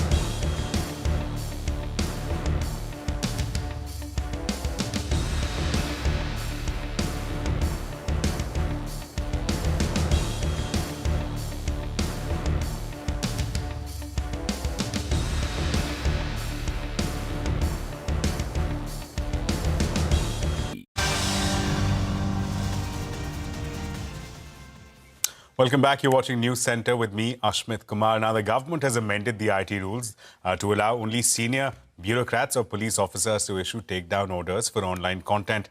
The new rules will take effect from November 15th. The move follows a legal battle with Elon Musk's social media platform X on the contentious policy in the Karnataka High Court. The company claimed that the takedown powers were being misused, and I quote, "Any Tom, Dick and Harry officer is issuing these orders." The Karnataka High Court, however, has ruled in favor of the government, and Musk's company is now planning to appeal that verdict at a higher court. That's the division bench of the Karnataka High Court. Now, joining us now to help us understand what the implications of these new safeguards are and whether they fully satisfy the concerns that have been raised by policy advocacy groups, by X before Karnataka High Court. Have those concerns been addressed? Joining us now is Advocate Apar Gupta. He joins us now. He, in fact, appeared for DigiPub, which had joined X's plea in Karnataka High Court against the Indian government's takedown powers.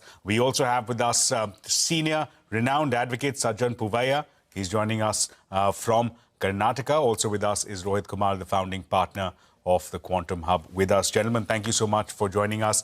Mr. Puvaya, let me come to you first. The optics of it. These safeguards have now been introduced, and interestingly, they come after companies like X had flagged before the Karnataka High Court that, look, Section 79 has no safeguards. Is this in response to those concerns that have been raised before the Karnataka High Court by the larger policy advocacy community, by critics of Section 79 of the IT Act, of these takedown powers?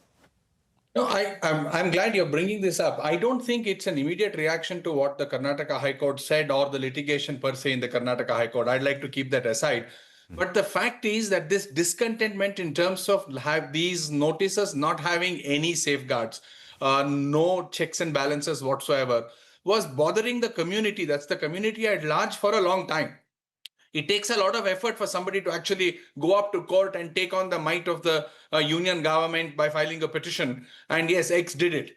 But the welcome step is that I think the government is realizing that you cannot equip this power with all and sundry. Anybody who works for the government cannot become a entity or person who will issue notice for takedown. And therefore, there must be some sort of a filter that a particular caliber of people or particular seniority of members of the government can issue these notices. And it's not so much who is issuing it, but the manner in which it is to be issued. So the rules cover both. That one, it actually shrinks the number of people who can issue these takedown notices, which is welcome. Second, it says that it must be for valid reasons which are indicated in the order, which is even more welcome. So is it ideal? I wouldn't say it's ideal, but is it the right step in the right direction? Answer is yes, it is. Fair enough. Let me also take up the same issue with Apar. By the government's own reckoning, there was a situation that the government was confronted with, and this is senior government officials speaking off the record to us. They tell us that they were seeing cases where even ASI level officers had been issuing orders to large social media platforms, and that was the conundrum that the government was facing, and that's the rationale which has prompted these new safeguards. Do they satisfy the concerns? Now, only DIG level officers will issue these orders. Only joint secretary level officers can issue takedown orders. Does it bring in a semblance of structure, of safeguards, of guardrails with respect to these government's takedown powers? So, Ashmit, I will be only commenting on the public policy aspects of these safeguards. And yes, there are some shortcomings which are present within it. And here, even before I come to the substance, I think a public consultation process would have been advisable, given that on that same day, there were proposals for the regulation of synthetic AI content by that same ministry, which have been put to public consultation.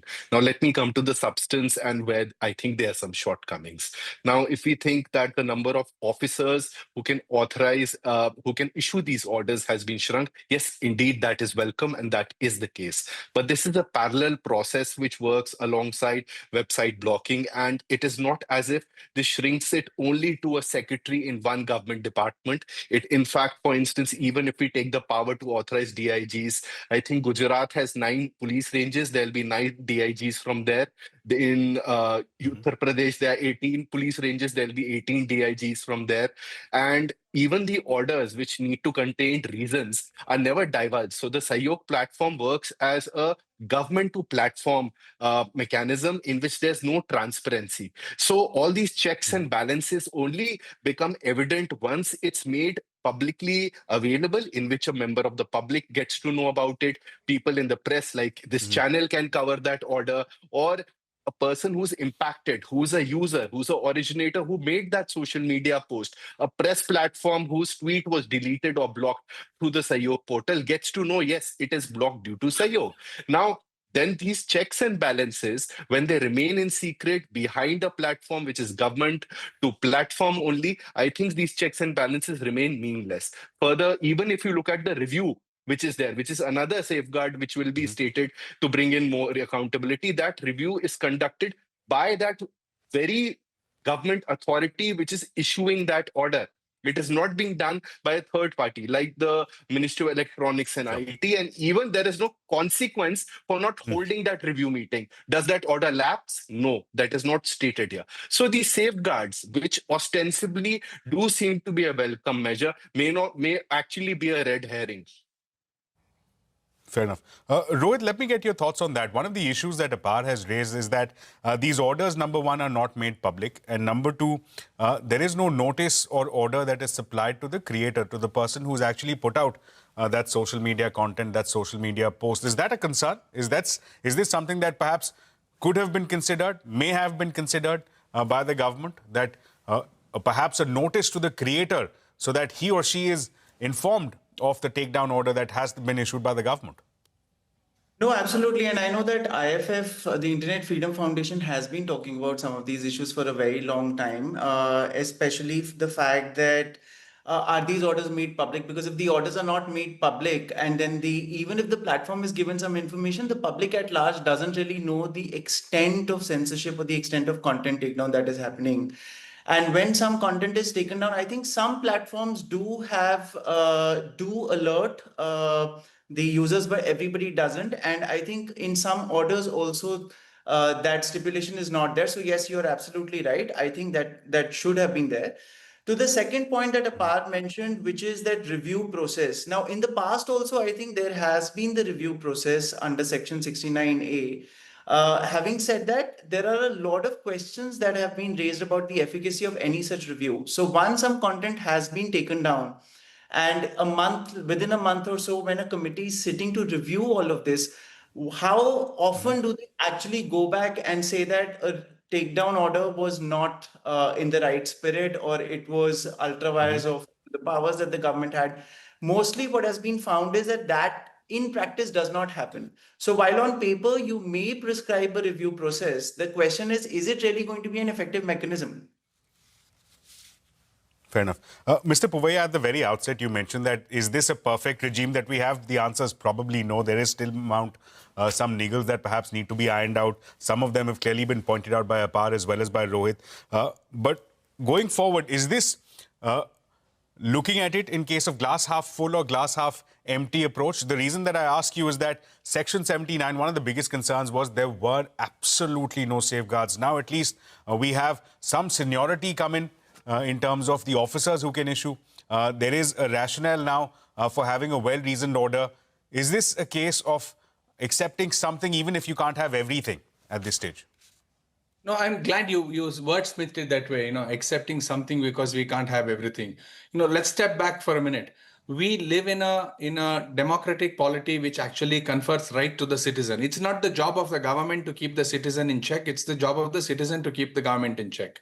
Now, in that matrix, this whole concept of a takedown being so liberal and the law or the subordinate legislation mandating or permitting takedown in this entire liberal atmosphere is itself a problem. When you look at internet from freedom, when you look at a plurality of thoughts, takedown should actually be a rarity. Unfortunately, 79 was worked in a manner that takedown became the weapon of all and sundry in the government. From that perspective, I think, yes, we have the glass half full. but it's not the ideal glass. It's a colored glass. We need to change the glass. We need to change the spectrum. I think the government has the opportunity to actually bring in a jurisprudential approach in terms of legislative formulation such that internet freedoms are protected. The approach here is knee-jerk. We have 79. We have serious problems. We had problems where some railway officer starts issuing notice because the railway today is a government entity, and consequently the railway officer also is a government servant. Now, from that light, does the law change and make it better? Answer is yes. But is it the ideal footprint for us to build our superstructure in terms of internet regulation? Answer is absolutely not. We need to actually do a ground-up analysis on that. This is really shoddy from that perspective, is my view. Interesting thoughts that perhaps this was an opportunity that could have materialized into a better jurisprudence, a better regulatory framework for the issue of takedown orders. Apar, we're running out of time. I'll come to you for some final thoughts. Does this perhaps call into question the fact that we now currently have two set of powers in the hands of the government for takedown? There is Section 69, which allows for takedown on accounts of national security, and then Section 79, which says that if you don't take it down, the government can revoke the safe harbor protection. Is there time also now to revisit these twin powers in the hands of the government?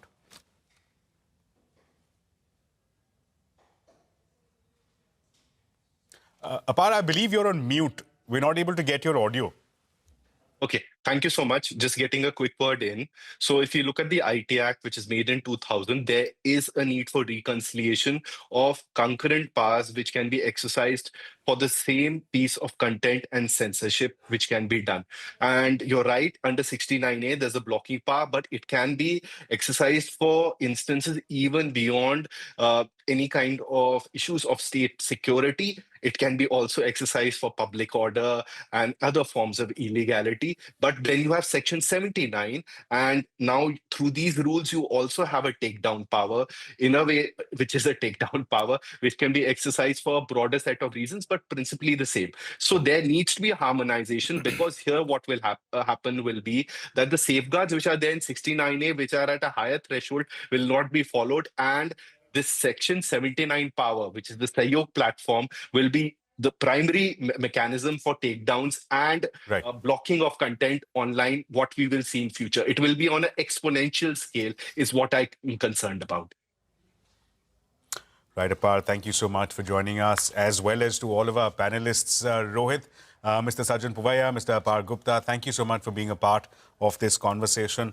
Interestingly, from, again, conversations with the government officers, firstly, they don't call it Section 79. They don't call it blocking powers. They call it a case of intimating the social media platforms. But clearly, these new set of safeguards due to take effect from November 15th. A lot of conversation, of course, has been stimulated on account of that. I'd like to thank all of our panelists for joining us and sharing more light. But with that, it's a wrap on this edition of News Center. More news and updates will continue right here on CNBC-TV18.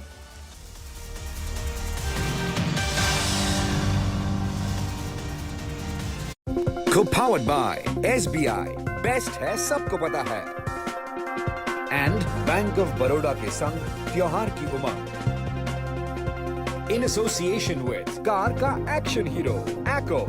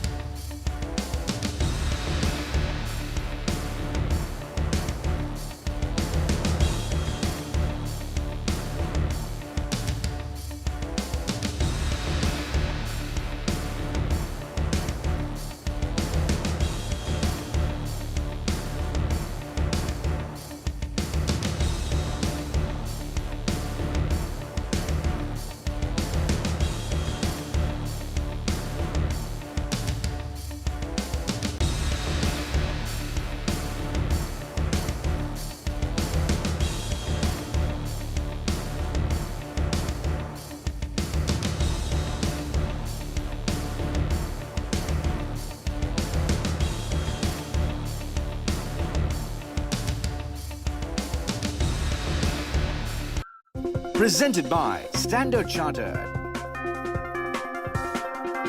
Associate sponsor, Reliance Industries.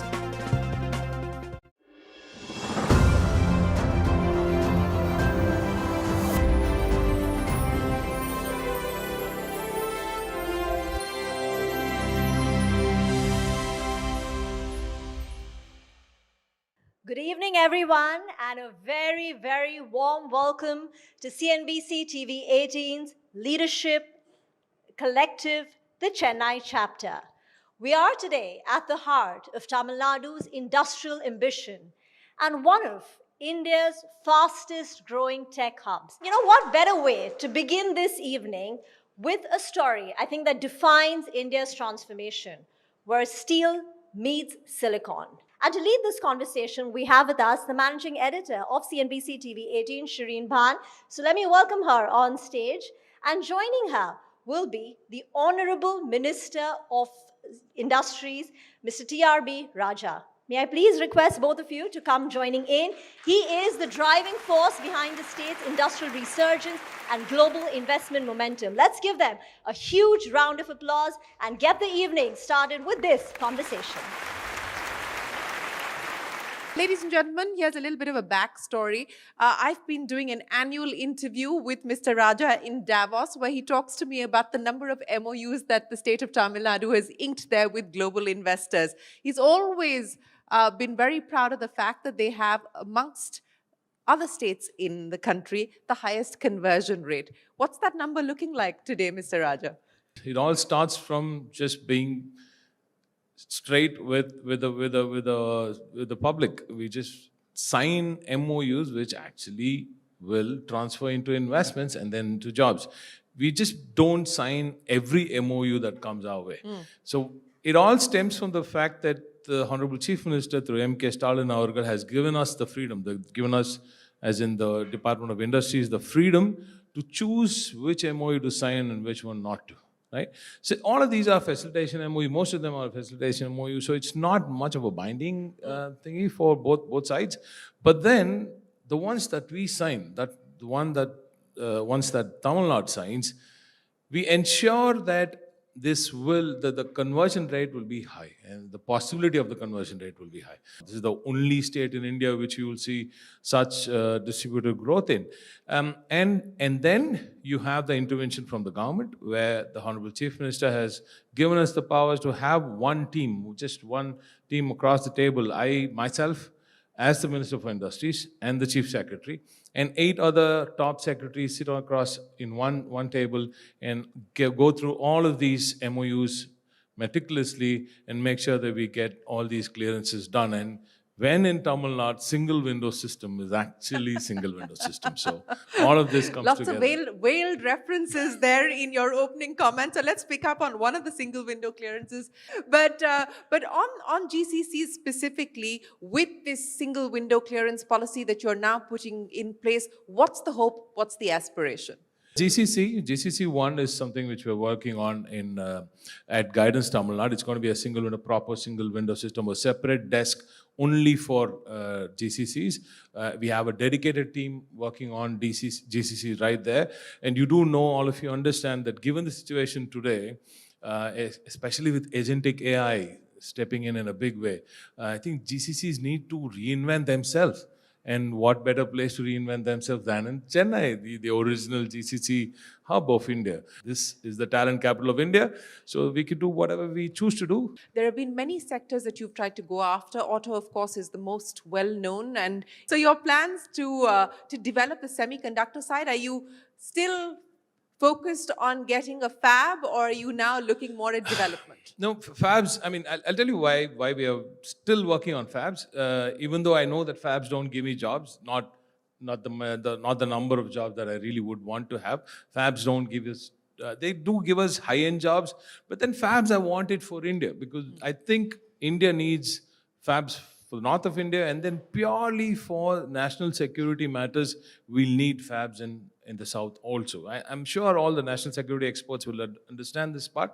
But that said, till then, we're working on a school of excellence. We're working on a school of excellence, because all these fabs coming not just in India, but across the world, they need talent. And where do you go for talent? better than Tamil Nadu. So we get 150,000 engineers every single year, and we're training them with our Skill Development Corporation, which is the non-Mudalvan scheme, which sits under our Deputy Chief Minister through Udayanidhi Stalin Avargal. So all of this is happening in Tamil Nadu. So we're working on our strengths. So if you want to take your fabs, take it. But what will you do for talent? So let's supply the talent. What next now, as far as the state of Tamil Nadu is concerned? You know, you've done a bunch of reforms to try and draw in investment, to draw in industry, to do more. What are you now prioritizing, especially as it comes at a very crucial juncture? We're getting closer and closer to the big match, the elections next year. So what should we be prepared for? Oh, we're busy loading 2.0. We're busy loading Dravidian model 2.0. Okay, so is there a priority to-do list as you load 2.0? Yeah, I mean, 2.0 will be about R&D. It'll be about Product Nation TN. I'll just finish with that. I'll just tell you what, I think we have 30 seconds. But 2.0 is all about, we've conquered manufacturing, we've conquered services, we've done everything. We have the experience to manufacture anything under the sun. So I think for India, Tamil Nadu is going to become Product Nation Tamil Nadu, and we're going to make our own products for the world, and that's going to be what 2.0 is about. It's all going to be driven by knowledge and R&D. Knowledge, R&D, and Tamil Nadu will establish itself as the product capital. An absolute pleasure. Thank you very, very much for joining us here this evening. All this talk about Tamil Nadu becoming the talent capital or being the talent capital of India sets us up for a very fascinating conversation which is going to come up right next, and that is on skills. So in fact, to dive into this discussion, let me welcome Shireen back up on the stage. And joining her is Ms. Tanuj Kapilashwamy, Chief Strategy and Talent Officer at Standard Chartered. So let's talk a little bit about this center that you're opening in Chennai, which is going to be your biggest GCC in India yet. But I also want to talk about this from the prism of where things started for Standard Chartered in India, going back to 2001 as far as the GCC story was concerned specifically, and where you are today and the evolution. No, look, you're right, Shireen. We opened our first GCC in India, in Chennai, in 2001. And for those of you who were around at that point in time, it was called Scope. Scope International is where our origins come from. Chennai is, you know, we've got now centers in other parts of India. We employ 22,000 people. We employ 28,000 people in Standard Chartered in India, 22,000 in our GCCs. And Chennai continues to be our biggest center. The first step in our journey was centralizing operations significantly, but then has been moving up the value chain. And so it's been transformational. I mean, if I look at the 25-year journey and across all parts of our operation, the real move up to capability centers. And I think that's the name of the game. So to me, it's going to be about significantly higher capability. It's going to be about leveraging technology very differently. Human AI collaboration is something I talk about quite a bit.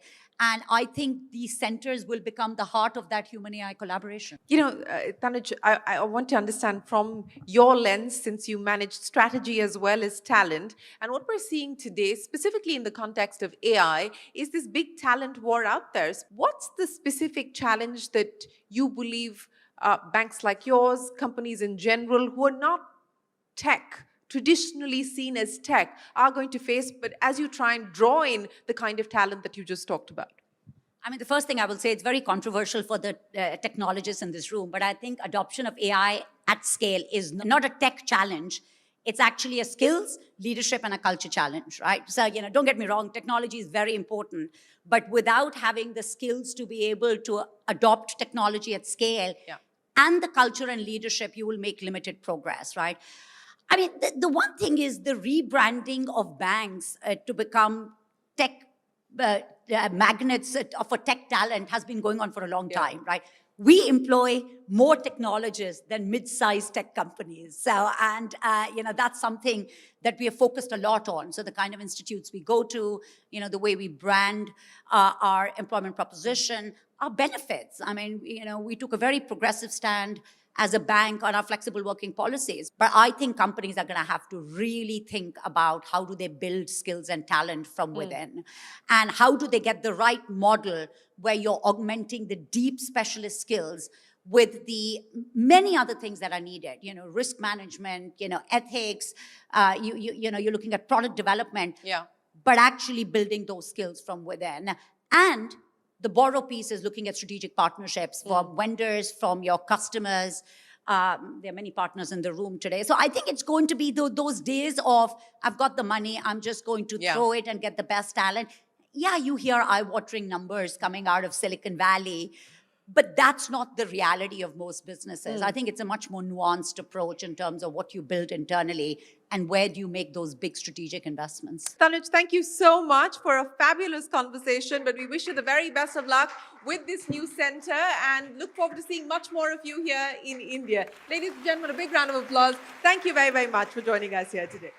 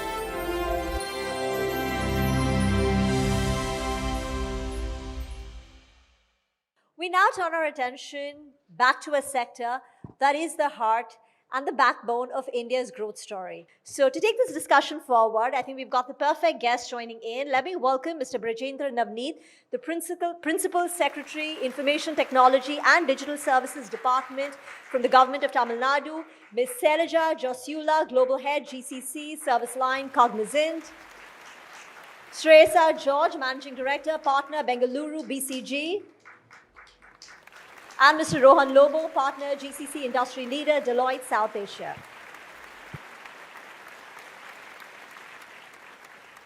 NASSCOM is projecting $100 billion in terms of a value the GCCs can contribute by 2030. I want you to reflect on that and what role or what value will Tamil Nadu command of that?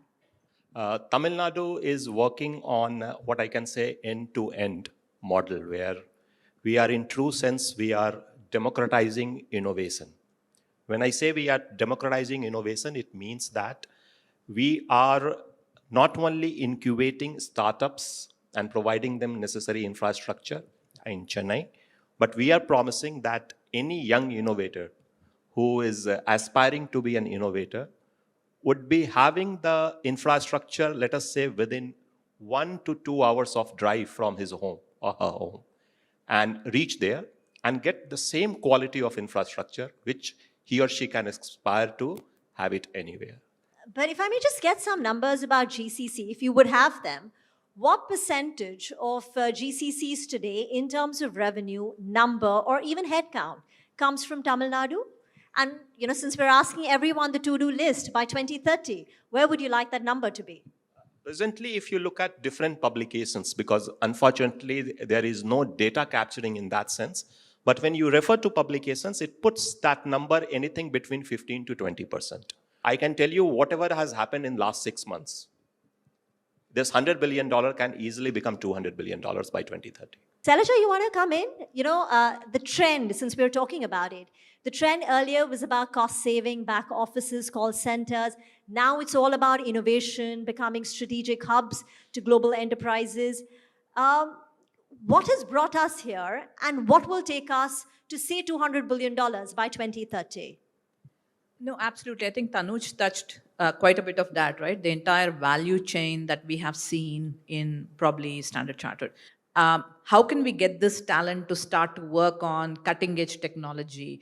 I know we all, there's no conversation today without agentic AI, but how can we actually start to get this talent to start giving those solutions which are futuristic, which will help towards the business models of tomorrow, not the current business models. So I actually have many conversations with clients where they say, I want this GCC to be the tip of the spear for driving innovation, for enterprise-wide transformation. No more are they looking at it as cost arbitrage or labor arbitrage. I think those conversations have completely gone away. And they're definitely looking at how can you transform my business. So that's a big shift. Would either of you have any number of, say today, what percentage of the work done by GCCs in India is high-end, the deep tech, the niche services, high value? Do we have a number? If you look at the Forbes or the Forbes 2000 or the Fortune 500 list of companies, 70% of them don't have a GCC yet in India. If you look at the mid-market companies, there are 215,000 mid-market companies in the world anywhere, 114,000 of them from countries like US, Germany, Japan, which are subject to outsourcing. Just the mid-market is basically $500 million to $1 billion revenue. Even if 2% of them come, that's 2,000 additional. So I think the growth rates considered are very conservative. Of these 2,800 GCCs, what is expected, we believe that it's going to be approximately 5,000. And almost all of them are doing advanced tech work. Almost all of them, but 47% of GCCs are dedicated ER&D centers where obviously the advanced work happens. Maybe just to add to that, I completely agree. I mean, ER&D is where we are seeing the highest growth, 18% on the ER&D side in the last few years. So you're saying only 8% of the GCCs today are driving, innovation and real differentiation. That's what your study throws out. Yeah, I think if you think about it as maturity of these centers, and I think Tanuj called out, Standard Chartered was here in 2001. We've seen this evolution, over 3 decades now. The last 5 years has been an incredible growth story. But if we look at the overall market, and there's 1,800 GCCs in the market, and I'm sure that count changes because today in India there's 2 opening a week. That's the metric, right? True. And hopefully Chennai is getting a lot of it, and Hyderabad and Bangalore and so on. But only about 8% brings together many of these capabilities together to say that we are truly mature. Okay, just a quick final, 1-second answer. If wave 1 of GCCs was about cost, wave 2 about innovation, what would wave 3 look like? Sresha? It is definitely AI. AI. I think generative, right? Generate value, generative AI. It's the generative business services going forward. Do you want to give us one word and also one final line to end this conversation about Tamil Nadu's vision, for by 2030? The magic word, it's not a word, innovate to commercialize. Innovate to commercialize. And what Tamil Nadu will provide, or for that matter, country will provide for this sector is AAA rating. We have Standard Chartered is the main organizer and sponsor of this thing. So for any financial sector company will not be happy with a single A rating. and we should aspire for AAA rating, and that is India provides what I say always in any field you take: affordability, accessibility, and availability. So we should not stop at any of the single A's. We should aspire for all 3 A's. Okay, well said. Thank you very much, Brijendra, Sailaja, Sresha, and Rohan, for joining us in this discussion. It was fabulous, very insightful. Thank you once again. So next up, we're going to talk about the new face of Indian manufacturing. We've spoken about GCCs. Now let's talk about manufacturing, one that is powered by data and design as much by machinery. To lead this conversation, if I may request Shireen to come back here on the stage, and to join her, Mr. Anand Bhushan, Global Competency Center Leader for Saint-Gobain Group, Mr. Kirti Prakash, Managing Director, Chennai Plant at the Renault Group. And let me start by asking you, the experience that you've had so far in the state and in the context of this intelligent automation that we're talking about. Smart factories have been around for a while now. GCCs are, of course, the big theme and the big idea. How do you marry the two? We have world's largest plant in Chennai, in Sheripinambadur, and also the second largest is coming in Chennai. I would say the biggest strength of the state is the possibility of creation of the cluster, that is the intelligent cluster, because we have largest R&D also in Chennai. So it's R&D, it's institutions, it's manufacturing, and all of these three together is a talent. This is what is giving us the biggest advantage for all of us together.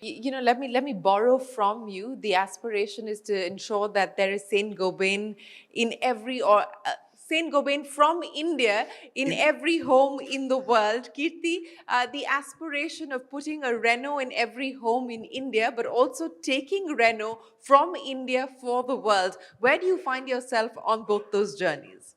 From Renault point of view, let me talk about the car industry first as a Indian. As we are growing, the car industry is expected to get doubled in next 5 years. So that's where actually what we are talking about, AI or technologies, which are going to facilitate this growth.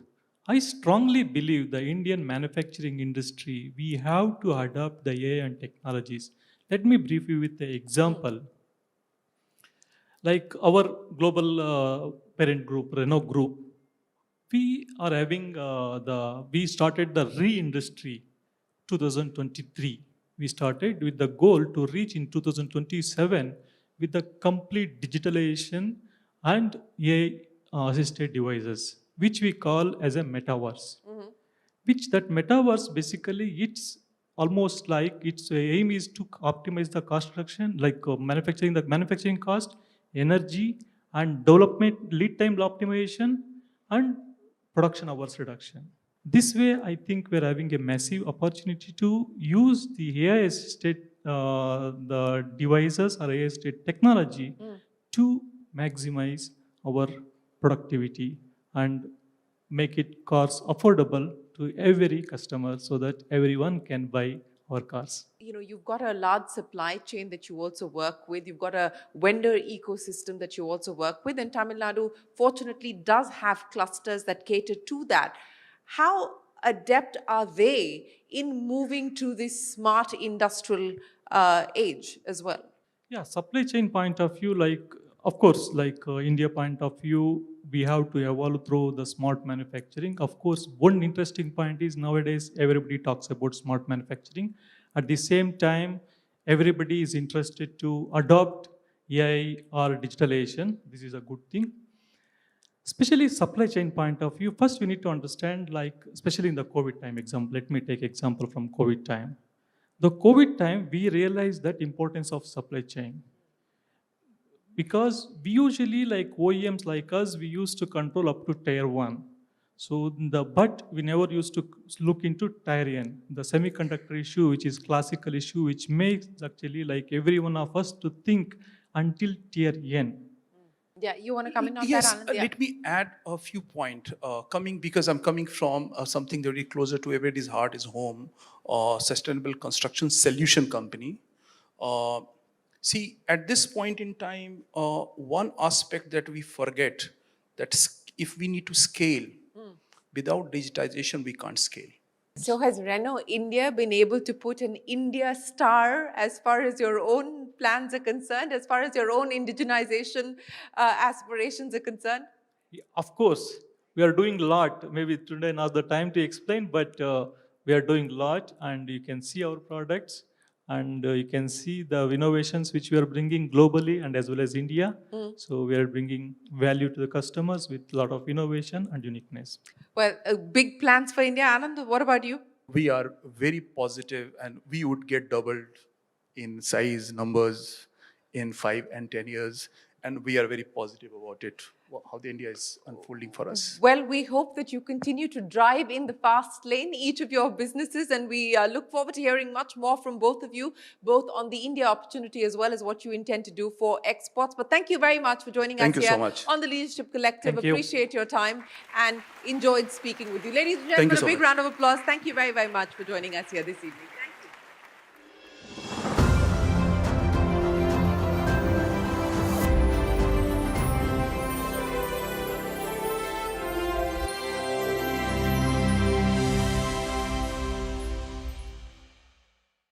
Presented by Standard Chartered.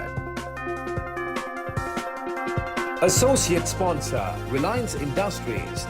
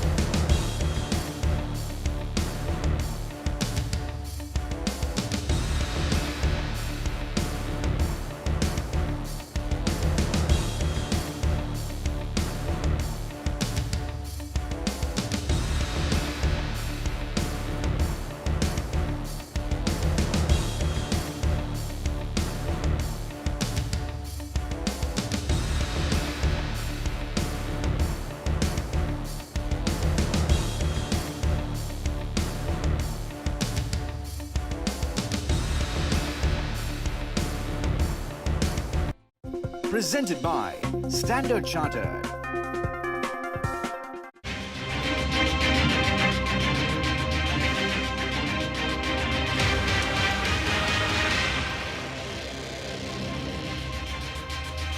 Hello and welcome to Business 360. I'm Shireen Bhan. The headlines that we're tracking for you this evening: a late sell-off on the Lal Street. The Nifty loses more than 200 points from the high point of the day to end flat. Mid-caps and bank stocks gave up gains. IT stocks buck the trend. Crude oil prices rally after the United States steps up the pressure on Russia, imposes sanctions on two of Russia's largest oil companies. This comes a day after President Trump shelved the proposed summit with President Putin.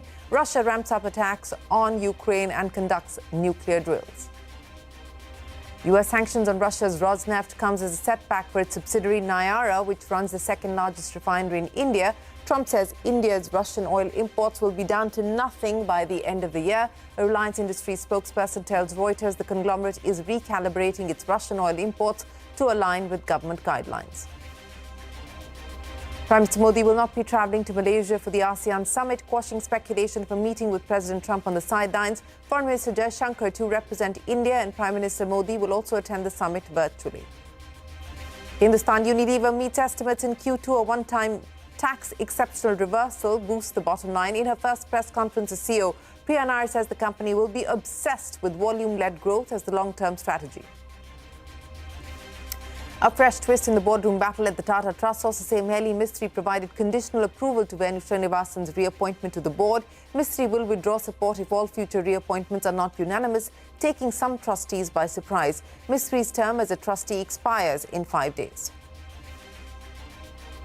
The government amends the IT rules to limit the powers to take down online content to fewer officials. Only senior bureaucrats or police officers can order the removal of content. The move follows a legal battle with Elon Musk's social media platform X on the contentious policy. Tesla's profits declined for the fourth quarter despite record sales as tariffs and research costs take a toll. IBM boosts growth outlook after reporting orders worth nearly $10 billion for its AI business. It's a sparkling Diwali for retailers. The Confederation of All India Traders claims record-breaking sales at over 6 lakh crore rupees. Consumer durables and auto sector sees record growth as well. Quick commerce apps emerge as the biggest growth drivers. After weeks of speculation, the opposition bloc formally declares RJD leader Tejasvi Yadav as the CM face for the upcoming Bihar Assembly elections. Vikashsheel Insan Party chief Mukesh Sahni named as the deputy chief minister's face. Well, let's start with the day's market action. The Sensex and the Nifty started very strong, but then erased all of those gains after a late sell-off. In fact, the Nifty fell more than 200 points, coming off its intraday high, finally closed just about in positive territory. So flat close there, but as I pointed out, a big fall intraday. The Sensex, similar story. The Nifty Midcap closing in the red and the Bank Nifty up by about 70 points. Surbi joins us now to wrap up the day's market action. Surbi started very strong but gave up the gains towards the close. Well, the all-time high had to wait. Despite getting a very solid indication from the GIFT Nifty in the morning, which was indicating that we'll start 400 points higher, the day turned out to be fairly different. Well, we never got such a big gap up, but we did have a very decent opening with about a 200-point gain. But then the momentum couldn't continue. In fact, the Nifty hit an intraday high of 26,104. But then in the second half, things kind of started fizzling out. The momentum was not there because anyway, we started with global cues that were not very, very supportive. US markets were under pressure. A lot of big tech earnings are in focus over there, and some of those stocks were down in after-hours trading. And then, of course, this continued uncertainty around the trade deal, India-US. We don't have too many specifics as to when, a deal will finally be signed. So the market continued to be in wait-and-watch mode. Let's talk about IT, because that was the big story of the day and a big, big winner, because it seems that there's some more clarity. At least student visas will not be clubbed with that big one-time fee. And some of that really helped the IT sector. Infosys in particular, where promoters are not participating in the buyback, that stock was the key winner on the Nifty. It actually took the rest of the pack up along with it. So if you talk about the gainers and Infosys, HCL Tech, TCS, Tech Mahindra, all these stocks rallying between 1 to 4%. The other leg of the market was also fairly all right. I'm talking about banking and financial services. So if you look at gainers, Shriram Finance, Axis Bank and Kotak Mahindra Bank. These were some of the names that were in focus on the upside. Now let's talk about the other big global story, US's additional sanctions on Russian entities like Rosneft. This did lead to some profit taking in the oil and gas refiners, marketing and refining companies. So IOC, HP, HPCL, BPCL, by the time we were ending, these stocks were down about 2 to 3%. Let's talk about the other Nifty gainers then. The names included the likes of ITC and L&T. But now when I come to the loser side of the screen, it's a pretty long list here as well. Eternal losing about 3%. Eicher Motors seeing some profit taking. Interglobe Aviation and big boys like ICICI Bank and Reliance as well, not quite batting for the bulls today. All of these stocks are coming to profit taking. The mid-cap market was lacking momentum. That was the other problem with the day. There was overall profit taking going on. The index ended flat. The advanced decline ratio was 1:1. Surbi, many thanks for joining us. That's the market action for you. And gold prices rising today after 2 sessions of sharp declines. This is investors were back for some safe haven buying. While investors are awaiting key US inflation data, fresh US and European sanctions on Russia did help the metal regain some of its lost sheen. The top story that we're tracking this evening, the US government has imposed fresh sanctions that target Russia's 2 oil companies. This has been done in an effort to pressurize Moscow to negotiate a peace deal with Ukraine. Now, one of the two companies includes Rosneft, which owns 49.13% stake in India-based Nayara Energy. Meanwhile, the European Union has also approved the 19th package of sanctions on Russia, and this will also include a ban on the imports of Russian liquefied natural gas. This move comes after President Trump shelved a proposed summit with President Putin, and the White House hardened its stance against the Kremlin. Now, things have been escalating on the battlefield as well, with Russia launching a barrage of drone attacks and conducting nuclear drills. After a call with Prime Minister Modi on Diwali, President Trump had also reiterated that India will not be buying more oil from Russia. In fact, he went a step further and said India's oil imports from Russia will be, and I quote, almost nothing by the end of this year. Take a look. India, as you know, has told me they are stopping. You know, it's a process. You can't just stop it. But by the end of the year, they'll be down to almost nothing. That's a big thing. That was almost 40% of the oil. India, they've been great. Spoke to Prime Minister Modi yesterday. They've been absolutely great. 19th package is very important, and of European leaders, of EU, but American sanctions are also very important. And this is a good signal to other countries in the world to join the sanctions. You know that not only energy, we need shadow fleet, etc., and continue until Putin will stop this war. Well, that's the latest there as far as Russia and Ukraine is concerned, and the sanctions being imposed by both the US and the EU on Russian crude. Now, crude oil prices jumping after US sanctions came into effect. In fact, hitting back to a 5-month this week, prices surged as the US also saw a drop in US crude inventories that eased oversupply concerns. And Trump's pressure on India, the country's top oil refiner Reliance Industries, is signaling a potential reduction to its Russian oil imports. Company spokesperson told Reuters, and I quote, "Recalibration of Russian oil imports is ongoing and Reliance will be fully aligned to the government of India's guidelines on the extent of recalibration," end of quote. Sonal standing by now with the details of the fresh US sanctions and the impact that they will have on global oil supply and specifically on India. Sonal. Well, yes, US has gone ahead and sanctioned two big Russian oil producers. One of them, of course, is Rosneft. The other one is Lukoil, which is done to pressure Moscow to negotiate a peace deal with Ukraine. Now, remember, UK had done it last week, and before that, last year itself in July, European Union had issued a communique where they had put out sanctions on Russian oil and gas companies, the major ones there, and EU restrictions on operations of Rosneft's 20 million tons per annum refinery in India as well. Now, why is Rosneft so important for India? Now, do remember, Rosneft is a Russian state-owned oil corporation which owns 49.13% stake in a private company in India, which is Nayara Energy. And Nayara Energy operates the second largest private refinery in the country as well. As I said earlier, it has a capacity of 20 million tons per annum. Now, some numbers for Nayara Energy. As of September 2025, it relied entirely on Russian supplies. This is because the sanctions earlier did not give it the way forward in terms of importing crude oil from other producers, the likes of Iraq and other non-Russian sources as well. Crude oil imports fell 22% on a YOY basis for Nayara Energy to 330,000 barrels per day in September 2025. This is about imports. In fact, their exports also dropped massively to around 89,000 barrels per day, which compares with around 210,000 barrels per day on a YOY basis. Their exports majorly were to the countries like Middle East, Turkey, Brazil, etc. But because of these sanctions that came through last year, all these exports also saw a big fall on a YOY basis. Now, remember, in their earlier statement as well, Nayara Energy indicated that they are seeking assistance from government to navigate challenges posed by these sanctions.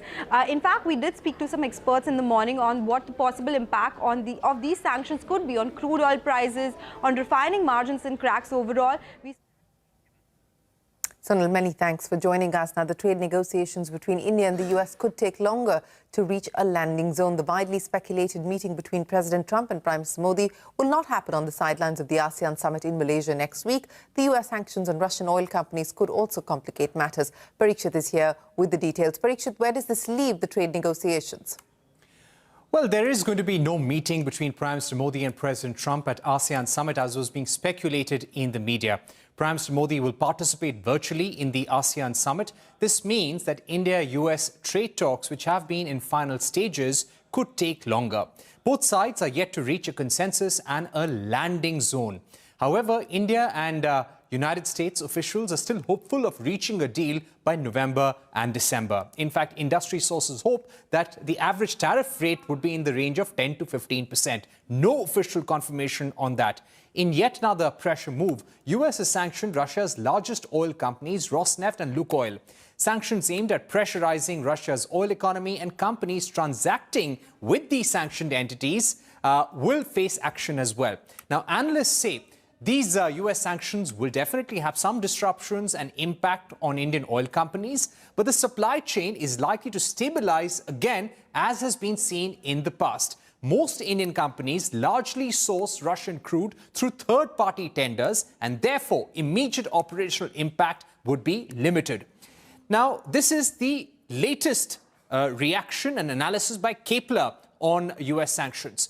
In order to address US concerns, India has increased oil imports from the United States by 60% year on year, and this is part of our diversification efforts. But completely cutting off Russian oil imports has been difficult, according to analysts. Indian import of Russian crude was 1.8 million barrels per day in October, and this is 34% of total imports and comes with compelling discounts. India's US crude imports in 2025 have increased to 295,000 barrels per day compared to 199,000 barrels per day in 2024. India has limited upside, according to analysts, to take US crude to around 400,000 to 500,000 barrels per day, as US trades face higher outright and transportation costs. There are also compatibility challenges with Indian refining systems. Having said that, let's see what action India takes in light of the latest US sanctions. Parikshit, many thanks for joining us. Well, that is the latest as far as the issue of Russian crude and sanctions being imposed by the US. But Parikshit, hang on. We'll come back to you in just a bit for the other big story that you're tracking. But let's talk about the earnings of the day. Hindustan Unilever's second quarter performance met expectations, profits ahead of estimates thanks to a one-time tax gain, revenues largely in line and margins ahead of estimates. Speaking at her first press conference as CEO, Priya Nair said HUL will be obsessed with volume-led growth as its long-term strategy. Take a look. We will be obsessed with volume-led revenue growth. This will be our focus, our obsession. There are 4 pillars we will focus on as a strategy in the future. The first is that we will segment radically our consumer segments in India. There are distinct consumer cohorts emerging in India. We have a unique opportunity to serve all these emerging segments in India. We will future fit our marketing and sales frontline machinery. Our marketing will become much more social first demand generation, and we will invest in ensuring that we are investing behind quick commerce and e-commerce. We will radically transform our core brands, making them more modern, youthful, contemporary. Well, that's Priya Nair on her strategy for HUL. Shares of Infosys gaining nearly 4% after the tech giant said its promoters will not participate in its 18,000 crore rupee buyback. This, as the decision increases acceptance ratio for shareholders. Promoters not tendering shares generally signals confidence in the company's long-term growth. The buyback exercise will cover around 2.4% of equity at 1,800 rupees a share. Tata Motors' own Jaguar Land Rover is likely to suffer a loss of £550 million due to the cyber attack that halted production in September. This, according to Cyber Monitoring Centre, an independent agency that tracks the impact of cyber hits on UK-based firms. Now, the agency has estimated that the cyber attack will also cost the UK economy an estimated £1.9 billion. JLR has declined to respond to CNBC-TV18's query on the matter, so we don't have any further updates on when we are going to see a resumption of full-scale operations. AI startup Unifor has secured $260 million in funding from tech giants NVIDIA and AMD. And this takes the startup's total funding to $870 million. The Series F funding round maintains the company's $2.5 billion valuation. Unifor said the capital will be invested in its flagship AI and data platform business AI Cloud. A fresh twist in the boardroom battle at Tata Trust Sources say Mehli Mistry provided conditional approval to Venu Srinivasan's reappointment to the board. Mistry will withdraw support if all future reappointments are not unanimous, taking some trustees by surprise. Mistry's term as trustee expires in the next 5 days. Parikshit is back with us for the latest. Parikshit, so conditional approval coming in there for Mehli Mistry. What does that mean? Well, yes, this move by Mehli Mistry, the director of the Meher Palanji Group, and also a trustee on board, both the Sir Dorabji Tata Trust and the Ratan Tata Trust, took everyone by surprise. This happened just before Venu Srinivasan's reappointment, and he, in a mail to all the trustees, said that he would support Venu Srinivasan only if all trustees agree that all future reappointments of trustees will happen unanimously, automatically, and it will be for life. Now, this is being seen by some as somewhat setting a condition that would help him secure his reappointment in the coming days. And it also comes just ahead of his term expiring as trustee on 28th of October. Now, this has also led to speculation on whether there is any such clause within Tata Trust where there can be conditional support and retrospective withdrawal in future. Some say there is no such clause in the rules and regulations or in the rule book of the Tata Group for that matter. Let's see what happens in the next few days. The Tata Trusts are set to soon move a circular and send it for approval of all trustees to reappointment of Mehli Mistry. Let's see what happens. But the members of the Sir Dorabji Tata Trust include Noel Tata, Venu Srinivasan, Vijay Singh, Pramit Javeri, Mehli Mistry, Darius Khambata. These are the people who will play a deciding factor. And any trustee who has to be reappointment has to be done unanimously. Even if there is one vote against, it won't go forward. All right, Parikshit, we'll be tracking that closely. Many thanks for joining us. We'll enter a break, but when we return, it's been a sparkling Diwali for retailers. The Confederation of All India Traders claims record-breaking sales at over 6 lakh crore rupees. That and more when we return.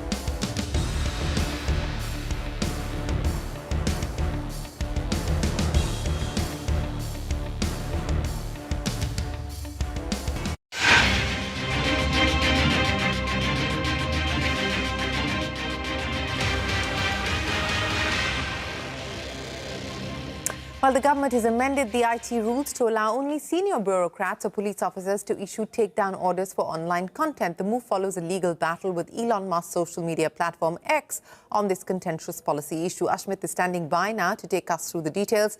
Ashmit, what amendments is the government moving and what is the likely impact going to be? I mean, a lot of this was something that Elon Musk's legal team was arguing in the Karnataka High Court.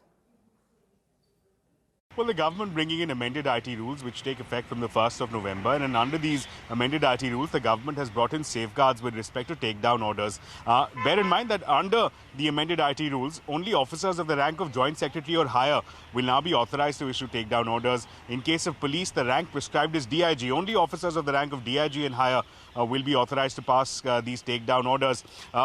The concern that was felt within the government is that there was many cases where even police officers of the rank of ASI had been issuing takedown orders to large social media companies, and that's the reason why this need was felt for issuance of these additional safeguards. The second safeguard that has been brought in is that these takedown orders will have to be issued necessarily through a well-reasoned order. They have to have a statutory legal backing, and importantly, they must clearly clarify as to what the unlawful content was. That's the second safeguard. The third is that there will be a monthly review of all the takedown orders that are issued by a government department or by the police, and that this will be looked at. There will be some amount of oversight there.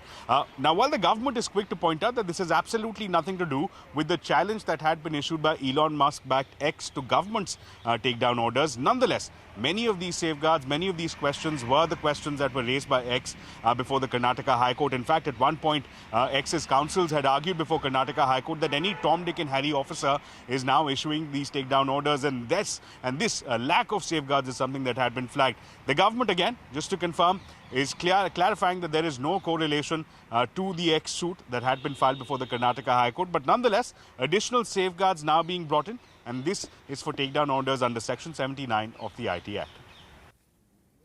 All right. Many thanks, Ashmit, for joining us. It's been a sparkling Diwali for Indian retailers. The auto sector reportedly has had its best festive run yet. The Confederation of All India Traders claimed record-breaking sales at over 6 lakh crore rupees. Shilpa is here with the festive report card. Shilpa. Well, you know, data and commentary from companies and industry bodies are suggesting that it's been a record-breaking festive season for India. Across the board, from Diwali lights to new car keys, consumer spending has come back strong this year. And this has been majorly thanks to GST cuts and higher discretionary spending. First, let's look at how retail did. Now, early indicators from the Retailers Association shows apparel saw a good movement, with value apparel growing over 10% and occasion wear also growing up to 5%. And this is for a sector that has seen muted growth for the past couple of seasons. It also said that the beauty and personal care segments also saw good growth, even electronics, and we'll come back to that in a little more detail. Now, DLF Retail also noted that the overall footfall was up 12% year on year, and for them also, electronics, jewelry and retail all performed very well. Consumer durables, that's the sector that really led the charge this time thanks to GST cuts. Now, Vijay Sales has said that it saw growth of over 20% year on year this time, which is the double of the 10% that it saw last year. TV sales benefited significantly from GST cuts, while ACs are also picking up. Now, there was also particularly high growth, Vijay Sales said, that in mobile phones and laptops and kitchen appliances as well. Now, the next was auto sector, which also seems to have had its best festive run yet. Tata Motors passenger vehicles had a record delivery of over 1 lakh cars during Navratri to Diwali period, and that's a 33% increase over the same period last year. And meanwhile, Maruti Suzuki reported, 4.5 lakh units, of which 1 lakh unit itself was small cars, and it saw retail sales hitting 3.25 lakh units in this period. Now, the Confederation of All India Traders, the CAIT, has also claimed that Diwali sales touched 6 lakh crores, making it the highest ever festive season, and this figure included 5.4 lakh crores in goods and about 65,000 crores in services, and this, they said, is based on a survey of 60 major distribution centers. Now, the festive season was not just offline, right? The cheer extended to online sales as well, with e-commerce sector seeing a 24% growth in order volumes and a 23% increase in gross merchandise value. And the massive driver here this time was quick commerce apps, which saw a 120% year-on-year jump in order volumes. And all in all, right, so after several quarters of muted demand, this festive season seems to have truly lifted the consumer sentiment. Well, that's what the numbers seem to suggest. Shilpa, many thanks for joining us. With that, it is time for us to wrap up this edition of Business 360. The news will continue right here on CNBC-TV18. Stay tuned. We're back in a moment with a lot more.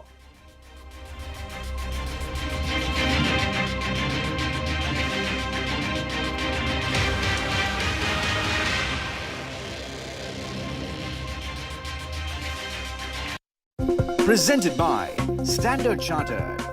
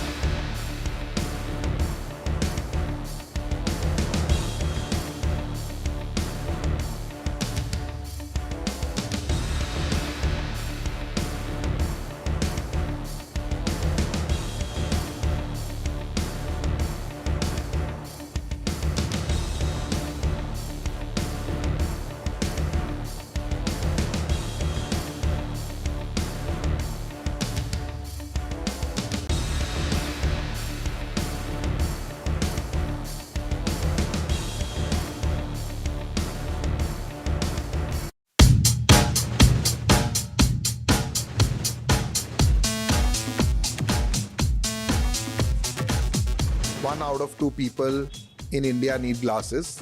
A third of them only wear glasses, and 2/3 are without glasses. That's almost more than the population of US. We have only 60 shops for 1 million people, and we have 1,200 shops or jewelry shops for 1 million people in India. 20 times more jewelry shops. Recently, when we found that opticians don't want to go to smaller towns, why not have an optometrist sit in Kolkata and do an eye test in Jodhpur? There's a cricket stadium full of people. 50% of people should be wearing a pair of glasses from Lenskart. Eyewear was always a medical category. We never treated it as a medical category when a consumer walked. No, you made it cool. We made it cool. When we launched our first ad where a guy was sitting in the library and the specs were changing, and then in the end the girl came and sat in his laps. I mean, a lot of people were like, are you being frivolous? Some very, very senior people would tell me, yaar, make some dhanke chashme also. I remember my co-founder, when he was getting married, his father-in-law was saying, ye chashme wale se shaadi, you know.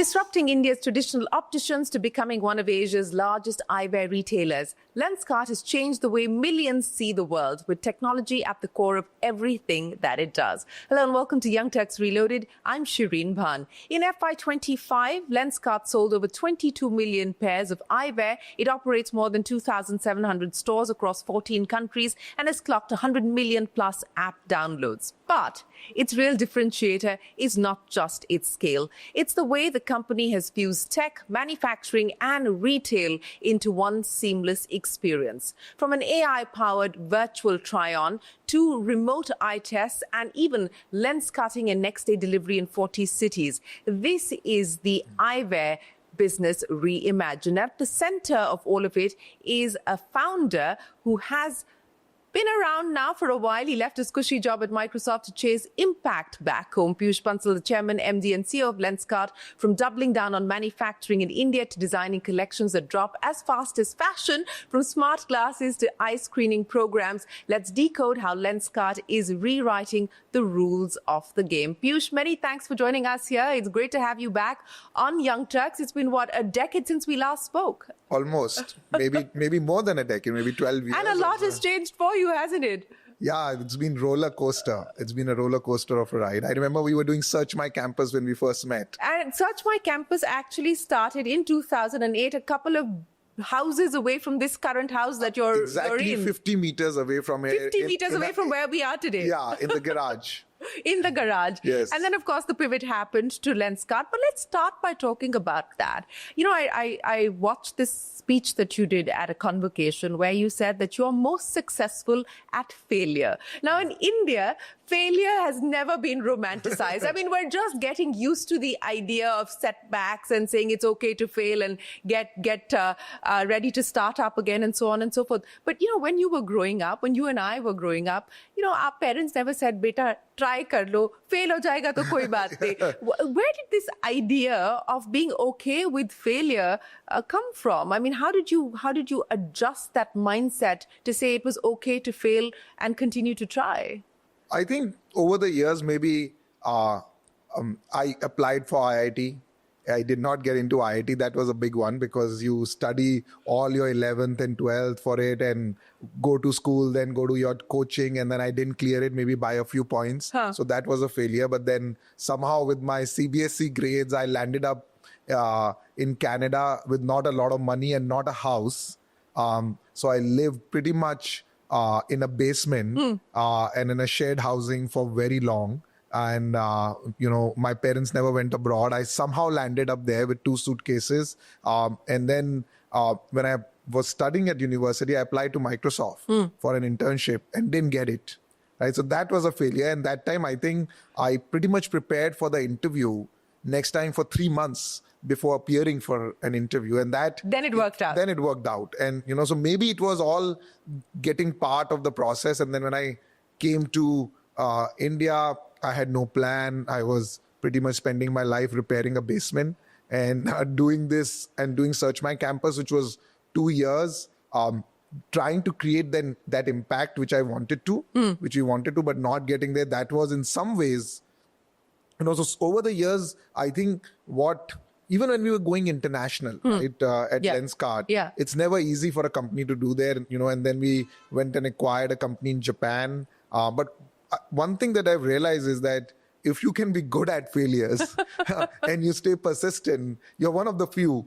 And that skill is very important because it's easy to give up just before. You know, you try a little bit, and then you think it's done. But just, you know, the success is just on the other side of the line. And I think if you can stay persistent, you can stay honest, you can take feedback, you can say the reality and accept what it is. You know, it's powerful. At least that's what I have experienced. Let's talk now about Lenskart and the journey that you've been on.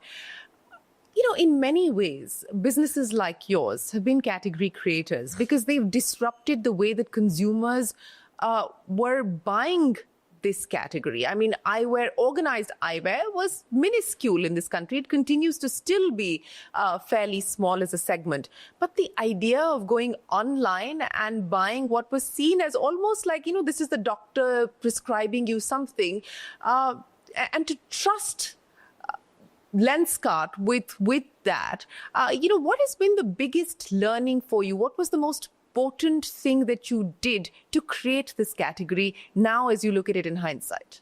See, I think the most potent thing we did is that none of us were from eyewear, right? The only thing we knew is that 1 out of 2 people in India need glasses. A third of them only wear glasses and 2/3 are without glasses. That's almost more than the population of US or, in India sitting without glasses. And so everything we did was with that lens in mind. And we kept innovating. To give you an example, the whole supply chain of eyewear is very localized. And that's the biggest barrier for that access to get created. So far, I think people were not thinking about that problem from that perspective. They were like, okay, I'll do a business, I'll open an eyewear store, but there are 500 million people without glasses. Why are they not getting it? And then when we realized we have only 60 shops for 1 million people, and we have 1,200 shops or jewelry shops for 1 million people in India, 20 times more jewelry shops, and we have almost going to be 1 billion plus people who need vision correction in India in the years to come. Why is that not happening? So we went back and said, okay, can we do what Amazon did to retail, to other categories, and push all of this distribution and supply chain backward? That was a big breakthrough because it allowed something which was just-in-time manufacturing to suddenly get the legs it needed to be available to people across.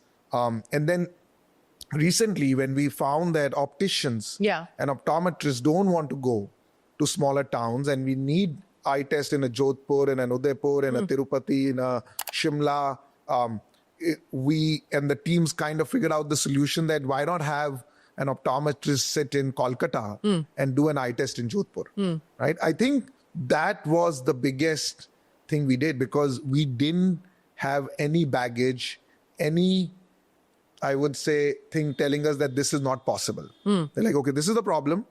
Let's see whether there's a solution, and maybe technology has a way to solve it. I think that to me was the biggest differentiator. The decision to IPO, and of course, in your case, you have investors who require exits and so on and so forth.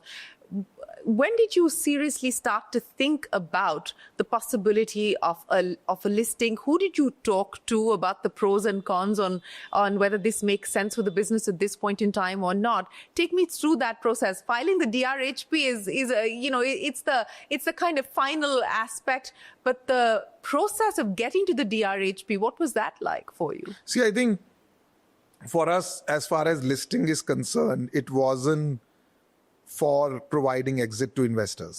At Lenskart, we were fortunate that almost all our investors got enough liquidity. We have done significant amounts of secondaries.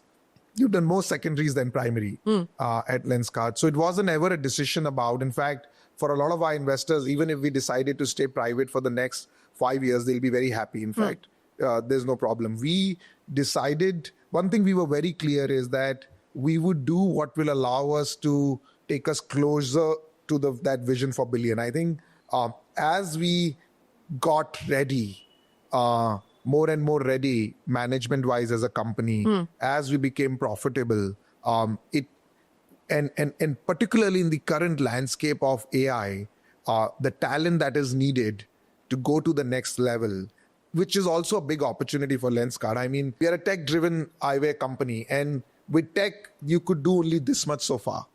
But with AI, we don't even know what we can do so far. So from that perspective, I think getting talent of the next level, building foundations to take, governance, to take discipline, to take, overall, I would say, operational excellence to the next level. I just felt this is the right time. But most important for me is talent, because today... You think you'll get access to better talent because you're a listed entity? I think so, because you are now going to compete with the Metas and the Googles of the world, and we need that talent. And for the longest time, the only benchmark I used to have at Lenskart was I need the topmost engineers who are graduating out of colleges. When they have a job offer from Amazon, Google, are they going to choose Lenskart? Because that is what is going to define what we are going to build 10 years forward. And that was the discussion I used to have in our office all the time. And those engineers need to want to work at Lenskart proudly, and not a few of them, hundreds of them. And how many do you currently have? About 530 plus, right? And a lot of them now want to make impact using technology in this space. Otherwise, I remember my co-founder, when he was getting married, his father-in-law was saying, "Ye chashme wale se shaadi." I don't. We want these engineers to say, "I want to give vision to 1 billion people." So yes, for me, the talent is the most important. In today's time, there is nothing more difficult than getting the best people in an environment to start thinking about how to solve the unsolved problems of the world.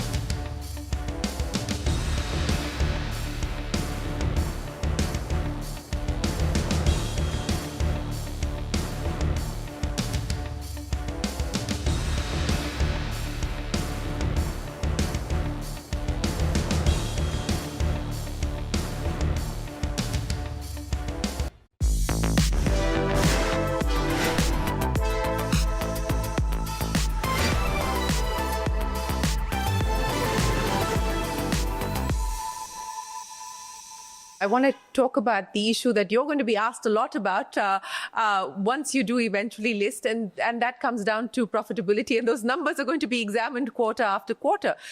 Finally, the breakthrough for you happened in FY23, and it's been a long journey to get to that point.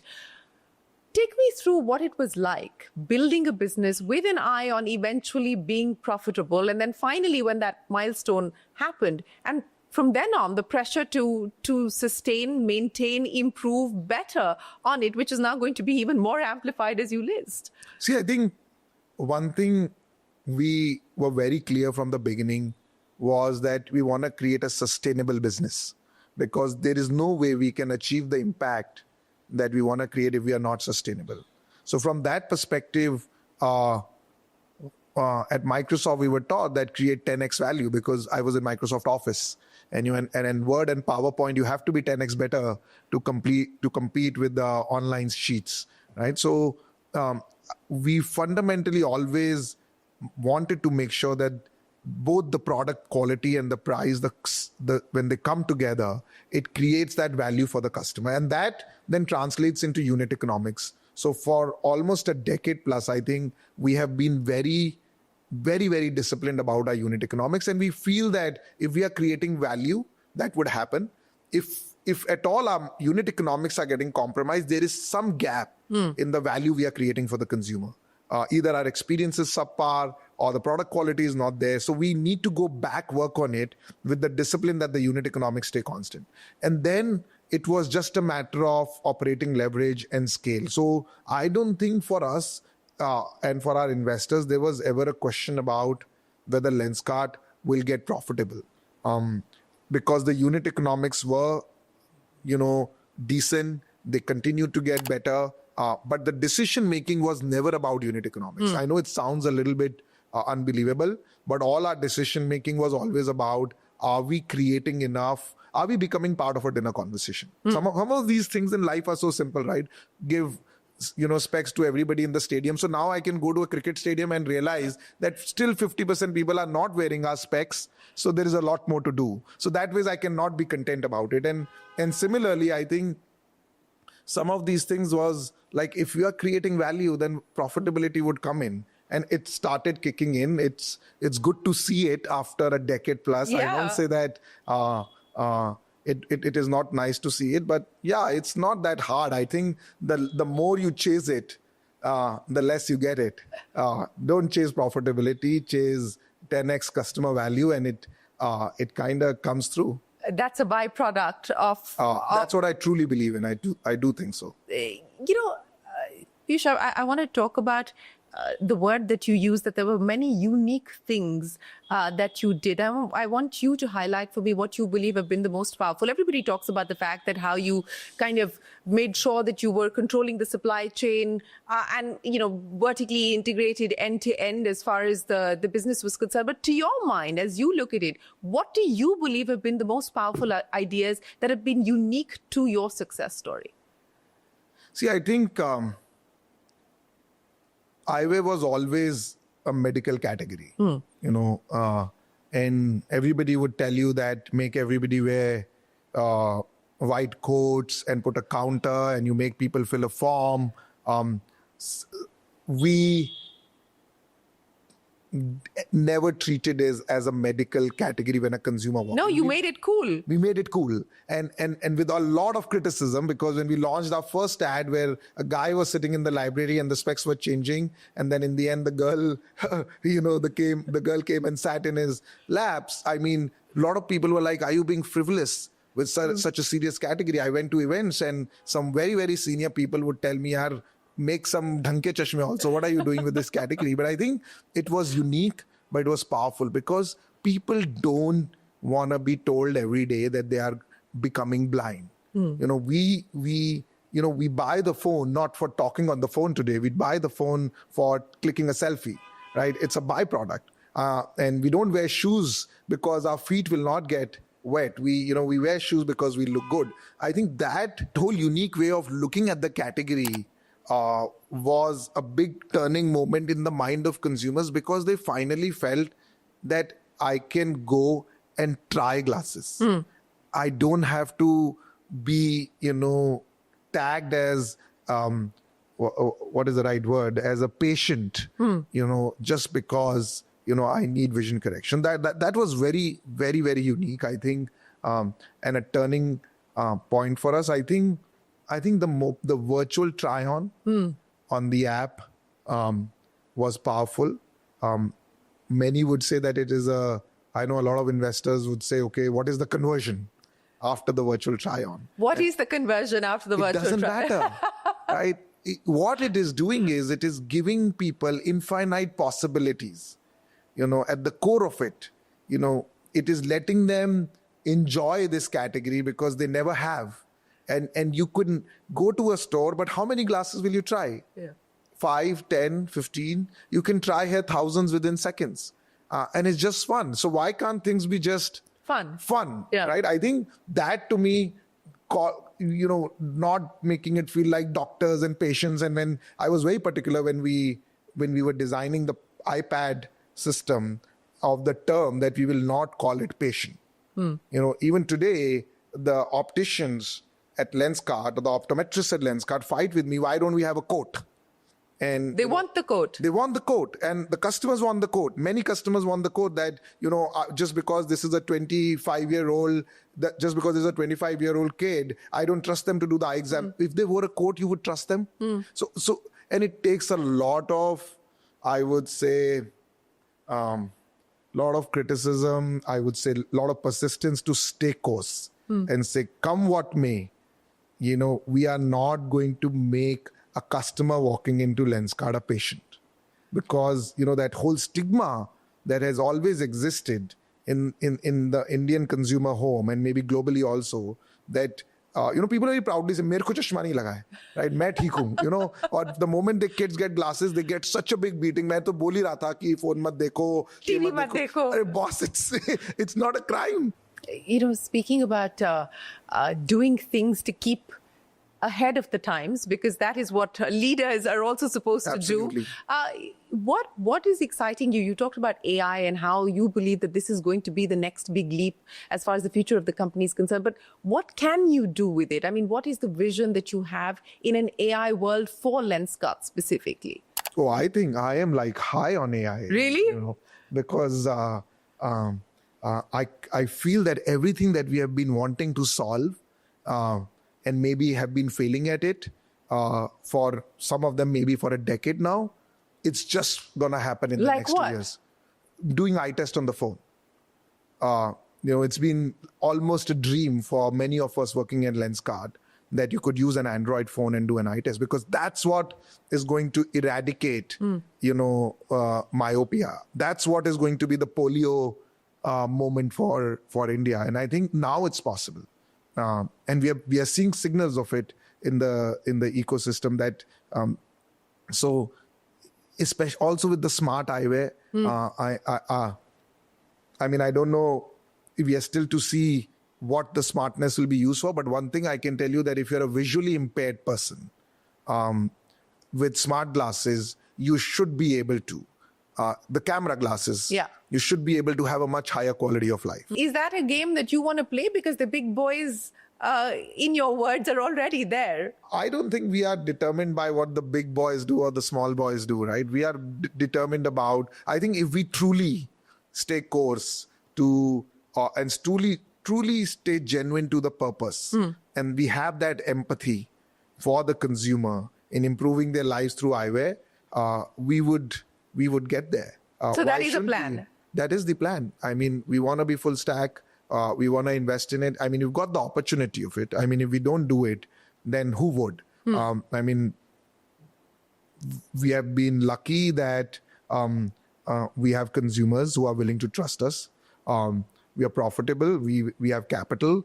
If we don't invest in it, who will? I mean, this is and from blind capital of the world to eyewear capital of the world is yet to be done. And to this the smartwear capital of the world, eyewear capital of the world? Eventually, smart is a way to improve quality of lives of people, right? What the smartness will do is yet to be determined. I mean, but yeah, if it improves quality of life of people through vision care, it falls right under what Lenskart wants to do. Well, where do you derive the inspiration, quote unquote, from? And where have you had your eureka moments?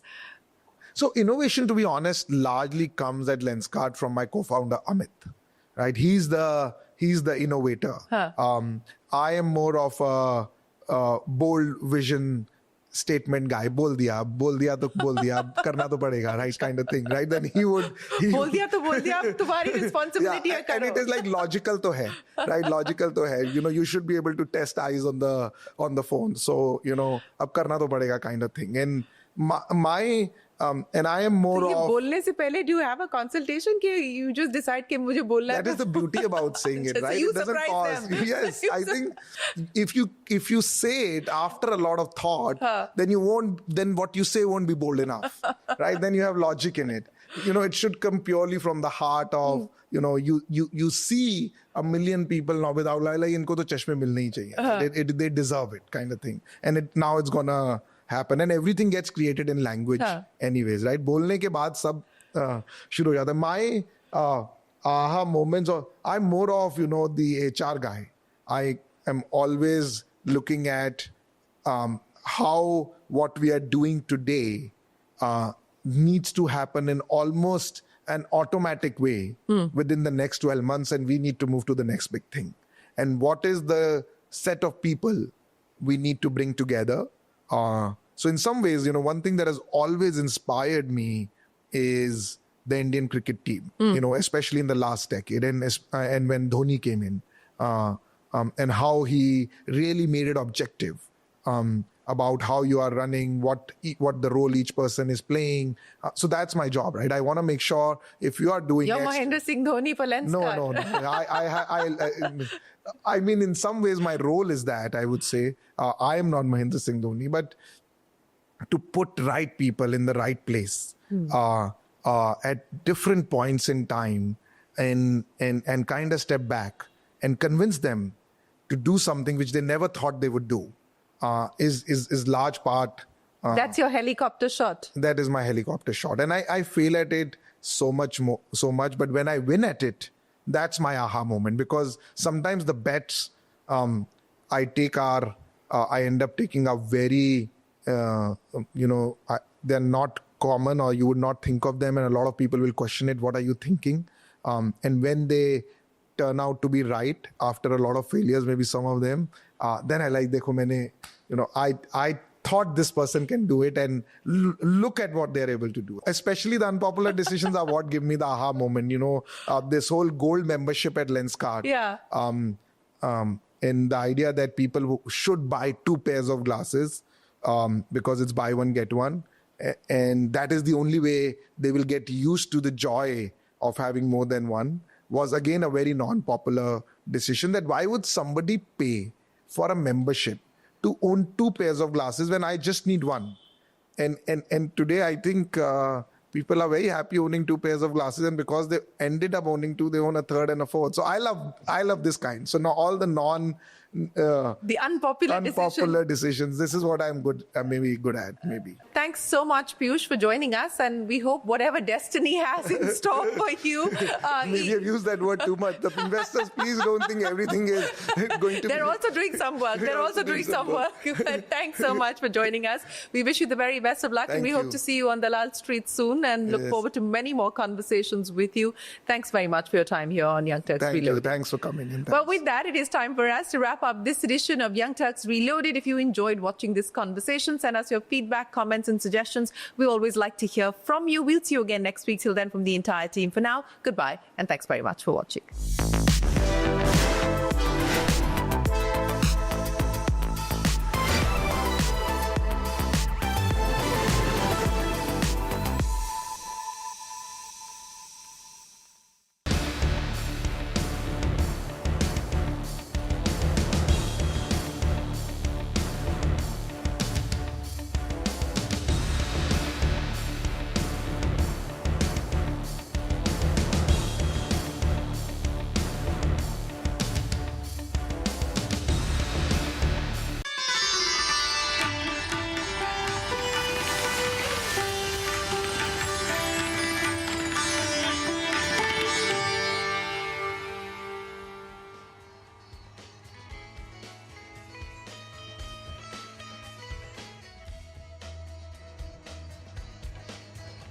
Hello and welcome to this Diwali special Market Cafe Sambat 2082. I'm Nigel D'Souza, and with me, my co-anchor today, Nimesh as well. Well, Nimesh, it's been a difficult year for the markets. Absolutely. But we have an elite panel with us today. Oh yeah. So happy, festive greetings to you, to your family, to all the viewers, and to the distinguished guests as well. All our seasoned fund managers.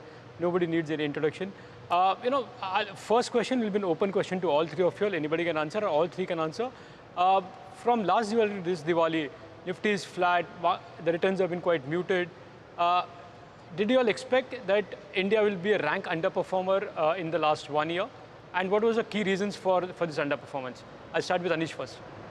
So, well, 2 reasons for the underperformance, right? One is that earnings growth slowed down, and multiples were high to start with.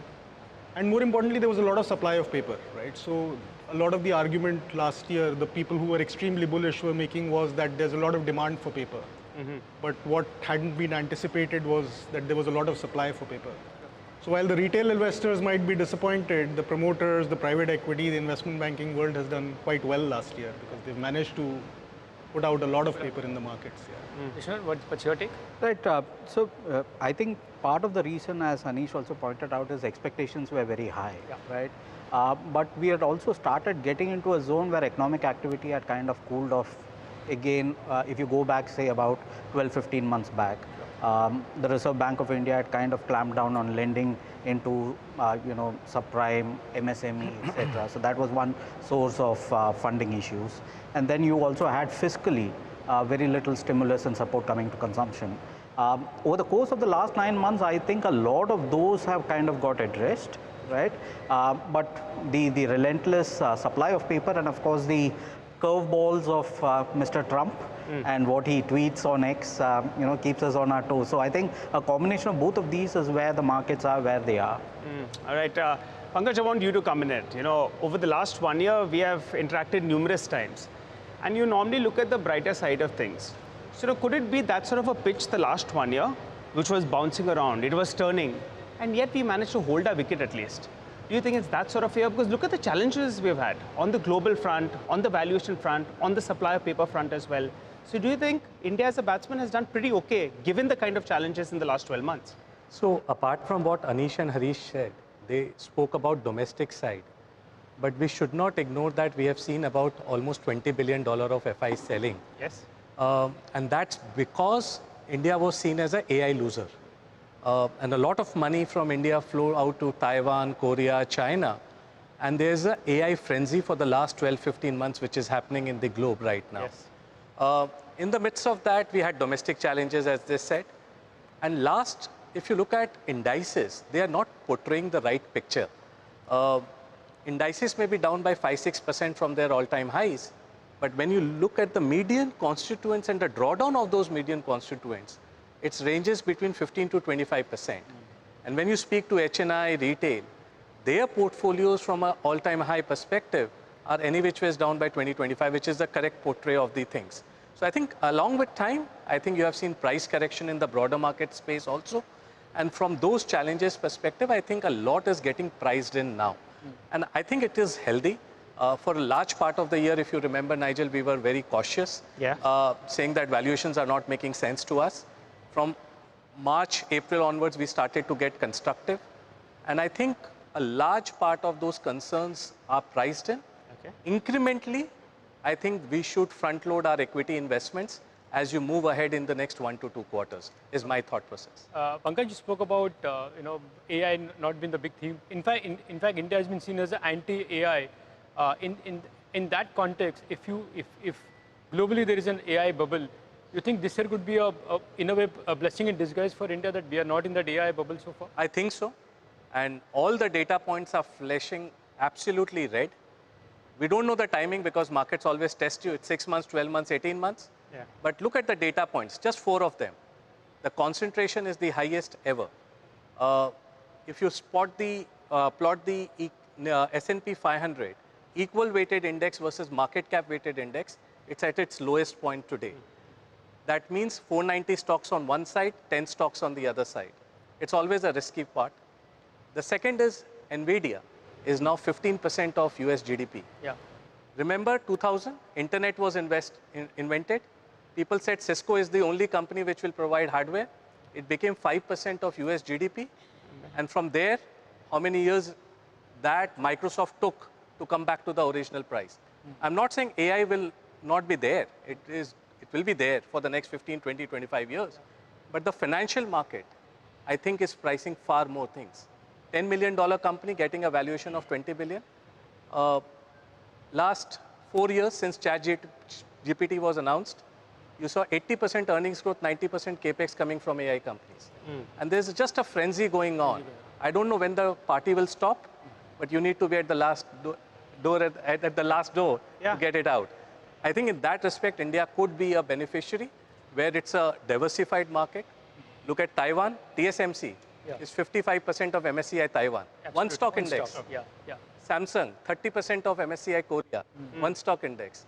So when this party will stop, I think a large part of that money will come into diversified markets, which are much more sustainable and structural in nature, which I think is India. All right, Harish, let me come across to you. The other problem has been the FI selling, right? I mean, we talk about them selling $23 billion just in the last 12 months or so. But if you look at the primary market, actually, they're put in close to around $5 billion approximately. What about this IPO frenzy? Everyone talks about it. It's sucking some liquidity as well. But is most of that now a known devil? We had a couple of big IPOs that people were worried about, which have gradually got digested. And thankfully, getting into Diwali, at least those that got LG will be a little bit happy, because at least it's giving some kind of positive rub-off, you know. Your take on this IPO frenzy as well. Right, so India is one of the unique markets which globally is seeing a lot of new listings coming through. Most of the rest of the world, the IPO market is pretty much dead, right? So that is one unique aspect. The second unique aspect, especially in the IPOs that we are currently seeing, is that there are a lot of scale companies which are very, very differentiated, which was not there, say, even say 6 months or 9 months back. So while yes, the number of issuances, etc., are large, the type of businesses that we are kind of encountering now are very, very new and do not have, in many cases, a parallel to what is already present in the market, right? Now, of course, valuations is in many cases nosebleed level, okay? But given the fact that there is something unique and differentiated that these businesses bring at scale, I would imagine that, you know, a lot of the legacy holdings of many FIIs, you know, which have been traditionally in the banking or the IT services, or maybe in the last 5 years, a lot of money has gone into the industrial stream, which has done very well. I think those will be the areas that, you know, people may want to kind of reallocate and move into this. So that is one key aspect that's coming through. The second key aspect is in terms of sheer number, just to put it in numbers, currently we are kind of selling, supply of paper is roughly about 2% of market cap if we were to quarterly annualize this number. This number, the last time we saw such huge numbers was in 2017, okay? And we all know how 2018-19, you know, we had to digest all of this along with expectations running very high in 2016-17. So I suspect that, you know, it's not that, you know, we are at the tail end of the IPO digestion problem. I think it will continue to be coming through in the course of the next 6-7 months, and which means, in my opinion, even though the fundamentals are stacking out much better, it does appear that it's going to be a grinding market. The sheer supply of paper is going to keep a lid on any kind of a very big kind of a move up, but we think that, you know, there are markets when, you know, consolidation is a good thing, because especially when the fundamentals are improving, and that therefore is a great place to allocate and to accumulate very good quality equities at this point of time. Anish, you know, my first question was on what went wrong and, you know, why India underperformed. You highlighted some of these concerns. Let me just ask you on the 4 big concerns, and you give your view. Are they behind? Is the worst over? What is it in terms of earnings, in terms of valuations, in terms of global headwinds, or whichever the key headwinds were for last year? Your take on all the 4-5 concerns, and are they now behind us? And what is the take now? See, of these, the most important for me is earnings, right? Is the earnings? Earnings, right? I think earnings should pick up momentum.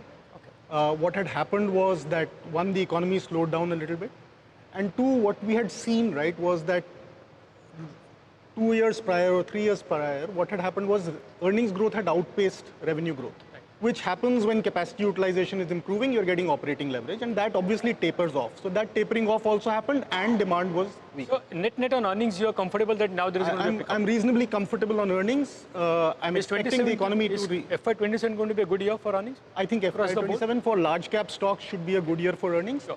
Now, I would caveat that. Actually, what I worry about is that there's, in the small and mid cap space, there's a lot of paper that has come on the market, not just primary, but secondary also, which has come on the market with very poor quality of earnings. Right? Okay. If you look at the balance sheets of those companies, they've been, I feel, very flattered.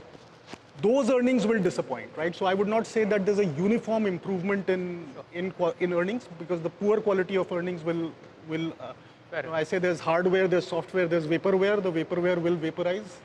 So that part you have to be careful of, but the economy should regain momentum and earnings should pick up. Point taken. On earnings, which are the other concerns which you feel now it's turning around?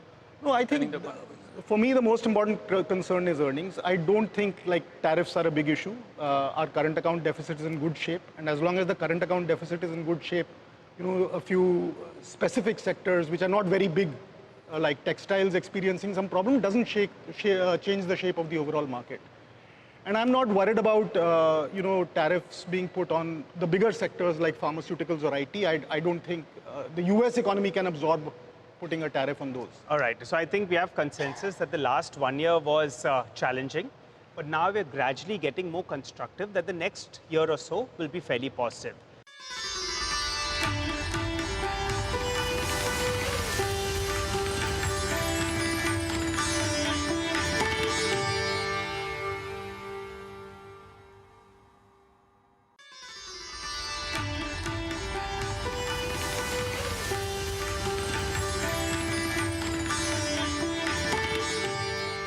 Talking about these tariffs issues, Pankaj, let me come across to you, because economically it may not be having a big impact. However, those animal spirits to come back, for people to get more excited about the markets, you'll want to have a deal with Mr. Trump. How important is that? And do you think now we have faced bulk of that music, he'll have to come up with something new now to scare us? 25% became 50%. On the tariff front, do you expect some kind of a breakthrough to come through, given the time that we have seen, and also given the kind of commentary, which, to be fair, is a little bit heartening, a little bit more positive? So, to be honest with you, any speculation is above our pay grade, right? We all thought that in April we are first in the queue. And suddenly what happened that we are last and with a 50% tariff, which is one of the highest, right? Yeah. What will change also, we will not know. But hopefully the worst is behind. Worst is behind. That's what the sense we are getting, right? And the sound bites which are coming are quite positive. Hopefully. We are building in that the penal tariff will be out. Reciprocal tariff remains. But there are certain section of market which has started to believe that that final tariff could settle between 18 to 20%. Yeah. If that happens, I think market is still not pricing in that. Sure. And that will be a very, very positive outcome. But let me give you a real ground situation. You speak to textile guys in pain. Yeah. You speak to gems and jewelry guy in pain. So there are certain sector pockets of economy which are really, really badly hit. And they are employment generators. Right. So I think we need to solve this issue sooner than later so that the animal spirits are back both in economy and markets. Today, when you speak to exporters, they don't know what is happening. Right. And the consumer confidence, the CEO confidence index which we track, it is at the lowest point ever been in the last many, many years. So I think it's for the global economy, local economy, that tariffs issues get resolved. And I think it will. Don't forget, next year is midterm election. Yeah. And he wants a good image for himself as well. Got it. Harish, let me get you in. I recall when the markets were far more brittle. Now we're in a better space, and we had met at our office in our studio, and you were sounding very optimistic. You said, things may not be working out according to plan, but on the fiscal work is being done. On the monetary side as well, work is being done. We have fired quite a few bullets now. GST 2.0 is here. Rate cuts have come about as well. And both the government as well as the RBI are pro-growth. Do you think bulk of the action on that side is done, both on the fisc as well as on the monetary front? Or do you expect more action? Because the economy, we need to admit it, it's still softish. Hopefully it's going to recover in the second half of the year. No, so I think the heavy lifting that the government and the RBI has done has been quite significant in the last 12 months. And, incrementally, of course, there could be support to the exporters, maybe some kind of a credit guarantee scheme. Our current line of defense is in the form of rupee depreciation, which is the dollar itself is weakened against all major countries in this year. Yeah. We weakened further against the dollar. So that's been our primary line of defense for now. Yeah. But clearly there needs to be more sector-specific packages that need to come through. The second is, of course, optically, the announcement on investment, because there's been a kind of a pivot to move from investment that the government was doing significantly in the last 4 or 5 years to something which is more consumption focused. So it shouldn't be that, this shift is coming at the expense of investment. So that is something, again, I think, in the budget, etc., when they clarify, which I think they will, I think that should put a lid on that worry. But from a market point of view, we do think that, consumption is an area which is still significantly under-owned. Expectations are still running reasonably low compared to the investment side, where in the last 5 years, a lot of good things have happened, but expectations are possibly running far, far more elevated. Ownership levels are running far, far more over there. So that's the other key aspect over there. So I would think that, bulk of the work they have done, it is now up to the private sector to reciprocate. And for that, more than anything else, I think some of these uncertain environment that is there, if it were to kind of reduce a bit, it is for the benefit of everyone. The last point I want to make is, private capex has been, a bit patchy. Yes. There have been some groups which have been on the front foot, but many others have been waiting for demand to come back. The sense that we get is that, over the course of the next 12, 18 months, as the domestic economic activity kind of improves, you're going to see actually the demand also coming through, which was the single largest concern for private capex to come through. So I think that is the other key leg that is likely to move on. So it is the making of, a very virtuous kind of a cycle that is going to come through, is our sense over the course of the next 2-3 years. The only spoiler is our own expectations. As long as we have got low expectations, I think the economy, the government, all of that will fall into place. Just to take your point forward, Krishnan, I had seen, Pankaj, your tweet as well. And that's been the experience in the market, right? When the first 4 years, the government focus was on capex, all the capex-related stocks did phenomenally well. First year in this budget, there was a shift towards consumption. And I guess there was a bit of discussion as well. Should be a time for now to move from capex to consumption as a theme, from an investor point of view. Pankaj, you can guide us. Is this a time now to move from capex to consumption? And within consumption, what would be your top bets? So let me give you a data point. Yeah. Last 5 years, you look at the BSE Industrial Index, it's 5x almost. It's 5x, yeah. Look at the consumption index, it's about 1.5 times. Correct. So obviously, industrials have outperformed massively. Because of the government-led capex, which grew at 30% CAGR for the last 4-5 years. Our sense is that that number will be in single digit, and a part of that will be diverted towards new areas. I don't know, it got unnoticed by the markets or by the media also. The total R&D spend in India is 0.6% of GDP, 1.5 lakh crores. Out of that, 1 lakh 10 is by government, which is DRDO, ISRO and others, and only 40,000 crores is by private sector. In that 45,000 crores, 25,000 is by pharma companies, and the rest $2 billion is non-pharma. Government has devised a body which will fund 1 lakh crores of R&D expenditure across battery chemicals, semiconductor, EV, you talk about it. And that's headed by a person, very eminent person from Bay Area, and who was the ex of IBM as well. So I think the entire thought is that road, railways, we have done enough. I think we need to now shift our gears from a expenditure on government side to other areas, which is defense, which is R&D, which can have multiplier effect, which could be far, far more. So government expenditure, we have to think very differently from an industrial perspective. And I'm very positive on consumption. I think auto, QSR, retailing, and on footwear. I think these 4-5 things are looking very good on discretionary consumption, not so much on staples. I don't think by GST cut, you will start using more shampoos or soaps or things like that. So I think more discretionary in nature rather than staples in nature. All right. Anish, your take on consumption versus capex argument? See, I've always been of the view that, look, the economy will do well if house building does well. Yes. Right? It's my one-line view, and if economy will do poorly if house building does poorly. I would tend to hold that view. And I think house building is a big driver. A large part of the private sector capex is actually house building. And I also feel that this distinction between consumption spending by the government and investment spending is a bit overstated. The idea of spurring consumption is that it increases demand in the economy, spare capacity is then used up, and that then triggers investment spending. I mean, as Harish was saying, that investment spending by the private sector will happen after their capacities are fully utilized. They will not spend if they've got spare capacities. So my view is that, like any other cycle, right? If the economy regains momentum, if demand starts picking up, investment spending will come back. I mean, you can't consume if you don't produce. So you have to set up, and to produce, you need to invest. So that it's not either or. I mean, eventually both will grow. It's not as if our consumption to GDP ratio keeps rising and investment to GDP keeps falling, then longer term growth will slow down, right? So you can't be bullish on consumption alone. The stimulus might have been directed there, but it doesn't end there. It's supposed to set up a virtuous cycle. So Anish, if you were to give us a theme then, a theme that you would be relatively more bullish on.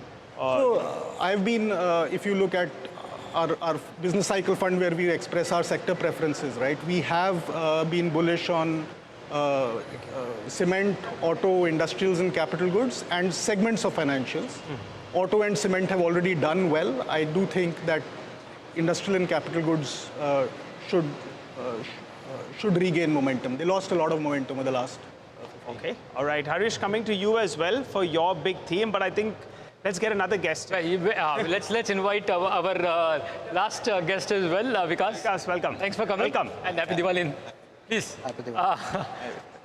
Vikas, if I can start with you, you've been very bullish on India infrastructure, and I guess it was infrastructure which because of which you are late. Your take. Largely on infrastructure, I mean.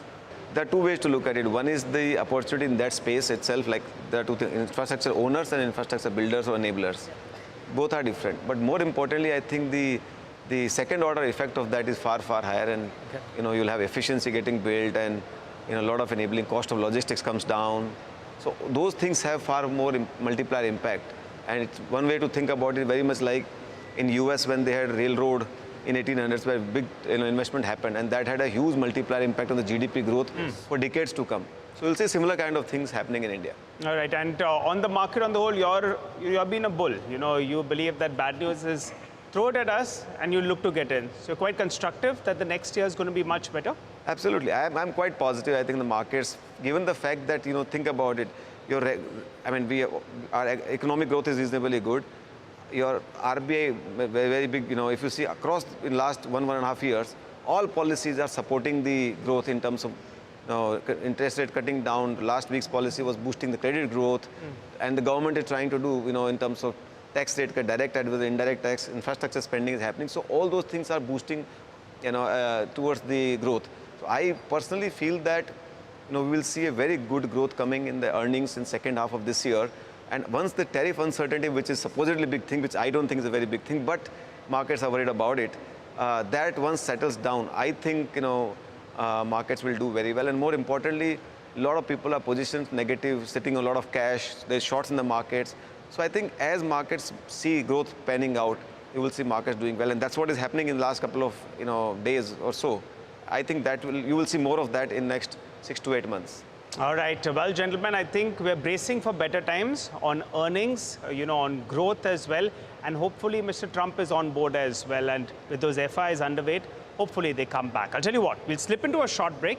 Come back. We've got lots more to ask our guests. In fact, after the break, we're going to grill all 4 of them on the key themes and where to make money next year. So we'll ask you about the key themes and stocks to focus on.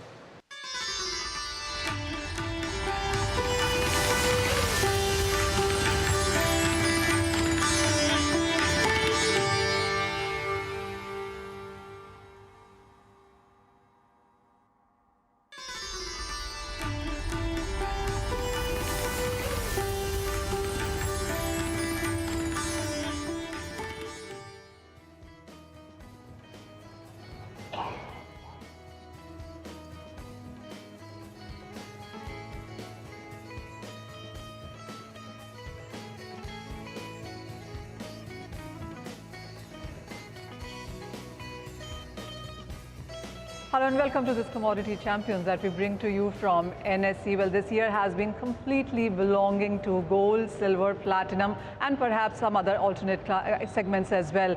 Joining us is a very special panel here which will discuss on what the year has been and what is the next Samvat bringing to you in sense of these precious metal prices. Let me introduce you to Firoz Aziz from Anand Rathi, Lakshmi Iyer from Bajaj, and Kunal Shah from Nirmal Bank. I also extend a very warm welcome to all of our Access members who are joining us for this show as well.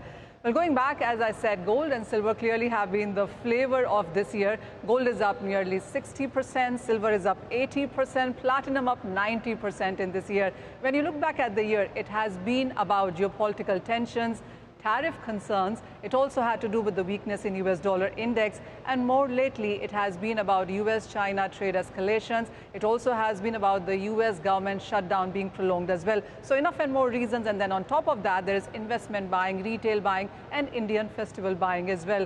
Plenty to watch out for. Kunal, let me come to you first. What is your sense on gold now? Because all the targets that were being put out for 2026 have already been achieved, and then we are looking at some more gains from here.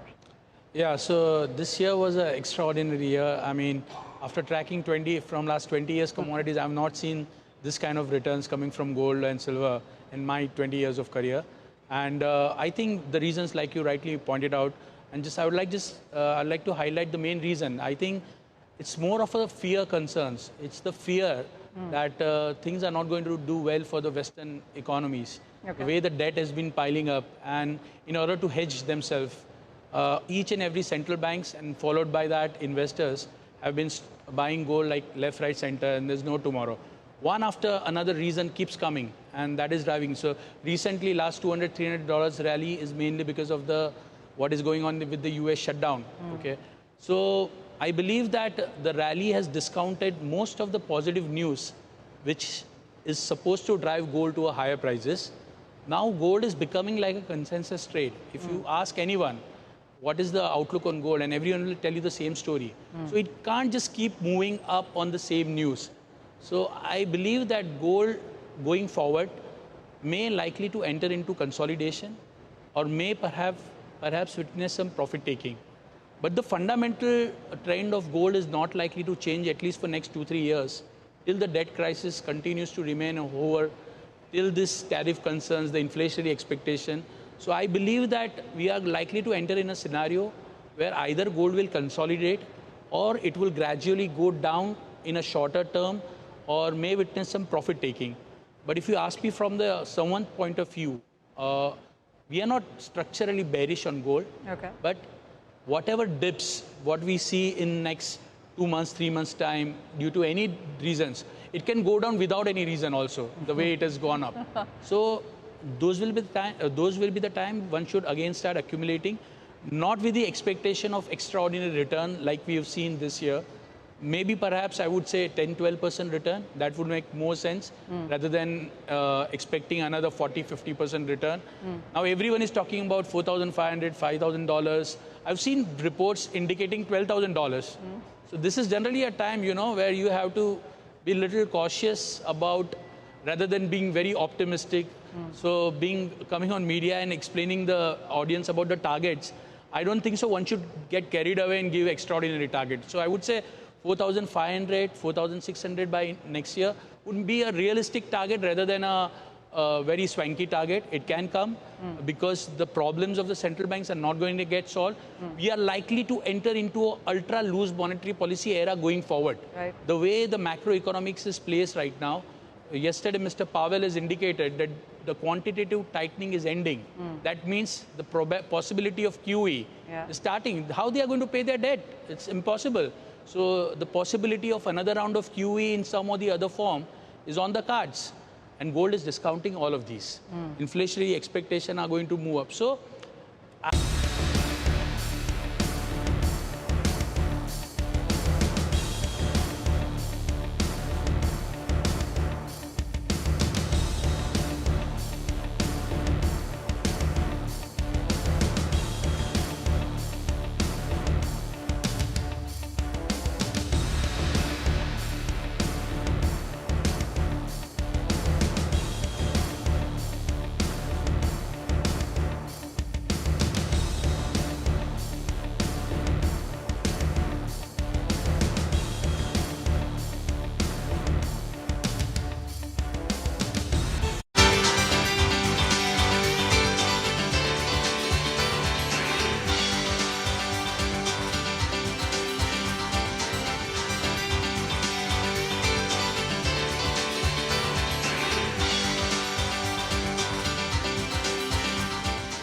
Years since its inception, Airbnb has been the biggest disruptor in the global travel and hospitality industry. The company has built a travel empire by leveraging people's homes, spare bedrooms and vacation houses, and now it wants to push beyond accommodation with a renewed push into what it calls Airbnb experiences. It's introducing new social features on its app to help guests connect with other travelers. It's also introducing a new smart search feature to help guests discover new destinations powered by artificial intelligence. Geopolitical crises and the tariff wars have not managed to dent Airbnb, and the company has continued to post steady growth. But the Airbnb stock has been on a roller coaster since the pandemic. Wall Street is hoping for the bet on experiences and services to pay off, as it could unlock new revenue streams. Joining me now to discuss all of this and more is the co-founder and CEO of Airbnb, Brian Chesky. Brian, many thanks for joining us here on the Global Dialogue. It's great to have you join us on a day that India is celebrating. It's Diwali here in India, so which is why you can see all the lights behind me. It's great to have you with us today. Well, thank you for having me. Happy Diwali. Happy Diwali to you as well, Brian. But let's get started with the ambition and the aspiration that you now have for Airbnb. Brian, as I pointed out, the move and the sort of pivot to services, to experiences. I was in LA when you launched the experiences part of Airbnb's chapter. Do you now want to position yourself as the Amazon of services? Well, I think that's a pretty good analogy in the sense that there really is no one-stop shop for all these different services. And it's pretty wild because I think people thought of Amazon as the everything store. But Amazon is really the everything that comes in a cardboard box store. And it turns out there's this other part of the economy of services, and there's really no Uber Eats or DoorDash or Airbnb for you can tap a button and a service provider can come to your house, like a chef, a masseuse, somebody to do like beauty, a personal trainer. And we think this is just the beginning. We think these services are going to be popular with travelers. They're really starting to take off. But we also are starting to see people book them in their own city. And so I think this is a really big opportunity for us. You know, can you quantify the opportunity for me, both between experiences as well as services, Brian? And, you know, I'm asking you this in the context of the fact that we've just had a company that's doing exactly that. The business model is based on providing services at home, and it's just listed here in India on the stock markets. What is the headroom for growth that you believe you have at this point in time? What could this mean in terms of potential revenue enhancement for Airbnb going forward? Yeah, I mean, I'll talk about experiences and services. So conservatively, you know, there are companies that do nearly $1 billion in revenue on experiences, and those companies don't have the Airbnb brand, the distribution. So you can imagine that conservatively, it's at least $1 billion revenue opportunity, and it's probably many billions of dollars for experiences. And then we think services are probably significantly larger because there are just so many categories of services. We launched with 10 categories of services, but there are dozens and dozens of categories. And we also think service can be very popular in your own city. So I think that I think the opportunity for services is at least as large as our core business. So certainly the opportunity is tens of billions, potentially greater in GBV, gross booking value. We'll see how much we get, but it's a huge opportunity. And I think the service economy is going to rival retail in the coming decades. So this is a really, really big bet. It's a really big bet that you're making, but what's the initial response and the feedback been? Because you launched in May, experiences you launched before that. What's the market telling you? What are customers telling you? What are the learnings in the initial phase? Yeah, really couple things. Number one, satisfaction for experience and service is higher than homes. The average home has about a 4.8 rating out of 5 stars. For experience and services, it's around a 4.93. So the satisfaction is higher. Part of the reason why is because we vet every single service and experience for quality in addition to reviews. We don't do that with homes. We decided that we just really wanted to be much more hands-on with this product. Number two, we've also learned that we need to really focus on a few cities and really get it right. So we focused on LA and Paris. We're starting to get a lot of momentum, and then we want to take that playbook and then bring it to other markets. You know, you said it's 10 categories to start with, Brian. You know, are there things that you believe you're not going to do? Is there a to-do list and there is a no to-do list for you at this point in time in terms of what you're willing to explore? Yeah, I mean, there's a not right now list. You know, there's an old saying, you can do everything you want, just not at the same time. And so we have to prioritize. So, you know, there's a lot of types of services that we looked at, like car rentals or equipment rentals. These are going to be very, very popular services, but they require partnerships with other companies. And we said, we're going to start with host-led services. So that's what we're focused on. But never say never. I think there's a lot of services we could go to. I mean, you know, you could say like, we're probably not going to like allow you to have like, we're probably not going to do basic service, like non-hospitality services, like an electrician coming to your house. Then again, we are starting to see opportunities for host-led services. We have co-hosting services where we can match a host with a co-host to help you host your property. We are starting to look at services for host as well. So I think we're going to see where we're going. We're going to start with our core business of really core hospitality services and then expand out from there. And we'll see. You know, I don't think when Amazon launched books, they thought they would do like outdoor, like the furniture and outdoor equipment. They started with books, then they went to CDs, DVDs when people were buying those, and media, and then like electronics, and they kind of went from one adjacency to the next. And pretty soon they were selling things that had nothing to do with electronics or media. I think that's similar to Airbnb. We're starting with travel, we're starting hospitality, and we'll take it from there. You know, hotels, Brian, you know, you've in a way, to put it crudely, been the anti-hotel company in a sense. Is that part of the bucket that you're looking at in the soon-to-do or could-do list? I think when Airbnb started, it really was like a very much an alternative to hotels, generally. At the same time, something big has happened in the last 17 years since we started Airbnb. One of the things is there's been this huge independent and boutique hotel movement that's really gotten some legs. And a lot of these companies provide great hospitality. And I don't think we're anti-hotels at all. I think we're probably anti-mass-produced hospitality, cookie-cutter hospitality. And I do think that a lot of boutiques and independent hotels provide great hospitality, and they belong on Airbnb. And so we are looking at hotels, especially independent hotels. And we would love to have the best independent hotels on Airbnb. And so we'll have some updates soon on that. How soon, Brian, can we have an update on that front? Well, let me put it this way. When we do, I'd love for you to be one of the first people to talk about it with. Wonderful. I look forward to that. But let's talk a little bit about India, because your international plans and your international markets have actually done much better than your core markets, growing twice the rate as your core markets are concerned. Let's double down on India and what you have lined up for the Indian market and how the Indian market is doing for Airbnb.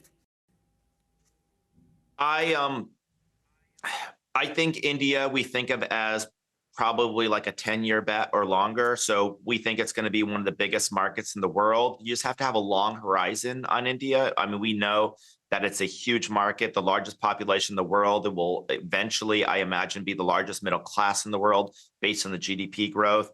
Right now, it's primarily domestic travel. 90%, it's primarily young travelers, domestic travel. So 90% of our business are Gen Z or millennials, and about 90% of business is also domestic travel. Eventually, I see that there's going to be a lot of outbound travel. I think Indian travelers are eventually going to leave India and cross borders. That will happen when the Gen Z and millennials kind of age and move up the economic ladder, and they are able to travel internationally more and more. You're going to see more business travel as well. So I think it's going to be a huge bet for us. It's a long bet, because we're really betting on the next generation. We think this next generation is going to want authentic travel experiences. And additionally, we also think we want to bet on India as a destination. We think eventually millions of people, maybe tens of millions of people, are going to travel to India. So I think that's going to be a huge opportunity for us in the coming decade. So this is a really big bet for us. I was just going to ask you that, you know, from an experience point of view, do you see India playing a role at all as far as the Airbnb plans are concerned? Absolutely. I think that India is going to be massive, not just for our core market, but for also services, experiences, and anything else we want to do. I see India as early adopters in a lot of new services and experiences. You know the market a lot better than I do, but one thing I do know is that I think that they want authentic experiences. They've got an incredibly rich culture, and I think that plays well to Airbnb's strengths. You know, Brian, let's talk about what's happening globally. And I know your numbers are going to be out next month, but, you know, what are you picking up at this point in time? Growth has been steady. You know, you've guided for about 4 billion in Q3. What are you reading into at this point in time? The headlines are screaming uncertainty, but that hasn't really percolated down to spending behavior and spending patterns in the way that one would have imagined. I think that travel is incredibly resilient, and that's something I've been surprised by since really the pandemic. You know, when the pandemic, when we went into lockdown, we lost 80% of our business in 8 weeks, and people were predicting, is this the demise of Airbnb? And it wasn't. And part of the reason it wasn't was not just that travel is adaptable, but Airbnb is inherently adaptable.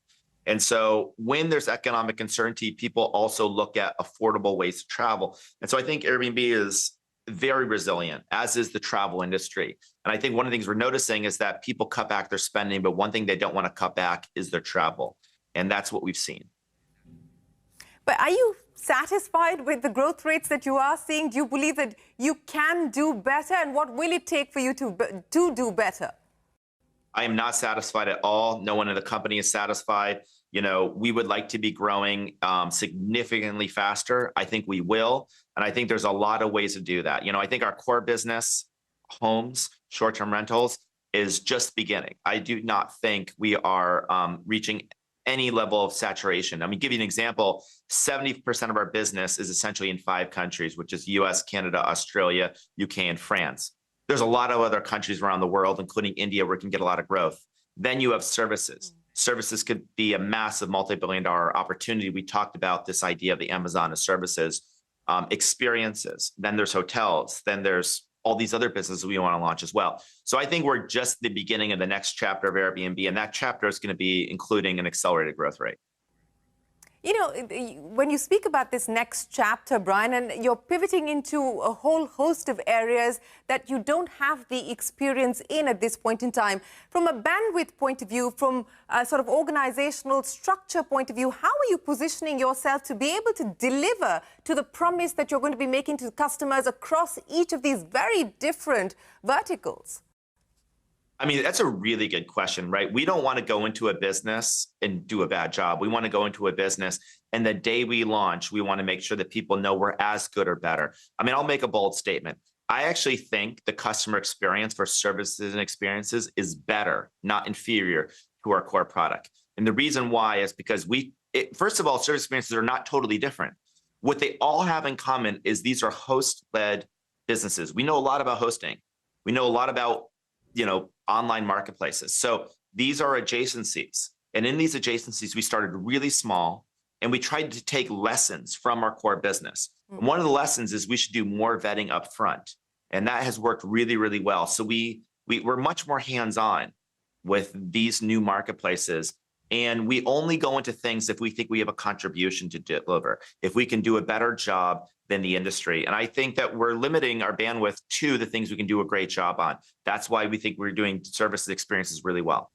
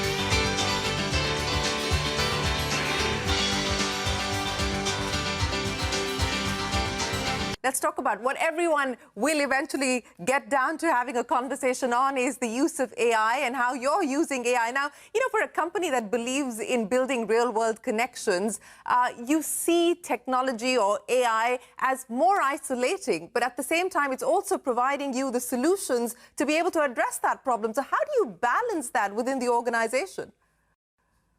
Well, I think that AI is a tool. And the question is the world going to be better off with AI or worse off with AI? And the answer to that question is, of course, what we do with it.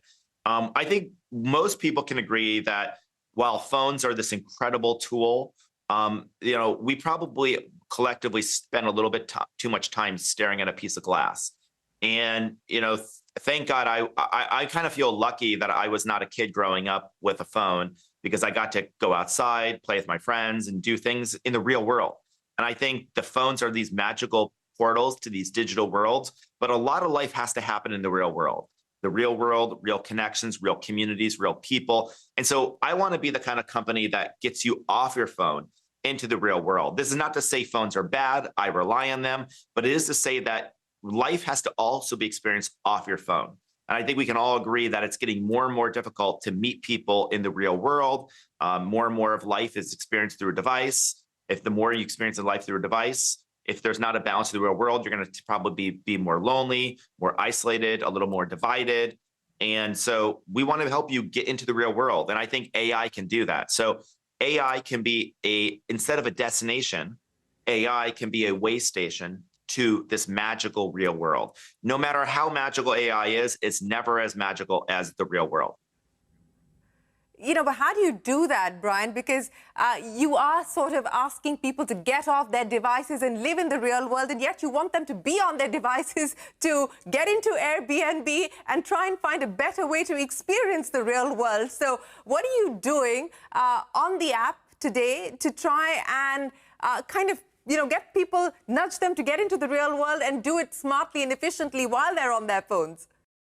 Well, first of all, we don't need to get them on their phone. They're pretty much, most people are on their phone all the time, probably a little bit too much. So they're already there. So we just need to make sure that our application is really wonderful. It's delightful. That's why we made 65 updates to the app today. And we need to make sure that, what we present is so compelling that it's worth spending money getting off your phone into the real world.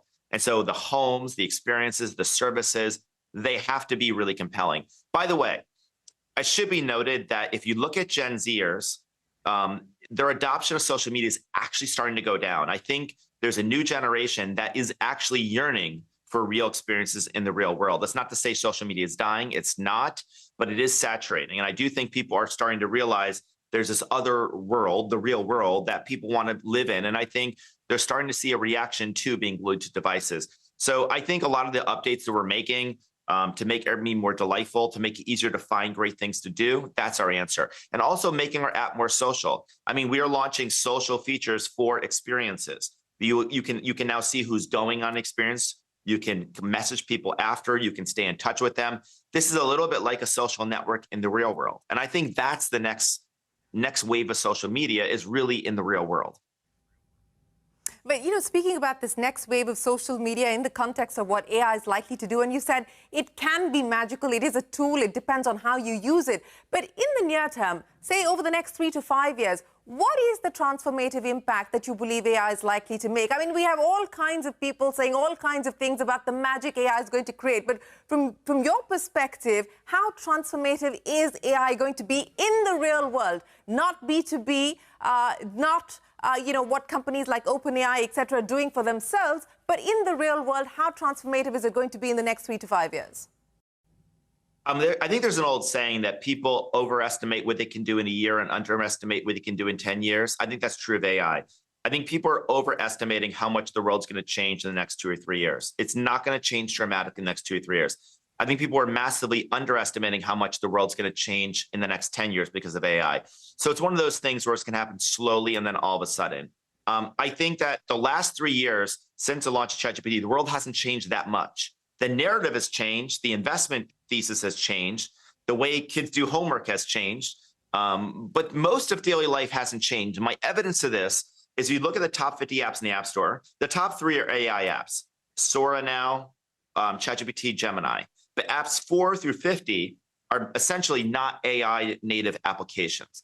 I think in the next 3 to 5 years, they're going to be all AI native applications. And once this happens, I think that's the beginning of daily life truly changing. Now, this will still mostly be the online world or getting the real world. The actual real world changing because of AI is going to probably be the next decade, and it's going to probably take quite a bit of time. We're just at the very beginnings of AI. I think there's this narrative that like it's already happened or it's happening. This is like the first page of a very, very long book. This is going to play out over the course of decades. If this is the first page in your view of a very long book when we talk about AI, where do you believe Airbnb finds itself on the AI book? I think that, right now there's AI companies and there's non-AI companies. And I think you have like OpenAI's AI company, Anthropic's an AI company, Google's kind of like, very much an AI company. And then startups are AI companies. I think eventually all technology companies will be AI companies or they're not going to survive. I think Airbnb is going to become like everyone else an AI company, but we want to be a leader in applied AI. So we're not intending to build our own models, but on top of models, there's a lot to do, right? On top of these models, there's the architecture, the tuning of the models. We launched the AI customer service agent. We had to use 13 different models. We had to train these models on tens of thousands of conversations. Then we had to build a custom interface for these models. Then we had to build a service layer on top of the custom interface. So there's a lot to do on top of the models. And I think that Airbnb is one of the best design teams in the world. We have one of the best product development teams in the world. And so I think we become a leader in what to do with the models, the applications. So we want to be a leader in AI applications. I think that's going to be our contribution to this narrative. I think Airbnb is one of the most humanistic companies in technology. And I think this is coming at a time when people wonder what's going to happen to the world in the age of AI. Is AI going to displace people or is it going to provide economic opportunity for people? What is real? It is becoming hard to discern what is real on a device. And pretty soon, I think it will be indistinguishable. But I can tell you something. It will not be hard to distinguish what's real in the real world. We're going to know that. And just like a lot of jobs will be automated, a lot of jobs will be safe. And most of hosting is not going anywhere. So I think that Airbnb is a bet on AI because number one, I think we're going to have one of the leading AI native applications. But number two, our business in the real world is pretty insulated from the disruption of AI, at least for the next decade. What do you make of the AI valuations that we're seeing at this point in time, Brian? I mean, any thoughts on that? I think that I think things are frothy is an understatement.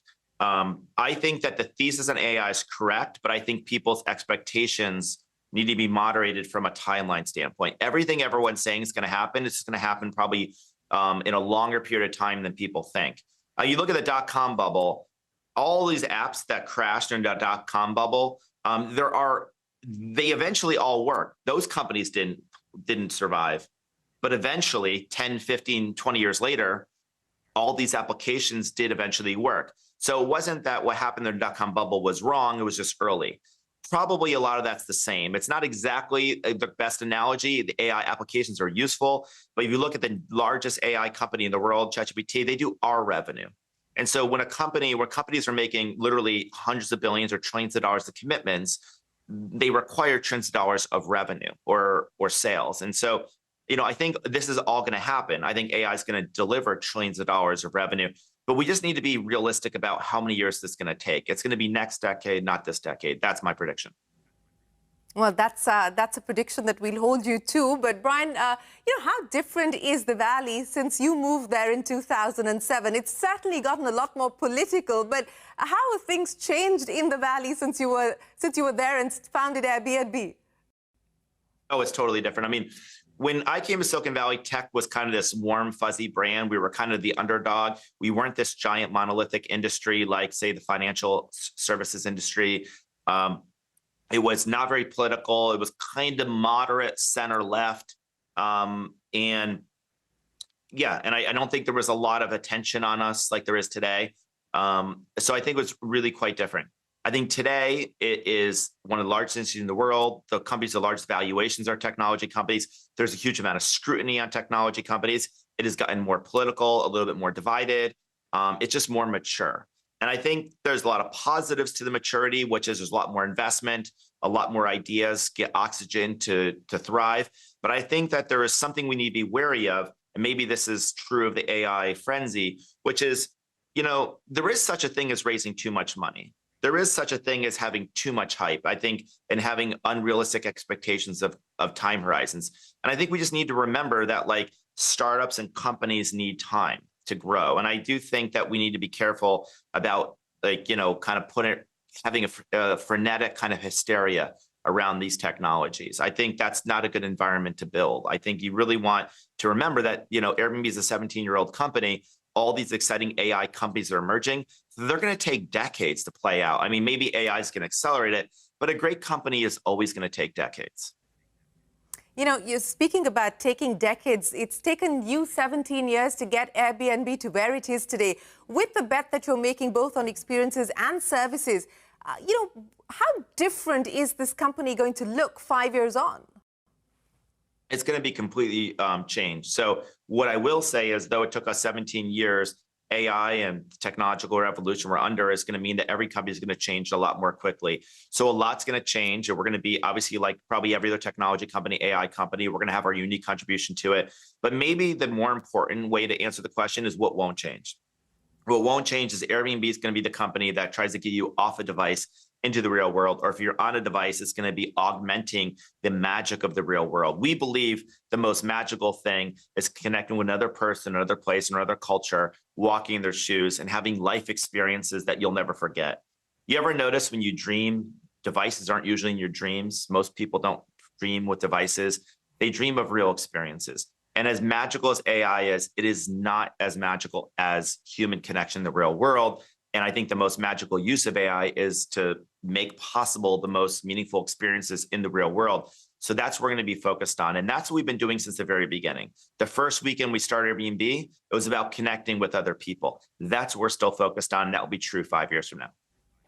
Brian, my final question, you talked about dreams. What is the dream that you have, not just for your company, but as someone who's watching the world be reshaped by AI, by technology? What's the dream that you have today as a co-founder and CEO? It's a great question. One of the things I've noticed is some of the people with the strongest opinions about one another are the people without passports. This is a world today that's pretty divided. It's a world where more and more people are feeling lonely and isolated. And my dream for the world is that more people have passports, more people travel, more people experience different cultures, more people have experiences, whether on Airbnb or not. It's not about Airbnb. It's about the world feeling smaller. Here in the United States, our country's name starts with the word united. And I think that's a good mission for the world, to be more connected. The promise of the internet was we be all more connected. But some of that connection has led to more division. And I really think that travel and connecting with other people is a huge antidote to some of the division that happens online. So my dream is that the world can be brought together to feel smaller, and that we can make a small contribution towards that. Well, Brian Chesky, it's been an absolute pleasure as always. Many thanks for joining us. We hope to see you here in India to experience India as well. Thanks for your time, and look forward to another conversation with you. Thank you very much for having me. Thanks very much. With that, it is time for us to wrap up this edition of the Global Dialogue from all of us here on the team. For now, goodbye, and many thanks for watching.